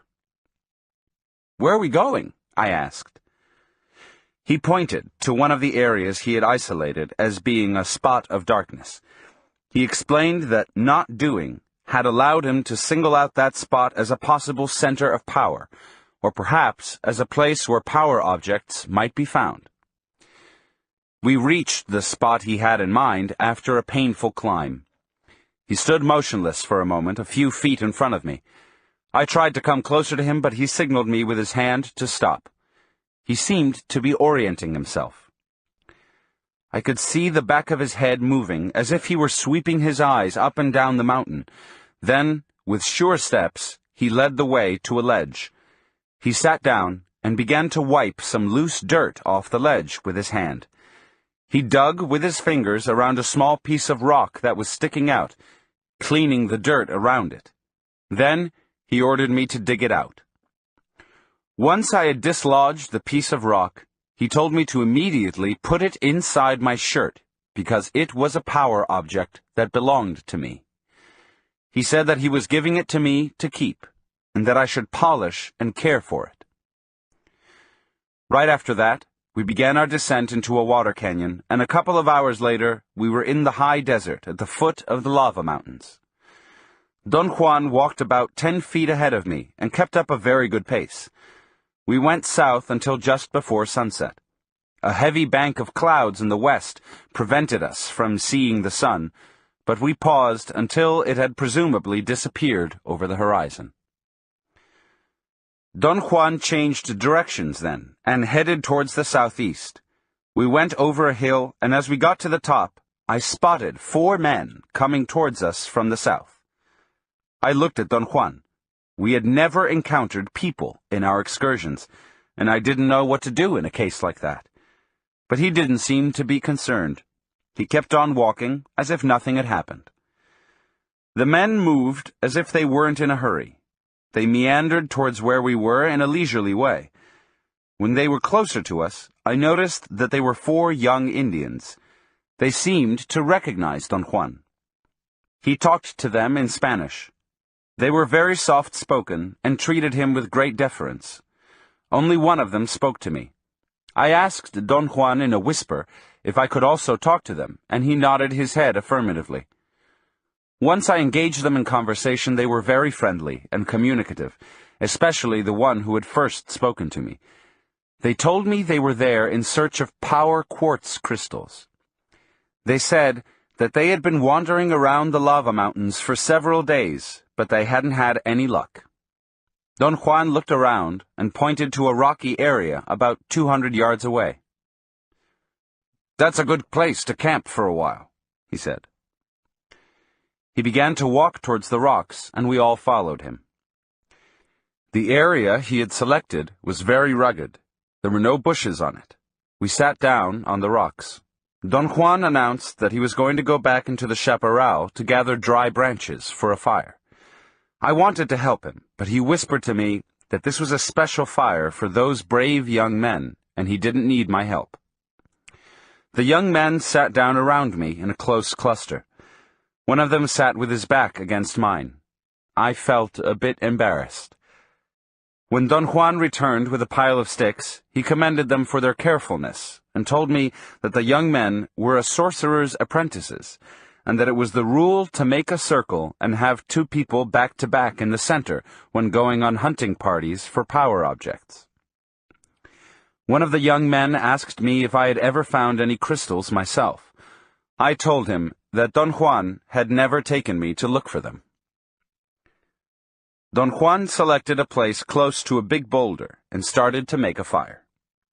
None of the young men moved to help him, but watched him attentively. When all the sticks were burning, Don Juan sat with his back against the boulder. The fire was to his right. The young men apparently knew what was going on, but I didn't have the faintest idea about the procedure to follow when one was dealing with sorcerers' apprentices. I watched the young men. They sat facing Don Juan, making a perfect half-circle. I noticed then that Don Juan was directly facing me, and 2 of the young men had sat to my left, and the other 2 to my right. Don Juan began telling them that I was in the lava mountains to learn not doing, and that an ally had been following us.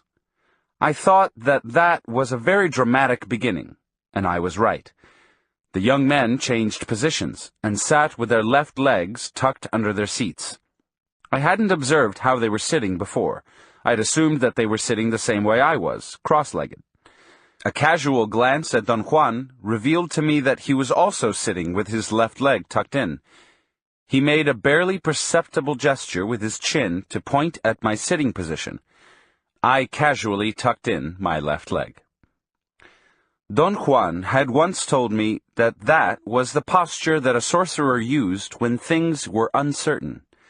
It had always proved, however, to be a very tiring position for me. I felt it was going to be a terrible imposition on me to remain seated in that fashion for the duration of his talk.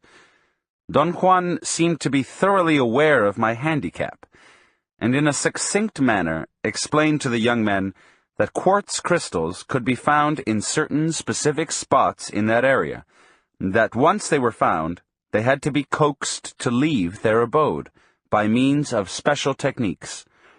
The crystals then became the man himself, and their power went beyond our understanding.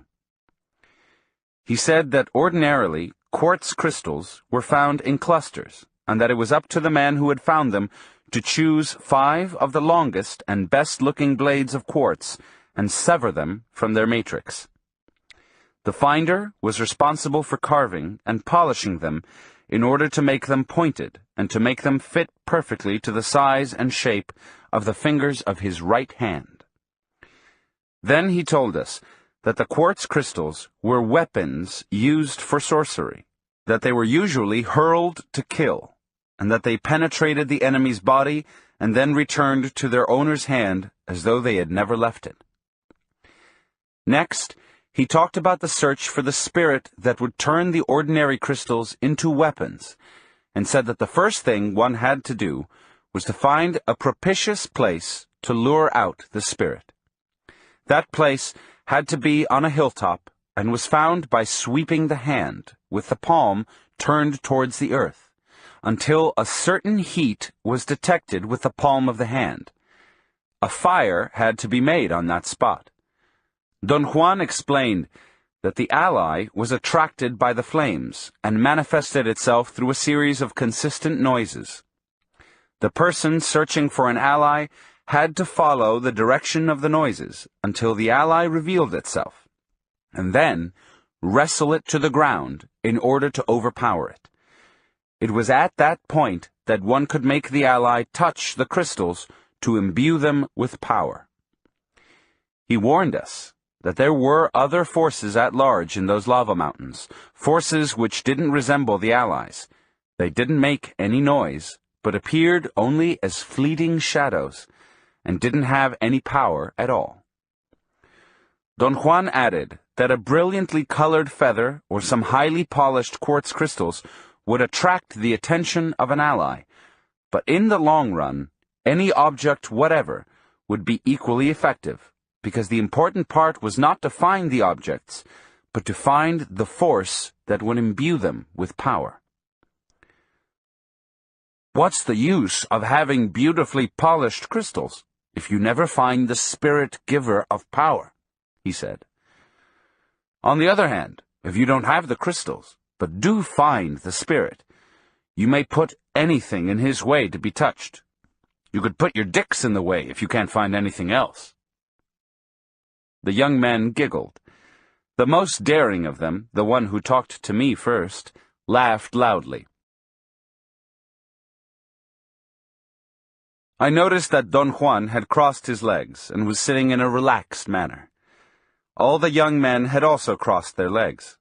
I tried to slip casually into a more relaxed posture, but my left knee seemed to have a pinched nerve or a sore muscle, and I had to stand up and jog on the spot for a few minutes. Don Juan made a joking comment. He said I was out of practice kneeling down because I hadn't been to confession in years, ever since I'd begun running around with him. That produced a great commotion among the young men. They laughed in spurts. Some of them covered their faces and giggled nervously. "I'm going to show you fellows something," Don Juan said casually after the young men had stopped laughing. My guess was that he was going to let us see some power objects he had in his pouch. For an instant I thought the young men were going to cluster around him, for they made a sudden movement in unison. All of them bent forward a little bit, as if they were going to stand up, But then they all tucked their left legs in and went back to that mysterious position that was so hard on my knees. I tucked my left leg in as casually as possible. I found that if I didn't sit on my left foot, that is, if I kept a half-kneeling position, my knees didn't hurt as much. Don Juan stood up and walked around the big boulder until he was out of sight. He must have fed the fire before he stood up, while I was tucking in my leg, for the new sticks chirped as they ignited, and long flames spurted out. The effect was extremely dramatic. The flames grew twice as big. Don Juan suddenly stepped out from behind the boulder and stood where he had been sitting. I had a moment of bewilderment. Don Juan had put on a funny black hat. It had peaks on the side, by the ears, and it was round on top. It occurred to me that it was actually a pirate's hat. He was wearing a long black coat with tails, fastened with a single shiny metallic button, and he had a peg leg. I laughed to myself. Don Juan really looked silly in his pirate's costume. I began to wonder where he had gotten that outfit out there in the wilderness. I assumed that it must have been hidden behind the rock. I commented to myself that all Don Juan needed was a patch over his eye and a parrot on his shoulder to be the perfect stereotype of a pirate. Don Juan looked at every member of the group, sweeping his eyes slowly from right to left. Then he looked up above us and stared into the darkness behind us. He remained in that position for a moment, and then he went around the boulder and disappeared. I didn't notice how he walked. Obviously, he must have had his knee bent in order to depict a man with a wooden leg. When he turned around to walk behind the boulder, I should have seen his bent leg, but I was so mystified by his acts that I didn't pay any attention to details. The flames lost their strength at the very moment Don Juan went around the boulder. I thought that his timing had been superb. He must have calculated how long it would take for the sticks he had added to the fire to burn, and had arranged his appearance and exit according to that calculation. The change in the intensity of the fire was very dramatic for the group. There was a ripple of nervousness among the young men.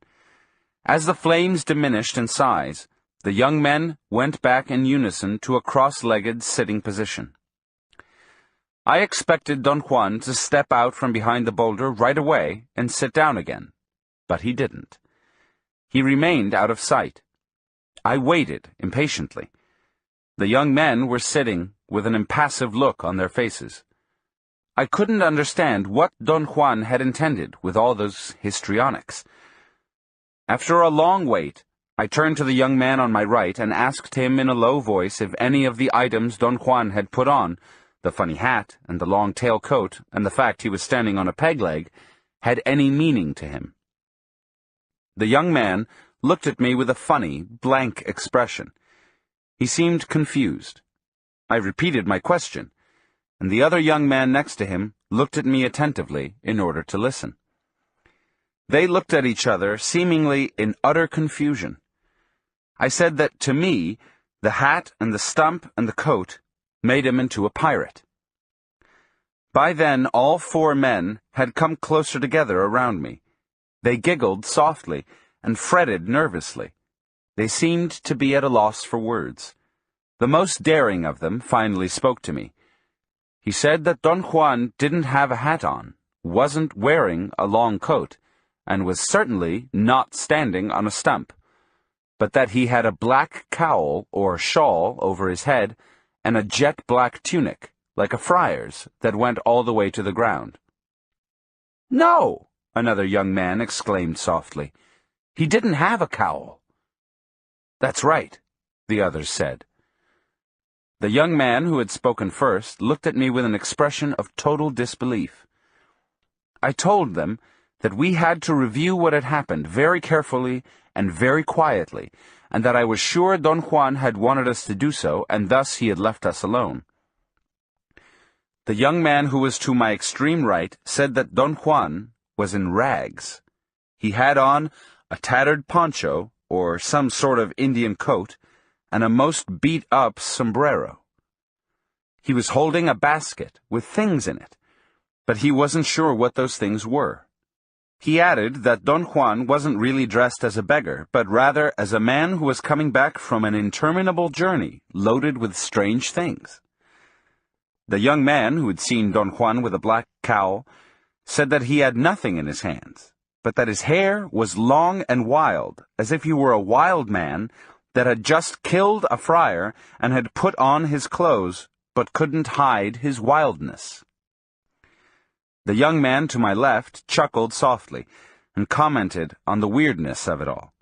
He said that Don Juan was dressed as an important man who had just gotten off his horse. He had leather leggings for horseback riding, big spurs, a whip that he kept beating on his left palm, a Chihuahua hat with a conical crown, and 2 .45 caliber automatic pistols. He said that Don Juan was the picture of a well-to-do ranchero. The young man to my extreme left laughed shyly and didn't volunteer to reveal what he had seen. I coaxed him, but the others didn't seem to be interested. He appeared to be rather too shy to talk. The fire was about to be extinguished when Don Juan came out from behind the boulder. "We better leave the young men to their doings," he said to me. "Bid them goodbye." He didn't look at them.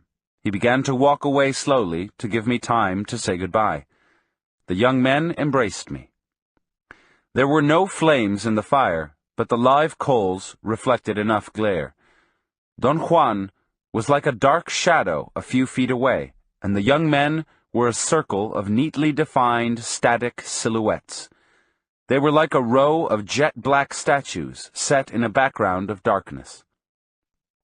It was at that point that the total event had an impact on me. A chill ran up my spine. I caught up with Don Juan.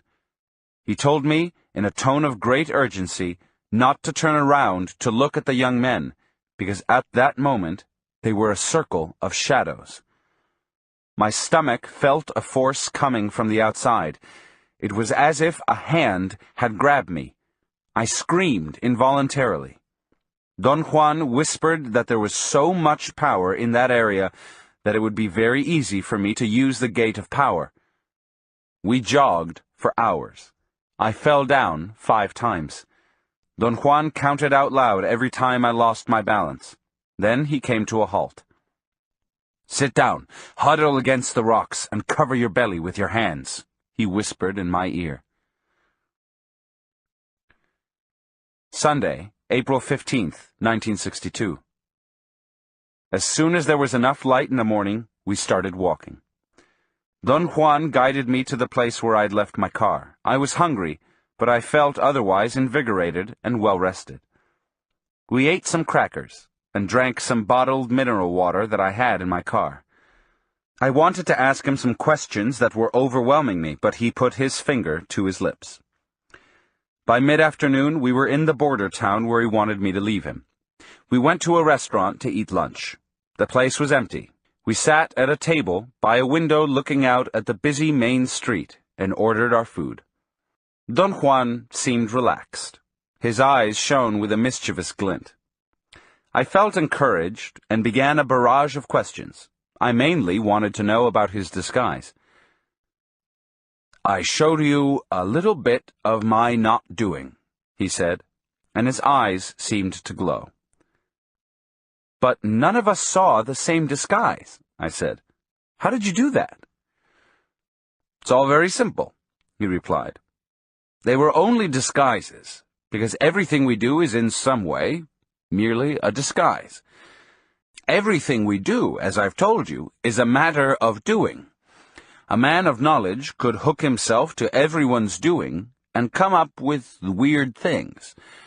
But they're not weird, not really. They're weird only to those who are trapped in doing. Those 4 young men and yourself aren't aware yet of not doing, so it was easy to fool all of you." "But how did you fool us?" "It won't make sense to you. There's no way for you to understand it." "Try me, Don Juan, please." "Let's say that when every one of us is born, we bring with us a little ring of power. That little ring is almost immediately put to use. So every one of us is already hooked from birth, and our rings of power are joined to everyone else's. In other words, our rings of power are hooked to the doing of the world in order to make the world. Give me an example so I could understand it, I said. For instance, our rings of power, yours and mine, are hooked right now to the doing in this room. We are making this room. Our rings of power are spinning this room into being at this very moment. Wait, I said. This room is here by itself. I'm not creating it. I have nothing to do with it. Don Juan didn't seem to be concerned with my argumentative protests. He very calmly maintained that the room we were in was brought to being and was kept in place because of the force of everybody's ring of power.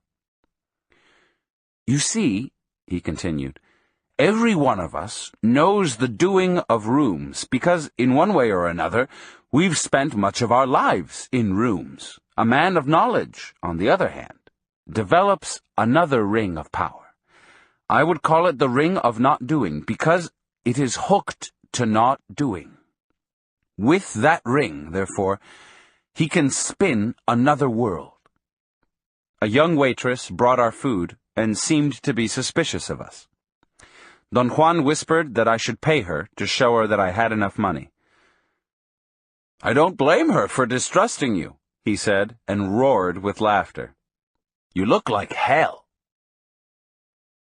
I paid the woman and tipped her, and when she left us alone, I stared at Don Juan, trying to find a way to recapture the thread of our conversation. He came to my rescue.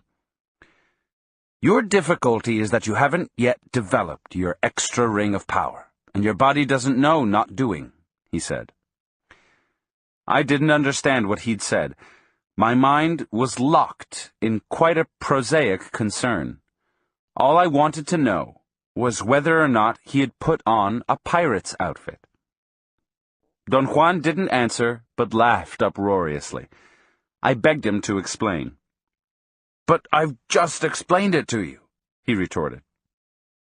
You mean that you didn't put on any disguise? I asked. All I did was to hook my ring of power to your own doing, he said. You yourself did the rest, and so did the others. That's incredible, I exclaimed. We all have been taught to agree about doing, he said softly. You don't have any idea of the power that agreement brings with it. But fortunately, not doing is equally miraculous and powerful. I felt an uncontrollable ripple in my stomach. There was an unbridgeable abysm between my first-hand experience and his explanation. As an ultimate defense, I ended up, as I had always done, with a tinge of doubt and distrust, and with the question, what if Don Juan was really in cahoots with the young men, and he himself had set it all up? I changed the subject and asked him about the 4 apprentices. Did you tell me that they were shadows? I asked. That's right. Were they allies? No. They were apprentices of a man I know. Why did you call them shadows? Because at that moment they'd been touched by the power of not doing. And since they aren't as stupid as you are, they shifted into something quite different from what you know. I didn't want you to look at them for that reason. It would have only injured you. I didn't have any more questions. I wasn't hungry, either. Don Juan ate heartily and seemed to be in an excellent mood. But I felt dejected. Suddenly, a consuming fatigue possessed me. I realized that Don Juan's path was too arduous for me. I commented that I didn't have the qualifications to become a sorcerer. Perhaps another meeting with Mescalito will help you, he said. I assured him that that was the farthest thing from my mind, and that I wouldn't even consider the possibility. Very drastic things have to happen to you in order for you to allow your body to profit from all you've learned, he said. I ventured the opinion that since I wasn't an Indian, I wasn't really qualified to live the unusual life of a sorcerer. Perhaps, if I could disentangle myself from all my commitments, I could fare in your world a little better, I said. Or if I would go into the wilderness with you and live there. As it is now, the fact I have a foot in both worlds makes me useless in either. He stared at me for a long moment. This is your world, he said, pointing to the busy street outside the window. You are a man of that world. And out there, in that world, is your hunting ground. There's no way to escape the doing of our world. So what a warrior does is to turn his world into his hunting ground. As a hunter, a warrior knows that the world is made to be used, so he uses every bit of it. A warrior is like a pirate that has no qualms in taking and using anything he wants, except that the warrior doesn't mind or he doesn't feel insulted when he's used and taken himself.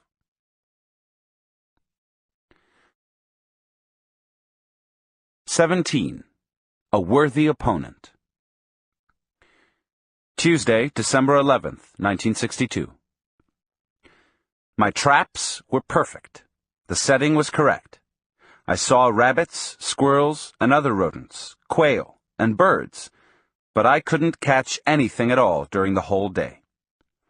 Don Juan had told me as we left his house in the early morning that I had to wait that day for a gift of power, an exceptional animal that might be lured into my traps and whose flesh I could dry for power food. Don Juan seemed to be in a pensive mood. He didn't make a single suggestion or comment. Near the end of the day, he finally made a statement. Someone is interfering with your hunting, he said. Who? I asked, truly surprised. He looked at me and smiled and shook his head in a gesture of disbelief. You act as if you didn't know who, he said, and you've known who all day. I was going to protest, but I saw no point in it. I knew he was going to say La Catalina, and if that was the kind of knowledge he was talking about, then he was right. I did know who. We either go home now, he continued, or we wait until dark and use the twilight to catch her. He appeared to be waiting for my decision. I wanted to leave. I began to gather some thin rope that I was using, but before I could voice my wish, he stopped me with a direct command. Sit down, he said.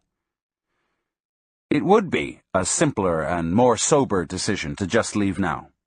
But this is a peculiar case, and I think we must stay. This show is just for you. What do you mean? Someone is interfering with you, in particular, so that makes it your show. I know who, and you also know who. You scare me, I said. Not me, he replied, laughing. That woman who's out there prowling is scaring you.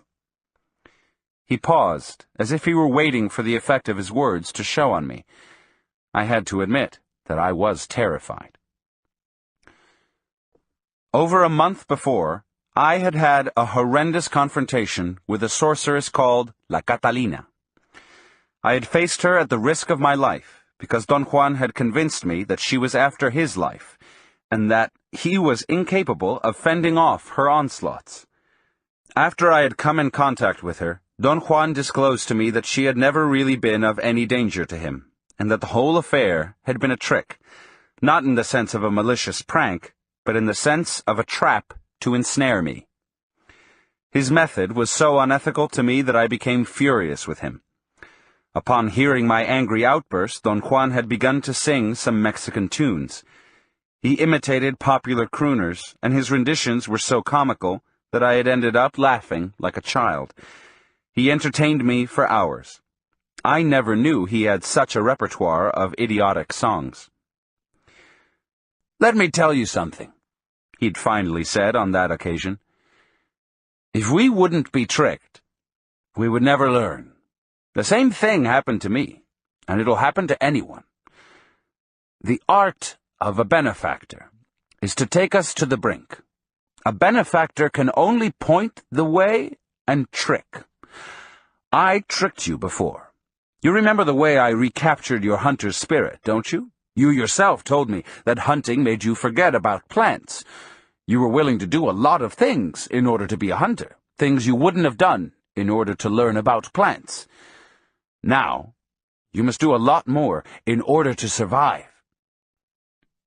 He stared at me and broke into a fit of laughter. "This is all crazy," I said. "We are rational beings." "You're rational," he retorted. "I'm not." "Of course you are," I insisted. "You're one of the most rational men I've ever met." "All right," he exclaimed. "Let's not argue. I am rational, so what?" I involved him in the argument of why it was necessary for two rational beings to proceed in such an insane way, as we had proceeded with the Lady Witch. "You're rational, all right," he said fiercely. "And that means you believe that you know a lot about the world, but do you? Do you really? You've only seen the acts of people. Your experiences are limited only to what people have done to you or to others. You know nothing about this mysterious, unknown world." He signaled me to follow him to my car, and we drove to the small Mexican town nearby. I didn't ask what we were going to do. He made me park my car by a restaurant, and then we walked around the bus depot and the general store. Don Juan walked on my right side, leading me. Suddenly, I became aware that someone else was walking side by side with me to my left. But before I had time to turn to look, Don Juan made a fast and sudden movement. He leaned forward, as if he were picking something from the ground, and then grabbed me by the armpit when I nearly stumbled over him. He dragged me to my car and didn't let go of my arm, even to allow me to unlock the door. I fumbled with the keys for a moment. He shoved me gently into the car and then got in himself. "Drive slowly and stop in front of the store," he said. When I'd stopped, Don Juan signaled me with a nod of his head to look. La Catalina was standing at the place where Don Juan had grabbed me. I recoiled involuntarily. The woman took a couple of steps towards the car and stood there defiantly. I scrutinized her carefully and concluded that she was a beautiful woman. She was very dark and had a plump body, but she seemed to be strong and muscular. She had a round, full face with high cheekbones and 2 long braids of jet black hair. What surprised me the most was her youth. She was at the most in her early 30s. "Let her come closer if she wants," Don Juan whispered. She took 3 or 4 steps towards my car and stopped perhaps 10 feet away. We looked at each other. At that moment, I felt there was nothing threatening about her. I smiled and waved at her. She giggled as if she were a shy little girl and covered her mouth. Somehow, I felt delighted. I turned to Don Juan to comment on her appearance and behavior, and he scared me half to death with a yell. "Don't turn your back to that woman, damn it!" he said in a forceful voice. I quickly turned to look at the woman. She had taken another couple of steps towards my car and was standing barely 5 feet away from my door. She was smiling. Her teeth were big and white and very clean. There was something eerie about her smile, however. It wasn't friendly. It was a contained grin. Only her mouth smiled. Her eyes were black and cold and were staring at me fixedly. I experienced a chill all over my body. Don Juan began to laugh in a rhythmical cackle. After a moment's wait, the woman slowly backed away and disappeared among people. We drove away, and Don Juan speculated that if I didn't tighten up my life and learn, she was going to step on me, as one steps on a defenseless bug. "She is the worthy opponent I told you I'd found for you," he said. Don Juan said that we had to wait for an omen before we knew what to do with the woman who was interfering with my hunting. "If we see or hear a crow, we'll know for sure that we can wait, and we'll also know where to wait," he added. He slowly turned around in a complete circle, scanning all the surroundings. "This isn't the place to wait," he said in a whisper. We began to walk towards the east. It was already fairly dark. Suddenly, 2 crows flew out from behind some tall bushes and disappeared behind a hill. Don Juan said that the hill was our destination. Once we arrived there, he circled it and chose a place facing the southeast at the bottom of the hill. He cleaned the dry twigs and leaves and other debris from a circular spot 5 or 6 feet in diameter. I attempted to help him, but he refused me with a strong movement of his hand. He put his finger over his lips and made a gesture of silence. When he had finished, he pulled me to the center of the circle, made me face the south, away from the hill, and whispered in my ear that I had to imitate his movements. He began a sort of dance, making a rhythmical thump with his right foot. It consisted of 7 even beats, spaced by a cluster of 3 fast thumps. I tried to adapt myself to his rhythm, and after a few clumsy attempts I was more or less capable of reproducing the same thumping. "What's this for?" I whispered in his ear. He told me, also in a whisper, that I was thumping like a rabbit, and that sooner or later the prowler would be attracted by the noise, and would show up to see what was going on. Once I'd copied the rhythm, Don Juan ceased to thump himself, but had me continue, marking the pace with a movement of his hand. From time to time, he would listen attentively, with his head slightly tilted to the right, seemingly to pick out noises in the chaparral. At one point, he signaled me to stop, and he remained in a most alert position. It was as if he were ready to spring up and jump on an unknown and unseen assailant. Then he motioned me to continue the thumping, and after a while, he stopped me again. Every time I stopped, he listened with such a concentration that every fiber in his body seemed to be tense to the point of bursting. Suddenly he jumped to my side and whispered in my ear that the twilight was at its full power. I looked around. The chaparral was a dark mass, and so were the hills and the rocks. The sky was dark blue, and I couldn't see the clouds anymore. The whole world seemed to be a uniform mass of dark silhouettes which didn't have any visible boundaries. I heard the eerie, distant cry of an animal, a coyote, or perhaps a night bird. It happened so suddenly that I didn't pay attention to it, but Don Juan's body jerked a bit. I felt its vibration as he stood next to me. "Here we go," he whispered. "Thump again and be ready. She's here." I began to thump furiously, and Don Juan put his foot over mine and signaled me frantically to relax and thump rhythmically. "Don't scare her away," he whispered in my ear. "Calm down and don't lose your marbles." He again began to mark the pace of my thumping, and after the second time he made me stop, I heard the same cry again. This time it seemed to be the cry of a bird which was flying over the hill. Don Juan made me thump once more, and just when I stopped, I heard a peculiar rustling sound to my left. It was the sound a heavy animal would make while moving about in the dry underbrush. The thought of a bear crossed my mind, but then I realized there were no such bears in the desert. I grabbed on to Don Juan's arm, and he smiled at me and put his finger to his mouth in a gesture of silence. I stared into the darkness towards my left, but he signaled me not to. He repeatedly pointed directly above me, and then he made me turn around slowly and silently until I was facing the dark mass of the hill. Don Juan kept his finger leveled at a certain point on the hill. I kept my eyes glued to the spot, and suddenly, as if in a nightmare, a dark shadow leaped at me. I shrieked and fell down to the ground on my back. For a moment, the dark silhouette was superimposed against the dark blue sky, and then it sailed through the air and landed beyond us in the bushes.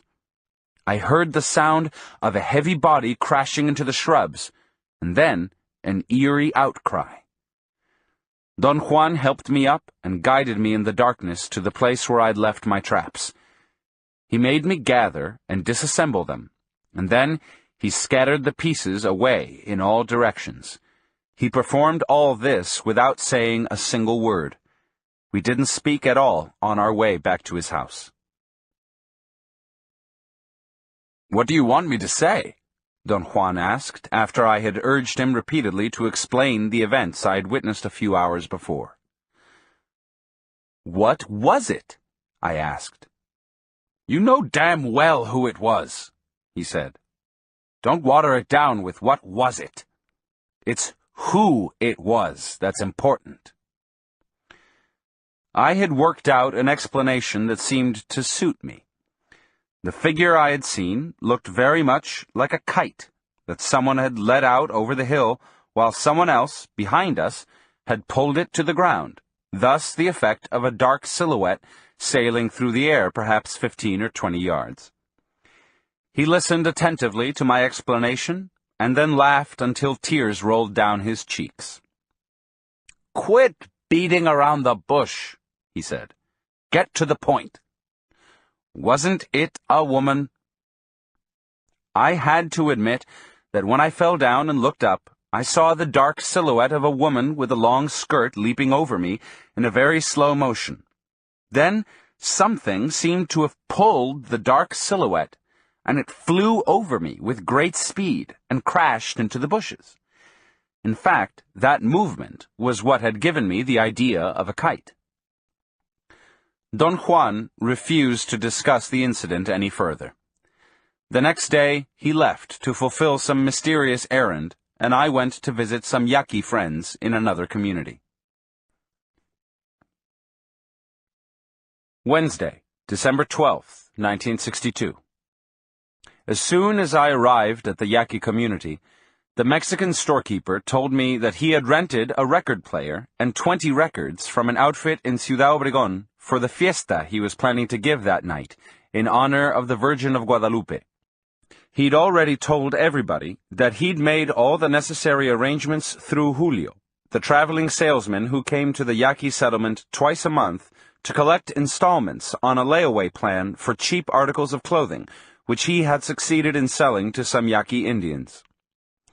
Julio brought the record player early in the afternoon and hooked it to the dynamo that provided electricity for the store. He made sure that it worked. Then he turned up the volume to its maximum, reminded the storekeeper not to touch any knobs, and began to sort the 20 records. "I know how many scratches each of them has," Julio said to the storekeeper. "Tell that to my daughter," the storekeeper replied. "You're responsible, not your daughter." "Well, just the same, she's the only one who'll be changing the records." Julio insisted that it didn't make any difference to him whether she or someone else was going to actually handle the record player, as long as the storekeeper paid for any records that were damaged. The storekeeper began to argue with Julio. Julio's face became red. He turned from time to time to the large group of Yaqui Indians congregated in front of the store and made signs of despair or frustration by moving his hands or contorting his face in a grimace. Seemingly, as a final resort, he demanded a cash deposit. That precipitated another long argument about what constituted a damaged record. Julio stated with authority that any broken record had to be paid for in full, as if it were new. The storekeeper became angrier and began to pull out his extension cords. He seemed bent upon unhooking the record player and canceling the party.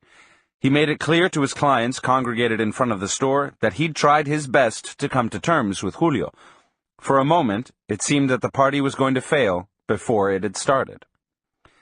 Blas, the old Yaqui Indian in whose house I was staying, made some derogatory comments in a loud voice about the Yaquis' sad state of affairs, that they couldn't even celebrate their most revered religious festivity, the Day of the Virgin of Guadalupe. I wanted to intervene and offer my help, but Blas stopped me. He said that if I were to make the cash deposit, the storekeeper himself would smash the records.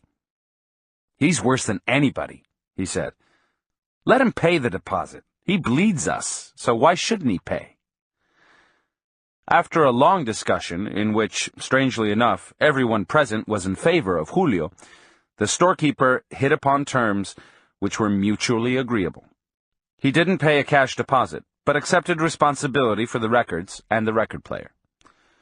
Julio's motorcycle left a trail of dust as he headed for some of the more remote houses in the locality. Blas said that he was trying to get to his customers before they came to the store and spent all their money buying booze. As he was saying this, a group of Indians emerged from behind the store. Blas looked at them and began to laugh, and so did everyone else there. Blas told me that those Indians were Julio's customers and had been hiding behind the store, waiting for him to leave. The party began early. The storekeeper's daughter put a record on the turntable and brought the arm down. There was a terrible loud screech and a high-pitched buzz, and then came a blasting sound of trumpet and some guitars. The party consisted of playing the records at full volume. There were 4 young Mexican men who danced with the storekeeper's 2 daughters and 3 other young Mexican women. The Yaquis didn't dance. They watched with apparent delight every movement the dancers made. They seemed to be enjoying themselves, just watching and gulping down cheap tequila. I bought individual drinks for everybody I knew. I wanted to avoid any feelings of resentment. I circulated among the numerous Indians and talked to them and then offered them drinks. My pattern of behavior worked, until they realized I wasn't drinking at all. That seemed to annoy everyone at once. It was as if, collectively, they had discovered that I didn't belong there. The Indians became very gruff and gave me sly looks. The Mexicans, who were as drunk as the Indians, also realized at the same time that I hadn't danced, and that appeared to offend them even more. They became very aggressive. One of them forcibly took me by the arm and dragged me closer to the record player. Another served me a full cup of tequila and wanted me to drink it all in one gulp and prove that I was a macho.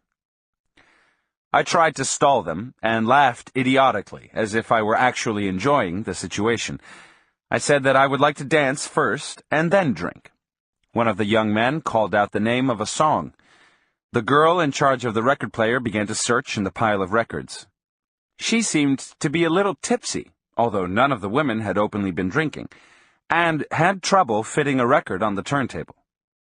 A young man said that the record she'd selected wasn't a twist. She fumbled with the pile, trying to find the suitable one, and everyone closed in around her and left me. That gave me time to run behind the store, away from the lighted area, and out of sight. I stood about 30 yards away, in the darkness of some bushes, trying to decide what to do. I was tired. I felt it was time to get in my car and go back home. I began to walk to Blas's house, where my car was parked.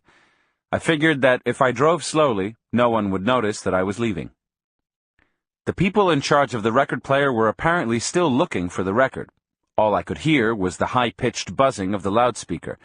But then came the blasting sound of a twist. I laughed out loud, thinking that they'd probably turned to where I'd been and found out that I'd disappeared. I saw some dark silhouettes of people walking in the opposite direction, going towards the store. We passed each other, and they mumbled "Buenas noches." I recognized them and spoke to them. I told them it was a great party. Before I came to a sharp bend in the road, I encountered 2 other people, whom I didn't recognize, but I greeted them anyway. The blasting sound of the record player was almost as loud there on the road as it was in front of the store. It was a dark, starless night. but the glare from the store lights allowed me to have a fairly good visual perception of my surroundings. Blas's house was very near, and I accelerated my pace. I noticed then the dark shape of a person, sitting, or perhaps squatting, to my left, at the bend of the road. I thought for an instant that it might have been one of the people from the party who had left before I had. The person seemed to be defecating on the side of the road. That seemed odd. People in the community went into the thick bushes to perform their bodily functions. I thought that whoever it was in front of me must have been drunk. I came to the bend and said, "Buenas noches." The person answered me with an eerie, gruff, inhuman howl. The hair on my body literally stood on end. For a second, I was paralyzed. Then I began to walk fast. I took a quick glance. I saw that the dark silhouette had stood up halfway. It was a woman. She was stooped over, leaning forward. She walked in that position for a few yards, and then she hopped. I began to run, while the woman hopped like a bird by my side, keeping up with my speed. By the time I arrived at Blas's house, she was cutting in front of me, and we'd almost touched. I leaped across a small dry ditch in front of the house and crashed through the flimsy door. Blas was already in the house, and seemed unconcerned with my story. "They pulled a good one on you," he said reassuringly. "The Indians take delight in teasing foreigners." My experience had been so unnerving that the next day I drove to Don Juan's house instead of going home as I'd planned to do. Don Juan returned in the late afternoon. I didn't give him time to say anything, but blurted out the whole story, including Blas's commentary. Don Juan's face became somber. Perhaps it was only my imagination, but I thought he was worried. "Don't put so much stock in what Blas told you," he said in a serious tone. "He knows nothing of the struggles between sorcerers. You should have known that it was something serious the moment you noticed that the shadow was to your left. You shouldn't have run, either." "What was I supposed to do? Stand there?" "Right. When a warrior encounters his opponent, and the opponent is not an ordinary human being, he must make his stand. That's the only thing that makes him invulnerable." "What are you saying, Don Juan?" "I'm saying that you've had your third encounter with your worthy opponent. She's following you around, waiting for a moment of weakness on your part. She almost bagged you this time." I felt a surge of anxiety and accused him of putting me in unnecessary danger. I complained that the game he was playing with me was cruel. "It would be cruel if this would have happened to an average man," he said. "But the instant one begins to live like a warrior, one is no longer ordinary. Besides, I didn't find you a worthy opponent because I want to play with you or tease you or annoy you. A worthy opponent might spur you on. Under the influence of an opponent like La Catalina, you may have to make use of everything I've taught you. You don't have any other alternative." We were quiet for a while. His words had aroused a tremendous apprehension in me. He then wanted me to imitate, as close as possible, the cry I had heard after I'd said Buenas noches. I attempted to reproduce the sound and came up with some weird howling that scared me. Don Juan must have found my rendition funny. He laughed almost uncontrollably. Afterwards, he asked me to reconstruct the total sequence: the distance I ran, the distance the woman was from me at the time I encountered her, the distance she was from me at the time I reached the house, and the place where she had begun hopping. "No fat Indian woman could hop that way," he said after assessing all those variables. "They couldn't even run that far." He made me hop.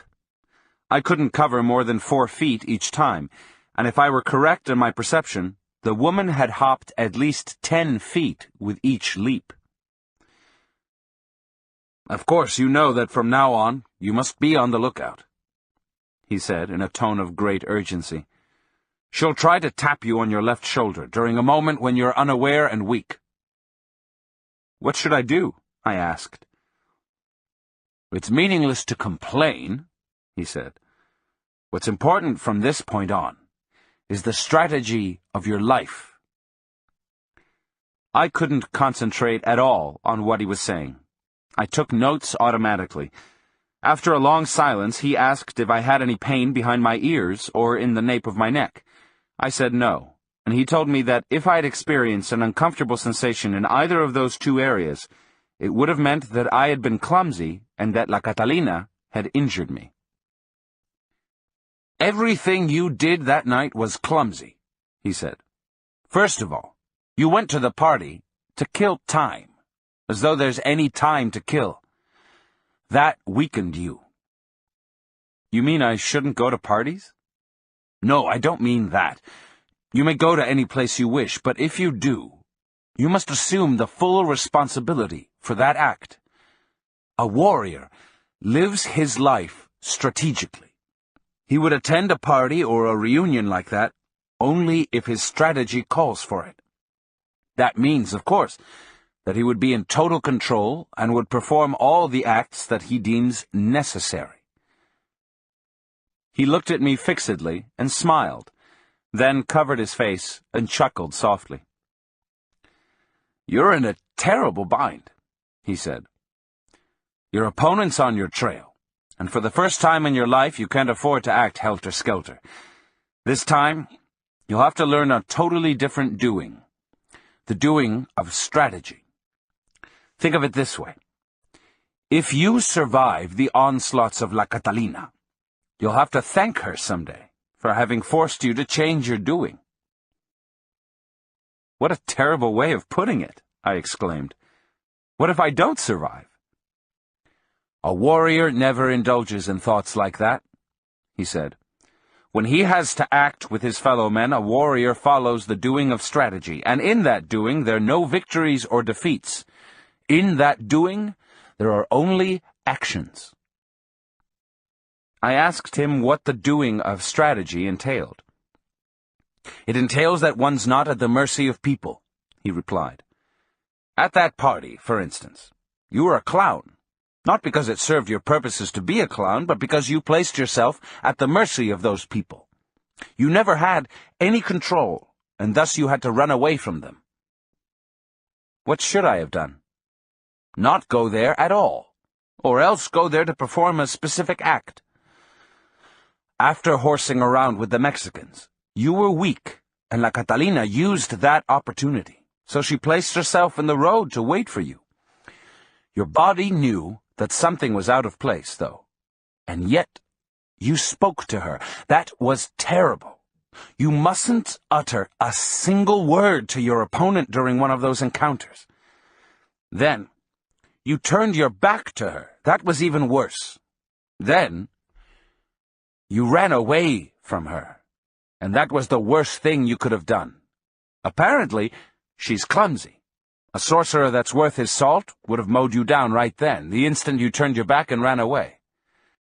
So far, your only defense is to stay put and do your dance. What dance are you talking about? I asked. He said that the rabbit thumping he had taught me was the first movement of the dance that a warrior groomed and enlarged throughout his life, and then executed in his last stand on earth. I had a moment of strange sobriety, and a series of thoughts occurred to me. On one level, it was clear that what had taken place between me and La Catalina the first time I'd confronted her was real. La Catalina was real, and I couldn't discard the possibility that she was actually following me. On the other level, I couldn't understand how she was following me, and this gave rise to the faint suspicion that Don Juan might be tricking me, and that he himself was somehow producing the weird effects I had witnessed. Don Juan suddenly looked at the sky, and told me that there was still time to go and check the sorceress. He reassured me that we were running very little danger, because we were only going to drive by her house. You must confirm her shape, Don Juan said. Then there won't be any doubts left in your mind, one way or the other. My hands began to sweat profusely, and I had to dry them repeatedly with a towel. We got in my car, and Don Juan directed me to the main highway, and then to a wide, unpaved road. I drove in the center of it. Heavy trucks and tractors had carved deep trenches, and my car was too low to go on either the left or the right side of the road. We went slowly, amid a thick cloud of dust.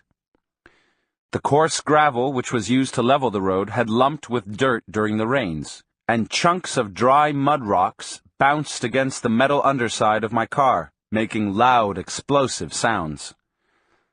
Don Juan told me to slow down as we were coming to a small bridge.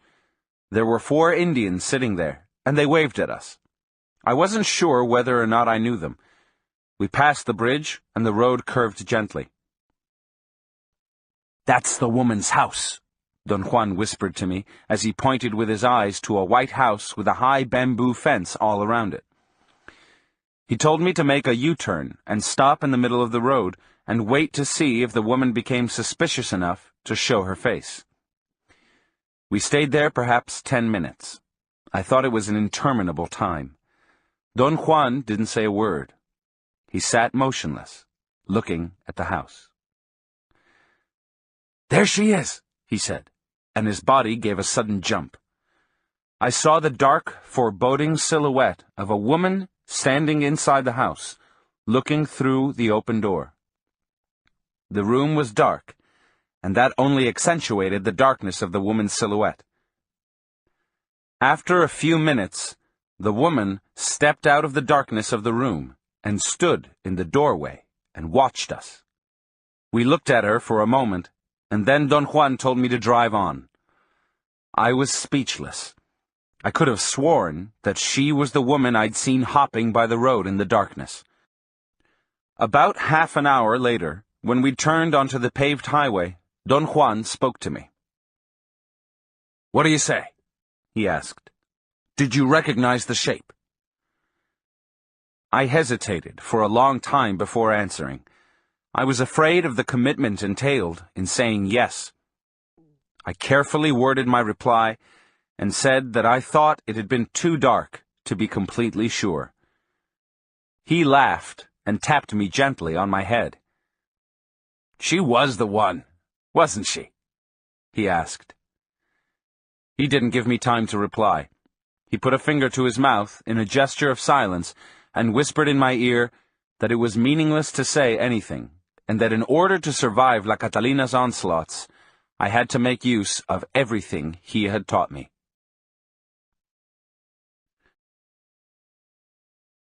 Part 2. Journey to Ixtlan. 18.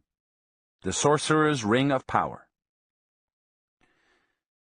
In May of 1971, I paid Don Juan the last visit of my apprenticeship. I went to see him on that occasion in the same spirit I'd gone to see him during the 10 years of our association. That is to say, I was once again seeking the amenity of his company. His friend, Don Genaro, a Mazatec Indian sorcerer, was with him. I'd seen both of them during my previous visit 6 months earlier. I was considering whether or not to ask them if they had been together all that time, when Don Genaro explained that he liked the northern desert so much that he'd returned just in time to see me. Both of them laughed, as if they knew a secret. "I came back just for you," Don Genaro said. "That's true," Don Juan echoed. I reminded Don Genaro that the last time I'd been there, his attempts to help me to stop the world had been disastrous for me. That was my friendly way of letting him know that I was afraid of him. He laughed uncontrollably, shaking his body and kicking his legs like a child. Don Juan avoided looking at me, and also laughed. "You're not going to try to help me anymore, are you, Don Genaro?" I asked. My question threw both of them into spasms of laughter. Don Genaro rolled on the ground, laughing, then lay on his stomach and began to swim on the floor. When I saw him doing that, I knew I was lost. At that moment, my body somehow became aware that I'd arrived at the end. I didn't know what that end was. My personal tendency to dramatization and my previous experience with Don Genaro made me believe that it might be the end of my life. During my last visit to them, Don Genaro had attempted to push me to the brink of stopping the world. His efforts had been so bizarre and direct that Don Juan himself had had to tell me to leave. Don Genaro's demonstrations of power were so extraordinary and so baffling that they forced me to a total reevaluation of myself. I went home, reviewed the notes that I'd taken in the very beginning of my apprenticeship, and a whole new feeling mysteriously set in on me, although I hadn't been fully aware of it until I saw Don Genaro swimming on the floor. The act of swimming on the floor, which was congruous with other strange and bewildering acts he'd performed in front of my very eyes, started as he was lying face down. He was first laughing so hard that his body shook as in a convulsion. Then he began kicking, and finally, the movement of his legs became coordinated with a paddling movement of his arms, and Don Genaro started to slide on the ground as if he were lying on a board fitted with ball bearings. He changed directions various times and covered the entire area of the front of Don Juan's house, maneuvering around me and Don Juan. Don Genaro had clowned in front of me before, and every time he'd done it, Don Juan had asserted that I had been on the brink of seeing. My failure to see was a result of my insistence on trying to explain every one of Don Genaro's actions from a rational point of view. This time, I was on guard, and when he began to swim, I didn't attempt to explain or understand the event. I simply watched him. Yet I couldn't avoid the sensation of being dumbfounded. He was actually sliding on his stomach and chest. My eyes began to cross as I watched him. I felt a surge of apprehension. I was convinced that if I didn't explain what was happening, I would see, and that thought filled me with an extraordinary anxiety. My nervous anticipation was so great that in some way I was back at the same point, locked once more in some rational endeavor. Don Juan must have been watching me. He suddenly tapped me. I automatically turned to face him, and for an instant I took my eyes away from Don Genaro. When I looked at him again, he was standing by me with his head slightly tilted and his chin almost resting on my right shoulder. I had a delayed, startled reaction. I looked at him for a second, and then I jumped back. His expression of feigned surprise was so comical that I laughed hysterically. I couldn't help being aware, however, that my laughter was unusual. My body shook with nervous spasms originating from the middle part of my stomach. Don Genaro put his hand on my stomach, and the convulsion-like ripples ceased. "This little Carlos is always so exaggerated," he exclaimed, as if he were a fastidious man. Then he added, imitating Don Juan's voice and mannerisms, "Don't you know that a warrior never laughs that way?" His caricature of Don Juan was so perfect that I laughed even harder. Then both of them left together, and were gone for over 2 hours, until about midday. When they returned, they sat in the area in front of Don Juan's house. They didn't say a word. They seemed to be sleepy, tired, almost absent-minded. They stayed motionless for a long time, yet they seemed to be so comfortable and relaxed. Don Juan's mouth was slightly opened, as if he were really asleep, but his hands were clasped over his lap, and his thumbs moved rhythmically. I fretted and changed sitting positions for a while. Then I began to feel a soothing placidity. I must have fallen asleep. Don Juan's chuckle woke me up. I opened my eyes. Both of them were staring at me. "If you don't talk, you fall asleep," Don Juan said, laughing. "I'm afraid I do," I said. Don Genaro lay on his back and began to kick his legs in the air. I thought for a moment that he was going to start his disturbing clowning again, but he went back right away to his cross-legged sitting position. There is something you ought to be aware of by now, Don Juan said. I call it the cubic centimeter of chance. All of us, whether or not we're warriors, have a cubic centimeter of chance that pops out in front of our eyes from time to time. The difference between an average man and a warrior is that the warrior is aware of this, and one of his tasks is to be alert, deliberately waiting, so that when his cubic centimeter pops out, he has the necessary speed, the prowess, to pick it up. Chance, good luck, personal power, or whatever you may call it, is a peculiar state of affairs. It's like a very small stick that comes out in front of us and invites us to pluck it. Usually we're too busy, or too preoccupied, or just too stupid and lazy to realize that this is our cubic centimeter of luck. A warrior, on the other hand, is always alert and tight and has the spring, the gumption necessary to grab it. Is your life very tight? Don Genaro asked me abruptly. I think it is, I said with conviction. Do you think that you can pluck your cubic centimeter of luck? Don Juan asked me with a tone of incredulity. I believe I do that all the time, I said. I think you're only alert about things you know, Don Juan said. Maybe I'm kidding myself, but I do believe that nowadays I'm more aware than at any other time in my life, I said, and really meant it. Don Genaro nodded his head in approval. Yes, he said softly, as if talking to himself. Little Carlos is really tight and absolutely alert.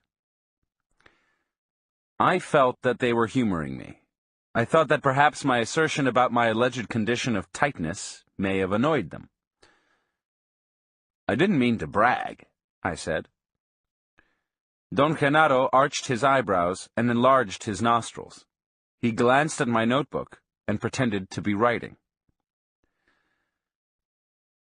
I think Carlos is tighter than ever, Don Juan said to Don Genaro.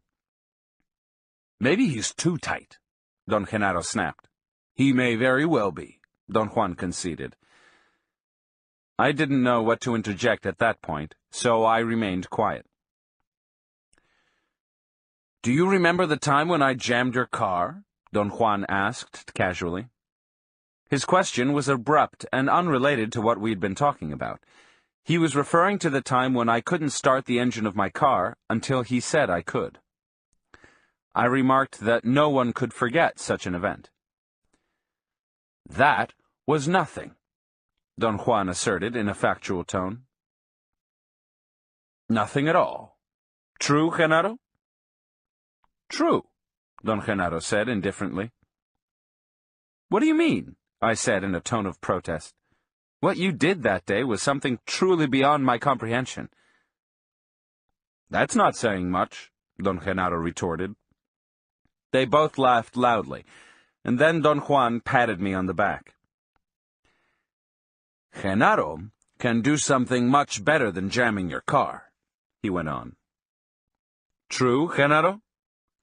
True, Don Genaro replied, puckering up his lips like a child. What can he do? I asked, trying to sound unruffled. Genaro can take your whole car away, Don Juan exclaimed in a booming voice, and then he added in the same tone, True, Genaro? True, Don Genaro retorted, in the loudest human tone I'd ever heard. I jumped involuntarily. My body was convulsed by 3 or 4 nervous spasms. What do you mean, he can take my whole car away? I asked. What did I mean, Genaro? Don Juan asked. You meant that I can get into his car, turn the motor on, and drive away, Don Genaro replied with unconvincing seriousness. Take the car away, Genaro, Don Juan urged him in a joking tone. It's done, Don Genaro said, frowning and looking at me askew. I noticed that as he frowned, his eyebrows rippled, making the look in his eyes mischievous and penetrating. "All right," Don Juan said calmly. "Let's go down there and examine the car." "Yes," Don Genaro echoed. "Let's go down there and examine the car." They stood up very slowly. For an instant I didn't know what to do, but Don Juan signaled me to stand up. We began walking up the small hill in front of Don Juan's house. Both of them flanked me, Don Juan to my right and Don Genaro to my left. They were perhaps 6 or 7 feet ahead of me, always within my full field of vision. "Let's examine the car," Don Genaro said again. Don Juan moved his hands as if he were spinning an invisible thread. Don Genaro did likewise, and repeated, "Let's examine the car." They walked with a sort of bounce. Their steps were longer than usual, and their hands moved as though they were whipping or batting some invisible objects in front of them. I'd never seen Don Juan clowning like that, and felt almost embarrassed to look at him. We reached the top, and I looked down to the area at the foot of the hill some 50 yards away where I'd parked my car. My stomach contracted with a jolt. The car wasn't there. I ran down the hill. My car wasn't anywhere in sight. I experienced a moment of great confusion. I was disoriented.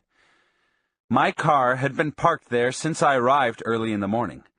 Perhaps half an hour before, I'd come down to get a new pad of writing paper. At that time, I'd thought of leaving the windows open because of the excessive heat, but the number of mosquitoes and other flying insects that abounded in the area had made me change my mind, and I'd left the car locked as usual. I looked all around again. I refused to believe that my car was gone. I walked to the edge of the cleared area. Don Juan and Don Genaro joined me and stood by me, doing exactly what I was doing, peering into the distance to see if the car was somewhere in sight. I had a moment of euphoria that gave way to a disconcerting sense of annoyance. They seemed to have noticed it, and began to walk around me, moving their hands as if they were rolling dough in them.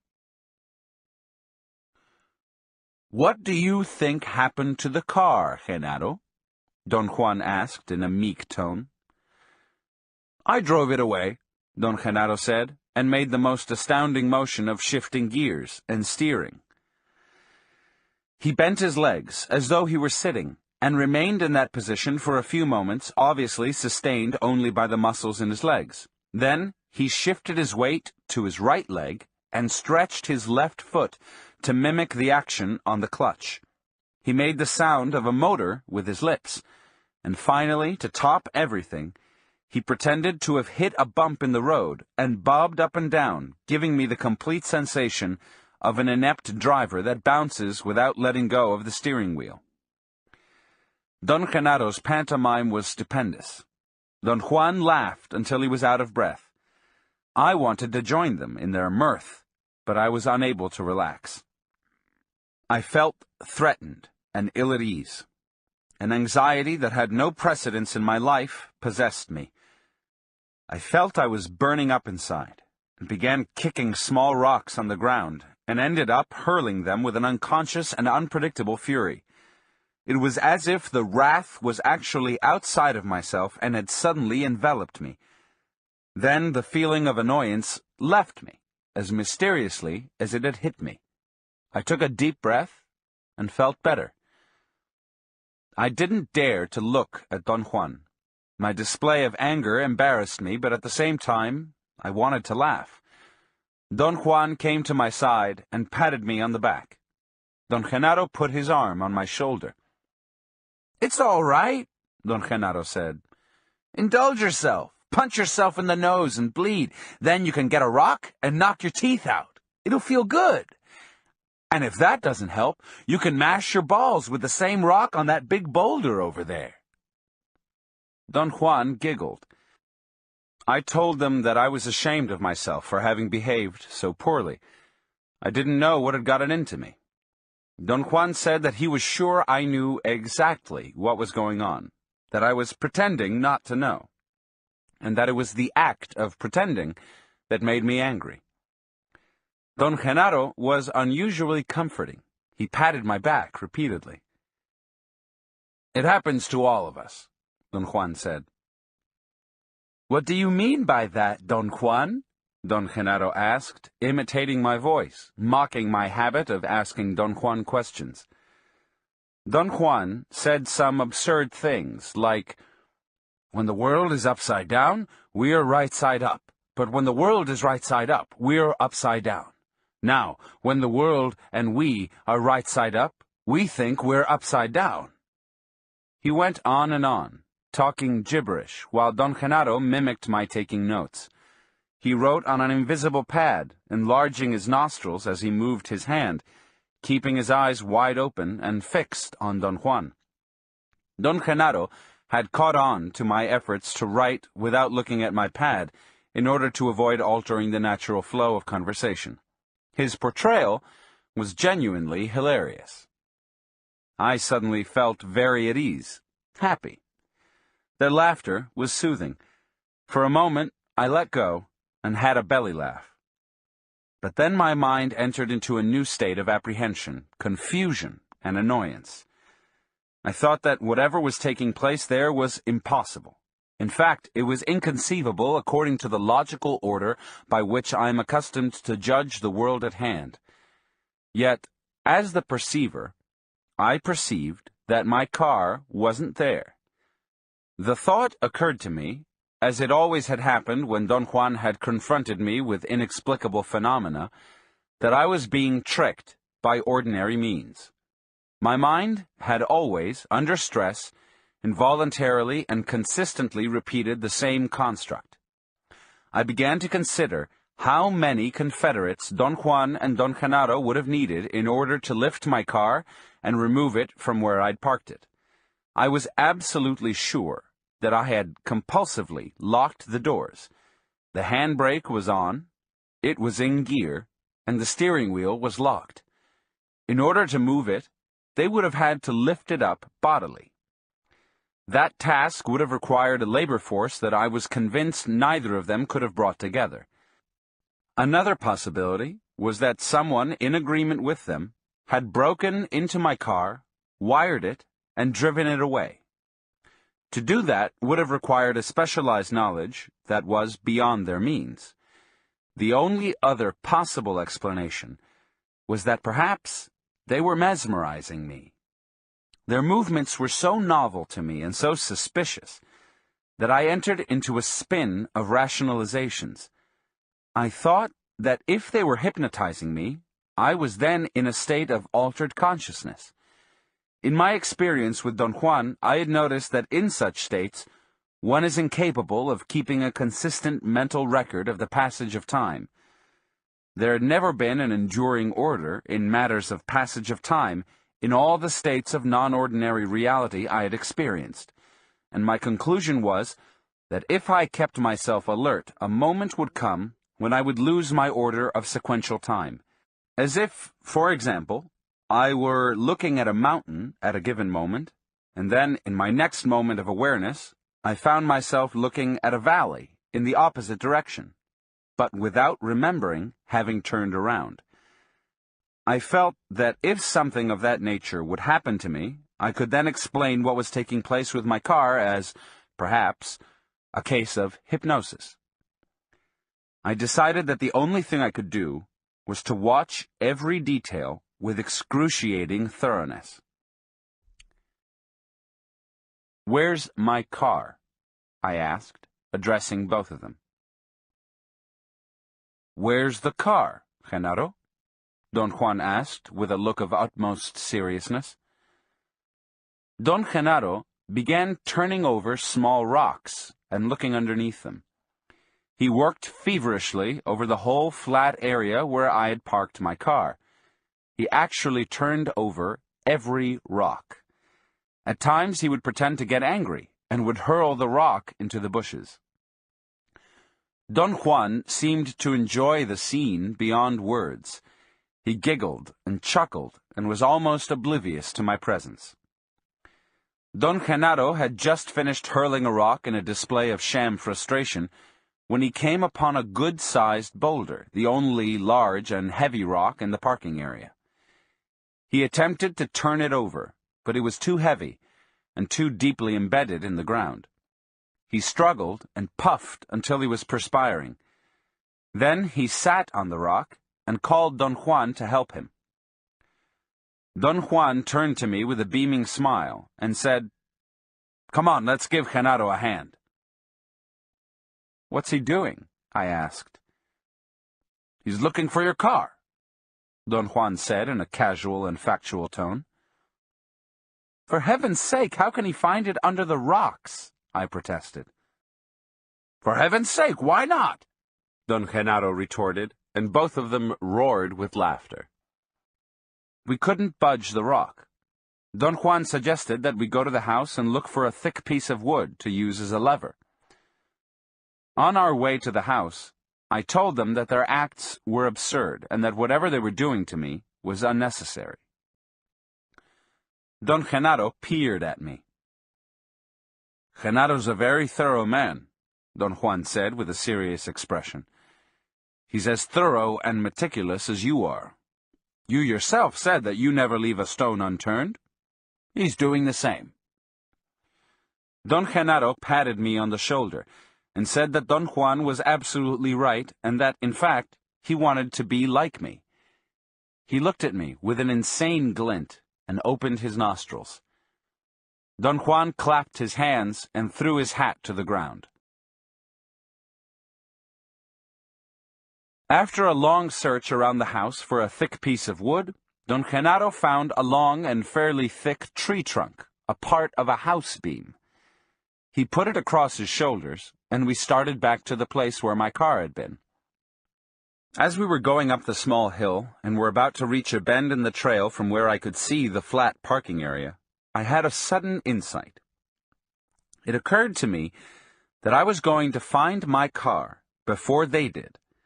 But when I looked down, there was no car at the foot of the hill. Don Juan and Don Genaro must have understood what I had had in mind, and ran after me, laughing uproariously. Once we got to the bottom of the hill, they immediately went to work. I watched them for a few moments. Their acts were incomprehensible. They weren't pretending that they were working. They were actually immersed in the task of turning over a boulder to see if my car was underneath. That was too much for me, and I joined them. They puffed and yelled, and Don Genaro howled like a coyote. They were soaked in perspiration. I noticed how terribly strong their bodies were, especially Don Juan's. Next to them, I was a flabby young man. Very soon, I was also perspiring copiously. Finally, we succeeded in turning over the boulder, and Don Genaro examined the dirt underneath the rock with the most maddening patience and thoroughness. "No, it isn't here," he announced. That statement brought both of them down to the ground with laughter. I laughed nervously. Don Juan seemed to have true spasms of pain, and covered his face and lay down as his body shook with laughter. "In which direction do we go now?" Don Genaro asked after a long rest. Don Juan pointed with a nod of his head. "Where are we going?" I asked. "To look for your car," Don Juan said, and didn't crack a smile. They again flanked me as we walked into the brush. We'd only covered a few yards when Don Genaro signaled us to stop. He tiptoed to a round bush a few steps away, looked in the inside branches for a few moments, and said that the car wasn't there. We kept on walking for a while, and then Don Genaro made a gesture with his hand to be quiet. He arched his back as he stood on his toes and extended his arms over his head. His fingers were contracted like a claw. From where I stood, Don Genaro's body had the shape of a letter S. He maintained that position for an instant, and then virtually plunged headfirst on a long twig with dry leaves. He carefully lifted it up and examined it, and then again remarked that the car wasn't there. As we walked into the deep chaparral, He looked behind bushes and climbed small palo verde trees to look into their foliage, only to conclude that the car wasn't there either. Meanwhile, I kept a most meticulous mental record of everything I touched or saw. My sequential and orderly view of the world around me was as continuous as it had always been. I touched rocks, bushes, trees. I shifted my view from the foreground to the background by looking out of one eye and then out of the other. By all calculations, I was walking in the chaparral as I had done scores of times during my ordinary life. Next, Don Genaro lay down on his stomach and asked us to do likewise. He rested his chin on his clasped hands. Don Juan did the same. Both of them stared at a series of small protuberances on the ground that looked like minute hills. Suddenly, Don Genaro made a sweeping movement with his right hand and clasped something. He hurriedly stood up, and so did Don Juan. Don Genaro held his clasped hand in front of us and signaled us to come closer and look. Then he slowly began to open his hand. When it was half open, a big black object flew away.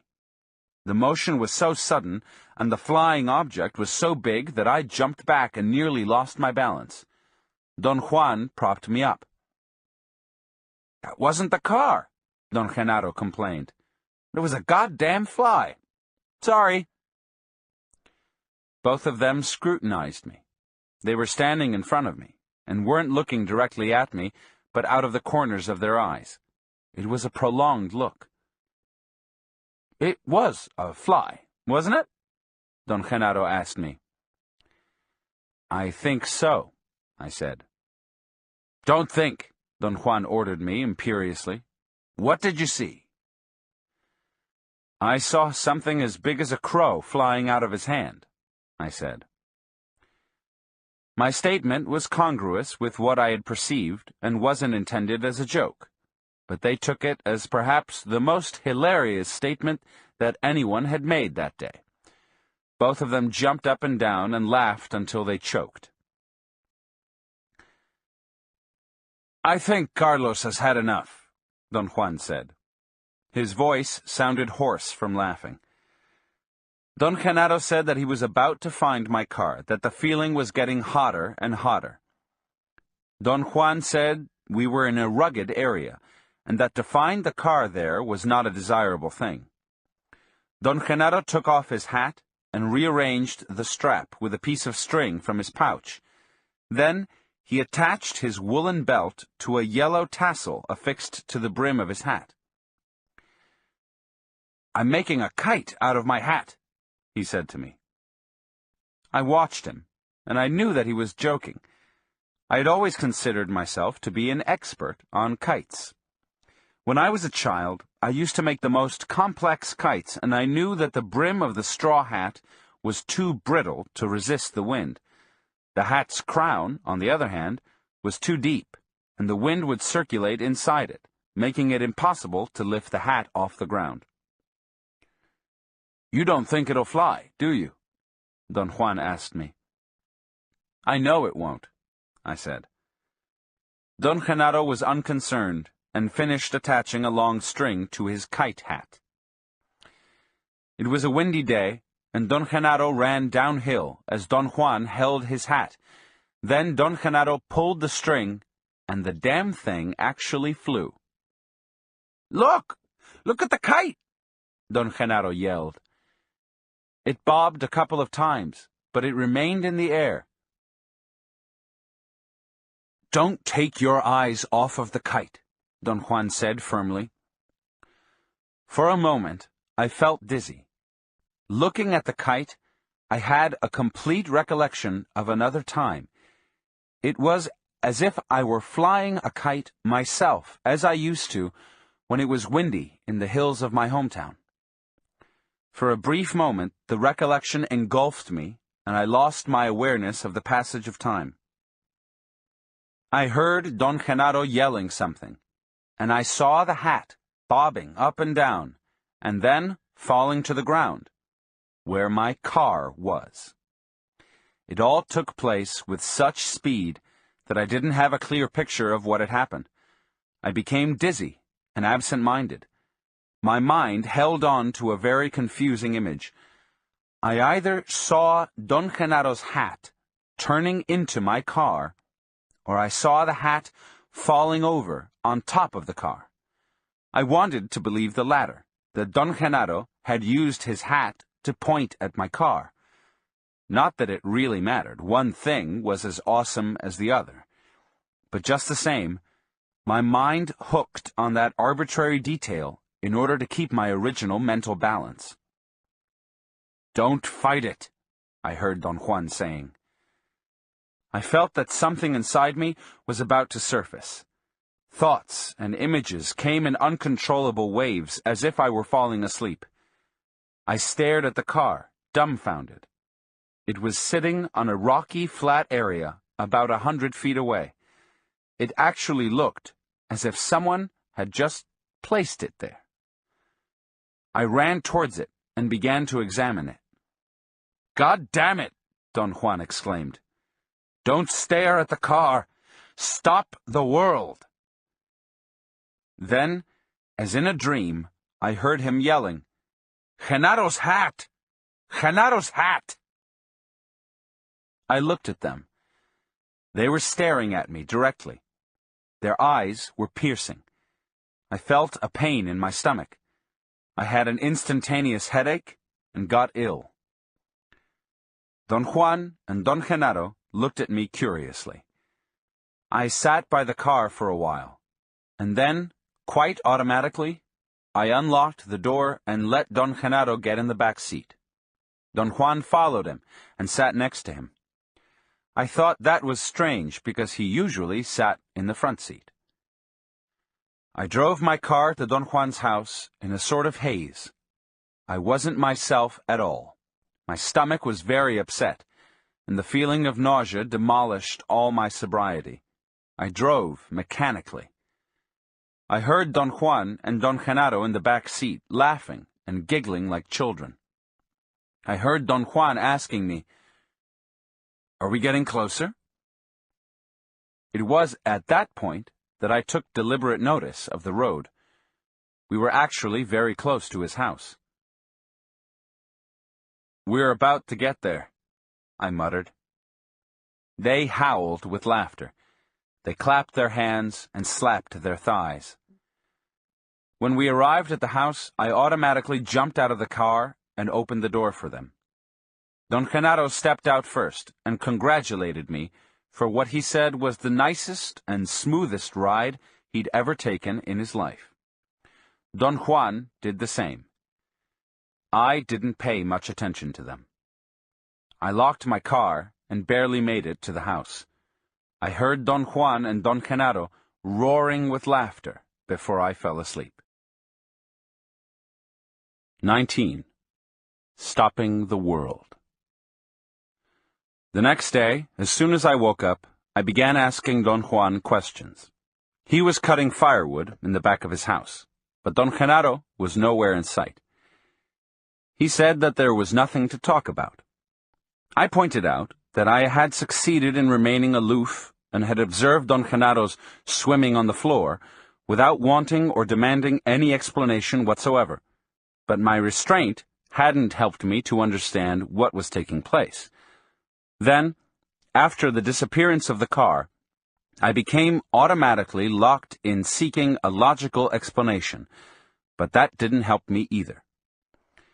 I told Don Juan that my insistence on finding explanations wasn't something that I had arbitrarily devised myself just to be difficult, but was something so deeply ingrained in me that it overruled every other consideration. "It's like a disease," I said. "There are no diseases," Don Juan replied calmly. "There's only indulging. And you indulge yourself in trying to explain everything. Explanations are no longer necessary in your case." I insisted that I could function only under conditions of order and understanding. I reminded him that I'd drastically changed my personality during the time of our association, and that the condition that had made the change possible was that I had been capable of explaining to myself the reasons for that change. Don Juan laughed softly. He didn't speak for a long time. "You are very clever," he finally said. "You go back to where you've always been. This time, you're finished, though. You have no place to go back to. I won't explain anything to you anymore. Whatever Genaro did to you yesterday, he did it to your body. So let your body decide what's what." Don Juan's tone was friendly, but unusually detached, and that made me feel an overwhelming loneliness. I expressed my feelings of sadness. He smiled. His fingers gently clasped the top of my hand. "We both are beings who are going to die," he said softly. "There's no more time for what we used to do. Now, you must employ all the not-doing I have taught you, and stop the world." He clasped my hand again. His touch was firm and friendly. It was like a reassurance that he was concerned and had affection for me, and at the same time it gave me the impression of an unwavering purpose. "This is my gesture for you," he said, holding the grip he had on my hand for an instant. "Now, you must go by yourself into those friendly mountains." He pointed with his chin to the distant range of mountains towards the southeast. He said that I had to remain there until my body told me to quit, and then return to his house. He let me know that he didn't want me to say anything or to wait any longer by shoving me gently in the direction of my car. "What am I supposed to do there?" I asked. He didn't answer but looked at me, shaking his head. "No more of that," he finally said. Then he pointed his finger to the southeast. "Go there," he said cuttingly.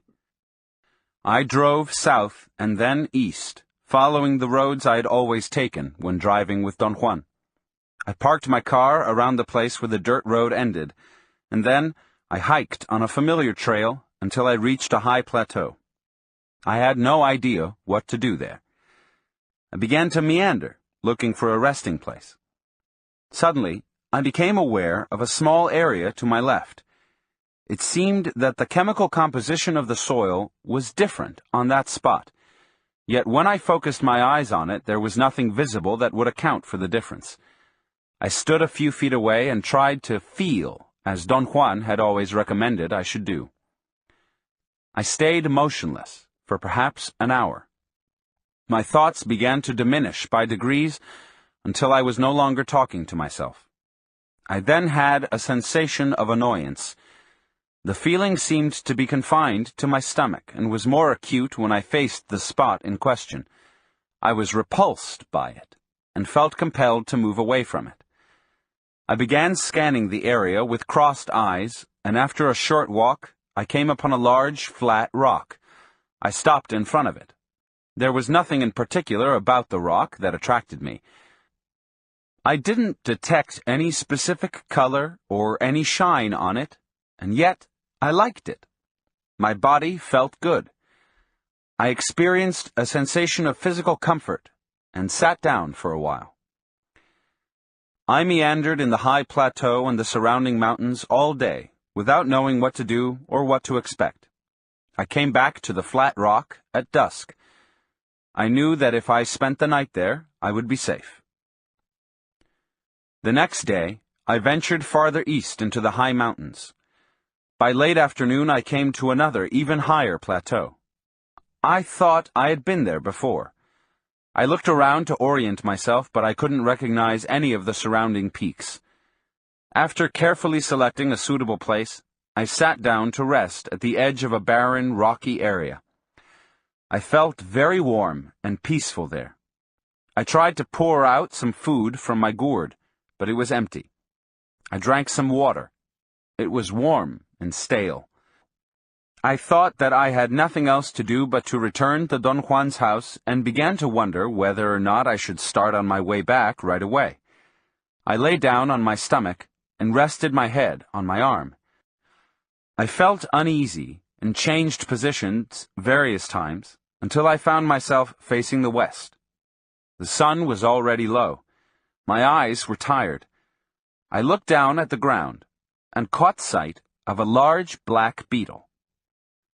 It came out from behind a small rock, pushing a ball of dung twice its size. I followed its movements for a long time.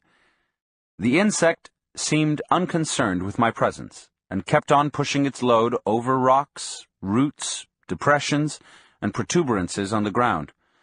For all I knew, the beetle wasn't aware that I was there. The thought occurred to me that I couldn't possibly be sure that the insect wasn't aware of me. That thought triggered a series of rational evaluations about the nature of the insect's world as opposed to mine. The beetle and I were in the same world, and obviously the world wasn't the same for both of us. I became immersed in watching it, and marveled at the gigantic strength it needed to carry its load over rocks and down crevices. I observed the insect for a long time, and then I became aware of the silence around me. Only the wind hissed between the branches and leaves of the chaparral. I looked up, turned to my left in a quick and involuntary fashion, and caught a glimpse of a faint shadow or a flicker on a rock a few feet away. At first, I paid no attention to it, but then I realized that the flicker had been to my left. I turned again suddenly and was able to clearly perceive a shadow on the rock. I had the weird sensation that the shadow instantly slid down to the ground and the soil absorbed it as a blotter dries an ink blotch. A chill ran down my back. The thought crossed my mind that death was watching me and the beetle. I looked for the insect again, but I couldn't find it. I thought that it must have arrived at its destination and then had dropped its load into a hole in the ground. I put my face against a smooth rock. The beetle emerged from a deep hole and stopped a few inches away from my face. It seemed to look at me, and for a moment, I felt that it became aware of my presence, perhaps as I was aware of the presence of my death. I experienced a shiver. The beetle and I weren't that different after all. Death, like a shadow, was stalking both of us from behind the boulder. I had an extraordinary moment of elation. The beetle and I were on a par. Neither of us was better than the other. Our death made us equal. My elation and joy were so overwhelming that I began to weep. Don Juan was right. He had always been right. I was living in a most mysterious world, and like everyone else, I was a most mysterious being, and yet I was no more important than a beetle. I wiped my eyes, and as I rubbed them with the back of my hand, I saw a man, or something which had the shape of a man. It was to my right, about 50 yards away. I sat up straight and strained to see. The sun was almost on the horizon, and its yellowish glow prevented me from getting a clear view. I heard a peculiar roar at that moment. It was like the sound of a distant jet plane. As I focused my attention on it, the roar increased to a prolonged, sharp, metallic whizzing, and then it softened until it was a mesmerizing, melodious sound. The melody was like the vibration of an electrical current. The image that came to my mind was that two electrified spheres were coming together, or two square blocks of electrified metal were rubbing against each other, and then coming to rest with a thump when they were perfectly leveled with each other. I again strained to see if I could distinguish the person that seemed to be hiding from me, but I could only detect a dark shape against the bushes.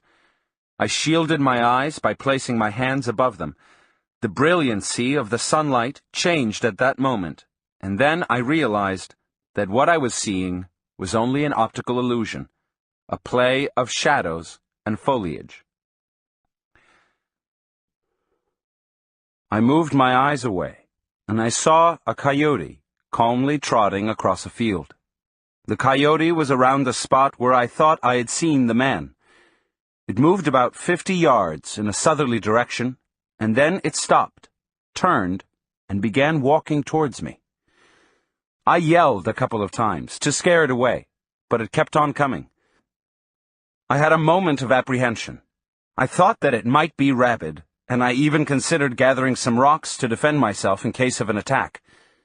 When the animal was 10 or 15 feet away, I noticed that it wasn't agitated in any way. On the contrary, it seemed calm and unafraid. It slowed down its gait, coming to a halt barely 4 or 5 feet from me.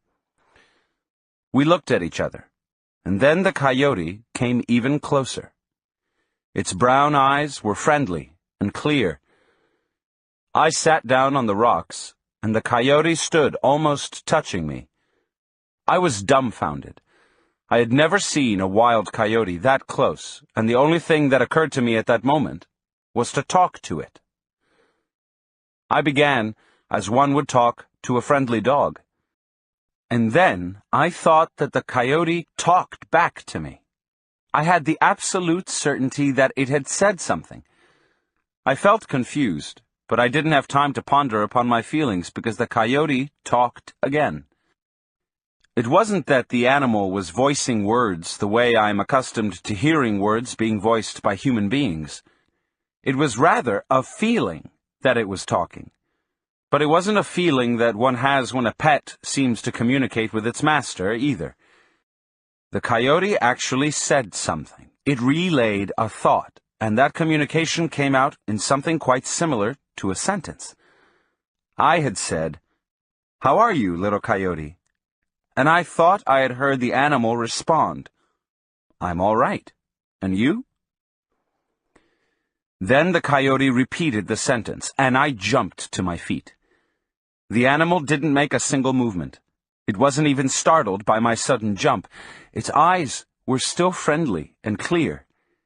It lay down on its stomach and tilted its head and asked, "Why are you afraid?" I sat down facing it, and I carried on the weirdest conversation I had ever had. Finally, it asked me what I was doing there, and I said I had come there to stop the world. The coyote said, "Qué bueno." And then I realized that it was a bilingual coyote. The nouns and verbs of its sentences were in English, but the conjunctions and exclamations were in Spanish. The thought crossed my mind that I was in the presence of a Chicano coyote. I began to laugh at the absurdity of it all, and I laughed so hard that I became almost hysterical. Then, the full weight of the impossibility of what was happening struck me, and my mind wobbled. The coyote stood up, and our eyes met. I stared fixedly into them. I felt they were pulling me, and suddenly the animal became iridescent. It began to glow. It was as if my mind were replaying the memory of another event that had taken place 10 years before, when under the influence of peyote, I witnessed the metamorphosis of an ordinary dog into an unforgettable iridescent being. It was as though the coyote had triggered the recollection, and the memory of that previous event was summoned and became superimposed on the coyote's shape. The coyote was a fluid, liquid, luminous being. Its luminosity was dazzling. I wanted to cover my eyes with my hands to protect them, but I couldn't move. The luminous being touched me in some undefined part of myself, and my body experienced such an exquisite, indescribable warmth and well-being that it was as if the touch had made me explode. I became transfixed. I couldn't feel my feet or my legs or any part of my body, yet something was sustaining me erect.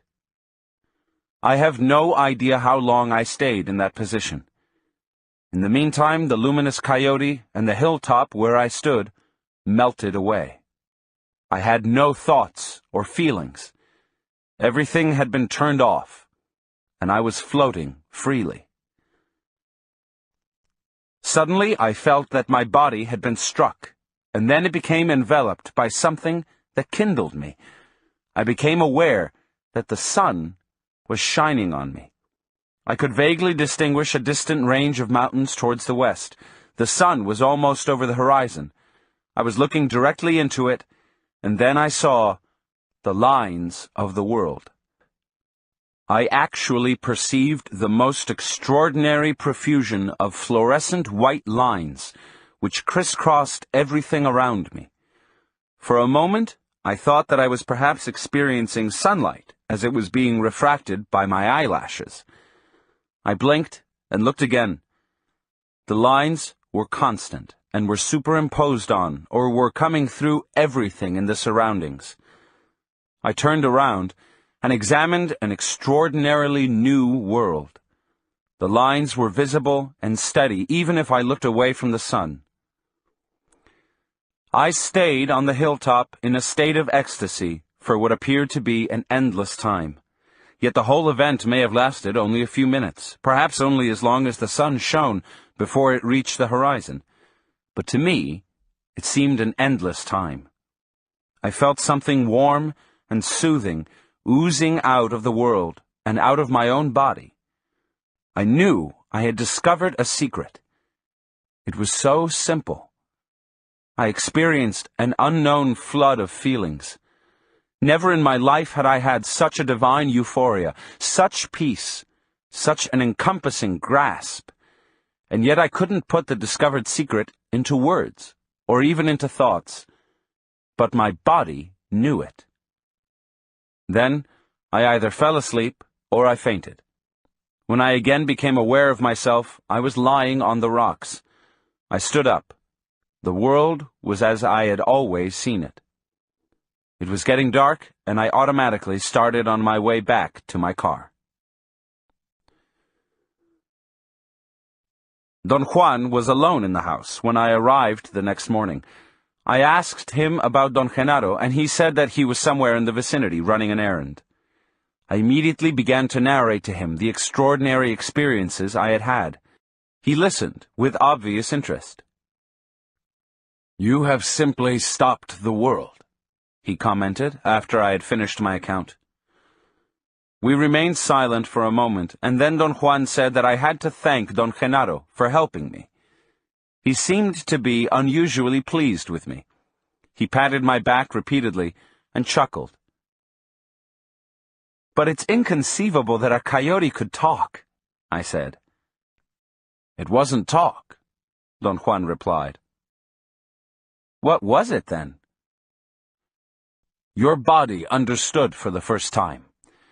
But you failed to recognize that it wasn't a coyote to begin with, and that it certainly wasn't talking the way you and I talk." "But the coyote really talked, Don Juan." "Now, look who's talking like an idiot.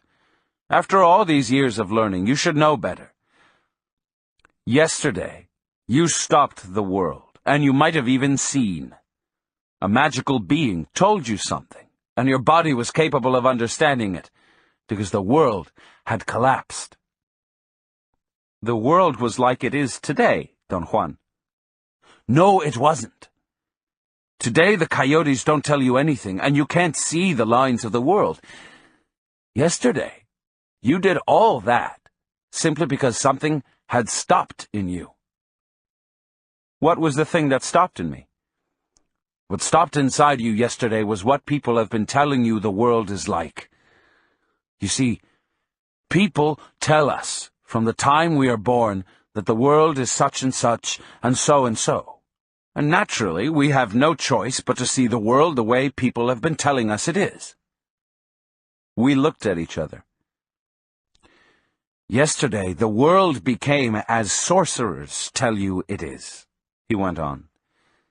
In that world, coyotes talk, and so do deer, as I once told you, and so do rattlesnakes, and trees, and all other living beings.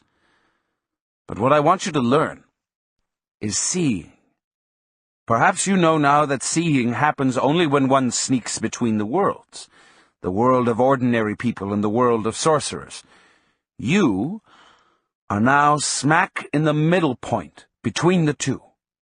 Yesterday, you believed the coyote talked to you. Any sorcerer who doesn't see would believe the same, but one who sees knows that to believe that is to be pinned down in the realm of sorcerers. By the same token, not to believe that coyotes talk is to be pinned down in the realm of ordinary men.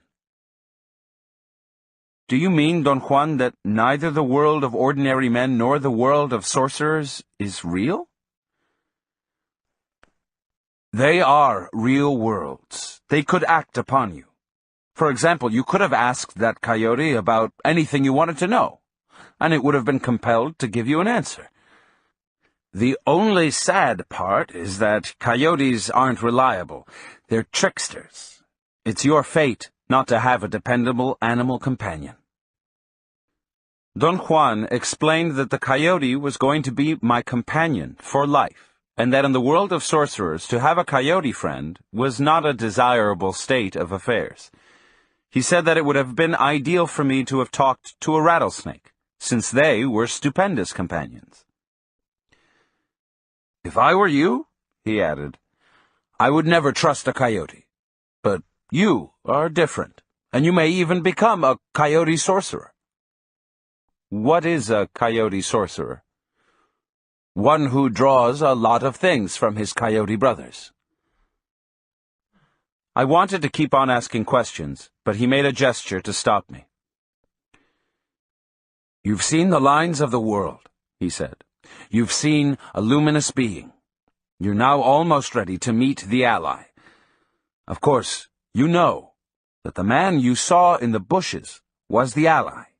You heard its roar like the sound of a jet plane. He'll be waiting for you at the edge of a plane I'll take you to myself. We were quiet for a long time. Don Juan had his hands clasped over his stomach. His thumbs moved almost imperceptibly.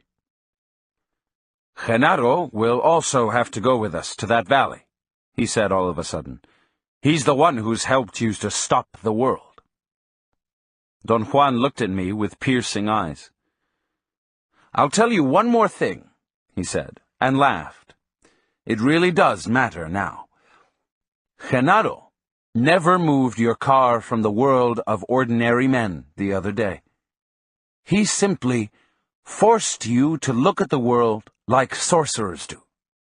And your car wasn't in that world.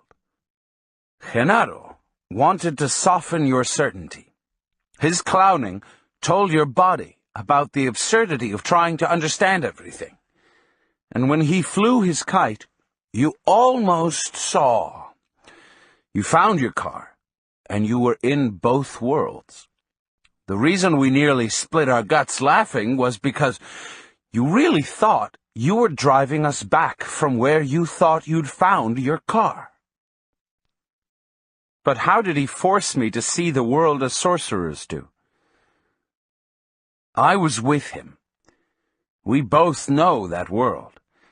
Once one knows that world, all one needs to bring it about is to use that extra ring of power I've told you sorcerers have. Genaro can do that as easily as snapping his fingers. He kept you busy turning over rocks in order to distract your thoughts and allow your body to see. I told him that the events of the last 3 days had done some irreparable damage to my idea of the world. I said that during the 10 years I'd been associated with him, I had never been so moved, not even during the times I'd ingested psychotropic plants. Power plants are only an aid, Don Juan said. The real thing is when the body realizes that it can see. Only then is one capable of knowing that the world we look at every day is only a description. My intent has been to show you that. Unfortunately, you have very little time left before the ally tackles you. Does the ally have to tackle me? There's no way to avoid it. In order to see, one must learn the way sorcerers look at the world, and thus the ally has to be summoned. And once that's done, it comes. Couldn't you have taught me to see without summoning the ally? No. In order to see, one must learn to look at the world in some other fashion, and the only other fashion I know is the way of a sorcerer.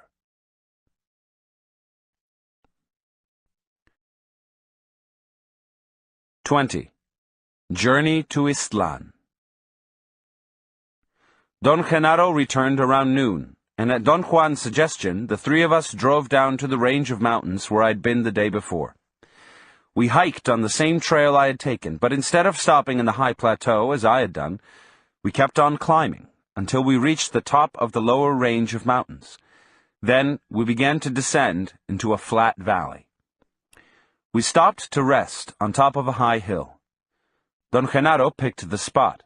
I automatically sat down, as I've always done in their company, with Don Juan to my right and Don Genaro to my left, making a triangle.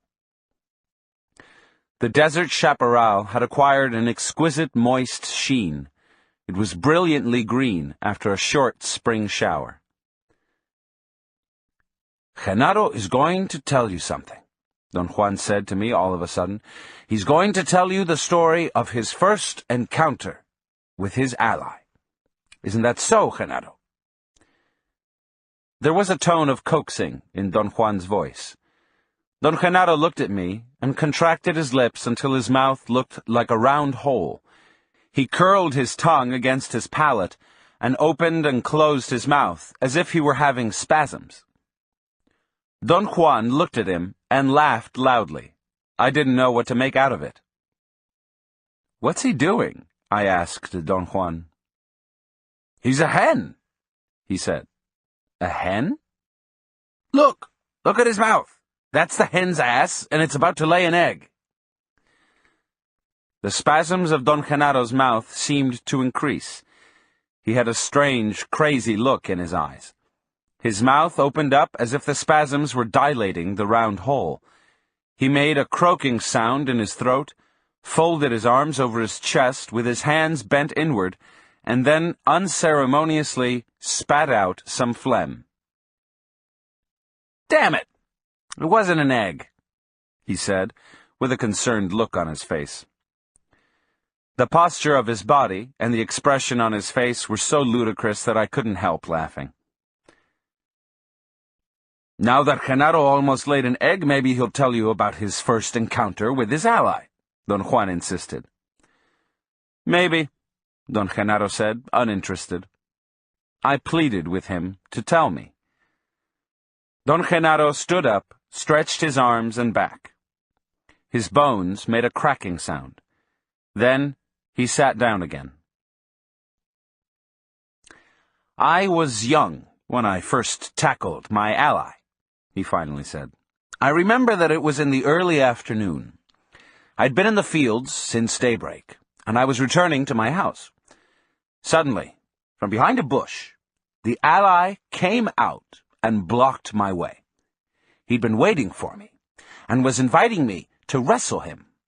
I began to turn around in order to leave him alone, but the thought came to my mind that I was strong enough to tackle him. I was afraid, though. A chill ran up my spine, and my neck became stiff as a board. By the way, that's always the sign that you're ready. I mean, when your neck gets hard." He opened up his shirt and showed me his back. He stiffened the muscles of his neck, back, and arms. I noticed the superb quality of his musculature. It was as if the memory of the encounter had activated every muscle in his torso. "In such a situation," he continued, "you must always close your mouth." He turned to Don Juan and said, "Isn't that so?" Yes, Don Juan said calmly. The jolt that one gets from grabbing an ally is so great that one might bite off one's tongue or knock one's teeth out. One's body must be straight and well grounded, and the feet must grab the ground. Don Genaro stood up and showed me the proper position, his body slightly bent at the knees, his arms hanging at his sides, with the fingers curled gently. He seemed relaxed and yet firmly set on the ground. He remained in that position for an instant, and when I thought he was going to sit down, he suddenly lunged forward in one stupendous leap, as if he had springs attached to his heels. His movement was so sudden that I fell down on my back, but as I fell, I had the clear impression that Don Genaro had grabbed a man, or something which had the shape of a man. I sat up again. Don Genaro was still maintaining a tremendous tension all over his body. Then he relaxed his muscles abruptly and went back to where he'd been sitting before, and sat down. Carlos just saw your ally right now, Don Juan remarked casually. But he's still weak and fell down. Did you? Don Genaro asked in a naive tone, and enlarged his nostrils. Don Juan assured him that I had seen it. Don Genaro leaped forward again with such a force that I fell on my side. He executed his jump so fast that I really couldn't tell how he had sprung to his feet from a sitting position in order to lunge forward.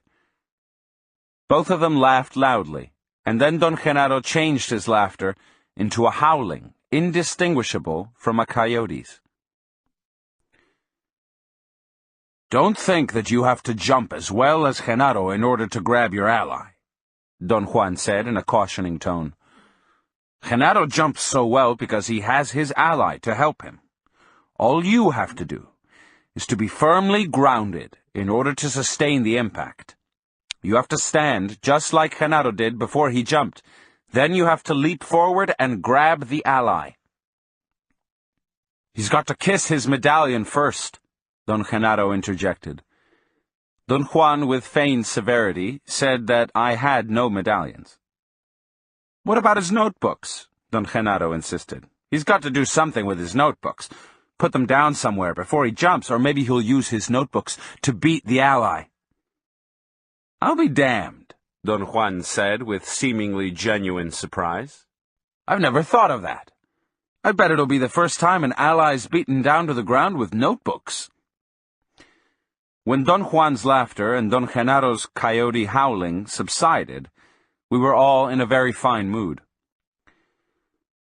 What happened when you grabbed your ally, Don Genaro? I asked. It was a powerful jolt, Don Genaro said after a moment's hesitation. He seemed to have been putting his thoughts in order. Never would I have imagined it was going to be like that, he went on. It was something like nothing I can tell. After I grabbed it, we began to spin. The ally made me twirl, but I didn't let go. We spun through the air with such speed and force that I couldn't see anymore. Everything was foggy. The spinning went on and on and on. Suddenly, I felt that I was standing on the ground again. I looked at myself. The ally hadn't killed me. I was in one piece. I was myself. I knew then that I'd succeeded. At long last, I had an ally. I jumped up and down with delight. What a feeling! What a feeling it was! Then I looked around to find out where I was. The surroundings were unknown to me. I thought that the ally must have taken me through the air and dumped me somewhere very far from the place where we started to spin. I oriented myself.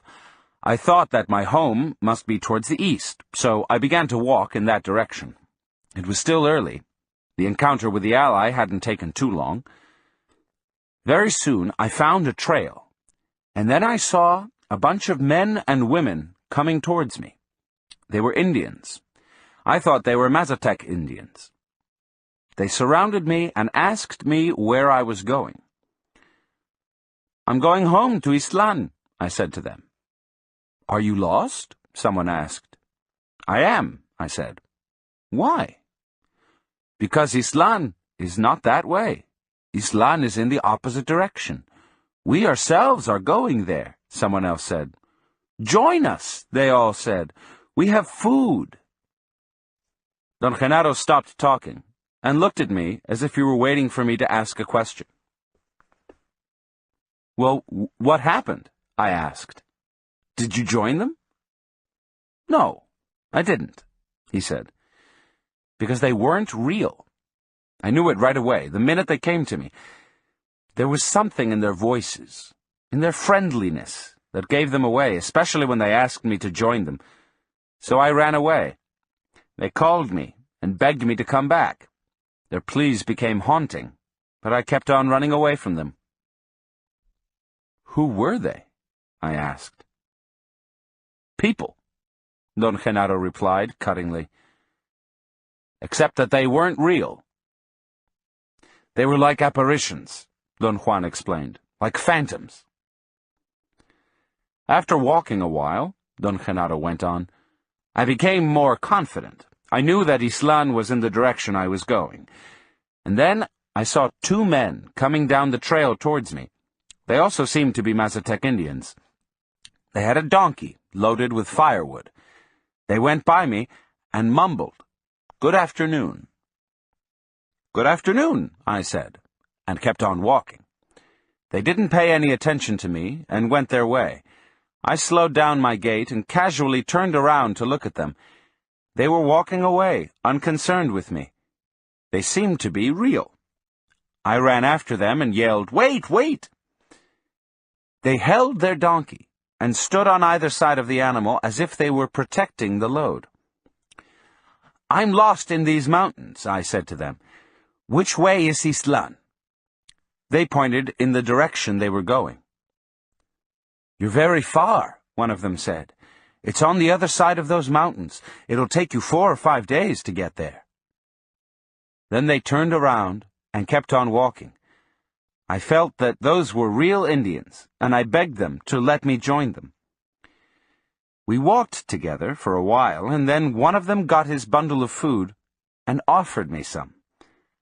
I froze on the spot. There was something terribly strange in the way he offered me his food. My body felt frightened, so I jumped back and began to run away. They both said that I would die in the mountains if I didn't go with them, and tried to coax me to join them.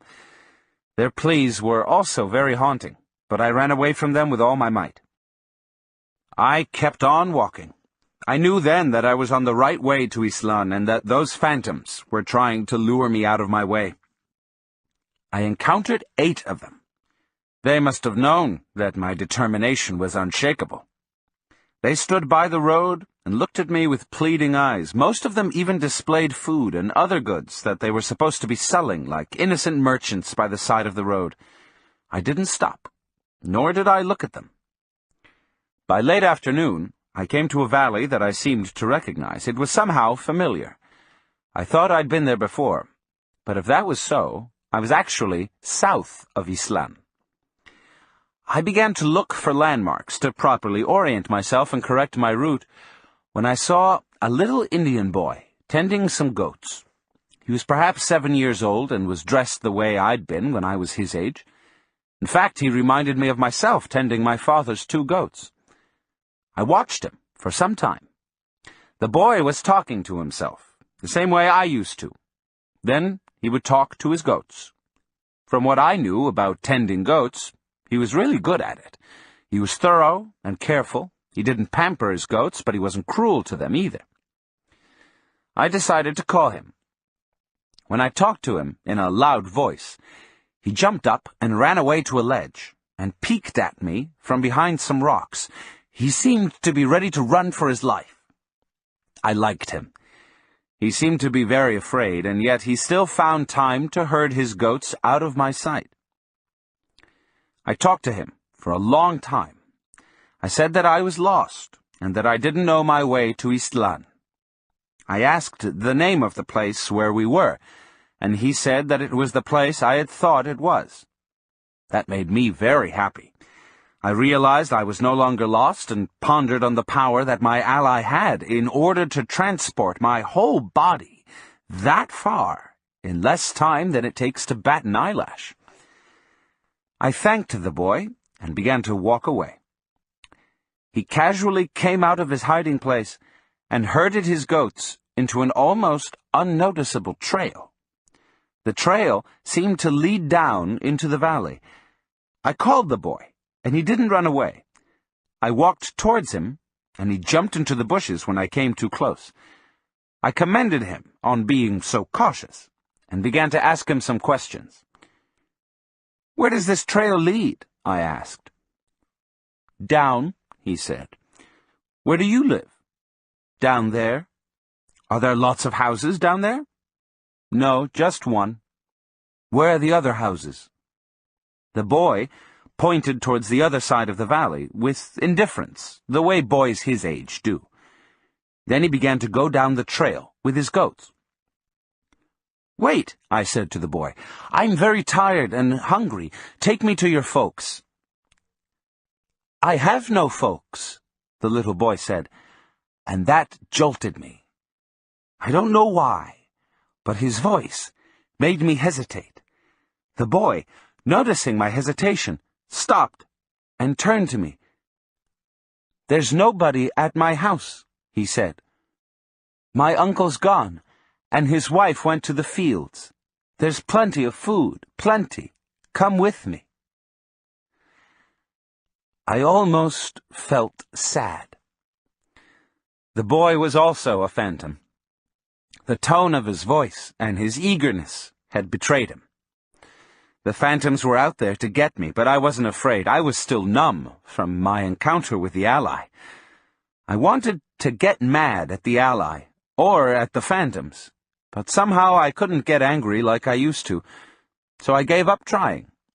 Then I wanted to get sad because I had liked that little boy, but I couldn't, so I gave up on that too.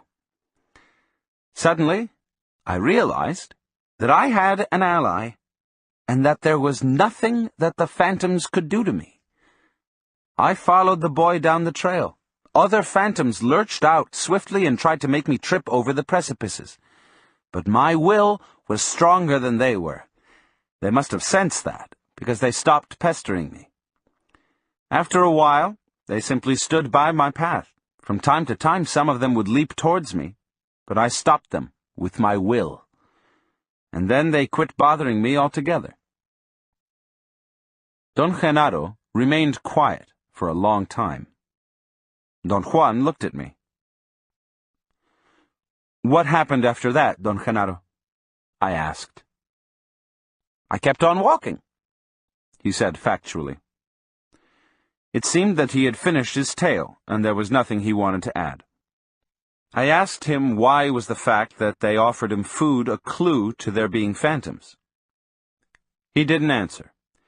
I probed further and asked whether it was a custom among Mazatec Indians to deny that they had any food or to be heavily concerned with matters of food. He said that the tone of their voices, their eagerness to lure him out, and the manner in which the phantoms talked about food were the clues, and that he knew that because his ally was helping him. He asserted that by himself alone he would have never noticed those peculiarities. "Were those phantoms allies, Don Genaro?" I asked. "No, they were people." "People?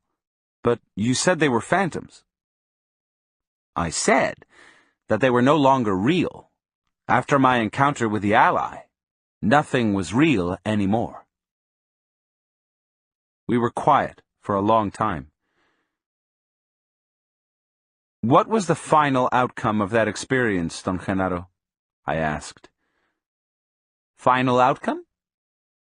"I mean, when and how did you finally reach Ixtlan?" Both of them broke into laughter at once. "So that's the final outcome for you," Don Juan remarked. "Let's put it this way, then. There was no final outcome to Genaro's journey. There will never be any final outcome. Genaro is still on his way to Ixtlan.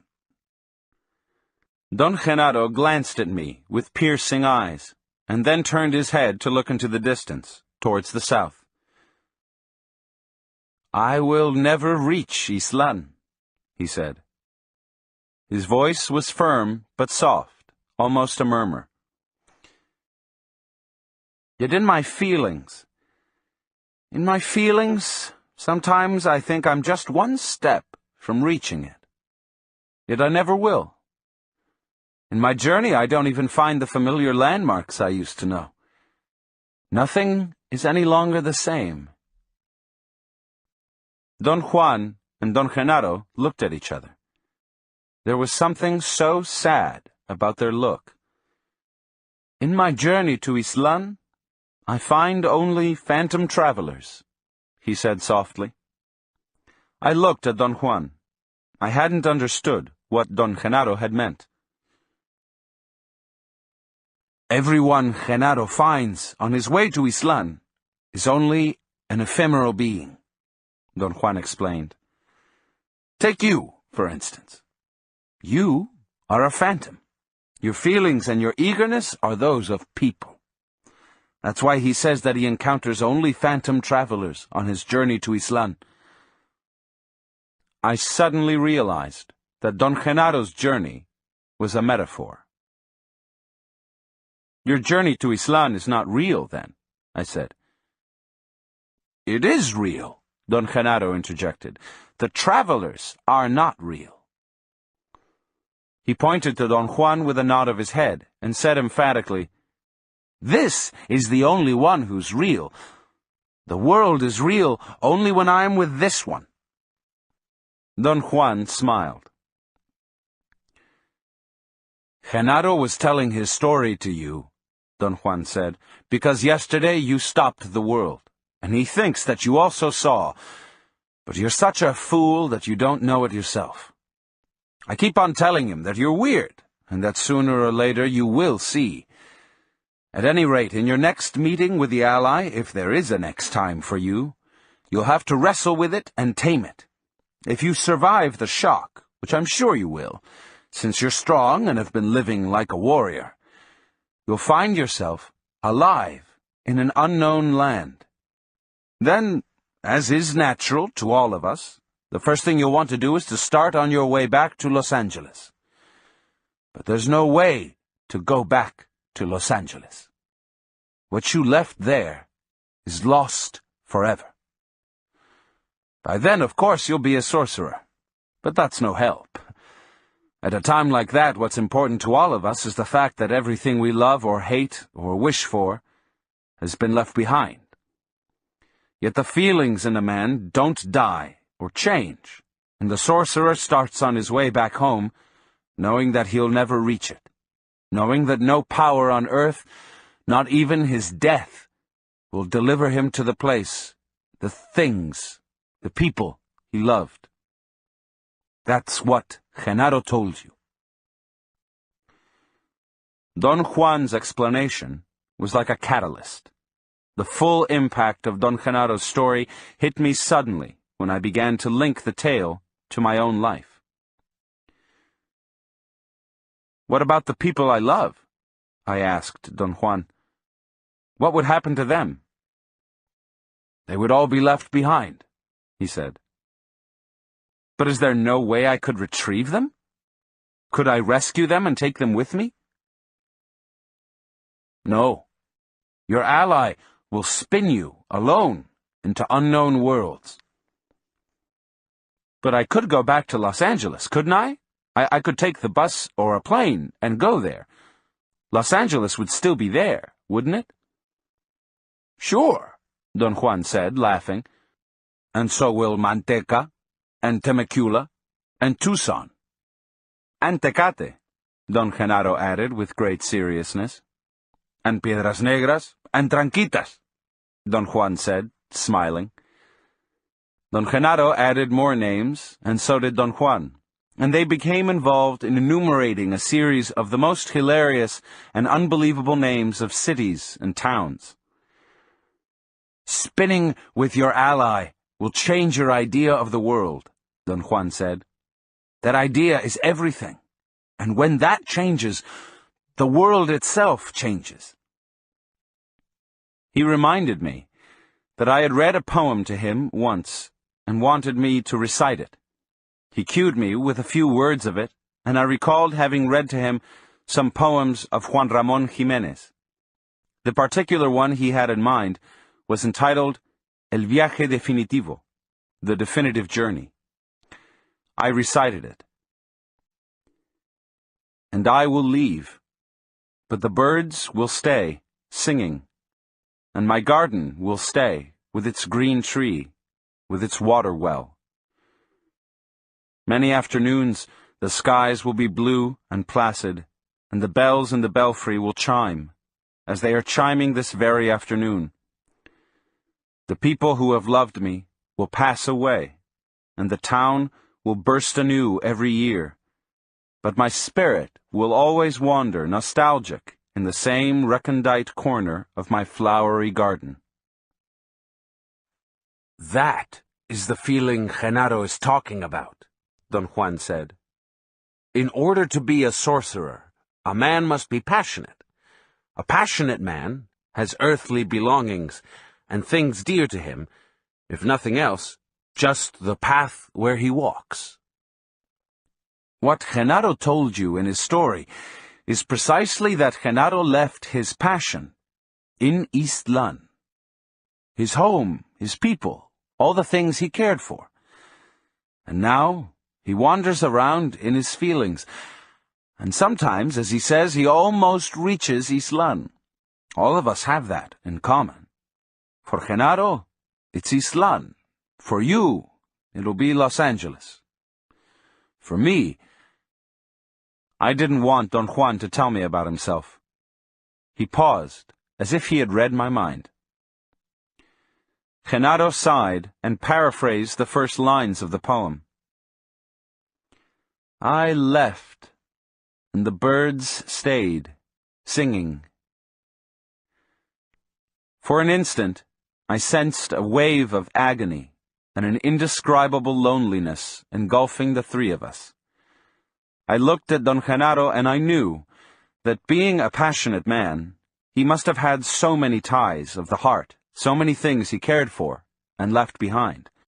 I had the clear sensation that at that moment the power of his recollection was about to landslide, and that Don Genaro was on the verge of weeping. I hurriedly moved my eyes away.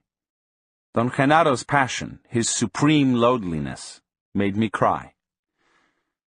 I looked at Don Juan. He was gazing at me. Only as a warrior can one survive the path of knowledge, he said. Because the art of a warrior is to balance the terror of being a man with the wonder of being a man. I gazed at the two of them, each in turn. Their eyes were clear and peaceful. They'd summoned a wave of overwhelming nostalgia, and when they seemed to be on the verge of exploding into passionate tears, they held back the tidal wave. For an instant, I think I saw the loneliness of man as a gigantic wave which had been frozen in front of me, held back by the invisible wall of a metaphor. My sadness was so overwhelming that I felt euphoric. I embraced them. Don Genaro smiled and stood up. Don Juan also stood up and gently put his hand on my shoulder. We are going to leave you here, he said. Do what you think is proper. The ally will be waiting for you at the edge of that plain. He pointed to a dark valley in the distance. If you don't feel that this is your time yet, don't keep your appointment, he went on. Nothing is gained by forcing the issue. If you want to survive, you must be crystal clear and deadly sure of yourself. Don Juan walked away without looking at me, but Don Genaro turned a couple of times and urged me, with a wink and a movement of his head, to go forward. I looked at them until they disappeared in the distance, and then I walked to my car and drove away. I knew that it was not my time yet.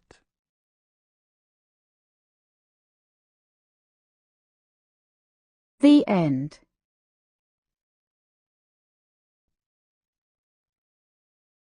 You've been listening to Journey to Ixtlan, The Lessons of Don Juan, by Carlos Castaneda, narrated by Luis Moreno.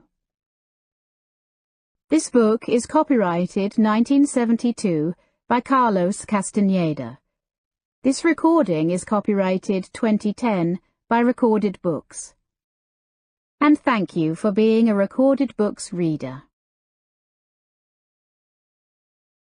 Audible hopes you have enjoyed this program.